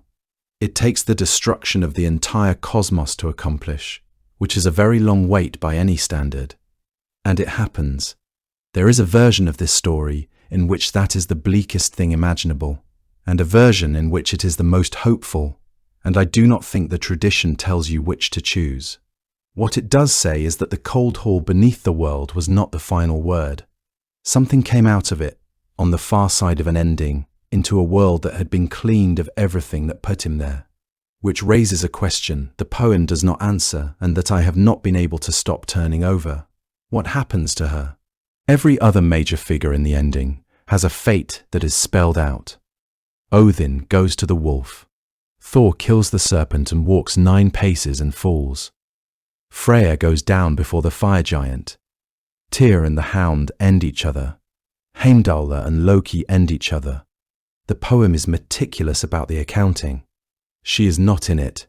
Her father is named. Her brothers are named, both of them in some detail. Her people are named, sailing on that ship. She is not. There are a few ways to read the silence. One is that she simply ends when the world ends, along with the hall and the walls and the gates and everything else, and the poem did not consider it worth mentioning because it was obvious. Another is that she does not end, because what she governs is not a place so much as a condition, and conditions do not fall in battle. The wolf can be killed. Death cannot be killed. On that reading, her absence from the roll call is not an oversight, but the only accurate way to report her. A third possibility, and the one I find most interesting, is that the question does not apply. If the new world that rises out of the sea is a world where the old harms no longer hold, where 2 brothers who killed and were killed sit together in the grass without any of it counting, then perhaps it is also a world that has not yet begun producing its own dead. There would be nothing for her to do, and nobody to receive. And she would be, for the first time since Odin set her down there, simply unemployed. I do not think the tradition intends any of these. I think it stopped where it stopped and left the rest alone, which is what traditions generally do with the parts nobody asked about. But it is worth noticing that the one figure in the whole cosmos whose position could not be undermined is also the one figure the ending forgets to mention. Whatever that means, it does not seem like a defeat. Now we come back to the word and to what happened to it, because we left that unfinished at the start, and it explains almost everything about how she has been remembered. The transformation is one of those slow changes that is easy to overlook precisely because it happened gradually, over generations, as the peoples who carried the old language began to encounter a new faith and a new way of imagining what waited beyond death. When Christian missionaries moved through the Germanic and Scandinavian lands, they faced a translation problem that was, in its way, quite significant. Their scriptures described a realm of punishment, a place of fire and judgment, and the deliberate infliction of suffering upon those who had lived wrongly. And their new converts already had a word for the underworld, a word deeply embedded in the language and in the very way people thought about where the dead went. But the place that word described was nothing like what the missionaries needed it to describe. The decision that was made, practically and probably without much deliberation, was simply to borrow the existing word and press it into service for the new concept. It was the word people already knew for the realm of the dead. The connection seemed close enough, and that is where the English word descends from. It carries in its letters the memory of a very different place than the one it eventually came to name. What the borrowing did, across the generations that followed, was quietly and thoroughly change the emotional weight the word carried. It loaded it with associations the original had never possessed, with fire, with punishment, with the deliberate suffering of sinners and the active malevolence of a place designed to cause pain. And above all, with a sharp moral division between the deserving and the condemned, a division that had no meaningful equivalent in the older understanding of a realm that received almost everyone without asking whether they had earned it. And as the word changed, the figure changed with it, because her name and her realm were the same word, and she could not easily be disentangled from it. When the realm became morally terrible, she became morally terrible along with it. Her downcast expression and her corpse-dark body were reread through a lens that had no category for solemn neutrality, and so they were understood as signs of malevolence and wickedness. She was not the only figure to undergo this. The old gods generally fared poorly in the process. Their attributes were dimmed or darkened or absorbed into other figures. Their festivals were reframed. Their stories survived only because a small number of people wrote them down. And those people were themselves Christians doing their best to remember something they had not believed in. But she was perhaps more vulnerable to the flattening than most, precisely because her name itself had been borrowed and repurposed. The new meaning travelled everywhere the word travelled, into English and into the ears of every subsequent generation who heard it and could not hear, underneath it, the older and quieter sound of a realm of mist and cold, where the dead lived on in something resembling peace. There is one more layer to this, and it is the most difficult one, because it means the contamination may reach into the sources themselves. Snorri was writing 2 centuries after the conversion. The people from whom he learned the old stories were themselves descendants of converts, shaped by a worldview in which the underworld was a realm of judgment. And some of what he recorded, particularly the bleaker and more punitive elements, may reflect that inheritance rather than what anyone actually believed before the change, which is to say that the correction we have been making all evening may be incomplete. We can strip away the associations that a modern English speaker brings to the word. It is much harder to strip away the ones that were already present in the mind of the man who wrote the material down. What can be said with confidence in the end is fairly small. And I would rather end with what is solid than with what is elaborate. The realm was there. It is attested in the oldest poetry and in the ordinary speech of people who used the word to mean that someone was not coming back. It was cold, and it was beneath, and it was where nearly everyone went. Its name meant a covered place, and a great many people over a great many centuries walked toward it without expecting to be punished. There is a small postscript to the word's journey, and it is a cheerful one after all of that. She came back, over roughly the last 2 centuries, as the old Norse material was rediscovered and translated and taken up by artists and scholars, and eventually by everyone else. Hel began appearing again under her own name, distinct from the borrowed word that had swallowed her. Some of what came back is accurate, and some of it is not. The half-and-half face has proven irresistible to illustrators, which is fair enough, since it is a genuinely striking image, and it is in the sources. Other things have accreted that are not in the sources at all, and it is now quite common to encounter a Hel who is scheming and vengeful and actively hostile to the gods, which is essentially a character built out of the borrowed word rather than out of anything Snorri wrote. That is how these things go. Every age reshapes the material it inherits according to what it needs, and there is nothing to be done about it except to keep going back to the texts and noticing the difference. But the fact that the name detached itself again is worth something. For roughly 800 years, to say the word in English was to say fire and judgment. Now, at least in some contexts, It is possible to say it and mean a cold hall beneath the roots of a tree, presided over by someone who is not angry with anyone. The word travelled a very long way and picked up a great deal that did not belong to it. And then, slowly, some of it came off. There is something in all of this that the people who first told it seem to have found genuinely steadying. Not comforting in a simple way, but steadying, the way a cold, clear night can feel steadying after a long and complicated day.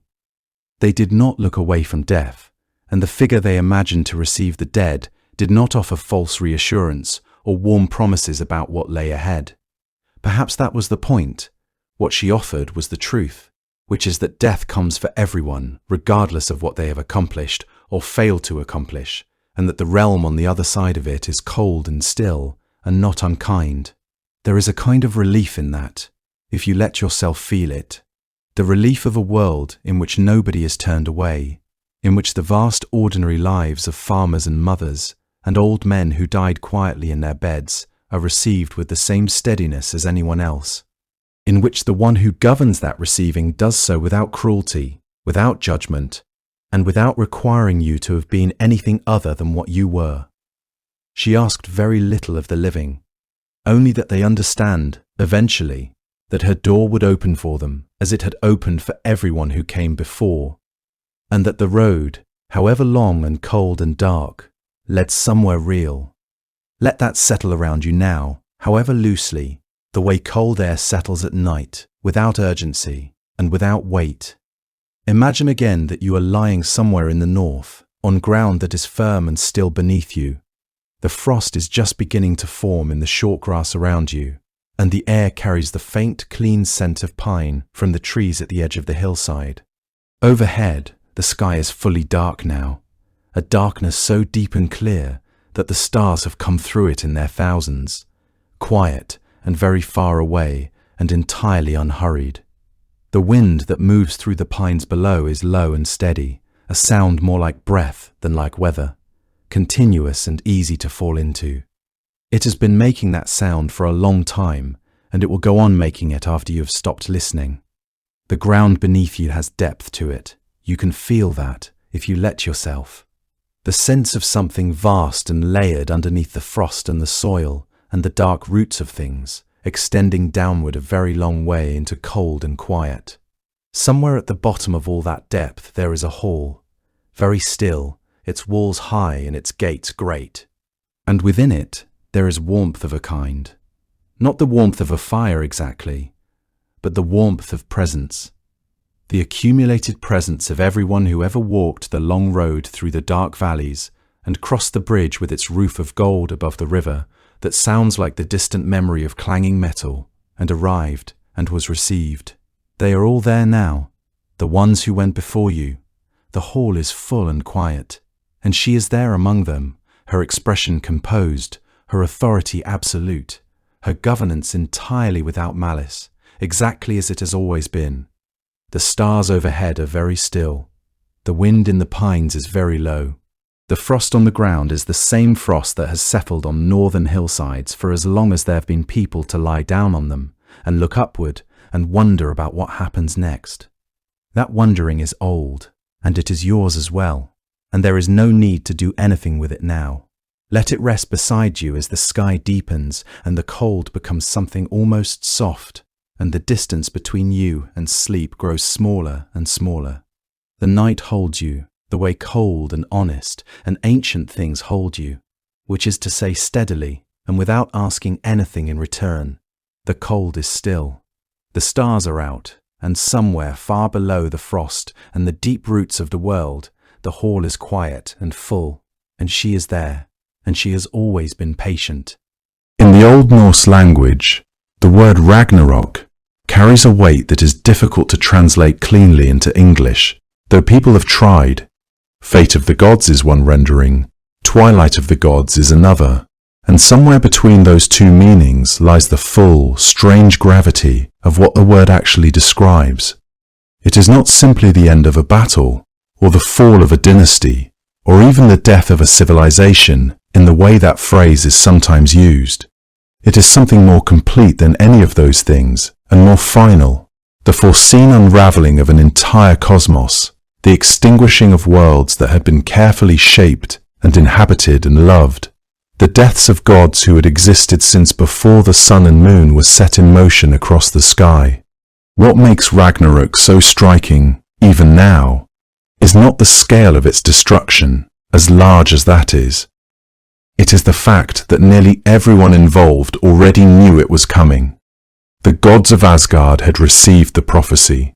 They had looked at what was foretold, and they had understood it, and still they went about their lives, feasting in their great hall, gathering wisdom, training their warriors, tending to the world they had made, knowing all the while that a day existed somewhere ahead of them, on which everything they had built would be consumed.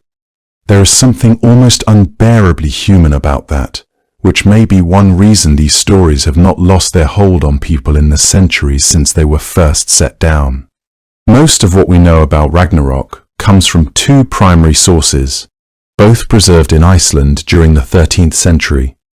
The first is the Poetic Edda, a collection of Old Norse poems gathered together in a manuscript known as the Codex Regius, which was rediscovered in Iceland in 1643 and has been studied carefully ever since. The second is the Prose Edda, written by an Icelandic scholar and chieftain named Snorri Sturluson around the year 1220, which retells and expands upon many of the same myths in a more narrative and explanatory form. Between these two works, a remarkably detailed picture of the Norse understanding of the world's end has survived, though scholars are careful to note that the tradition behind these texts was older and oral, passed along through generations of telling, before it was ever committed to parchment.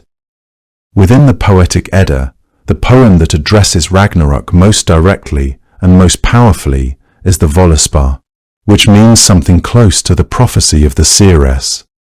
It is structured as the recollection of a Volva, a woman gifted with prophetic sight, who has been called upon by Odin himself to speak what she knows about the history of the cosmos and the fate that awaits it. Her voice in the poem is not warm or encouraging. She tells what she sees because she has been asked, and what she sees is vast and terrible, and, in its way, also strangely beautiful. The Volva's recitation is presented not as speculation, but as direct knowledge. She speaks with the authority of one who has glimpsed what others cannot see. This distinction is crucial for understanding how the Norse conceptualized their myths. For them, Ragnarok was not a cautionary tale meant to teach moral lessons, but a prophesied event woven into the very structure of existence itself. The inevitability of this fate set the Norse vision apart from other traditions. It is from her account that we receive some of the most vivid and enduring images of what is to come: the great wolf breaking free, the serpent rising from the black ocean, the fire that finally takes everything. Other mythological traditions have their own visions of the end, of course. Floods and judgments and consuming darkness in cultures from one end of the world to the other. But Ragnarok occupies an unusual place among them.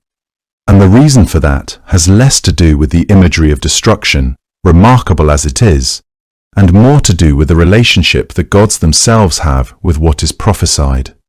In most traditions, divine beings are exempt from the finality that governs mortal life. They may suffer, they may be wounded or temporarily diminished, but they endure. The Norse gods do not.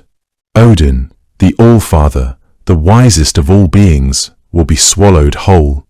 Thor, whose hammer has protected the world of human beings since the beginning, will fall. Freyja and Tyr and Heimdall, each of them will meet an end that was written before they could do anything about it.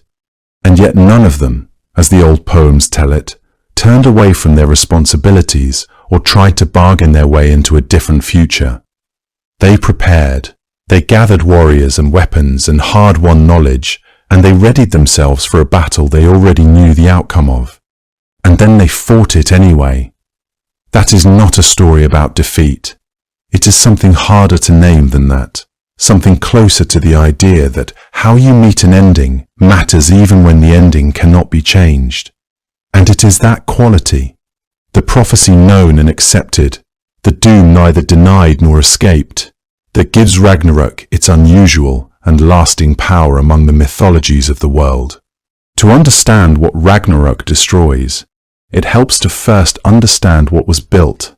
The vast and layered cosmos the Norse people believed they were living inside. At the center of everything, holding all of it together the way a spine holds a body upright, stood a tree, an immense ash tree called Yggdrasil, whose roots reached down into the deepest foundations of existence, and whose highest branches touched the very roof of the sky. The name itself is thought to mean something like Odin's horse. That is a curious thing to call a tree, until you learn that in the Old Norse world, the gallows was sometimes called the horse of the hanged.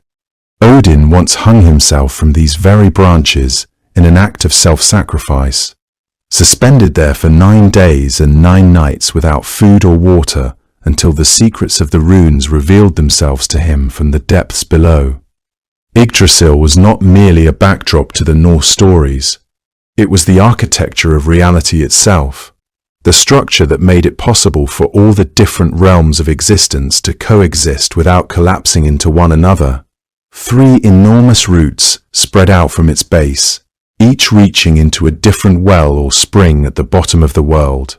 One root stretched own into Urðabrunna, the well of Urdhra, where the 3 Norns, those ancient weavers of fate whose decisions even the gods could not overturn, sat each day drawing water and white clay to pour over the great tree's bark, keeping it from rotting. A second root reached toward the spring of Mimir, the wisest being in all of existence, whose waters held the accumulated knowledge of every age, and the third descended into Hvergelmir, a churning source deep in Niflheim, where the dragon Niflhogra gnawed at the root from below with a patience that seemed almost purposeful, as though it had always understood that its work would eventually be finished. Squirrels ran messages up and down the trunk between the eagle perched at the very top and the serpents coiling at the roots below. 4 stags moved through the branches, cropping the new growth. The tree sweated honeydew.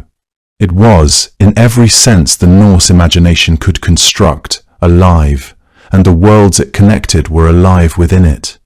Those worlds numbered 9 in the old tradition, though the surviving texts do not always name them in a single tidy list.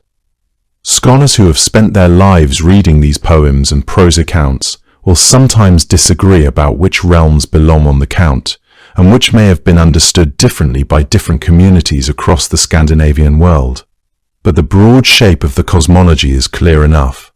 High among the uppermost branches sat Asgard, the stronghold of the Aesir gods, surrounded by great walls and filled with halls whose roofs were thatched with silver and gold, where Odin held his court and the warrior dead feasted each night in preparation for what was to come.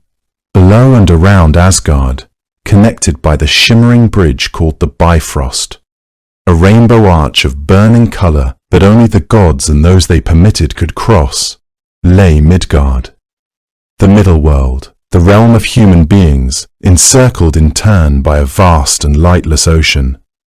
In that ocean lived something the Norse people understood with the kind of familiarity that only comes from living close to the sea, a serpent so enormous that it wrapped itself all the way around Midgard and held its own tail in its mouth, the human world into a kind of island inside its coils. Beyond the ocean's far edge lay Jotunheim, the cold and rocky realm of the frost giants, beings older in many cases than the gods themselves, and perpetually at odds with them, not always violently.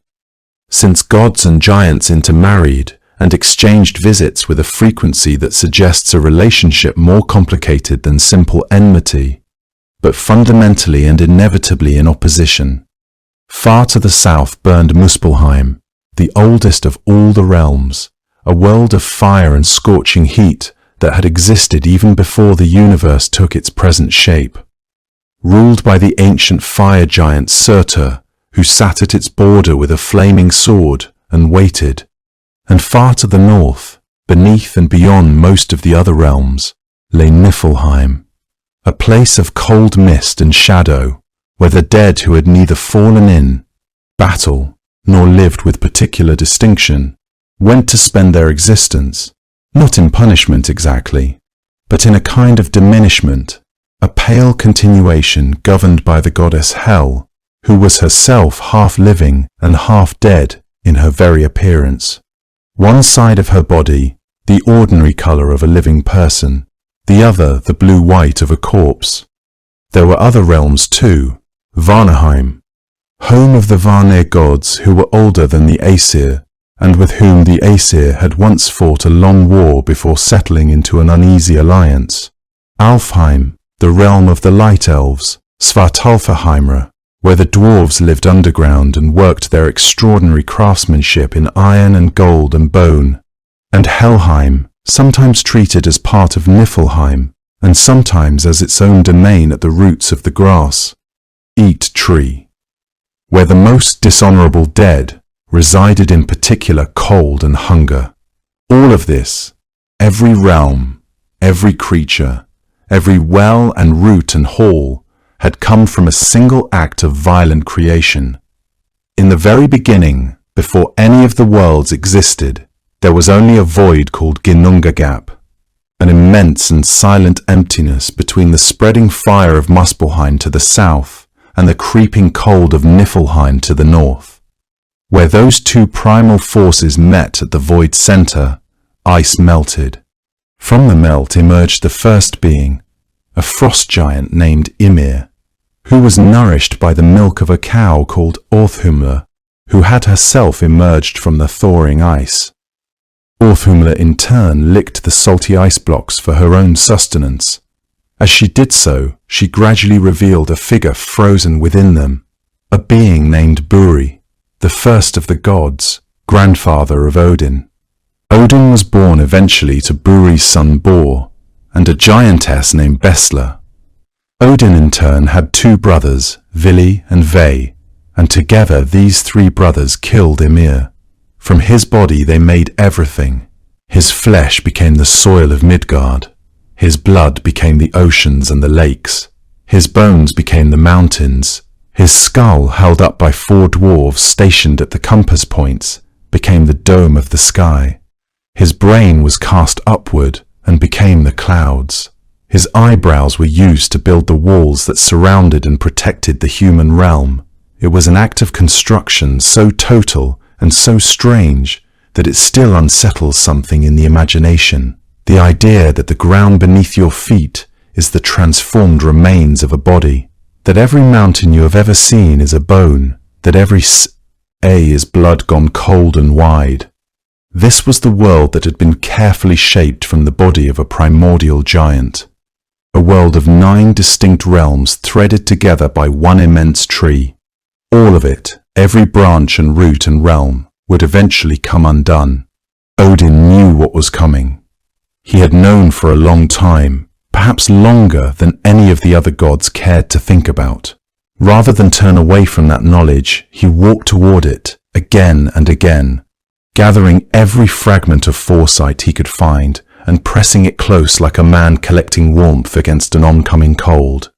This quality, the relentless, almost sorrowful accumulation of wisdom in the face of an ending he could not prevent, is what sets Odin apart from other gods in other traditions. It colours everything he did and everything he built in the long age before Ragnarok finally arrived.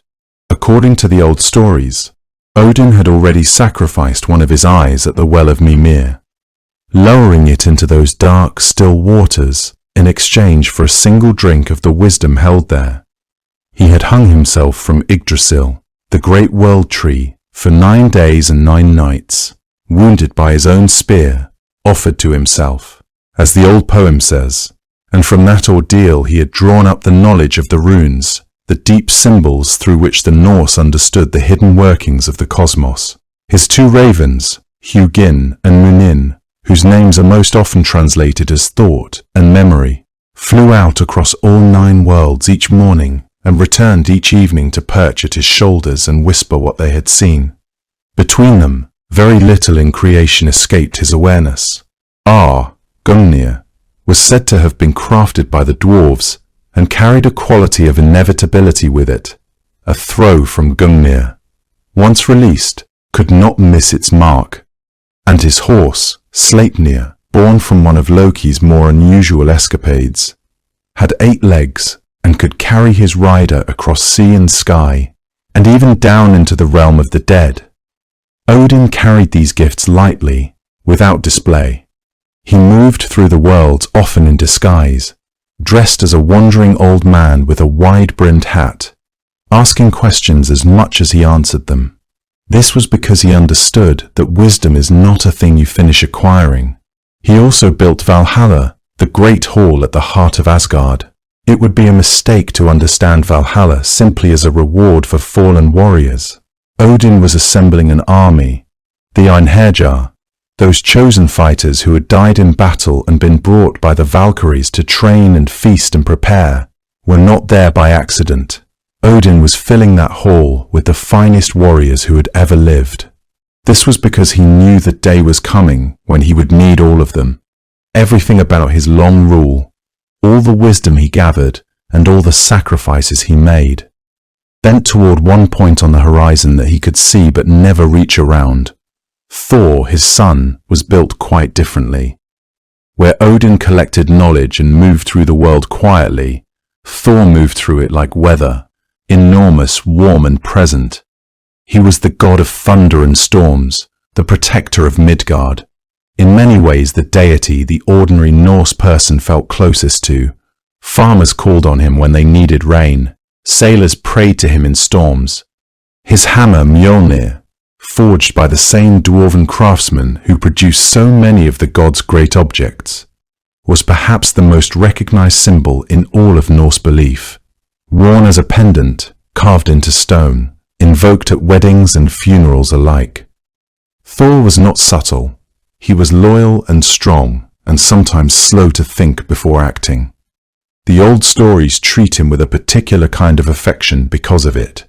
He was the god you wanted, standing between you and whatever was coming, not because he was wise, but because he would not stop. Heimdall stood apart from both of them, in almost every sense of the word. His position was the Bifrost, the great rainbow bridge connecting Asgard to the other worlds. His purpose was to watch. According to the old accounts, his senses were extraordinary, even by divine standards. He could hear wool growing on a sheep, could hear grass pushing up through the soil, needed less sleep than a bird. He kept a horn called Gjallarhorn. The understanding was simple. When Ragnarok arrived, Heimdall would see it coming. His horn would wake every corner of creation. He and Loki had a particular and ancient enmity, one that would end. As many things in the Ragnarok stories end, in mutual destruction. But before that, Heimdall's role was to wait and to watch and to be ready. By all accounts, he was very good at it. Tyr was the god most closely associated with law, justice, and the keeping of oaths. He was, by some older accounts, possibly one of the most ancient of the gods. There are scholars who suggest his name connects to a Proto-Germanic word for sky deity. Him perhaps older in origin than Odin himself, though in the surviving Norse texts he occupies a quieter and more measured role. He is most remembered for the binding of the wolf Fenrir, when the gods needed one among them to place a hand in the great wolf's mouth as a pledge of good faith while they secured the binding, and Tyr volunteered. When the wolf found himself unable to break free and realized the gods had deceived him, he bit off Tyr's hand. Tyr accepted this with something the old stories suggest was equanimity, the cost of doing what was necessary to protect the order of things. That quality, the willingness to pay a real price for justice, is essentially what defines him. Freyr belonged to a different tribe of gods entirely. He was of the Vanir, a separate divine family who had come to live among the Aesir after a war and subsequent peace between the two groups, an exchange of hostages that became something closer to family over time. Freyr was a god of abundance, sunshine, the fertility of the earth associated with the growth of crops and the well-being of the living world. He was given the realm of Alfheimr as a gift when he was just an infant, according to some tellings. He owned a magical sword that could fight on its own if the one who bore it was wise. He owned a ship, Skidbladnir, large enough to carry all the gods, but foldable down to the size of a cloth when not in use. He gave away that sword, his greatest weapon, to win the hand of a giantess named Gerdra. That is a story of its own. What matters for Ragnarok is simply that when the final battle arrived, Freyr would face Surtur, the fire giant, without the weapon that might have given him a fighting chance. That detail, small and almost quiet in the telling, carries a great deal of weight. These were the gods of Asgard, not a collection of distant immortals, but a group of beings with particular gifts, particular losses, particular burdens they had carried for a very long time. Each of them had a role to play when the final day arrived. None of them, not even the Allfather with all his accumulated wisdom, had found a way to change the ending. The trouble, in many ways, began with Loki, or more precisely, with what Loki had created. Loki himself was a complicated figure even before any of this, a god who belonged to Asgard but who had never quite been of it, quick-witted and restless in a way that charmed the other gods as often as it unsettled them. He was not, strictly speaking, a monster. He was something stranger than that, a being of enormous cleverness and equally enormous carelessness, someone who solved problems with one hand while quietly making new ones with the other. But the children he fathered with the giantess Angerbother, in a union the gods had not sanctioned and could not entirely explain, were something different from Loki's usual mischief. They were not merely troublesome. According to the old stories, the Norns had already seen what they would become. What they would become was threaded through the prophecy of the world's ending, like a dark stitch through pale cloth. When Odin and the other gods learned what Angerbother had borne in the forests of Jotunheim, they gathered to decide what to do. 3 children, the stories say, and not one of them could be ignored. There was Fenrir, a wolf, though that word does not quite carry the right weight. Fenrir was to grow into something so vast that the old texts struggle to describe his full dimensions without reaching for the edges of imagination. There was Jormungandr, a serpent, born small but destined for a size that would eventually encircle the whole of Midgard. And there was Hel, who was, in her own quiet way, perhaps the most unsettling of the 3, a being who appeared half living and half dead, pale on one side and dark on the other, already carrying within her the quality of the realm she would one day govern. The gods looked at these 3 and understood, with the particular clarity of those who have heard a prophecy they cannot unhear, that each one of them was a problem that would not stay small. Hel was dealt with first, in a sense, because her situation was also the most straightforward. Odin cast her down into Niflheim, the cold realm beneath the world's roots, gave her dominion over those who arrived there, the ones who had died of illness or old age, of hunger or accident, everyone who had not fallen in battle and been carried to Valhalla. She received her kingdom without any particular struggle, and she ruled it. The old accounts describe her as neither cruel nor kind in any conventional sense, simply sovereign, her great hall called Eljuthnir, her dish called hunger, her knife called famine. These were not the furnishings of someone who had been broken by her exile.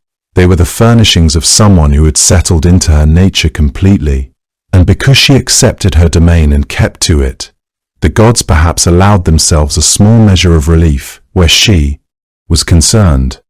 She would hold the dead. She would not release them without conditions.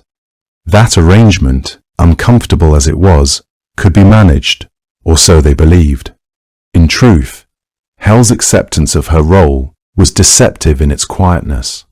She did not rage against her exile as Jormungandr and Fenrir would. Instead, she simply became the thing she had been made to be. The dead came to her in their countless numbers, flowing endlessly into her realm, and she received them with an impassivity that the living found both comforting and deeply unsettling. There was something almost maternal in how she governed her domain, organizing the dead into some vast, incomprehensible order that only she could understand. The gods would later discover that her obedience masked a strength entirely different from her siblings. Not the raw, violent power of monsters, but the absolute authority of one who held dominion over an entire realm and all its inhabitants. It was a kind of power that required no movement, no display. It simply was. They were not entirely wrong, until the day came when they needed her to give someone back and discovered exactly how firm her conditions were. Jormungandr was handled more directly. Odin took the great serpent and threw him into the ocean that wrapped around the edges of Midgard, the sea that bordered the outermost ring of the human world. There, in cold and dark water, Jormungandr grew. He grew until his body encircled the land entirely, until his tail reached back around to his own mouth. He lay there, curled around the world like something that had always been part of its architecture. The Norse people would have known him as Midgardsormr, the Midgard serpent, a name that tells you something important about how they understood his placement. He had not been contained, exactly. He had been relocated. The ocean had accommodated him. Now the boundary of the human world was also the body of one of the most dangerous creatures in the cosmos. Thor, who fished for him on at least one occasion in the stories that survive, understood this better than most.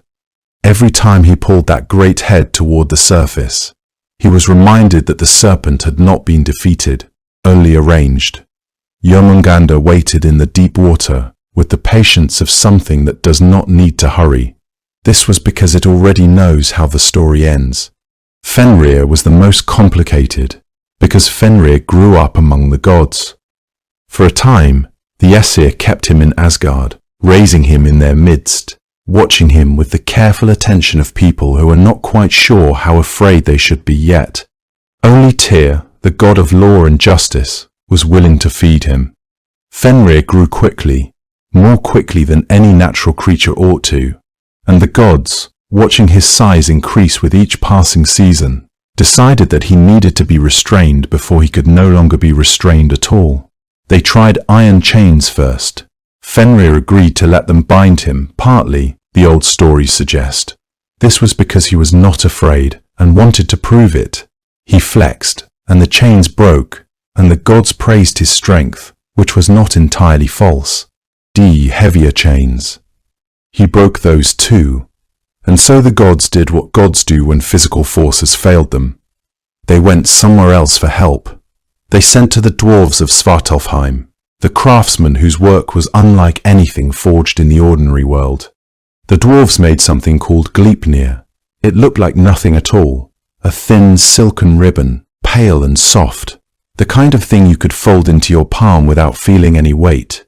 Gleipnir was made from the sound a cat makes when it moves, from the beard of a woman, from the roots of a mountain, from the sinews of a bear, from the breath of a fish, from the spittle of a bird. All things, the story explains, that either do not exist or cannot be perceived. That is precisely why the ribbon was unbreakable. The gods brought it to Fenrir and asked him to let them bind him with it. Fenrir looked at the soft ribbon and was not fooled. He understood that something this light and this quiet was more dangerous than iron.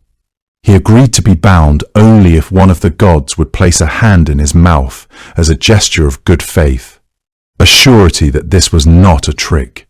No god volunteered except Tyr, and Tyr placed his hand between Fenrir's teeth. The gods bound the wolf with Gleipnir. The ribbon held, and when Fenrir realized it would not break, he bit down. Tyr lost his hand. They anchored the ribbon to a boulder and drove the boulder into the earth. Fenrir lay there bound, a sword propped in his open mouth to keep his jaws apart, waiting. It was not a death. It was not a defeat. It was a postponement, purchased at the cost of Tyr's hand and the wolf's fury. Everyone present understood that distinction clearly enough. The gods had done what they could, but in trying to contain destruction, they had only given it a shape. given it something to rage against when the time finally came to break free. The first sign that everything was beginning to unravel came not with storms or earthquakes, but with a dream. Baldr, the most radiant of all the gods in Asgard, began to sleep badly. Restless, troubled nights that left him pale and quiet in the mornings. Sitting at the long tables of the gods, with something distant and unreachable behind his eyes.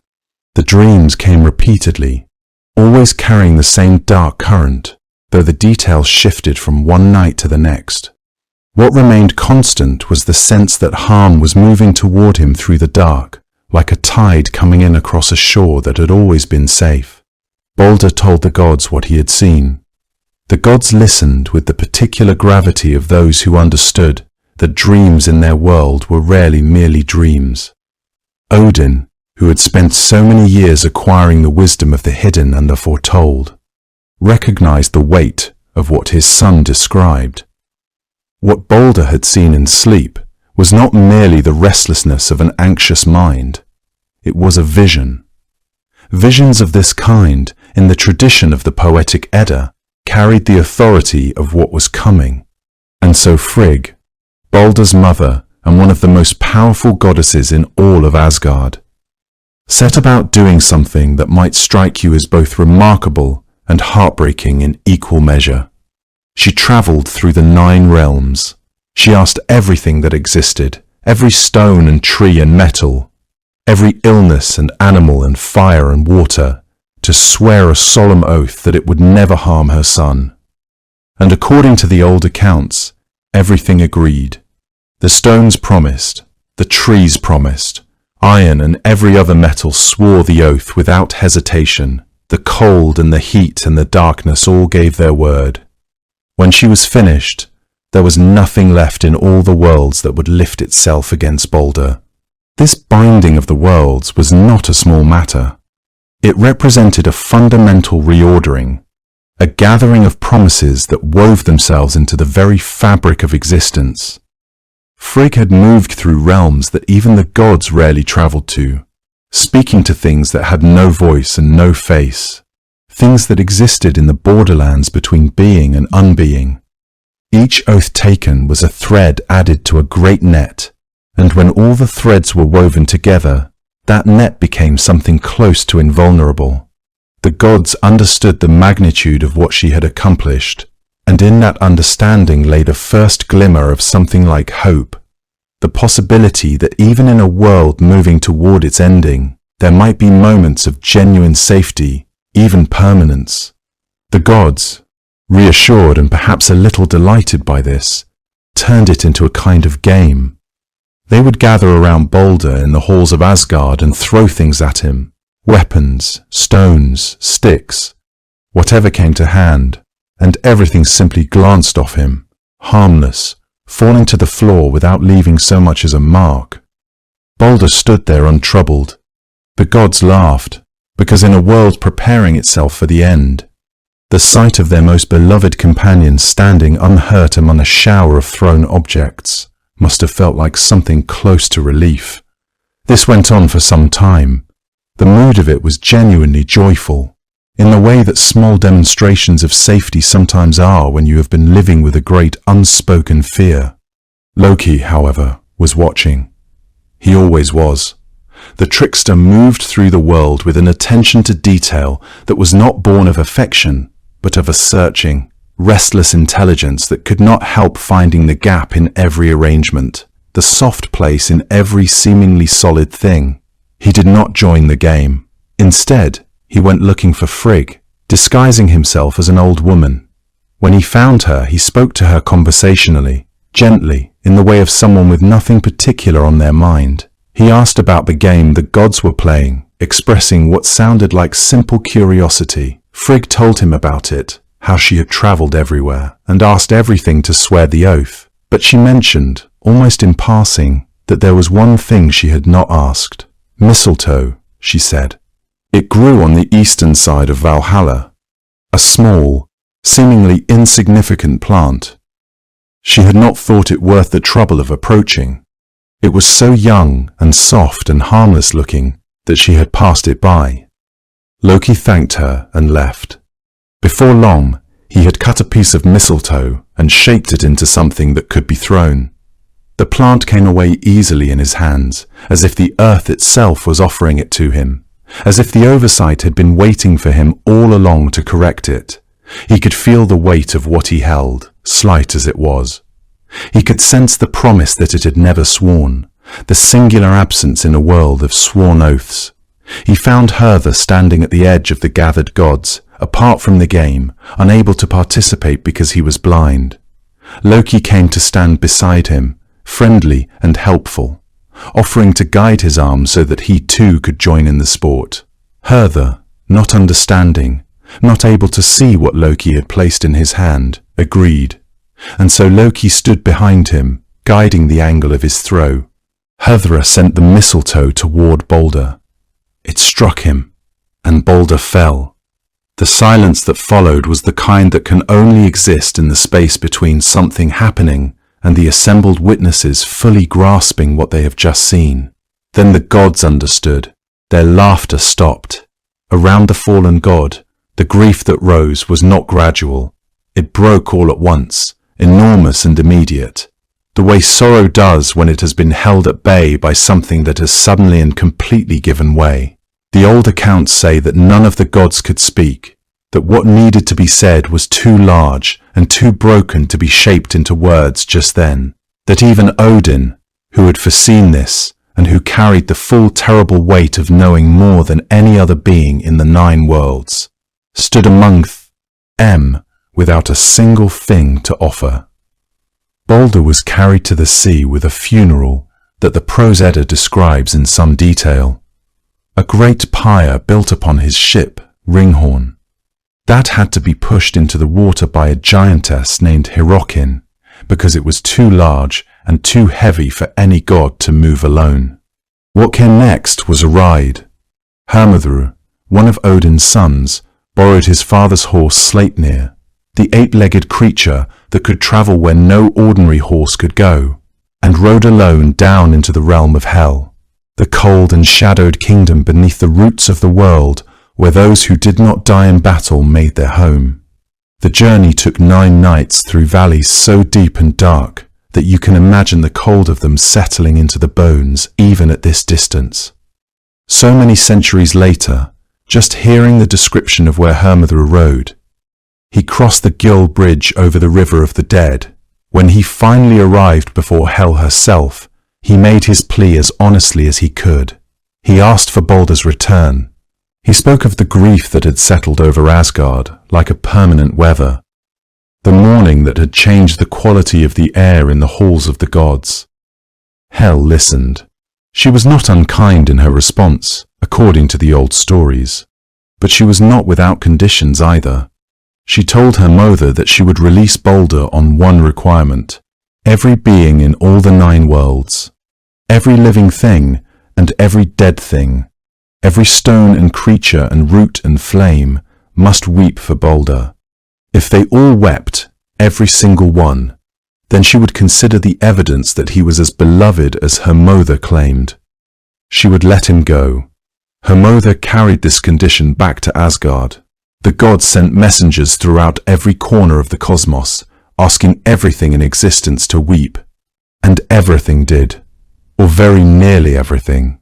The trees wept, and the stones wept, and the animals gave out their sounds of grief, and the frost and the metal all performed what was asked of them. But in a cave somewhere along the way, the messengers found what appeared to be a giantess, sitting apart, calling herself Thurk. She refused. She said that Baldr had never done anything for her, and that Hel could keep what she had. The messengers left her there, unable to compel what she would not give freely, and because the requirement was that every being must weep. Because one had not, Baldr could not be returned. The old accounts say with some clarity that Thurk was Loki in yet another disguise. Though the text of the Völuspá does not spell this out the way the Prose Edda does, it is one of those moments where the 2 primary sources approach the same event from slightly different angles, where the listener is left to weigh what each version implies. What both sources agree on is the outcome. Baldr remained in Hel's realm, with Baldr gone and Loki's hand clearly behind his death. Something in the fabric of Asgard had shifted in a way that could not be quietly repaired. After Baldr's death, the gods had little patience left for Loki's particular brand of cleverness. They had suspected him before. He had always managed to slip away with a well-placed excuse or a distracting piece of charm. But after the death of the most beloved among them, there was no longer any appetite for suspicion without consequence. Loki seemed to sense this shift in the air, the way an animal senses a change in weather. Something in the quality of the silence around him told him that the time for maneuvering had passed. He left Asgard and made his way to a remote corner of Midgard, to a place where mountains pressed close to a cold river and the landscape was wild enough to offer cover. There, according to the old accounts, he built himself a simple house with doors facing each direction so that he could watch all four horizons at once. He spent his days in the river, slipping through the current in the shape of a salmon. It was a practical disguise. A fish among thousands of fish in a cold mountain river, invisible by the very ordinariness of the form he had chosen. But Loki's mind did not rest even when his body was transformed. One evening, sitting by his fire in his human shape, he picked up a length of cord and began to weave it into a net, the kind of net that, had anyone studied it carefully, would have told them exactly what sort of creature it had been designed to catch. This was because Loki was thinking, as he always did, several steps ahead of everyone else. When the gods came riding hard toward the smoke rising from his fire, he threw the net into the flames and leaped into the river, becoming a salmon again in the cold, dark current. But Odin, watching from his high seat, had already seen where Loki had gone. The gods found the charred shape of the net in the ashes and understood it well enough to reconstruct it. They stretched their own version across the width of the river and drove Loki downstream. Twice he leapt over the weighted edges in the way a salmon leaps, clearing it with a flash of silver muscle. On the third pass, Thor caught him mid-leap, gripping him just behind the tail with both hands, holding on despite the thrashing. Loki was brought to the bank, and his long flight was finished. What followed was not simply punishment. The gods led him deep beneath the earth, into a cave that the old sources describe as lying below 3 great stones. There they bound him in a way that was plainly intended to be not just restraining, but permanent. An image of captivity that carried no suggestion of an eventual release. Loki's son Narfi had been killed in the violence of the capture. It was with Narfi's own entrails that the gods bound him across those 3 rocks. One set beneath his shoulders, one beneath his hips, one beneath his knees, the cords transformed by the force of the binding into something harder and colder than any chain of iron could manage. It was a grim piece of business, and the old accounts do not try to soften it. Above Loki's face, the goddess Skathi suspended a serpent from the stone of the cave ceiling, positioned so that its venom would drip directly onto him, drop by slow drop, with no relief and no interval of rest. Skathi had her own grief woven into all of this. Baldr's death had moved through Asgard like a cold wind through every room, and the placement of that serpent was not careless. It was measured and deliberate. Beside Loki, however, sat his wife Sigyn. She does not appear often in what survives of the old mythology. What is said about her in this moment is the thing she is most remembered for. She stayed. She held a bowl above her husband's face, catching the drops of venom before they could reach him. She held it there through what must have been a stretch of time that had no easy measure, through cold seasons and dark ones, through the slow accumulation of years that would eventually become ages. She held it until the bowl was full. Then she had no choice but to turn away and carry it across the cave floor to empty it. In those brief moments, the time it took her to step away and pour the bowl out and return, the venom reached Loki's face. His writhing from the burning, the deep convulsive shudder that moved through him like a wave pressed suddenly through stone, travelled upward through the rock and into the earth above. The Norse people understood this. When the ground shifted and trembled beneath their feet, when loose stone tumbled from the faces of cliffs and still water shivered in its basin without any wind to explain it, they knew the cause. Sigyn had stepped away. The venom had found him again. His pain was immense enough that the whole skin of the world registered it. In some ways that understanding made the shaking earth easier to bear, not random and indifferent, but the particular anguish of a particular being, held in place beneath the rock, enduring the long consequence of what he had set in motion. His imprisonment was not a resolution. It was a pressure building slowly in a sealed place, gathering across the dark years. Everyone who understood the old stories knew that no binding of this kind could hold indefinitely. The cave was not a solution.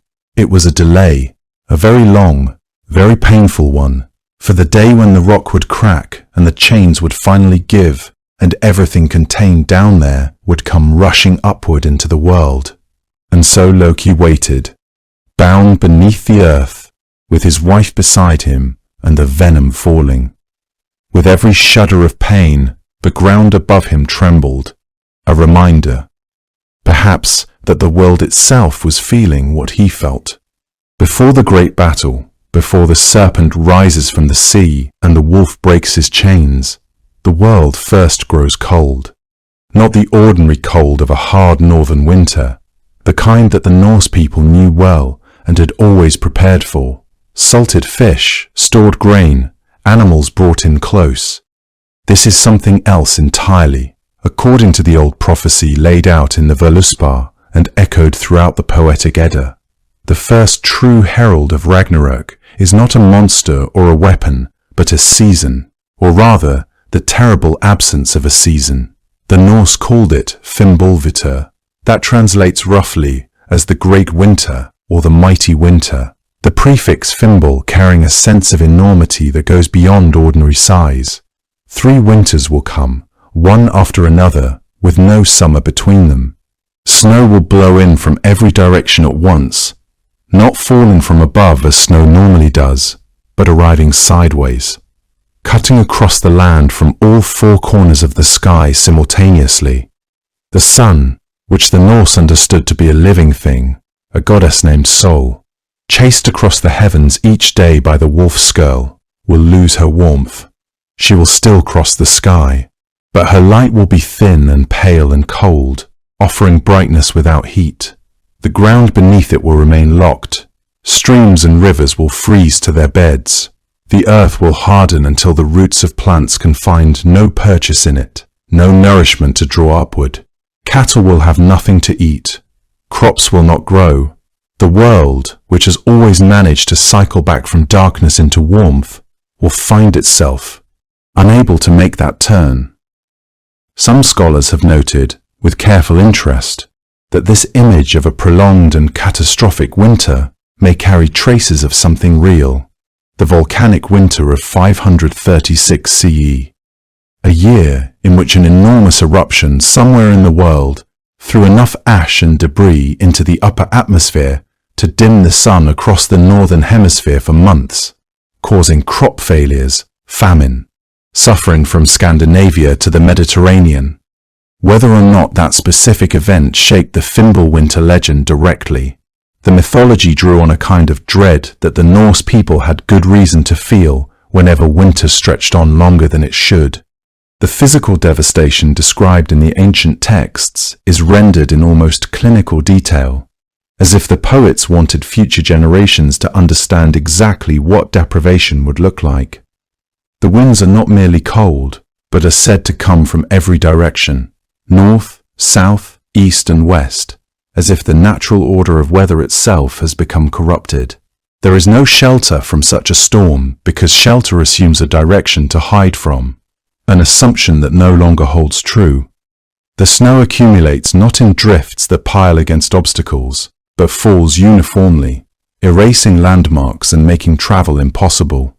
The descriptions emphasize a kind of total environmental collapse, where every system that normally sustains life breaks down simultaneously.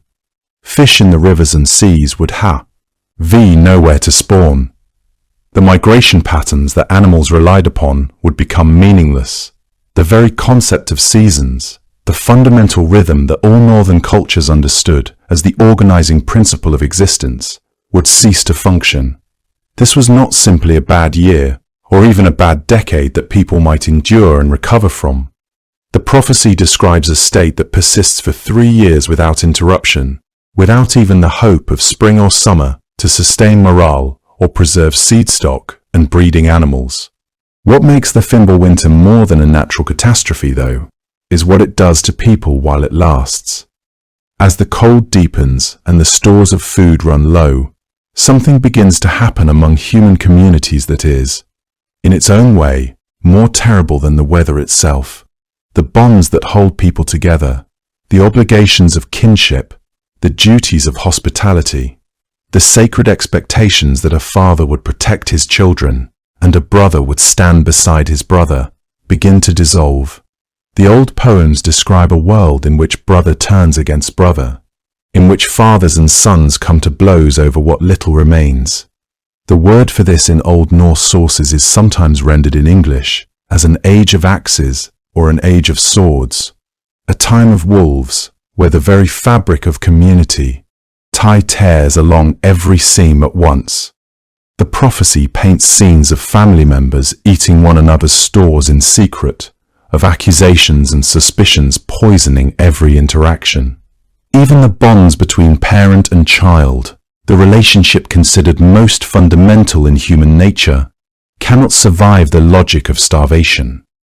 A father must choose between watching his children starve or taking food from them.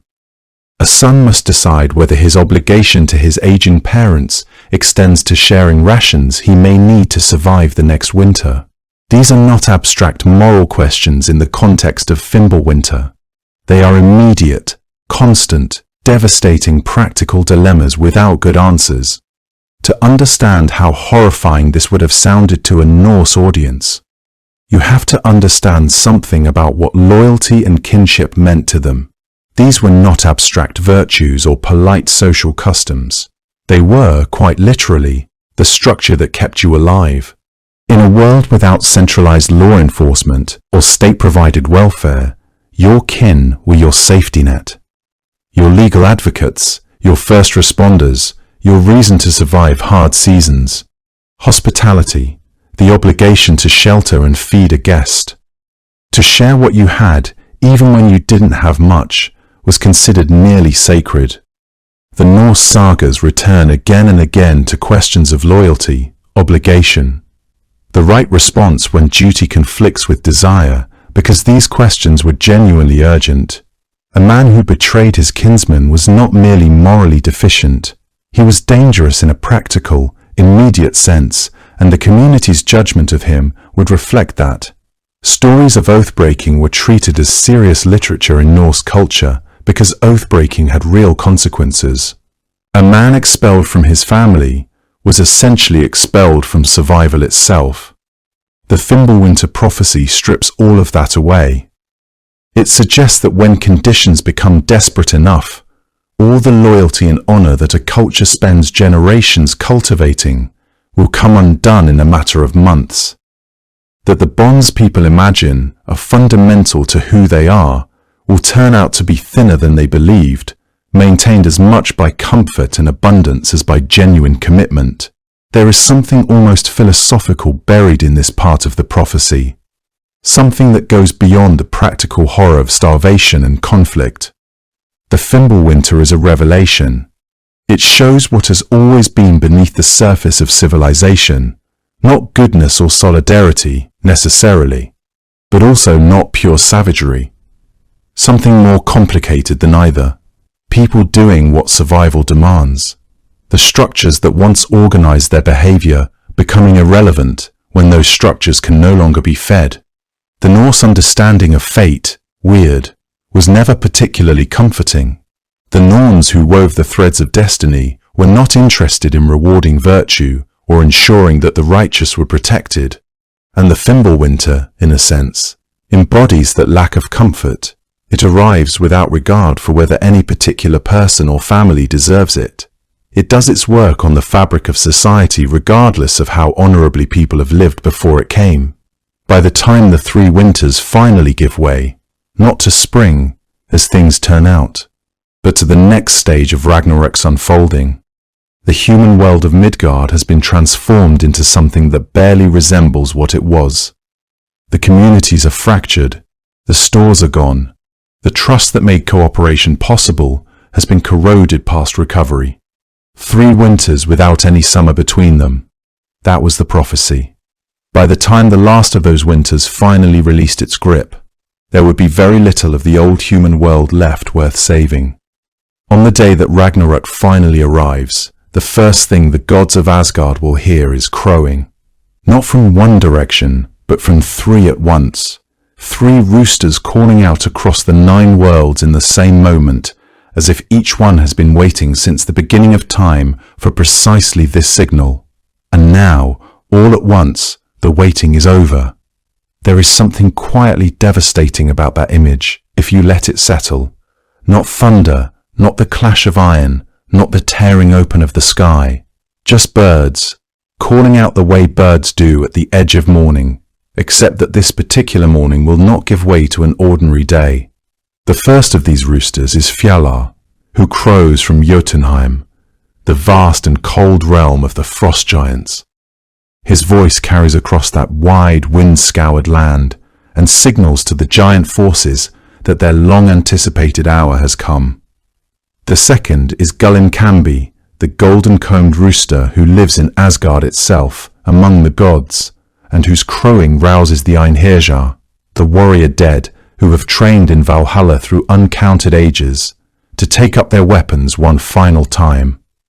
And then there is the third rooster, whose name the old poems do not preserve, a rust-coloured bird who crows from Niflheim, the cold and misty realm beneath the roots of Yggdrasil, where the dishonoured dead have rested.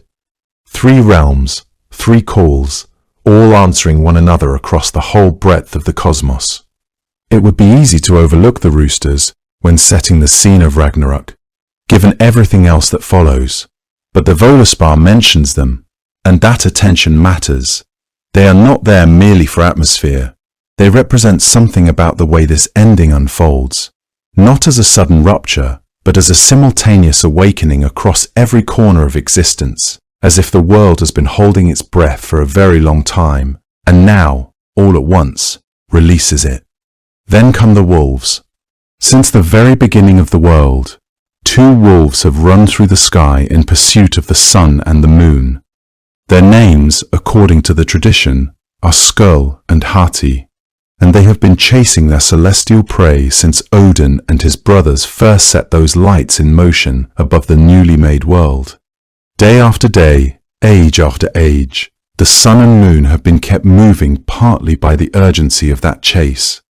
It is one of the stranger and more affecting ideas in Norse cosmology that the rhythm of day and night, the reliable passage of light across the sky, has been maintained all along by fear, by flight, by 2 enormous wolves who have never quite closed the distance. On the day of Ragnarok, they finally do. Skull catches the sun and swallows it, and Hati takes the moon. Just like that, lights that have crossed the sky since before human memory has simply gone, extinguished the way you might pinch out a candle flame between 2 fingers. The warmth that the sun carried, already weakened by the long years of Fimbulwinter, disappears entirely. What little remained of its comfort is over. The stars follow.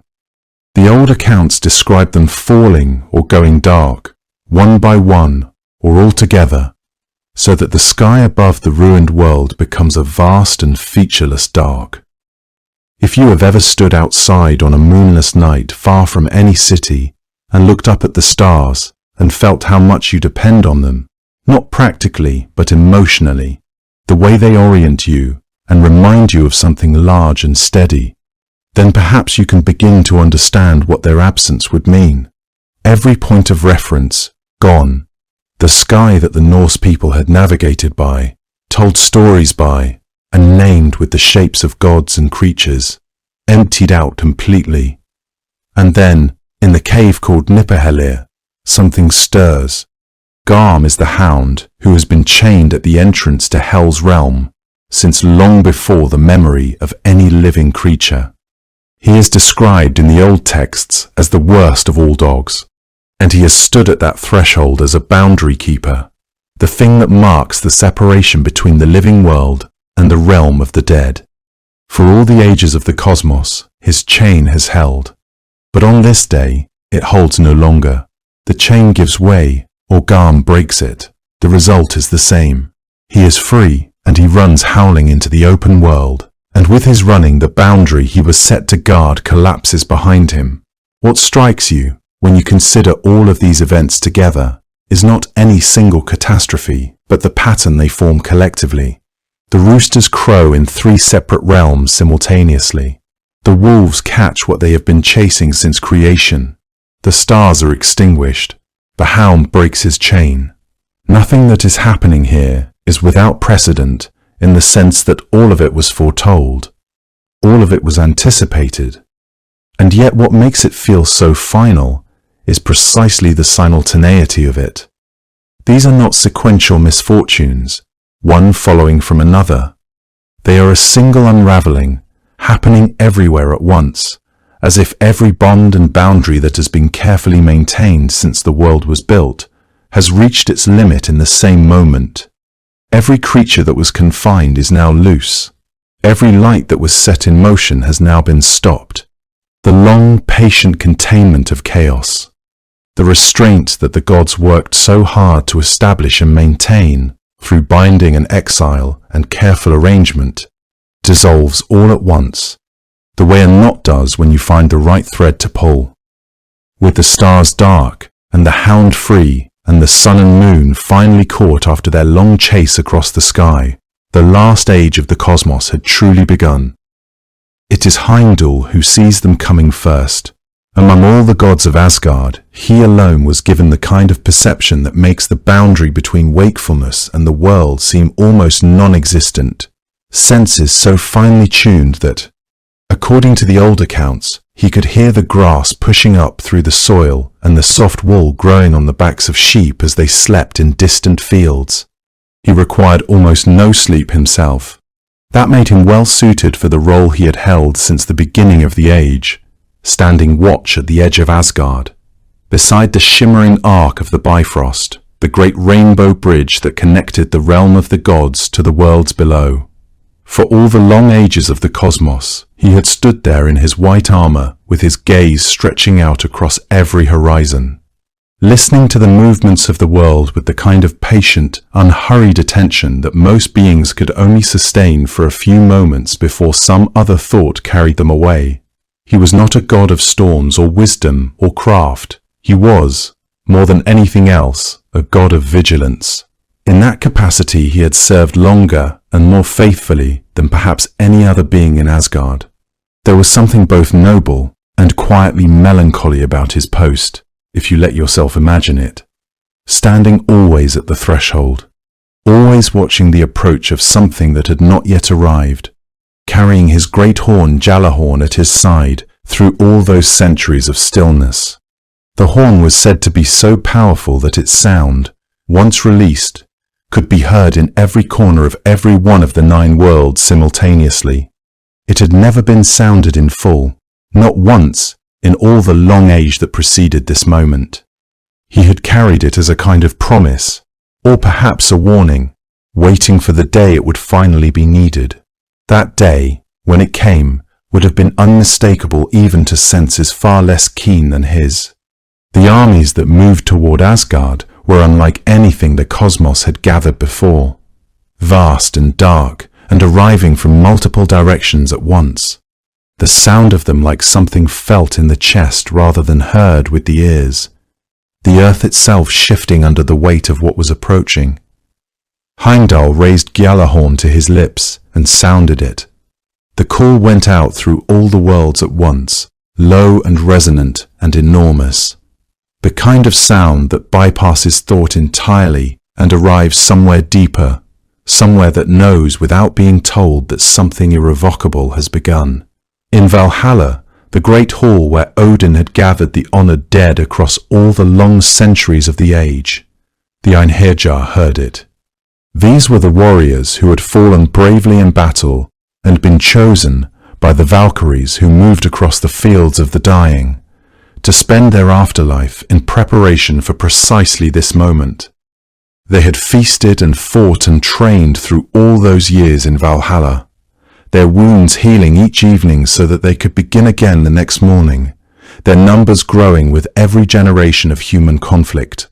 They had known, in the way that people who have been preparing for something for a very long time eventually come to know it, that all of that preparation had been pointed at a single morning they could not yet see.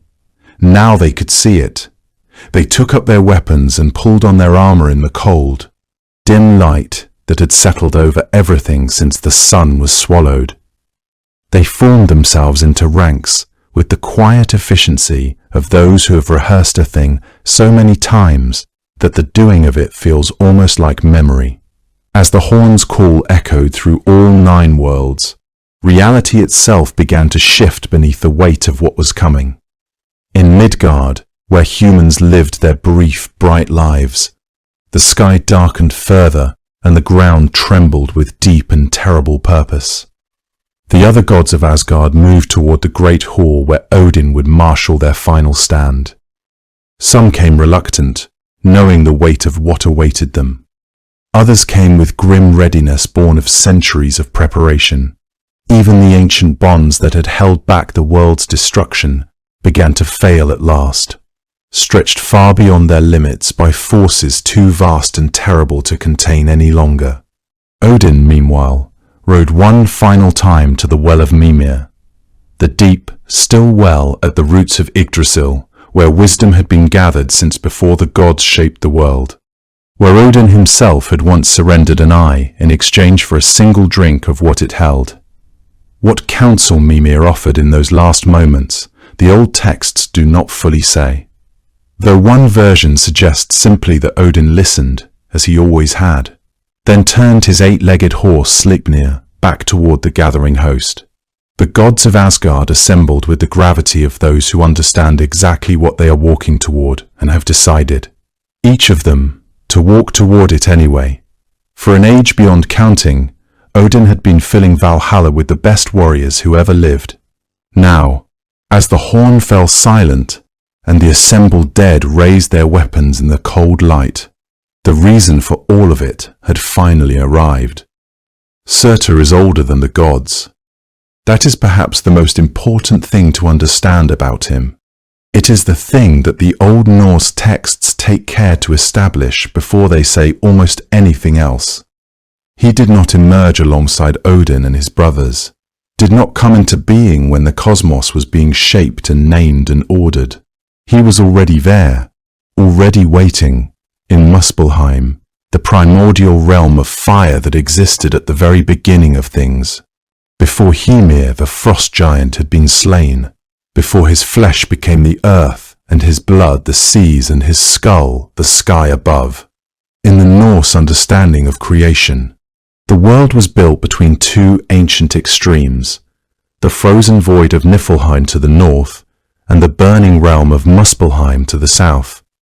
From the meeting of those 2 forces, ice and fire touching across the great emptiness called Ginnungagap, the first life condensed, and dwelling in the southern fire, across an age so long that the gods of Asgard would have seemed to him like new arrivals, was Surtur.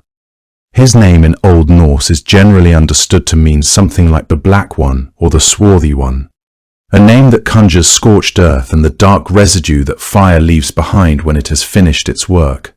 He is described in the Völuspá as standing at the boundary of Muspelheim, holding a sword whose light burns brighter than the sun itself.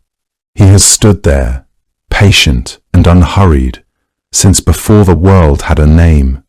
Scholars who study the Norse texts have noted that Surtur's character carries a quality unlike that of most antagonists in world mythology.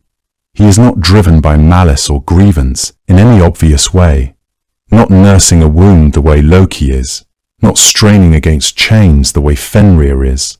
He simply is, in the same way that fire simply is, requiring no particular motivation to consume what lies in its path. There is something almost geological about him, something that feels less like a person and more like a force that has been assigned a form so that the human mind can hold it steady long enough to look at it. And indeed, scholars who study the Norse mythology in its Icelandic context have suggested, carefully and without overstatement, that the figure of Surtur and his fire may carry within it something of the living volcanic memory of Iceland itself, a landscape where fire genuinely does emerge from the earth, where lava does move in slow and unstoppable processions across everything in its path. The people who first preserved these stories in their written form lived on an island that showed them, fairly regularly, what it looked like when the ground opened and the fire came out. Surtur, in that light, was not entirely an abstraction. The old sources give us relatively little direct dialogue from Surtur himself. No grand declarations of intent or monologues that might reveal inner thoughts. He exists in the texts more through description and action than through speech. The Völuspá speaks of his arrival and his deeds, but rarely of his words. This silence carries its own significance to those studying the texts, suggesting something about the nature of what Surtur represents. He is not a character in the sense that most of the gods and giants are characters. He does not negotiate or scheme or form alliances based on perceived slights. He simply moves according to the logic that has always governed him. The fire does not demand reasons for its burning. It does not pause to explain itself. Surtur, in this regard, operates on principles that are almost entirely divorced from the moral and social frameworks that structure the rest of the Norse cosmos. This is what makes his approach to Ragnarok so fundamentally different from the other forces arrayed against the old order. Loki arrives at the final battle driven by centuries of resentment and confinement. Fenrir and Jörmungandr, bound since ancient times, break free because the bonds that held them are literally shattered by the chaos of the end times. They are responding to their circumstances, reacting to the conditions that have defined their existence. But Surtur requires no such catalyst. He comes because he was always going to come. His fire has been burning in Muspelheim since before the first gods drew breath. The end of the world is not something that happens to him or that he must rage against. It is instead something that allows his essential nature to finally, fully express itself across the entirety of existence. He has been waiting through all the long ages of the world's order. Now, finally, the moment has come when his fire can spread beyond its ancient boundaries. When what was confined to the south can move north and consume everything that was built in between. When the signals have all been given, the roosters crowed, the wolves loosed, the hound broken free, it is Surtur who leads the sons of Muspelheim northward, out of their ancient burning realm and toward the battlefield where the final accounting will be made. The Völuspá describes this march with an economy of language that somehow makes it more devastating rather than less. The fire giants coming from the south, Surtur at their head with that sword of his, its light blazing across the sky.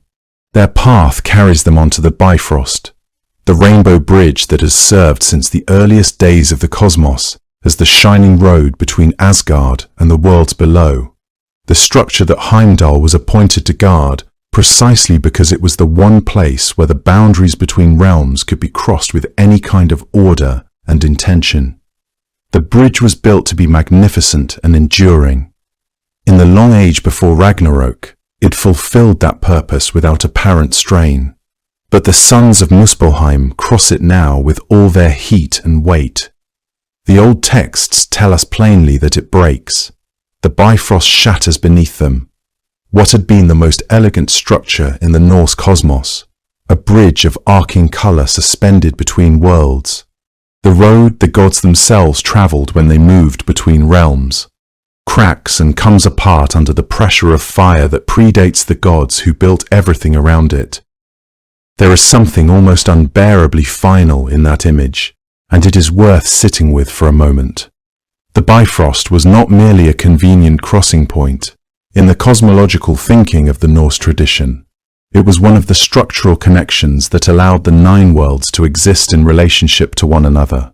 The visible sign that Asgard and Midgard and the other realms were not simply isolated, but threaded together into something coherent, something with passages and boundaries and an order that could be respected or transgressed.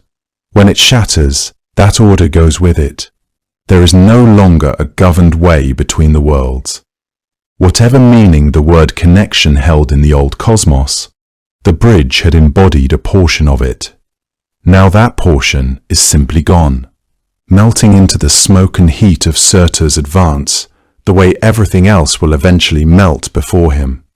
The fire giants do not look back at what they have broken. They have no reason to.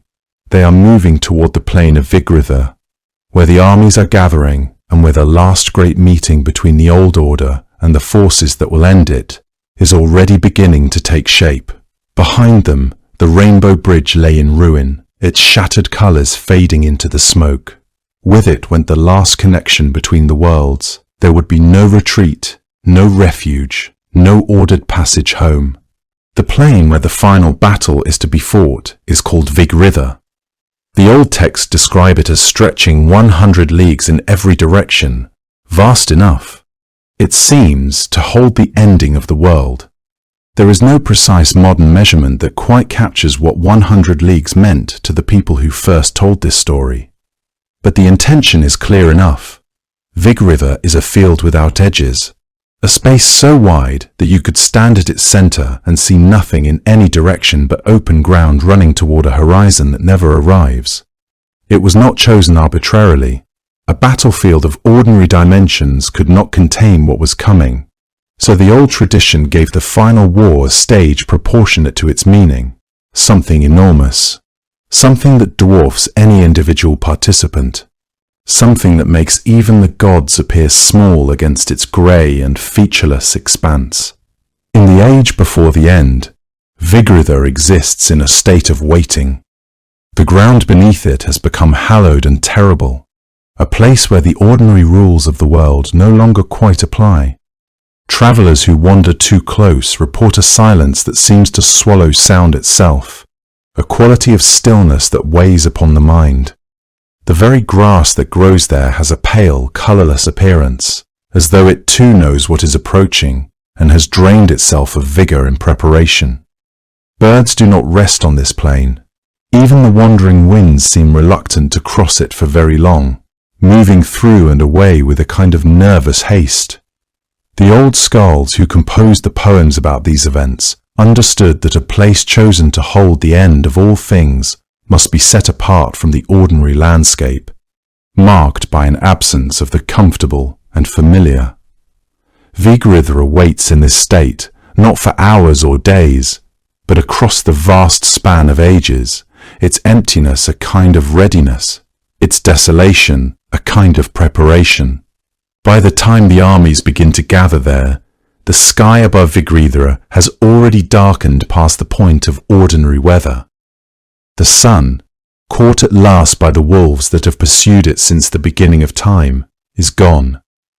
The stars have gone out one by one, like lamps in a long hall when the last of the oil is spent. Whatever light remains falls cold and colourless over the plain. Beneath it, the ground itself seems to vibrate faintly, as though the earth already knows what is about to happen to it. From one direction come the gods and the Einherjar, the warrior dead gathered over long ages in the halls of Valhalla, men who died with weapons in their hands and were brought to Asgard precisely for this occasion, to fight one final time in a cause that everyone present understands cannot be were. On, only attended. Odin rides at their head on Sleipnir, the 8-legged horse, his spear Gungnir raised, his 2 ravens circling somewhere in the darkness above him.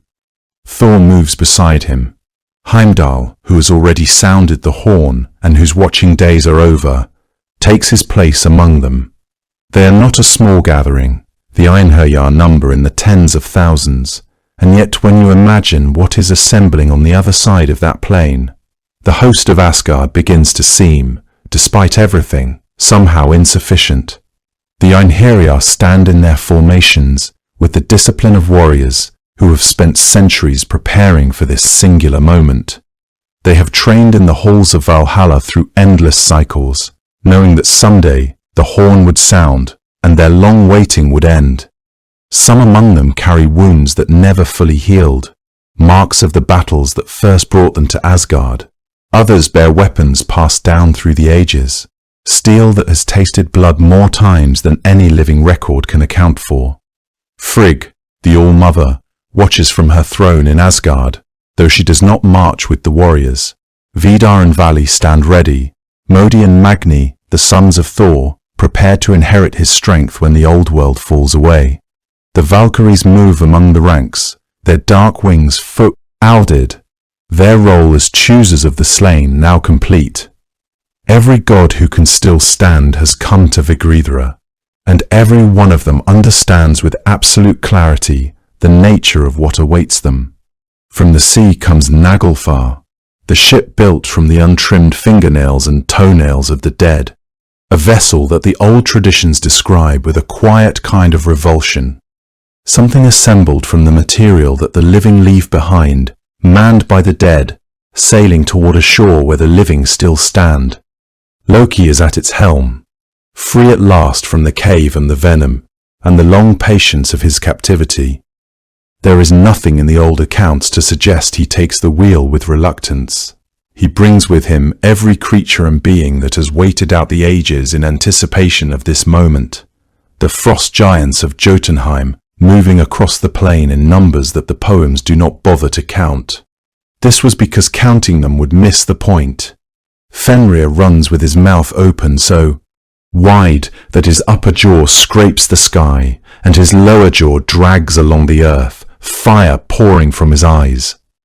Jormungandr comes up out of the ocean, the water falling from his scales in sheets, flooding the land at the edges of the plain as he heaves himself forward. His body so long that it crosses distances that would take a man several days to walk. Surtur and the sons of Muspelheim march behind their ancient leader, the heat from their approach already beginning to scorch the ground before they arrive. The air above Yggdrasil thickens with smoke and salt and the smell of scorched earth. The noise of it all, the grinding of Jormungandr's scales against the stone, the thunder of feet both living and dead, the low, continuous sound of Fenrir's breath like a wind that comes from inside the Yi. Arth, build steadily. The way a storm builds when you are standing at the edge of a coastline and you understand, watching the water change color, that there is no shelter close enough to reach. Against this convergence, the dead, the bound, the ancient, the forgotten, all arriving at once, even the gathered courage of Asgard looked like a candle held up against an oncoming tide. Of all the things Odin foresaw in his long accumulation of visions and sacrifices, the manner of his own death was the one he circled back to most often. He had hung upon Yggdrasil for 9 days to win the knowledge of the runes. He had given one of his eyes to drink from the well of Mimir. He had ridden to the edge of a dead woman's grave and coaxed the future from her lips with careful questions. And through all of it, the wolf had waited in the vision, enormous and patient, with jaws wide enough to swallow the sky.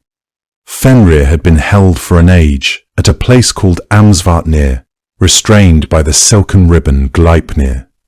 The gods had placed a sword between his jaws to keep them from closing entirely, but the prophecy had never wavered.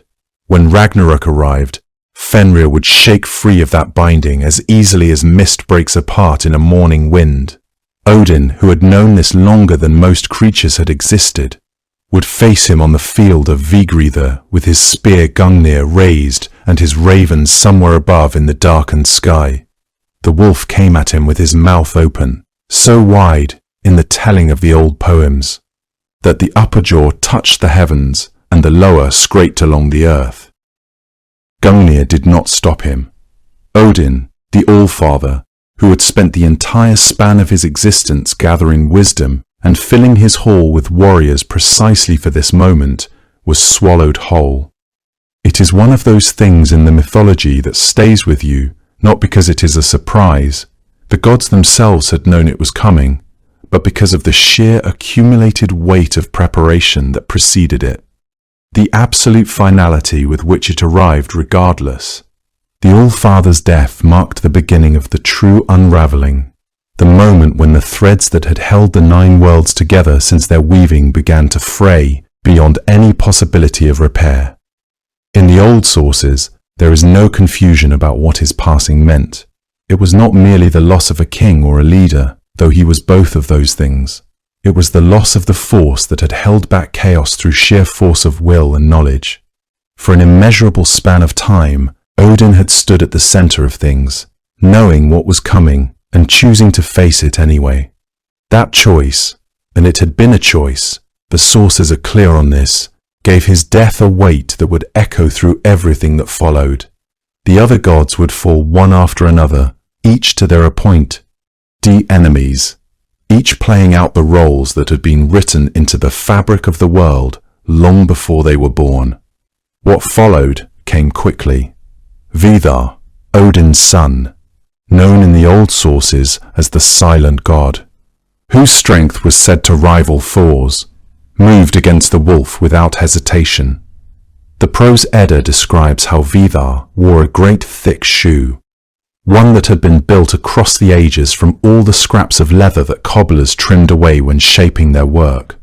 He used it to brace his foot against Fenrir's lower jaw, while seizing the upper jaw with his hands and tearing the wolf apart.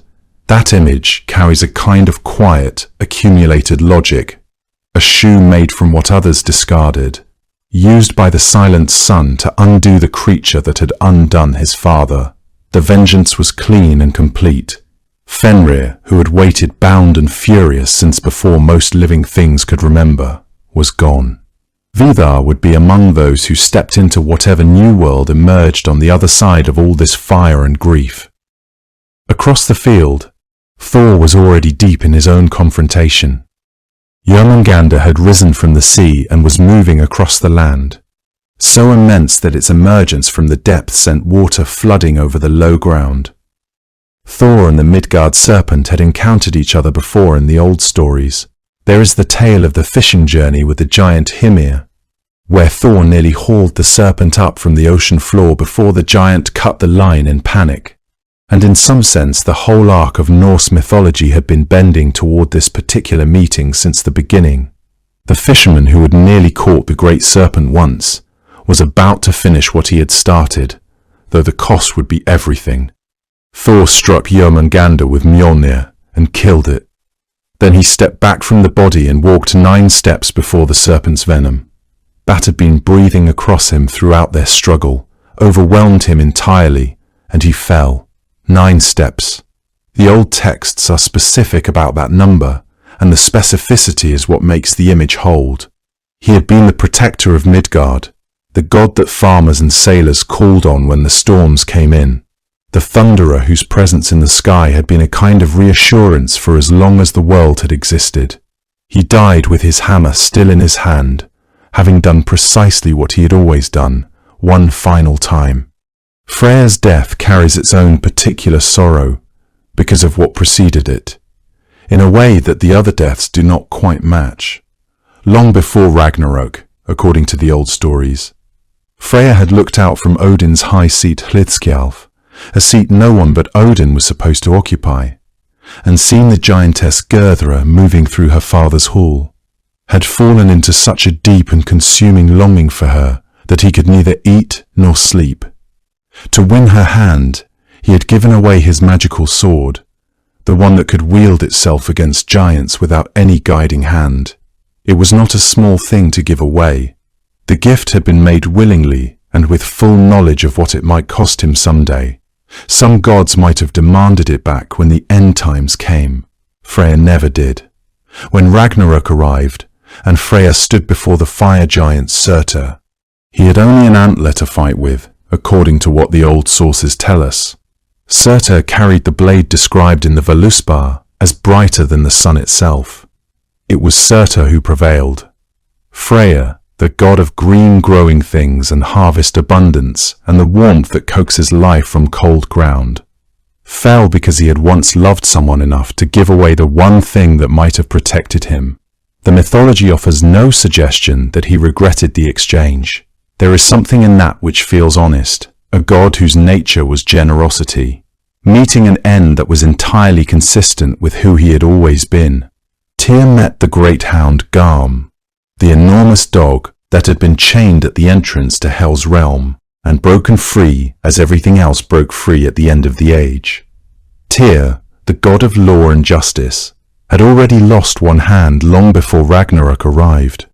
In the days when the gods were binding Fenrir and needed someone willing to place a hand in the wolf's mouth as a pledge of good faith, he had done it without hesitation, understanding that the wolf would take the hand when the trick was revealed. This was because someone had to be the pledge and the laws of binding demanded it. He faced Garm on the field of Yggdrasil, and neither of them survived the encounter. They killed each other. The old sources offer very little elaboration on this, and perhaps none is necessary.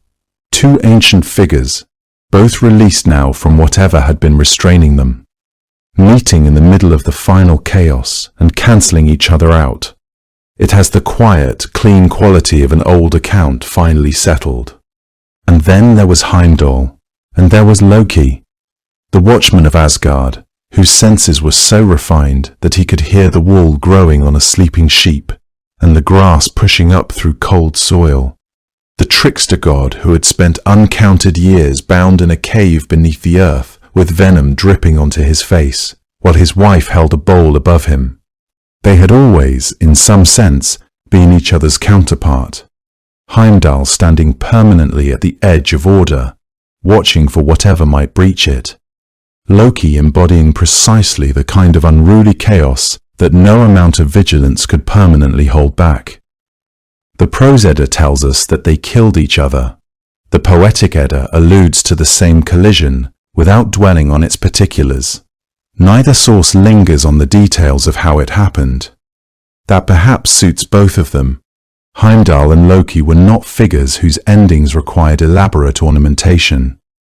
They had been moving toward each other through the entire long narrative of the gods, through every theft and disguise and slowly fraying alliance, through every hour Heimdall had spent at his post on the Rainbow Bridge watching, the horizon for exactly this kind of trouble. When Heimdall and Loki fell together, facing each other at the end, as they had in so many ways faced each other throughout the age that was now ending, the last of the gods whose names the old poems remember had played their part. When the last of the great individual contests had been decided, Surtur was still standing. The battlefield at Yggdrasil had grown quieter in the way that only a place of absolute ruin can grow quiet, not peaceful, but emptied, the way a room feels after something irreplaceable has been removed from it. Odin was gone, and Thor, and Freya, and Tyr, and Heimdall, and Loki, and the Hound, and the Serpent, and the Wolf, and so many of the Einherjar whose names the old poems never thought to write down. Surtur had watched all of it. He had waited through the length of the age, dwelling in his burning realm at the edge of things. Now there was nothing left between him and the remainder of the world. The sword he carried had been described in the Völuspá as blazing more brightly than the sun. That perhaps the most honest way to put it. Not that it was large, not that it was fearsome, though it was certainly both of those things, but that it was simply brighter than everything else around it. When he raised it, the light it threw across the ruined plain was the kind of light that does not invite you to look directly at it. It was the light of something that has always been burning, long before you arrived, intends to go on burning long after the last witness has closed their eyes. He moved with the unhurried certainty of a force that has never needed to hurry. This was because the outcome has never been genuinely in question. There was no resistance left to offer him. The old gods had spent their strength in the great contests, pouring themselves out in combat that they had always known they would not survive. Yet they had fought anyway, because to refrain from fighting was not an option available to them. The nature of the cosmos itself depended on these battles being fought, on the old order meeting the new with full force. Now that those contests were concluded, the world itself lay open to transformation. Surtur had only to approach it. The old texts say that he cast fire across the earth, that the flames spread in every direction from where he stood. What the imagery asks you to hold in your mind is not a wildfire moving through dry grass, but something more total than that. A burning that does not leave the shape of what it touched behind. The way an ordinary fire will leave the frame of a house or the silhouette of a tree. This fire consumed the forms themselves, the structures beneath the surfaces, the roots of Yggdrasil that had run so deep into the fabric of the cosmos for so long that they had become indistinguishable from the cosmos itself. The great ash tree that had sheltered and connected all 9 realms, that had endured the constant gnawing of Nithhugra at its roots and the browsing of stags along its branch. And the weight of all the creatures and all the stories that had ever passed through its canopy began to burn as well. It did not fall dramatically. It simply became part of what the fire was doing, the way everything else did. Mountains broke apart and slid into the sea in long, slow movements. The way very old things collapse, not violently, but with a kind of exhausted inevitability, as if they had been waiting for permission. The Völuspá describes the earth sinking into the ocean. There is something in that image that is worth sitting with for a moment. This was because it is not quite the same as an explosion or a cataclysm in the ordinary sense. The land does not shatter, it descends. The sea rises to meet the burning shore. Where fire and ocean come together, enormous pillars of steam climb upward into a sky that is also, by that point, no longer entirely itself. The sun had already been swallowed by the wolf skull during the signs that preceded the battle. Now whatever remained of the light above was consumed in a different way. Not devoured but dissolved, the way colour drains from a winter sky in the last minutes before full dark. Except that this particular darkening had no dawn on the other side of it, at least not in the world as it had previously been arranged. Smoke replaced the sky. The stars, which had also been extinguished earlier in the sequence of events, left no light to reflect on the water that was swallowing the land. The water itself was covered in the reflections of fire instead, so that the ocean burned from below as if the destruction had roots in the deep places as well as the high ones. This was the true nature of Ragnarok. Not merely an ending, but a reversal, a unmaking of the boundaries and distinctions that had structured creation itself. What had been separate came together. What had been elevated sank downward. What had burned above now burned below. The cycle that had been set in motion at the beginning of time was now reaching its inevitable conclusion, the serpent biting its own tail at last. The 9 realms did not end one by one, each waiting its turn. They ended together, which is perhaps why the surviving imagery is so difficult to hold clearly in the mind. The scale of it exceeds the ordinary boundaries of imagination. The way certain things in the natural world are technically visible, but somehow resist being fully seen. Asgard and Midgard and Jotunheim and Niflheim and all the rest were joined in those final moments in the same way they had been joined by Yggdrasil throughout the long age, connected, interdependent, unable to come apart from one another even at the end. What consumed one consumed all. Surtur had not needed to visit each realm individually. He had only needed to light the world. The world, being the interconnected thing it was, had done the rest. He 9 worlds had been. There was for a time nothing but smoke curling up over black water. The silence that comes after something very large has finally finished falling. But the Völuspá does not end in silence. After all the fire, after the earth has swallowed itself, and the last of the smoke has thinned against a sky that no longer holds any stars, the seeress sees something else. She sees the world come back. It rises from the sea, the way the first world once rose from the waters of the void. Slowly, inevitably, with the particular patience of things that are meant to exist. The land surface is green and dripping, and almost immediately the fields begin to do something that would have seemed impossible hours before.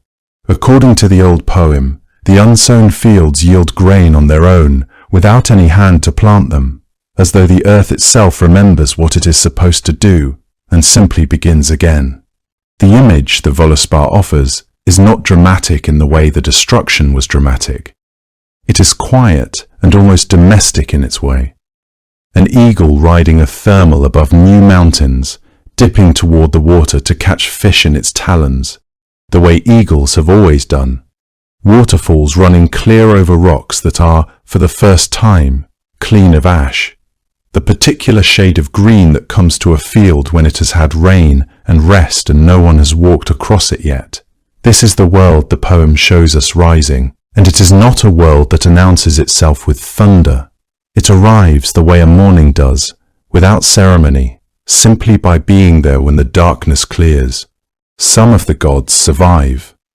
Vidar, the silent son of Odin, who drove his iron-shod foot into the jaw of Fenrir and tore the wolf apart to avenge his father's death. He comes through. So does Vali, another son of Odin, who was counted among those spared. Thor's sons, Mothi and Magni, survive as well, and between them they carry Mjolnir forward into the new age, the hammer that had defended Midgard for so long, now passing into hands that belong to a world still taking shape. These are not the great figures the old order was built around. They are younger, quieter in some ways, and the world they inherit is not the world their fathers ruled. That world is gone entirely. What these surviving gods step into is something without precedent, a cosmos that has no memory of what came before and no obligation to repeat it. And then there is Baldr. According to the Völuspá, Baldr and Höður both return, the god of light who was killed by the mistletoe, and the blind god who threw it, guided by Loki's hand. In the old world, Höður's action, however unwitting, had set the unravelling in motion. But the new world does not carry that particular wound forward. The two of them come back together, and the poem's description of their reunion carries none of the grief or recrimination you might expect. They are simply there, in the new world, side by side, in the way that brothers sometimes are when enough time has passed, and the thing that stood between them has finally been burned away. They take their seats together in the grass of a world that does not yet have a name for them. There is a hall the old sources describe called Gimle. It stands in the new order brighter, the texts say, than the sun itself, a place where the righteous will dwell and live without the shadow of what Ragnarok destroyed. It is worth sitting with that image for a moment, because it is not described as a reward in any complicated theological sense. It is simply a place of extraordinary light, a hall where people who lived well will find themselves at home in a world made new. The Völuspá gestures toward it briefly and without elaboration, the way you might mention something so self-evident that it requires no further explanation. The light is there, and the people who deserve it will find their way inside. But perhaps the most affecting detail in the entire account of the new world is the one that involves no gods at all. Hidden in a place the old sources call Hodmimis Holt, a sacred grove, or in some readings, a particular part of Yggdrasil itself that endured the burning. Two human beings waited out the end of everything. Their names are Lif and Lifthrasir, which translate roughly as life and the one who strives for life, or something close to that meaning, the exact rendering depending on which scholar you ask. While the gods fought, and the worlds burned, and the serpent's venom and Surtur's fire consumed everything that had ever been built or named or loved, These two stayed hidden among the branches and the roots of that sheltered place, surviving on morning dew, breathing the cool air of somewhere the fire could not quite reach. They did not fight. They did not witness the great battle, or mourn the gods they may have worshipped, or watch the sky come apart above them. They simply endured, in the quiet and the dark, until it was over. The two of them, nourished by morning dew, and sheltered by wood and shadow while everything else burned, would go on to fill a world that was, finally, new. One of the things that makes Ragnarok unusual among the end-of-the-world myths that human beings have constructed over the centuries is that the gods in it have known the outcome for a very long time. In many traditions that include an apocalyptic vision, the final judgment of certain Christian denominations, the end of an age in Hindu cosmology, the dissolution of the world in Zoroastrian belief, the divine figures at the center of the story are either the agents of that ending, or they are the ones who will survive it and sit in judgment afterward. They are not, by and large, the ones who will be swallowed whole by a wolf, or poisoned by a serpent's venom in the 9 steps between a killing blow and the ground. The Norse gods occupy a stranger, and in some ways lonelier position than that. Odin spent his long existence gathering wisdom precisely because he understood what was coming, riding out on Sleipnir, not out of idle curiosity, but out of a kind of determined, disciplined preparation for a day he could see approaching and could not turn aside. Thor went on fighting the serpent Jormungandr, knowing they were, in some sense, each other's ending. Freyr gave away his magical sword for love, and even that sacrifice, so human, so understandable, became part of the shape of his death.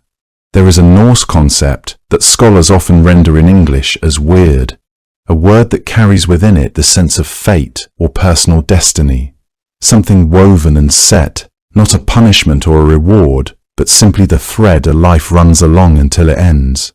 The Norse people who believed in Ragnarok did not appear to experience this sense of fixed fate as a reason for despair. Instead, from what survives in their poetry and their sagas, it seems to have worked in quite the opposite direction. If even Odin the Allfather, with every secret he had wrested from the world through sacrifice and suffering, could not outmaneuver his own ending, if even he suited up and rode out anyway, spear in hand, then a human being had no particular reason to hang back from the things that life demanded of them. Courage, in this understanding, was not the absence of foreknowledge. It was what you did with foreknowledge.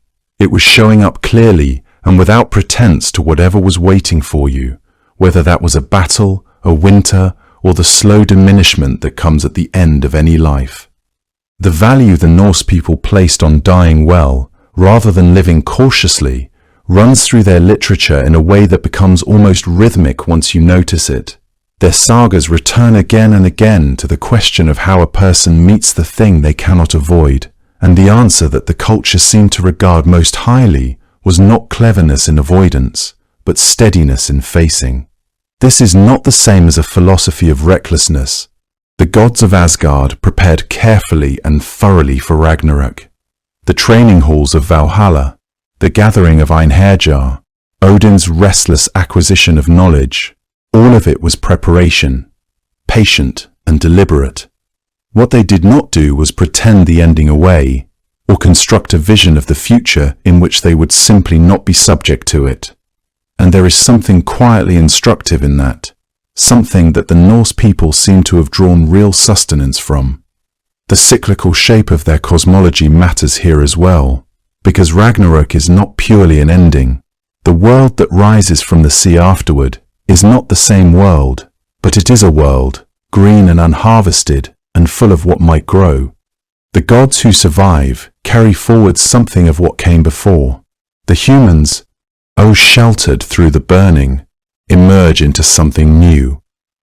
For a people who lived close to the rhythms of seasons that genuinely threatened life, long winters, scarce resources, the sea in all its moods, a cosmology that included devastation and renewal may have felt less like a frightening prophecy and more like a description of what they already knew to be true.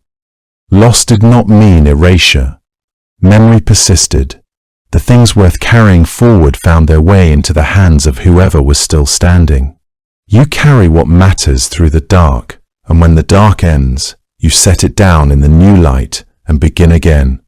There is something in that, the idea that knowing the ending does not excuse you from showing up to it, that has kept this mythology alive long after the culture that create did. It has passed into history. The Völuspá does not close on a purely peaceful image. After the earth has risen green from the water, after the surviving gods have found one another in the fields where Asgard once stood, after the unsown grain has begun to push through the new soil, and the eagle has returned to the mountain crags to hunt fish in the shining water below, the seeress's vision offers one more thing, a dark shape rising from below, wings heavy with the dead, the dragon Nidhoggr coming up out of the deep and crossing the sky of the newly born world. She sees him, she names him, and then her vision ends. The poem offers no explanation for why he is still there, no god who steps forward to drive him back, no promise that he will not endure. He simply appears, and the seeress falls silent. It is worth sitting quietly with that image for a moment, because it carries a great deal of weight. Nidhoggr is not a new arrival in the mythology. He has been present since long before Ragnarok, gnawing patiently at the roots of Yggdrasil throughout the entire age of the gods, working steadily at the foundations of the cosmos the way rot works at old wood. In the Völuspá and in other Old Norse poems, he is associated with Nastrond, a shore in the realm of the dead where the most dishonored souls go, those who broke oaths, who committed murder in secret, who violated the deepest bonds of trust. He feeds on them there, and when the world ends and is remade, he is still feeding, still flying, still carrying the weight of the dead on his dark wings. Whatever was cleansed by the fire of Ragnarok, Nidhoggr was not among it. Scholars have spent considerable time debating what exactly his reappearance is meant to tell us. One reading suggests that the new world is cyclical rather than final, that it will, given enough time, accumulate the same corruption, the same broken oaths and hidden cruelties, and that Nidhoggr's presence in the reborn sky is essentially a quiet warning that the whole process will eventually repeat. On this reading, Ragnarok is not an ending so much as a reset, and the reset is already slightly imperfect from the moment it begins, because the thing that gnaws at the roots of order has survived the fire just as surely as the gods and the two sheltered humans have. The new world inherits a shadow. Another reading, perhaps more modest, suggests that the seeress is simply being honest, that no rebirth, however dramatic, arrives without remainder. The world that rose from the sea after Surtur's fire is genuinely new and genuinely good, green and fertile, and rid of the ancient conflicts that had weighed on the old age. But goodness and darkness are not so neatly separable that one burning can eliminate the other entirely. Nidhoggr's return, on this interpretation, is not a prophecy of another Ragnarok, but simply an acknowledgement that the new world contains within it, as all worlds do, the possibility of decay. He is there because he has always been there, and reality, even renewed reality, makes room for him. The Prose Edda, Snorri Sturluson's 13th century retelling of the Norse mythological tradition, handles the closing of the story somewhat differently. Snorri's account of the reborn world is warmer and more complete in certain respects.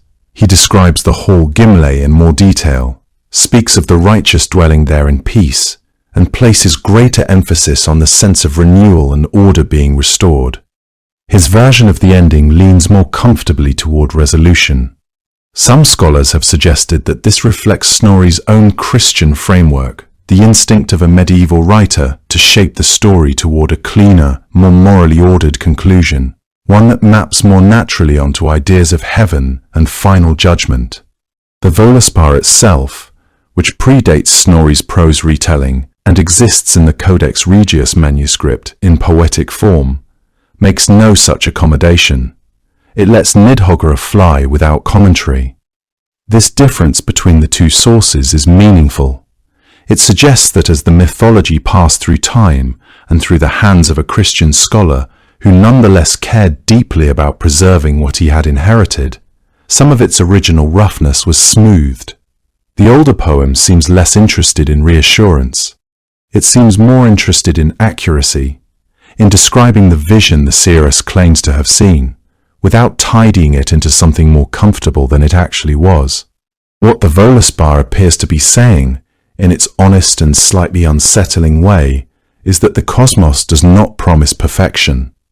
The gods fight because it is right to fight. The world renews because renewal is in its nature, and yet the forces that work against order and life and integrity are not foreign to the world. They are part of it, woven in from the beginning, surviving every transformation. Nidhoggra gnawed at the roots of the first world. He crosses the sky of the second. That the seeress's vision ends not with comfort, but with a shadow crossing the new sky, is, perhaps, the most honest thing about it. The mythology of Ragnarok might easily have been lost.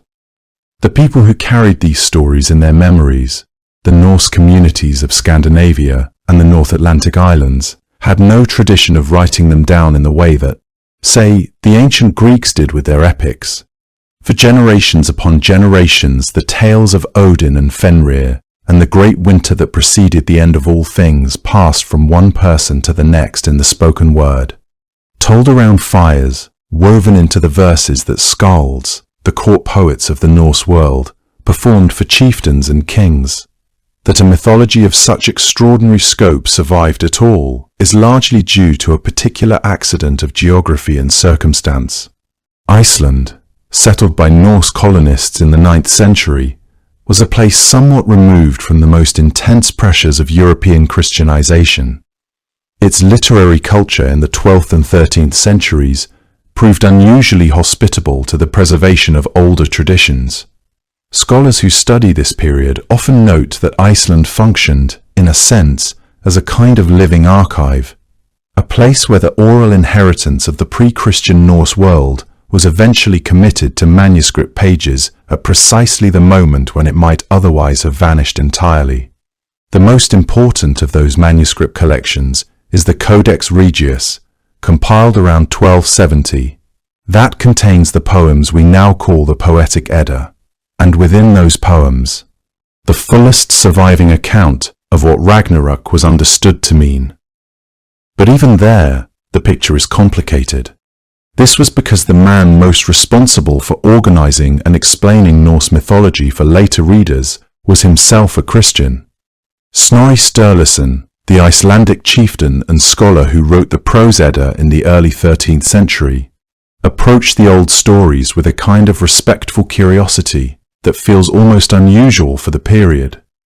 He was not interested in condemning the pagan past. He was interested, it seems, in preserving it, in recording the structure and logic of a cosmology he no longer personally believed in, so that the canons of the old skaldic poetry would remain intelligible to readers who came after him. Whether his Christian beliefs shaped the way he told those stories is a question scholars have returned to repeatedly. Some have argued that the cyclical rebirth described at the end of Ragnarok, the world rising clean from the water, a new age beginning, carries the faint imprint of Christian resurrection imagery. That the story as written reflects a subtle blending of two cosmological frameworks rather than a purely pre-Christian original. Others maintain that the cyclical understanding of time was deeply native to Norse thought and needed no outside influence to arrive at an image of renewal following destruction. The honest answer is that the surviving texts were written down by Christian hands. The exact shape of the mythology before that moment is something we can approach but never fully recover. What is clear is that the stories endured, that they carried a particular kind of weight that made them difficult to simply set aside. The 19th century discovered Norse mythology with considerable enthusiasm. the romantic movement with its appetite for the old, the wild, the heroic, found in the Norse tradition something that felt like an antidote to the tidiness of classical learning, a mythology of magnificent bleakness, of gods who were flawed and mortal, of a universe that operated not on the principle of divine invincibility, but on the principle of dignified inevitability. Richard Wagner drew on this tradition for his great operatic cycle, The Ring of the Nibelung, that he completed in 1874. While Wagner's sources were primarily the German Nibelungenlied rather than the Norse Eddas directly. The shadow of Ragnarok falls across the final opera in the cycle in ways that audiences have recognized ever since. The image of the Hall of the Gods going up in flames, of an entire world consumed by what it had set in motion long before, resonated with 19th century European audiences, perhaps because the century itself was filled with the sense of old orders straining and cracking, something about a mythology that insists on the inevitability of endings, while still insisting on the value of resistance, has a way of speaking to periods of profound uncertainty. In more recent times, Norse mythology has found its way into almost every corner of popular culture, in ways that range from careful and thoughtful to extremely loose in their relationship to the original sources. The fascination, though, seems genuine, regardless of the form it takes.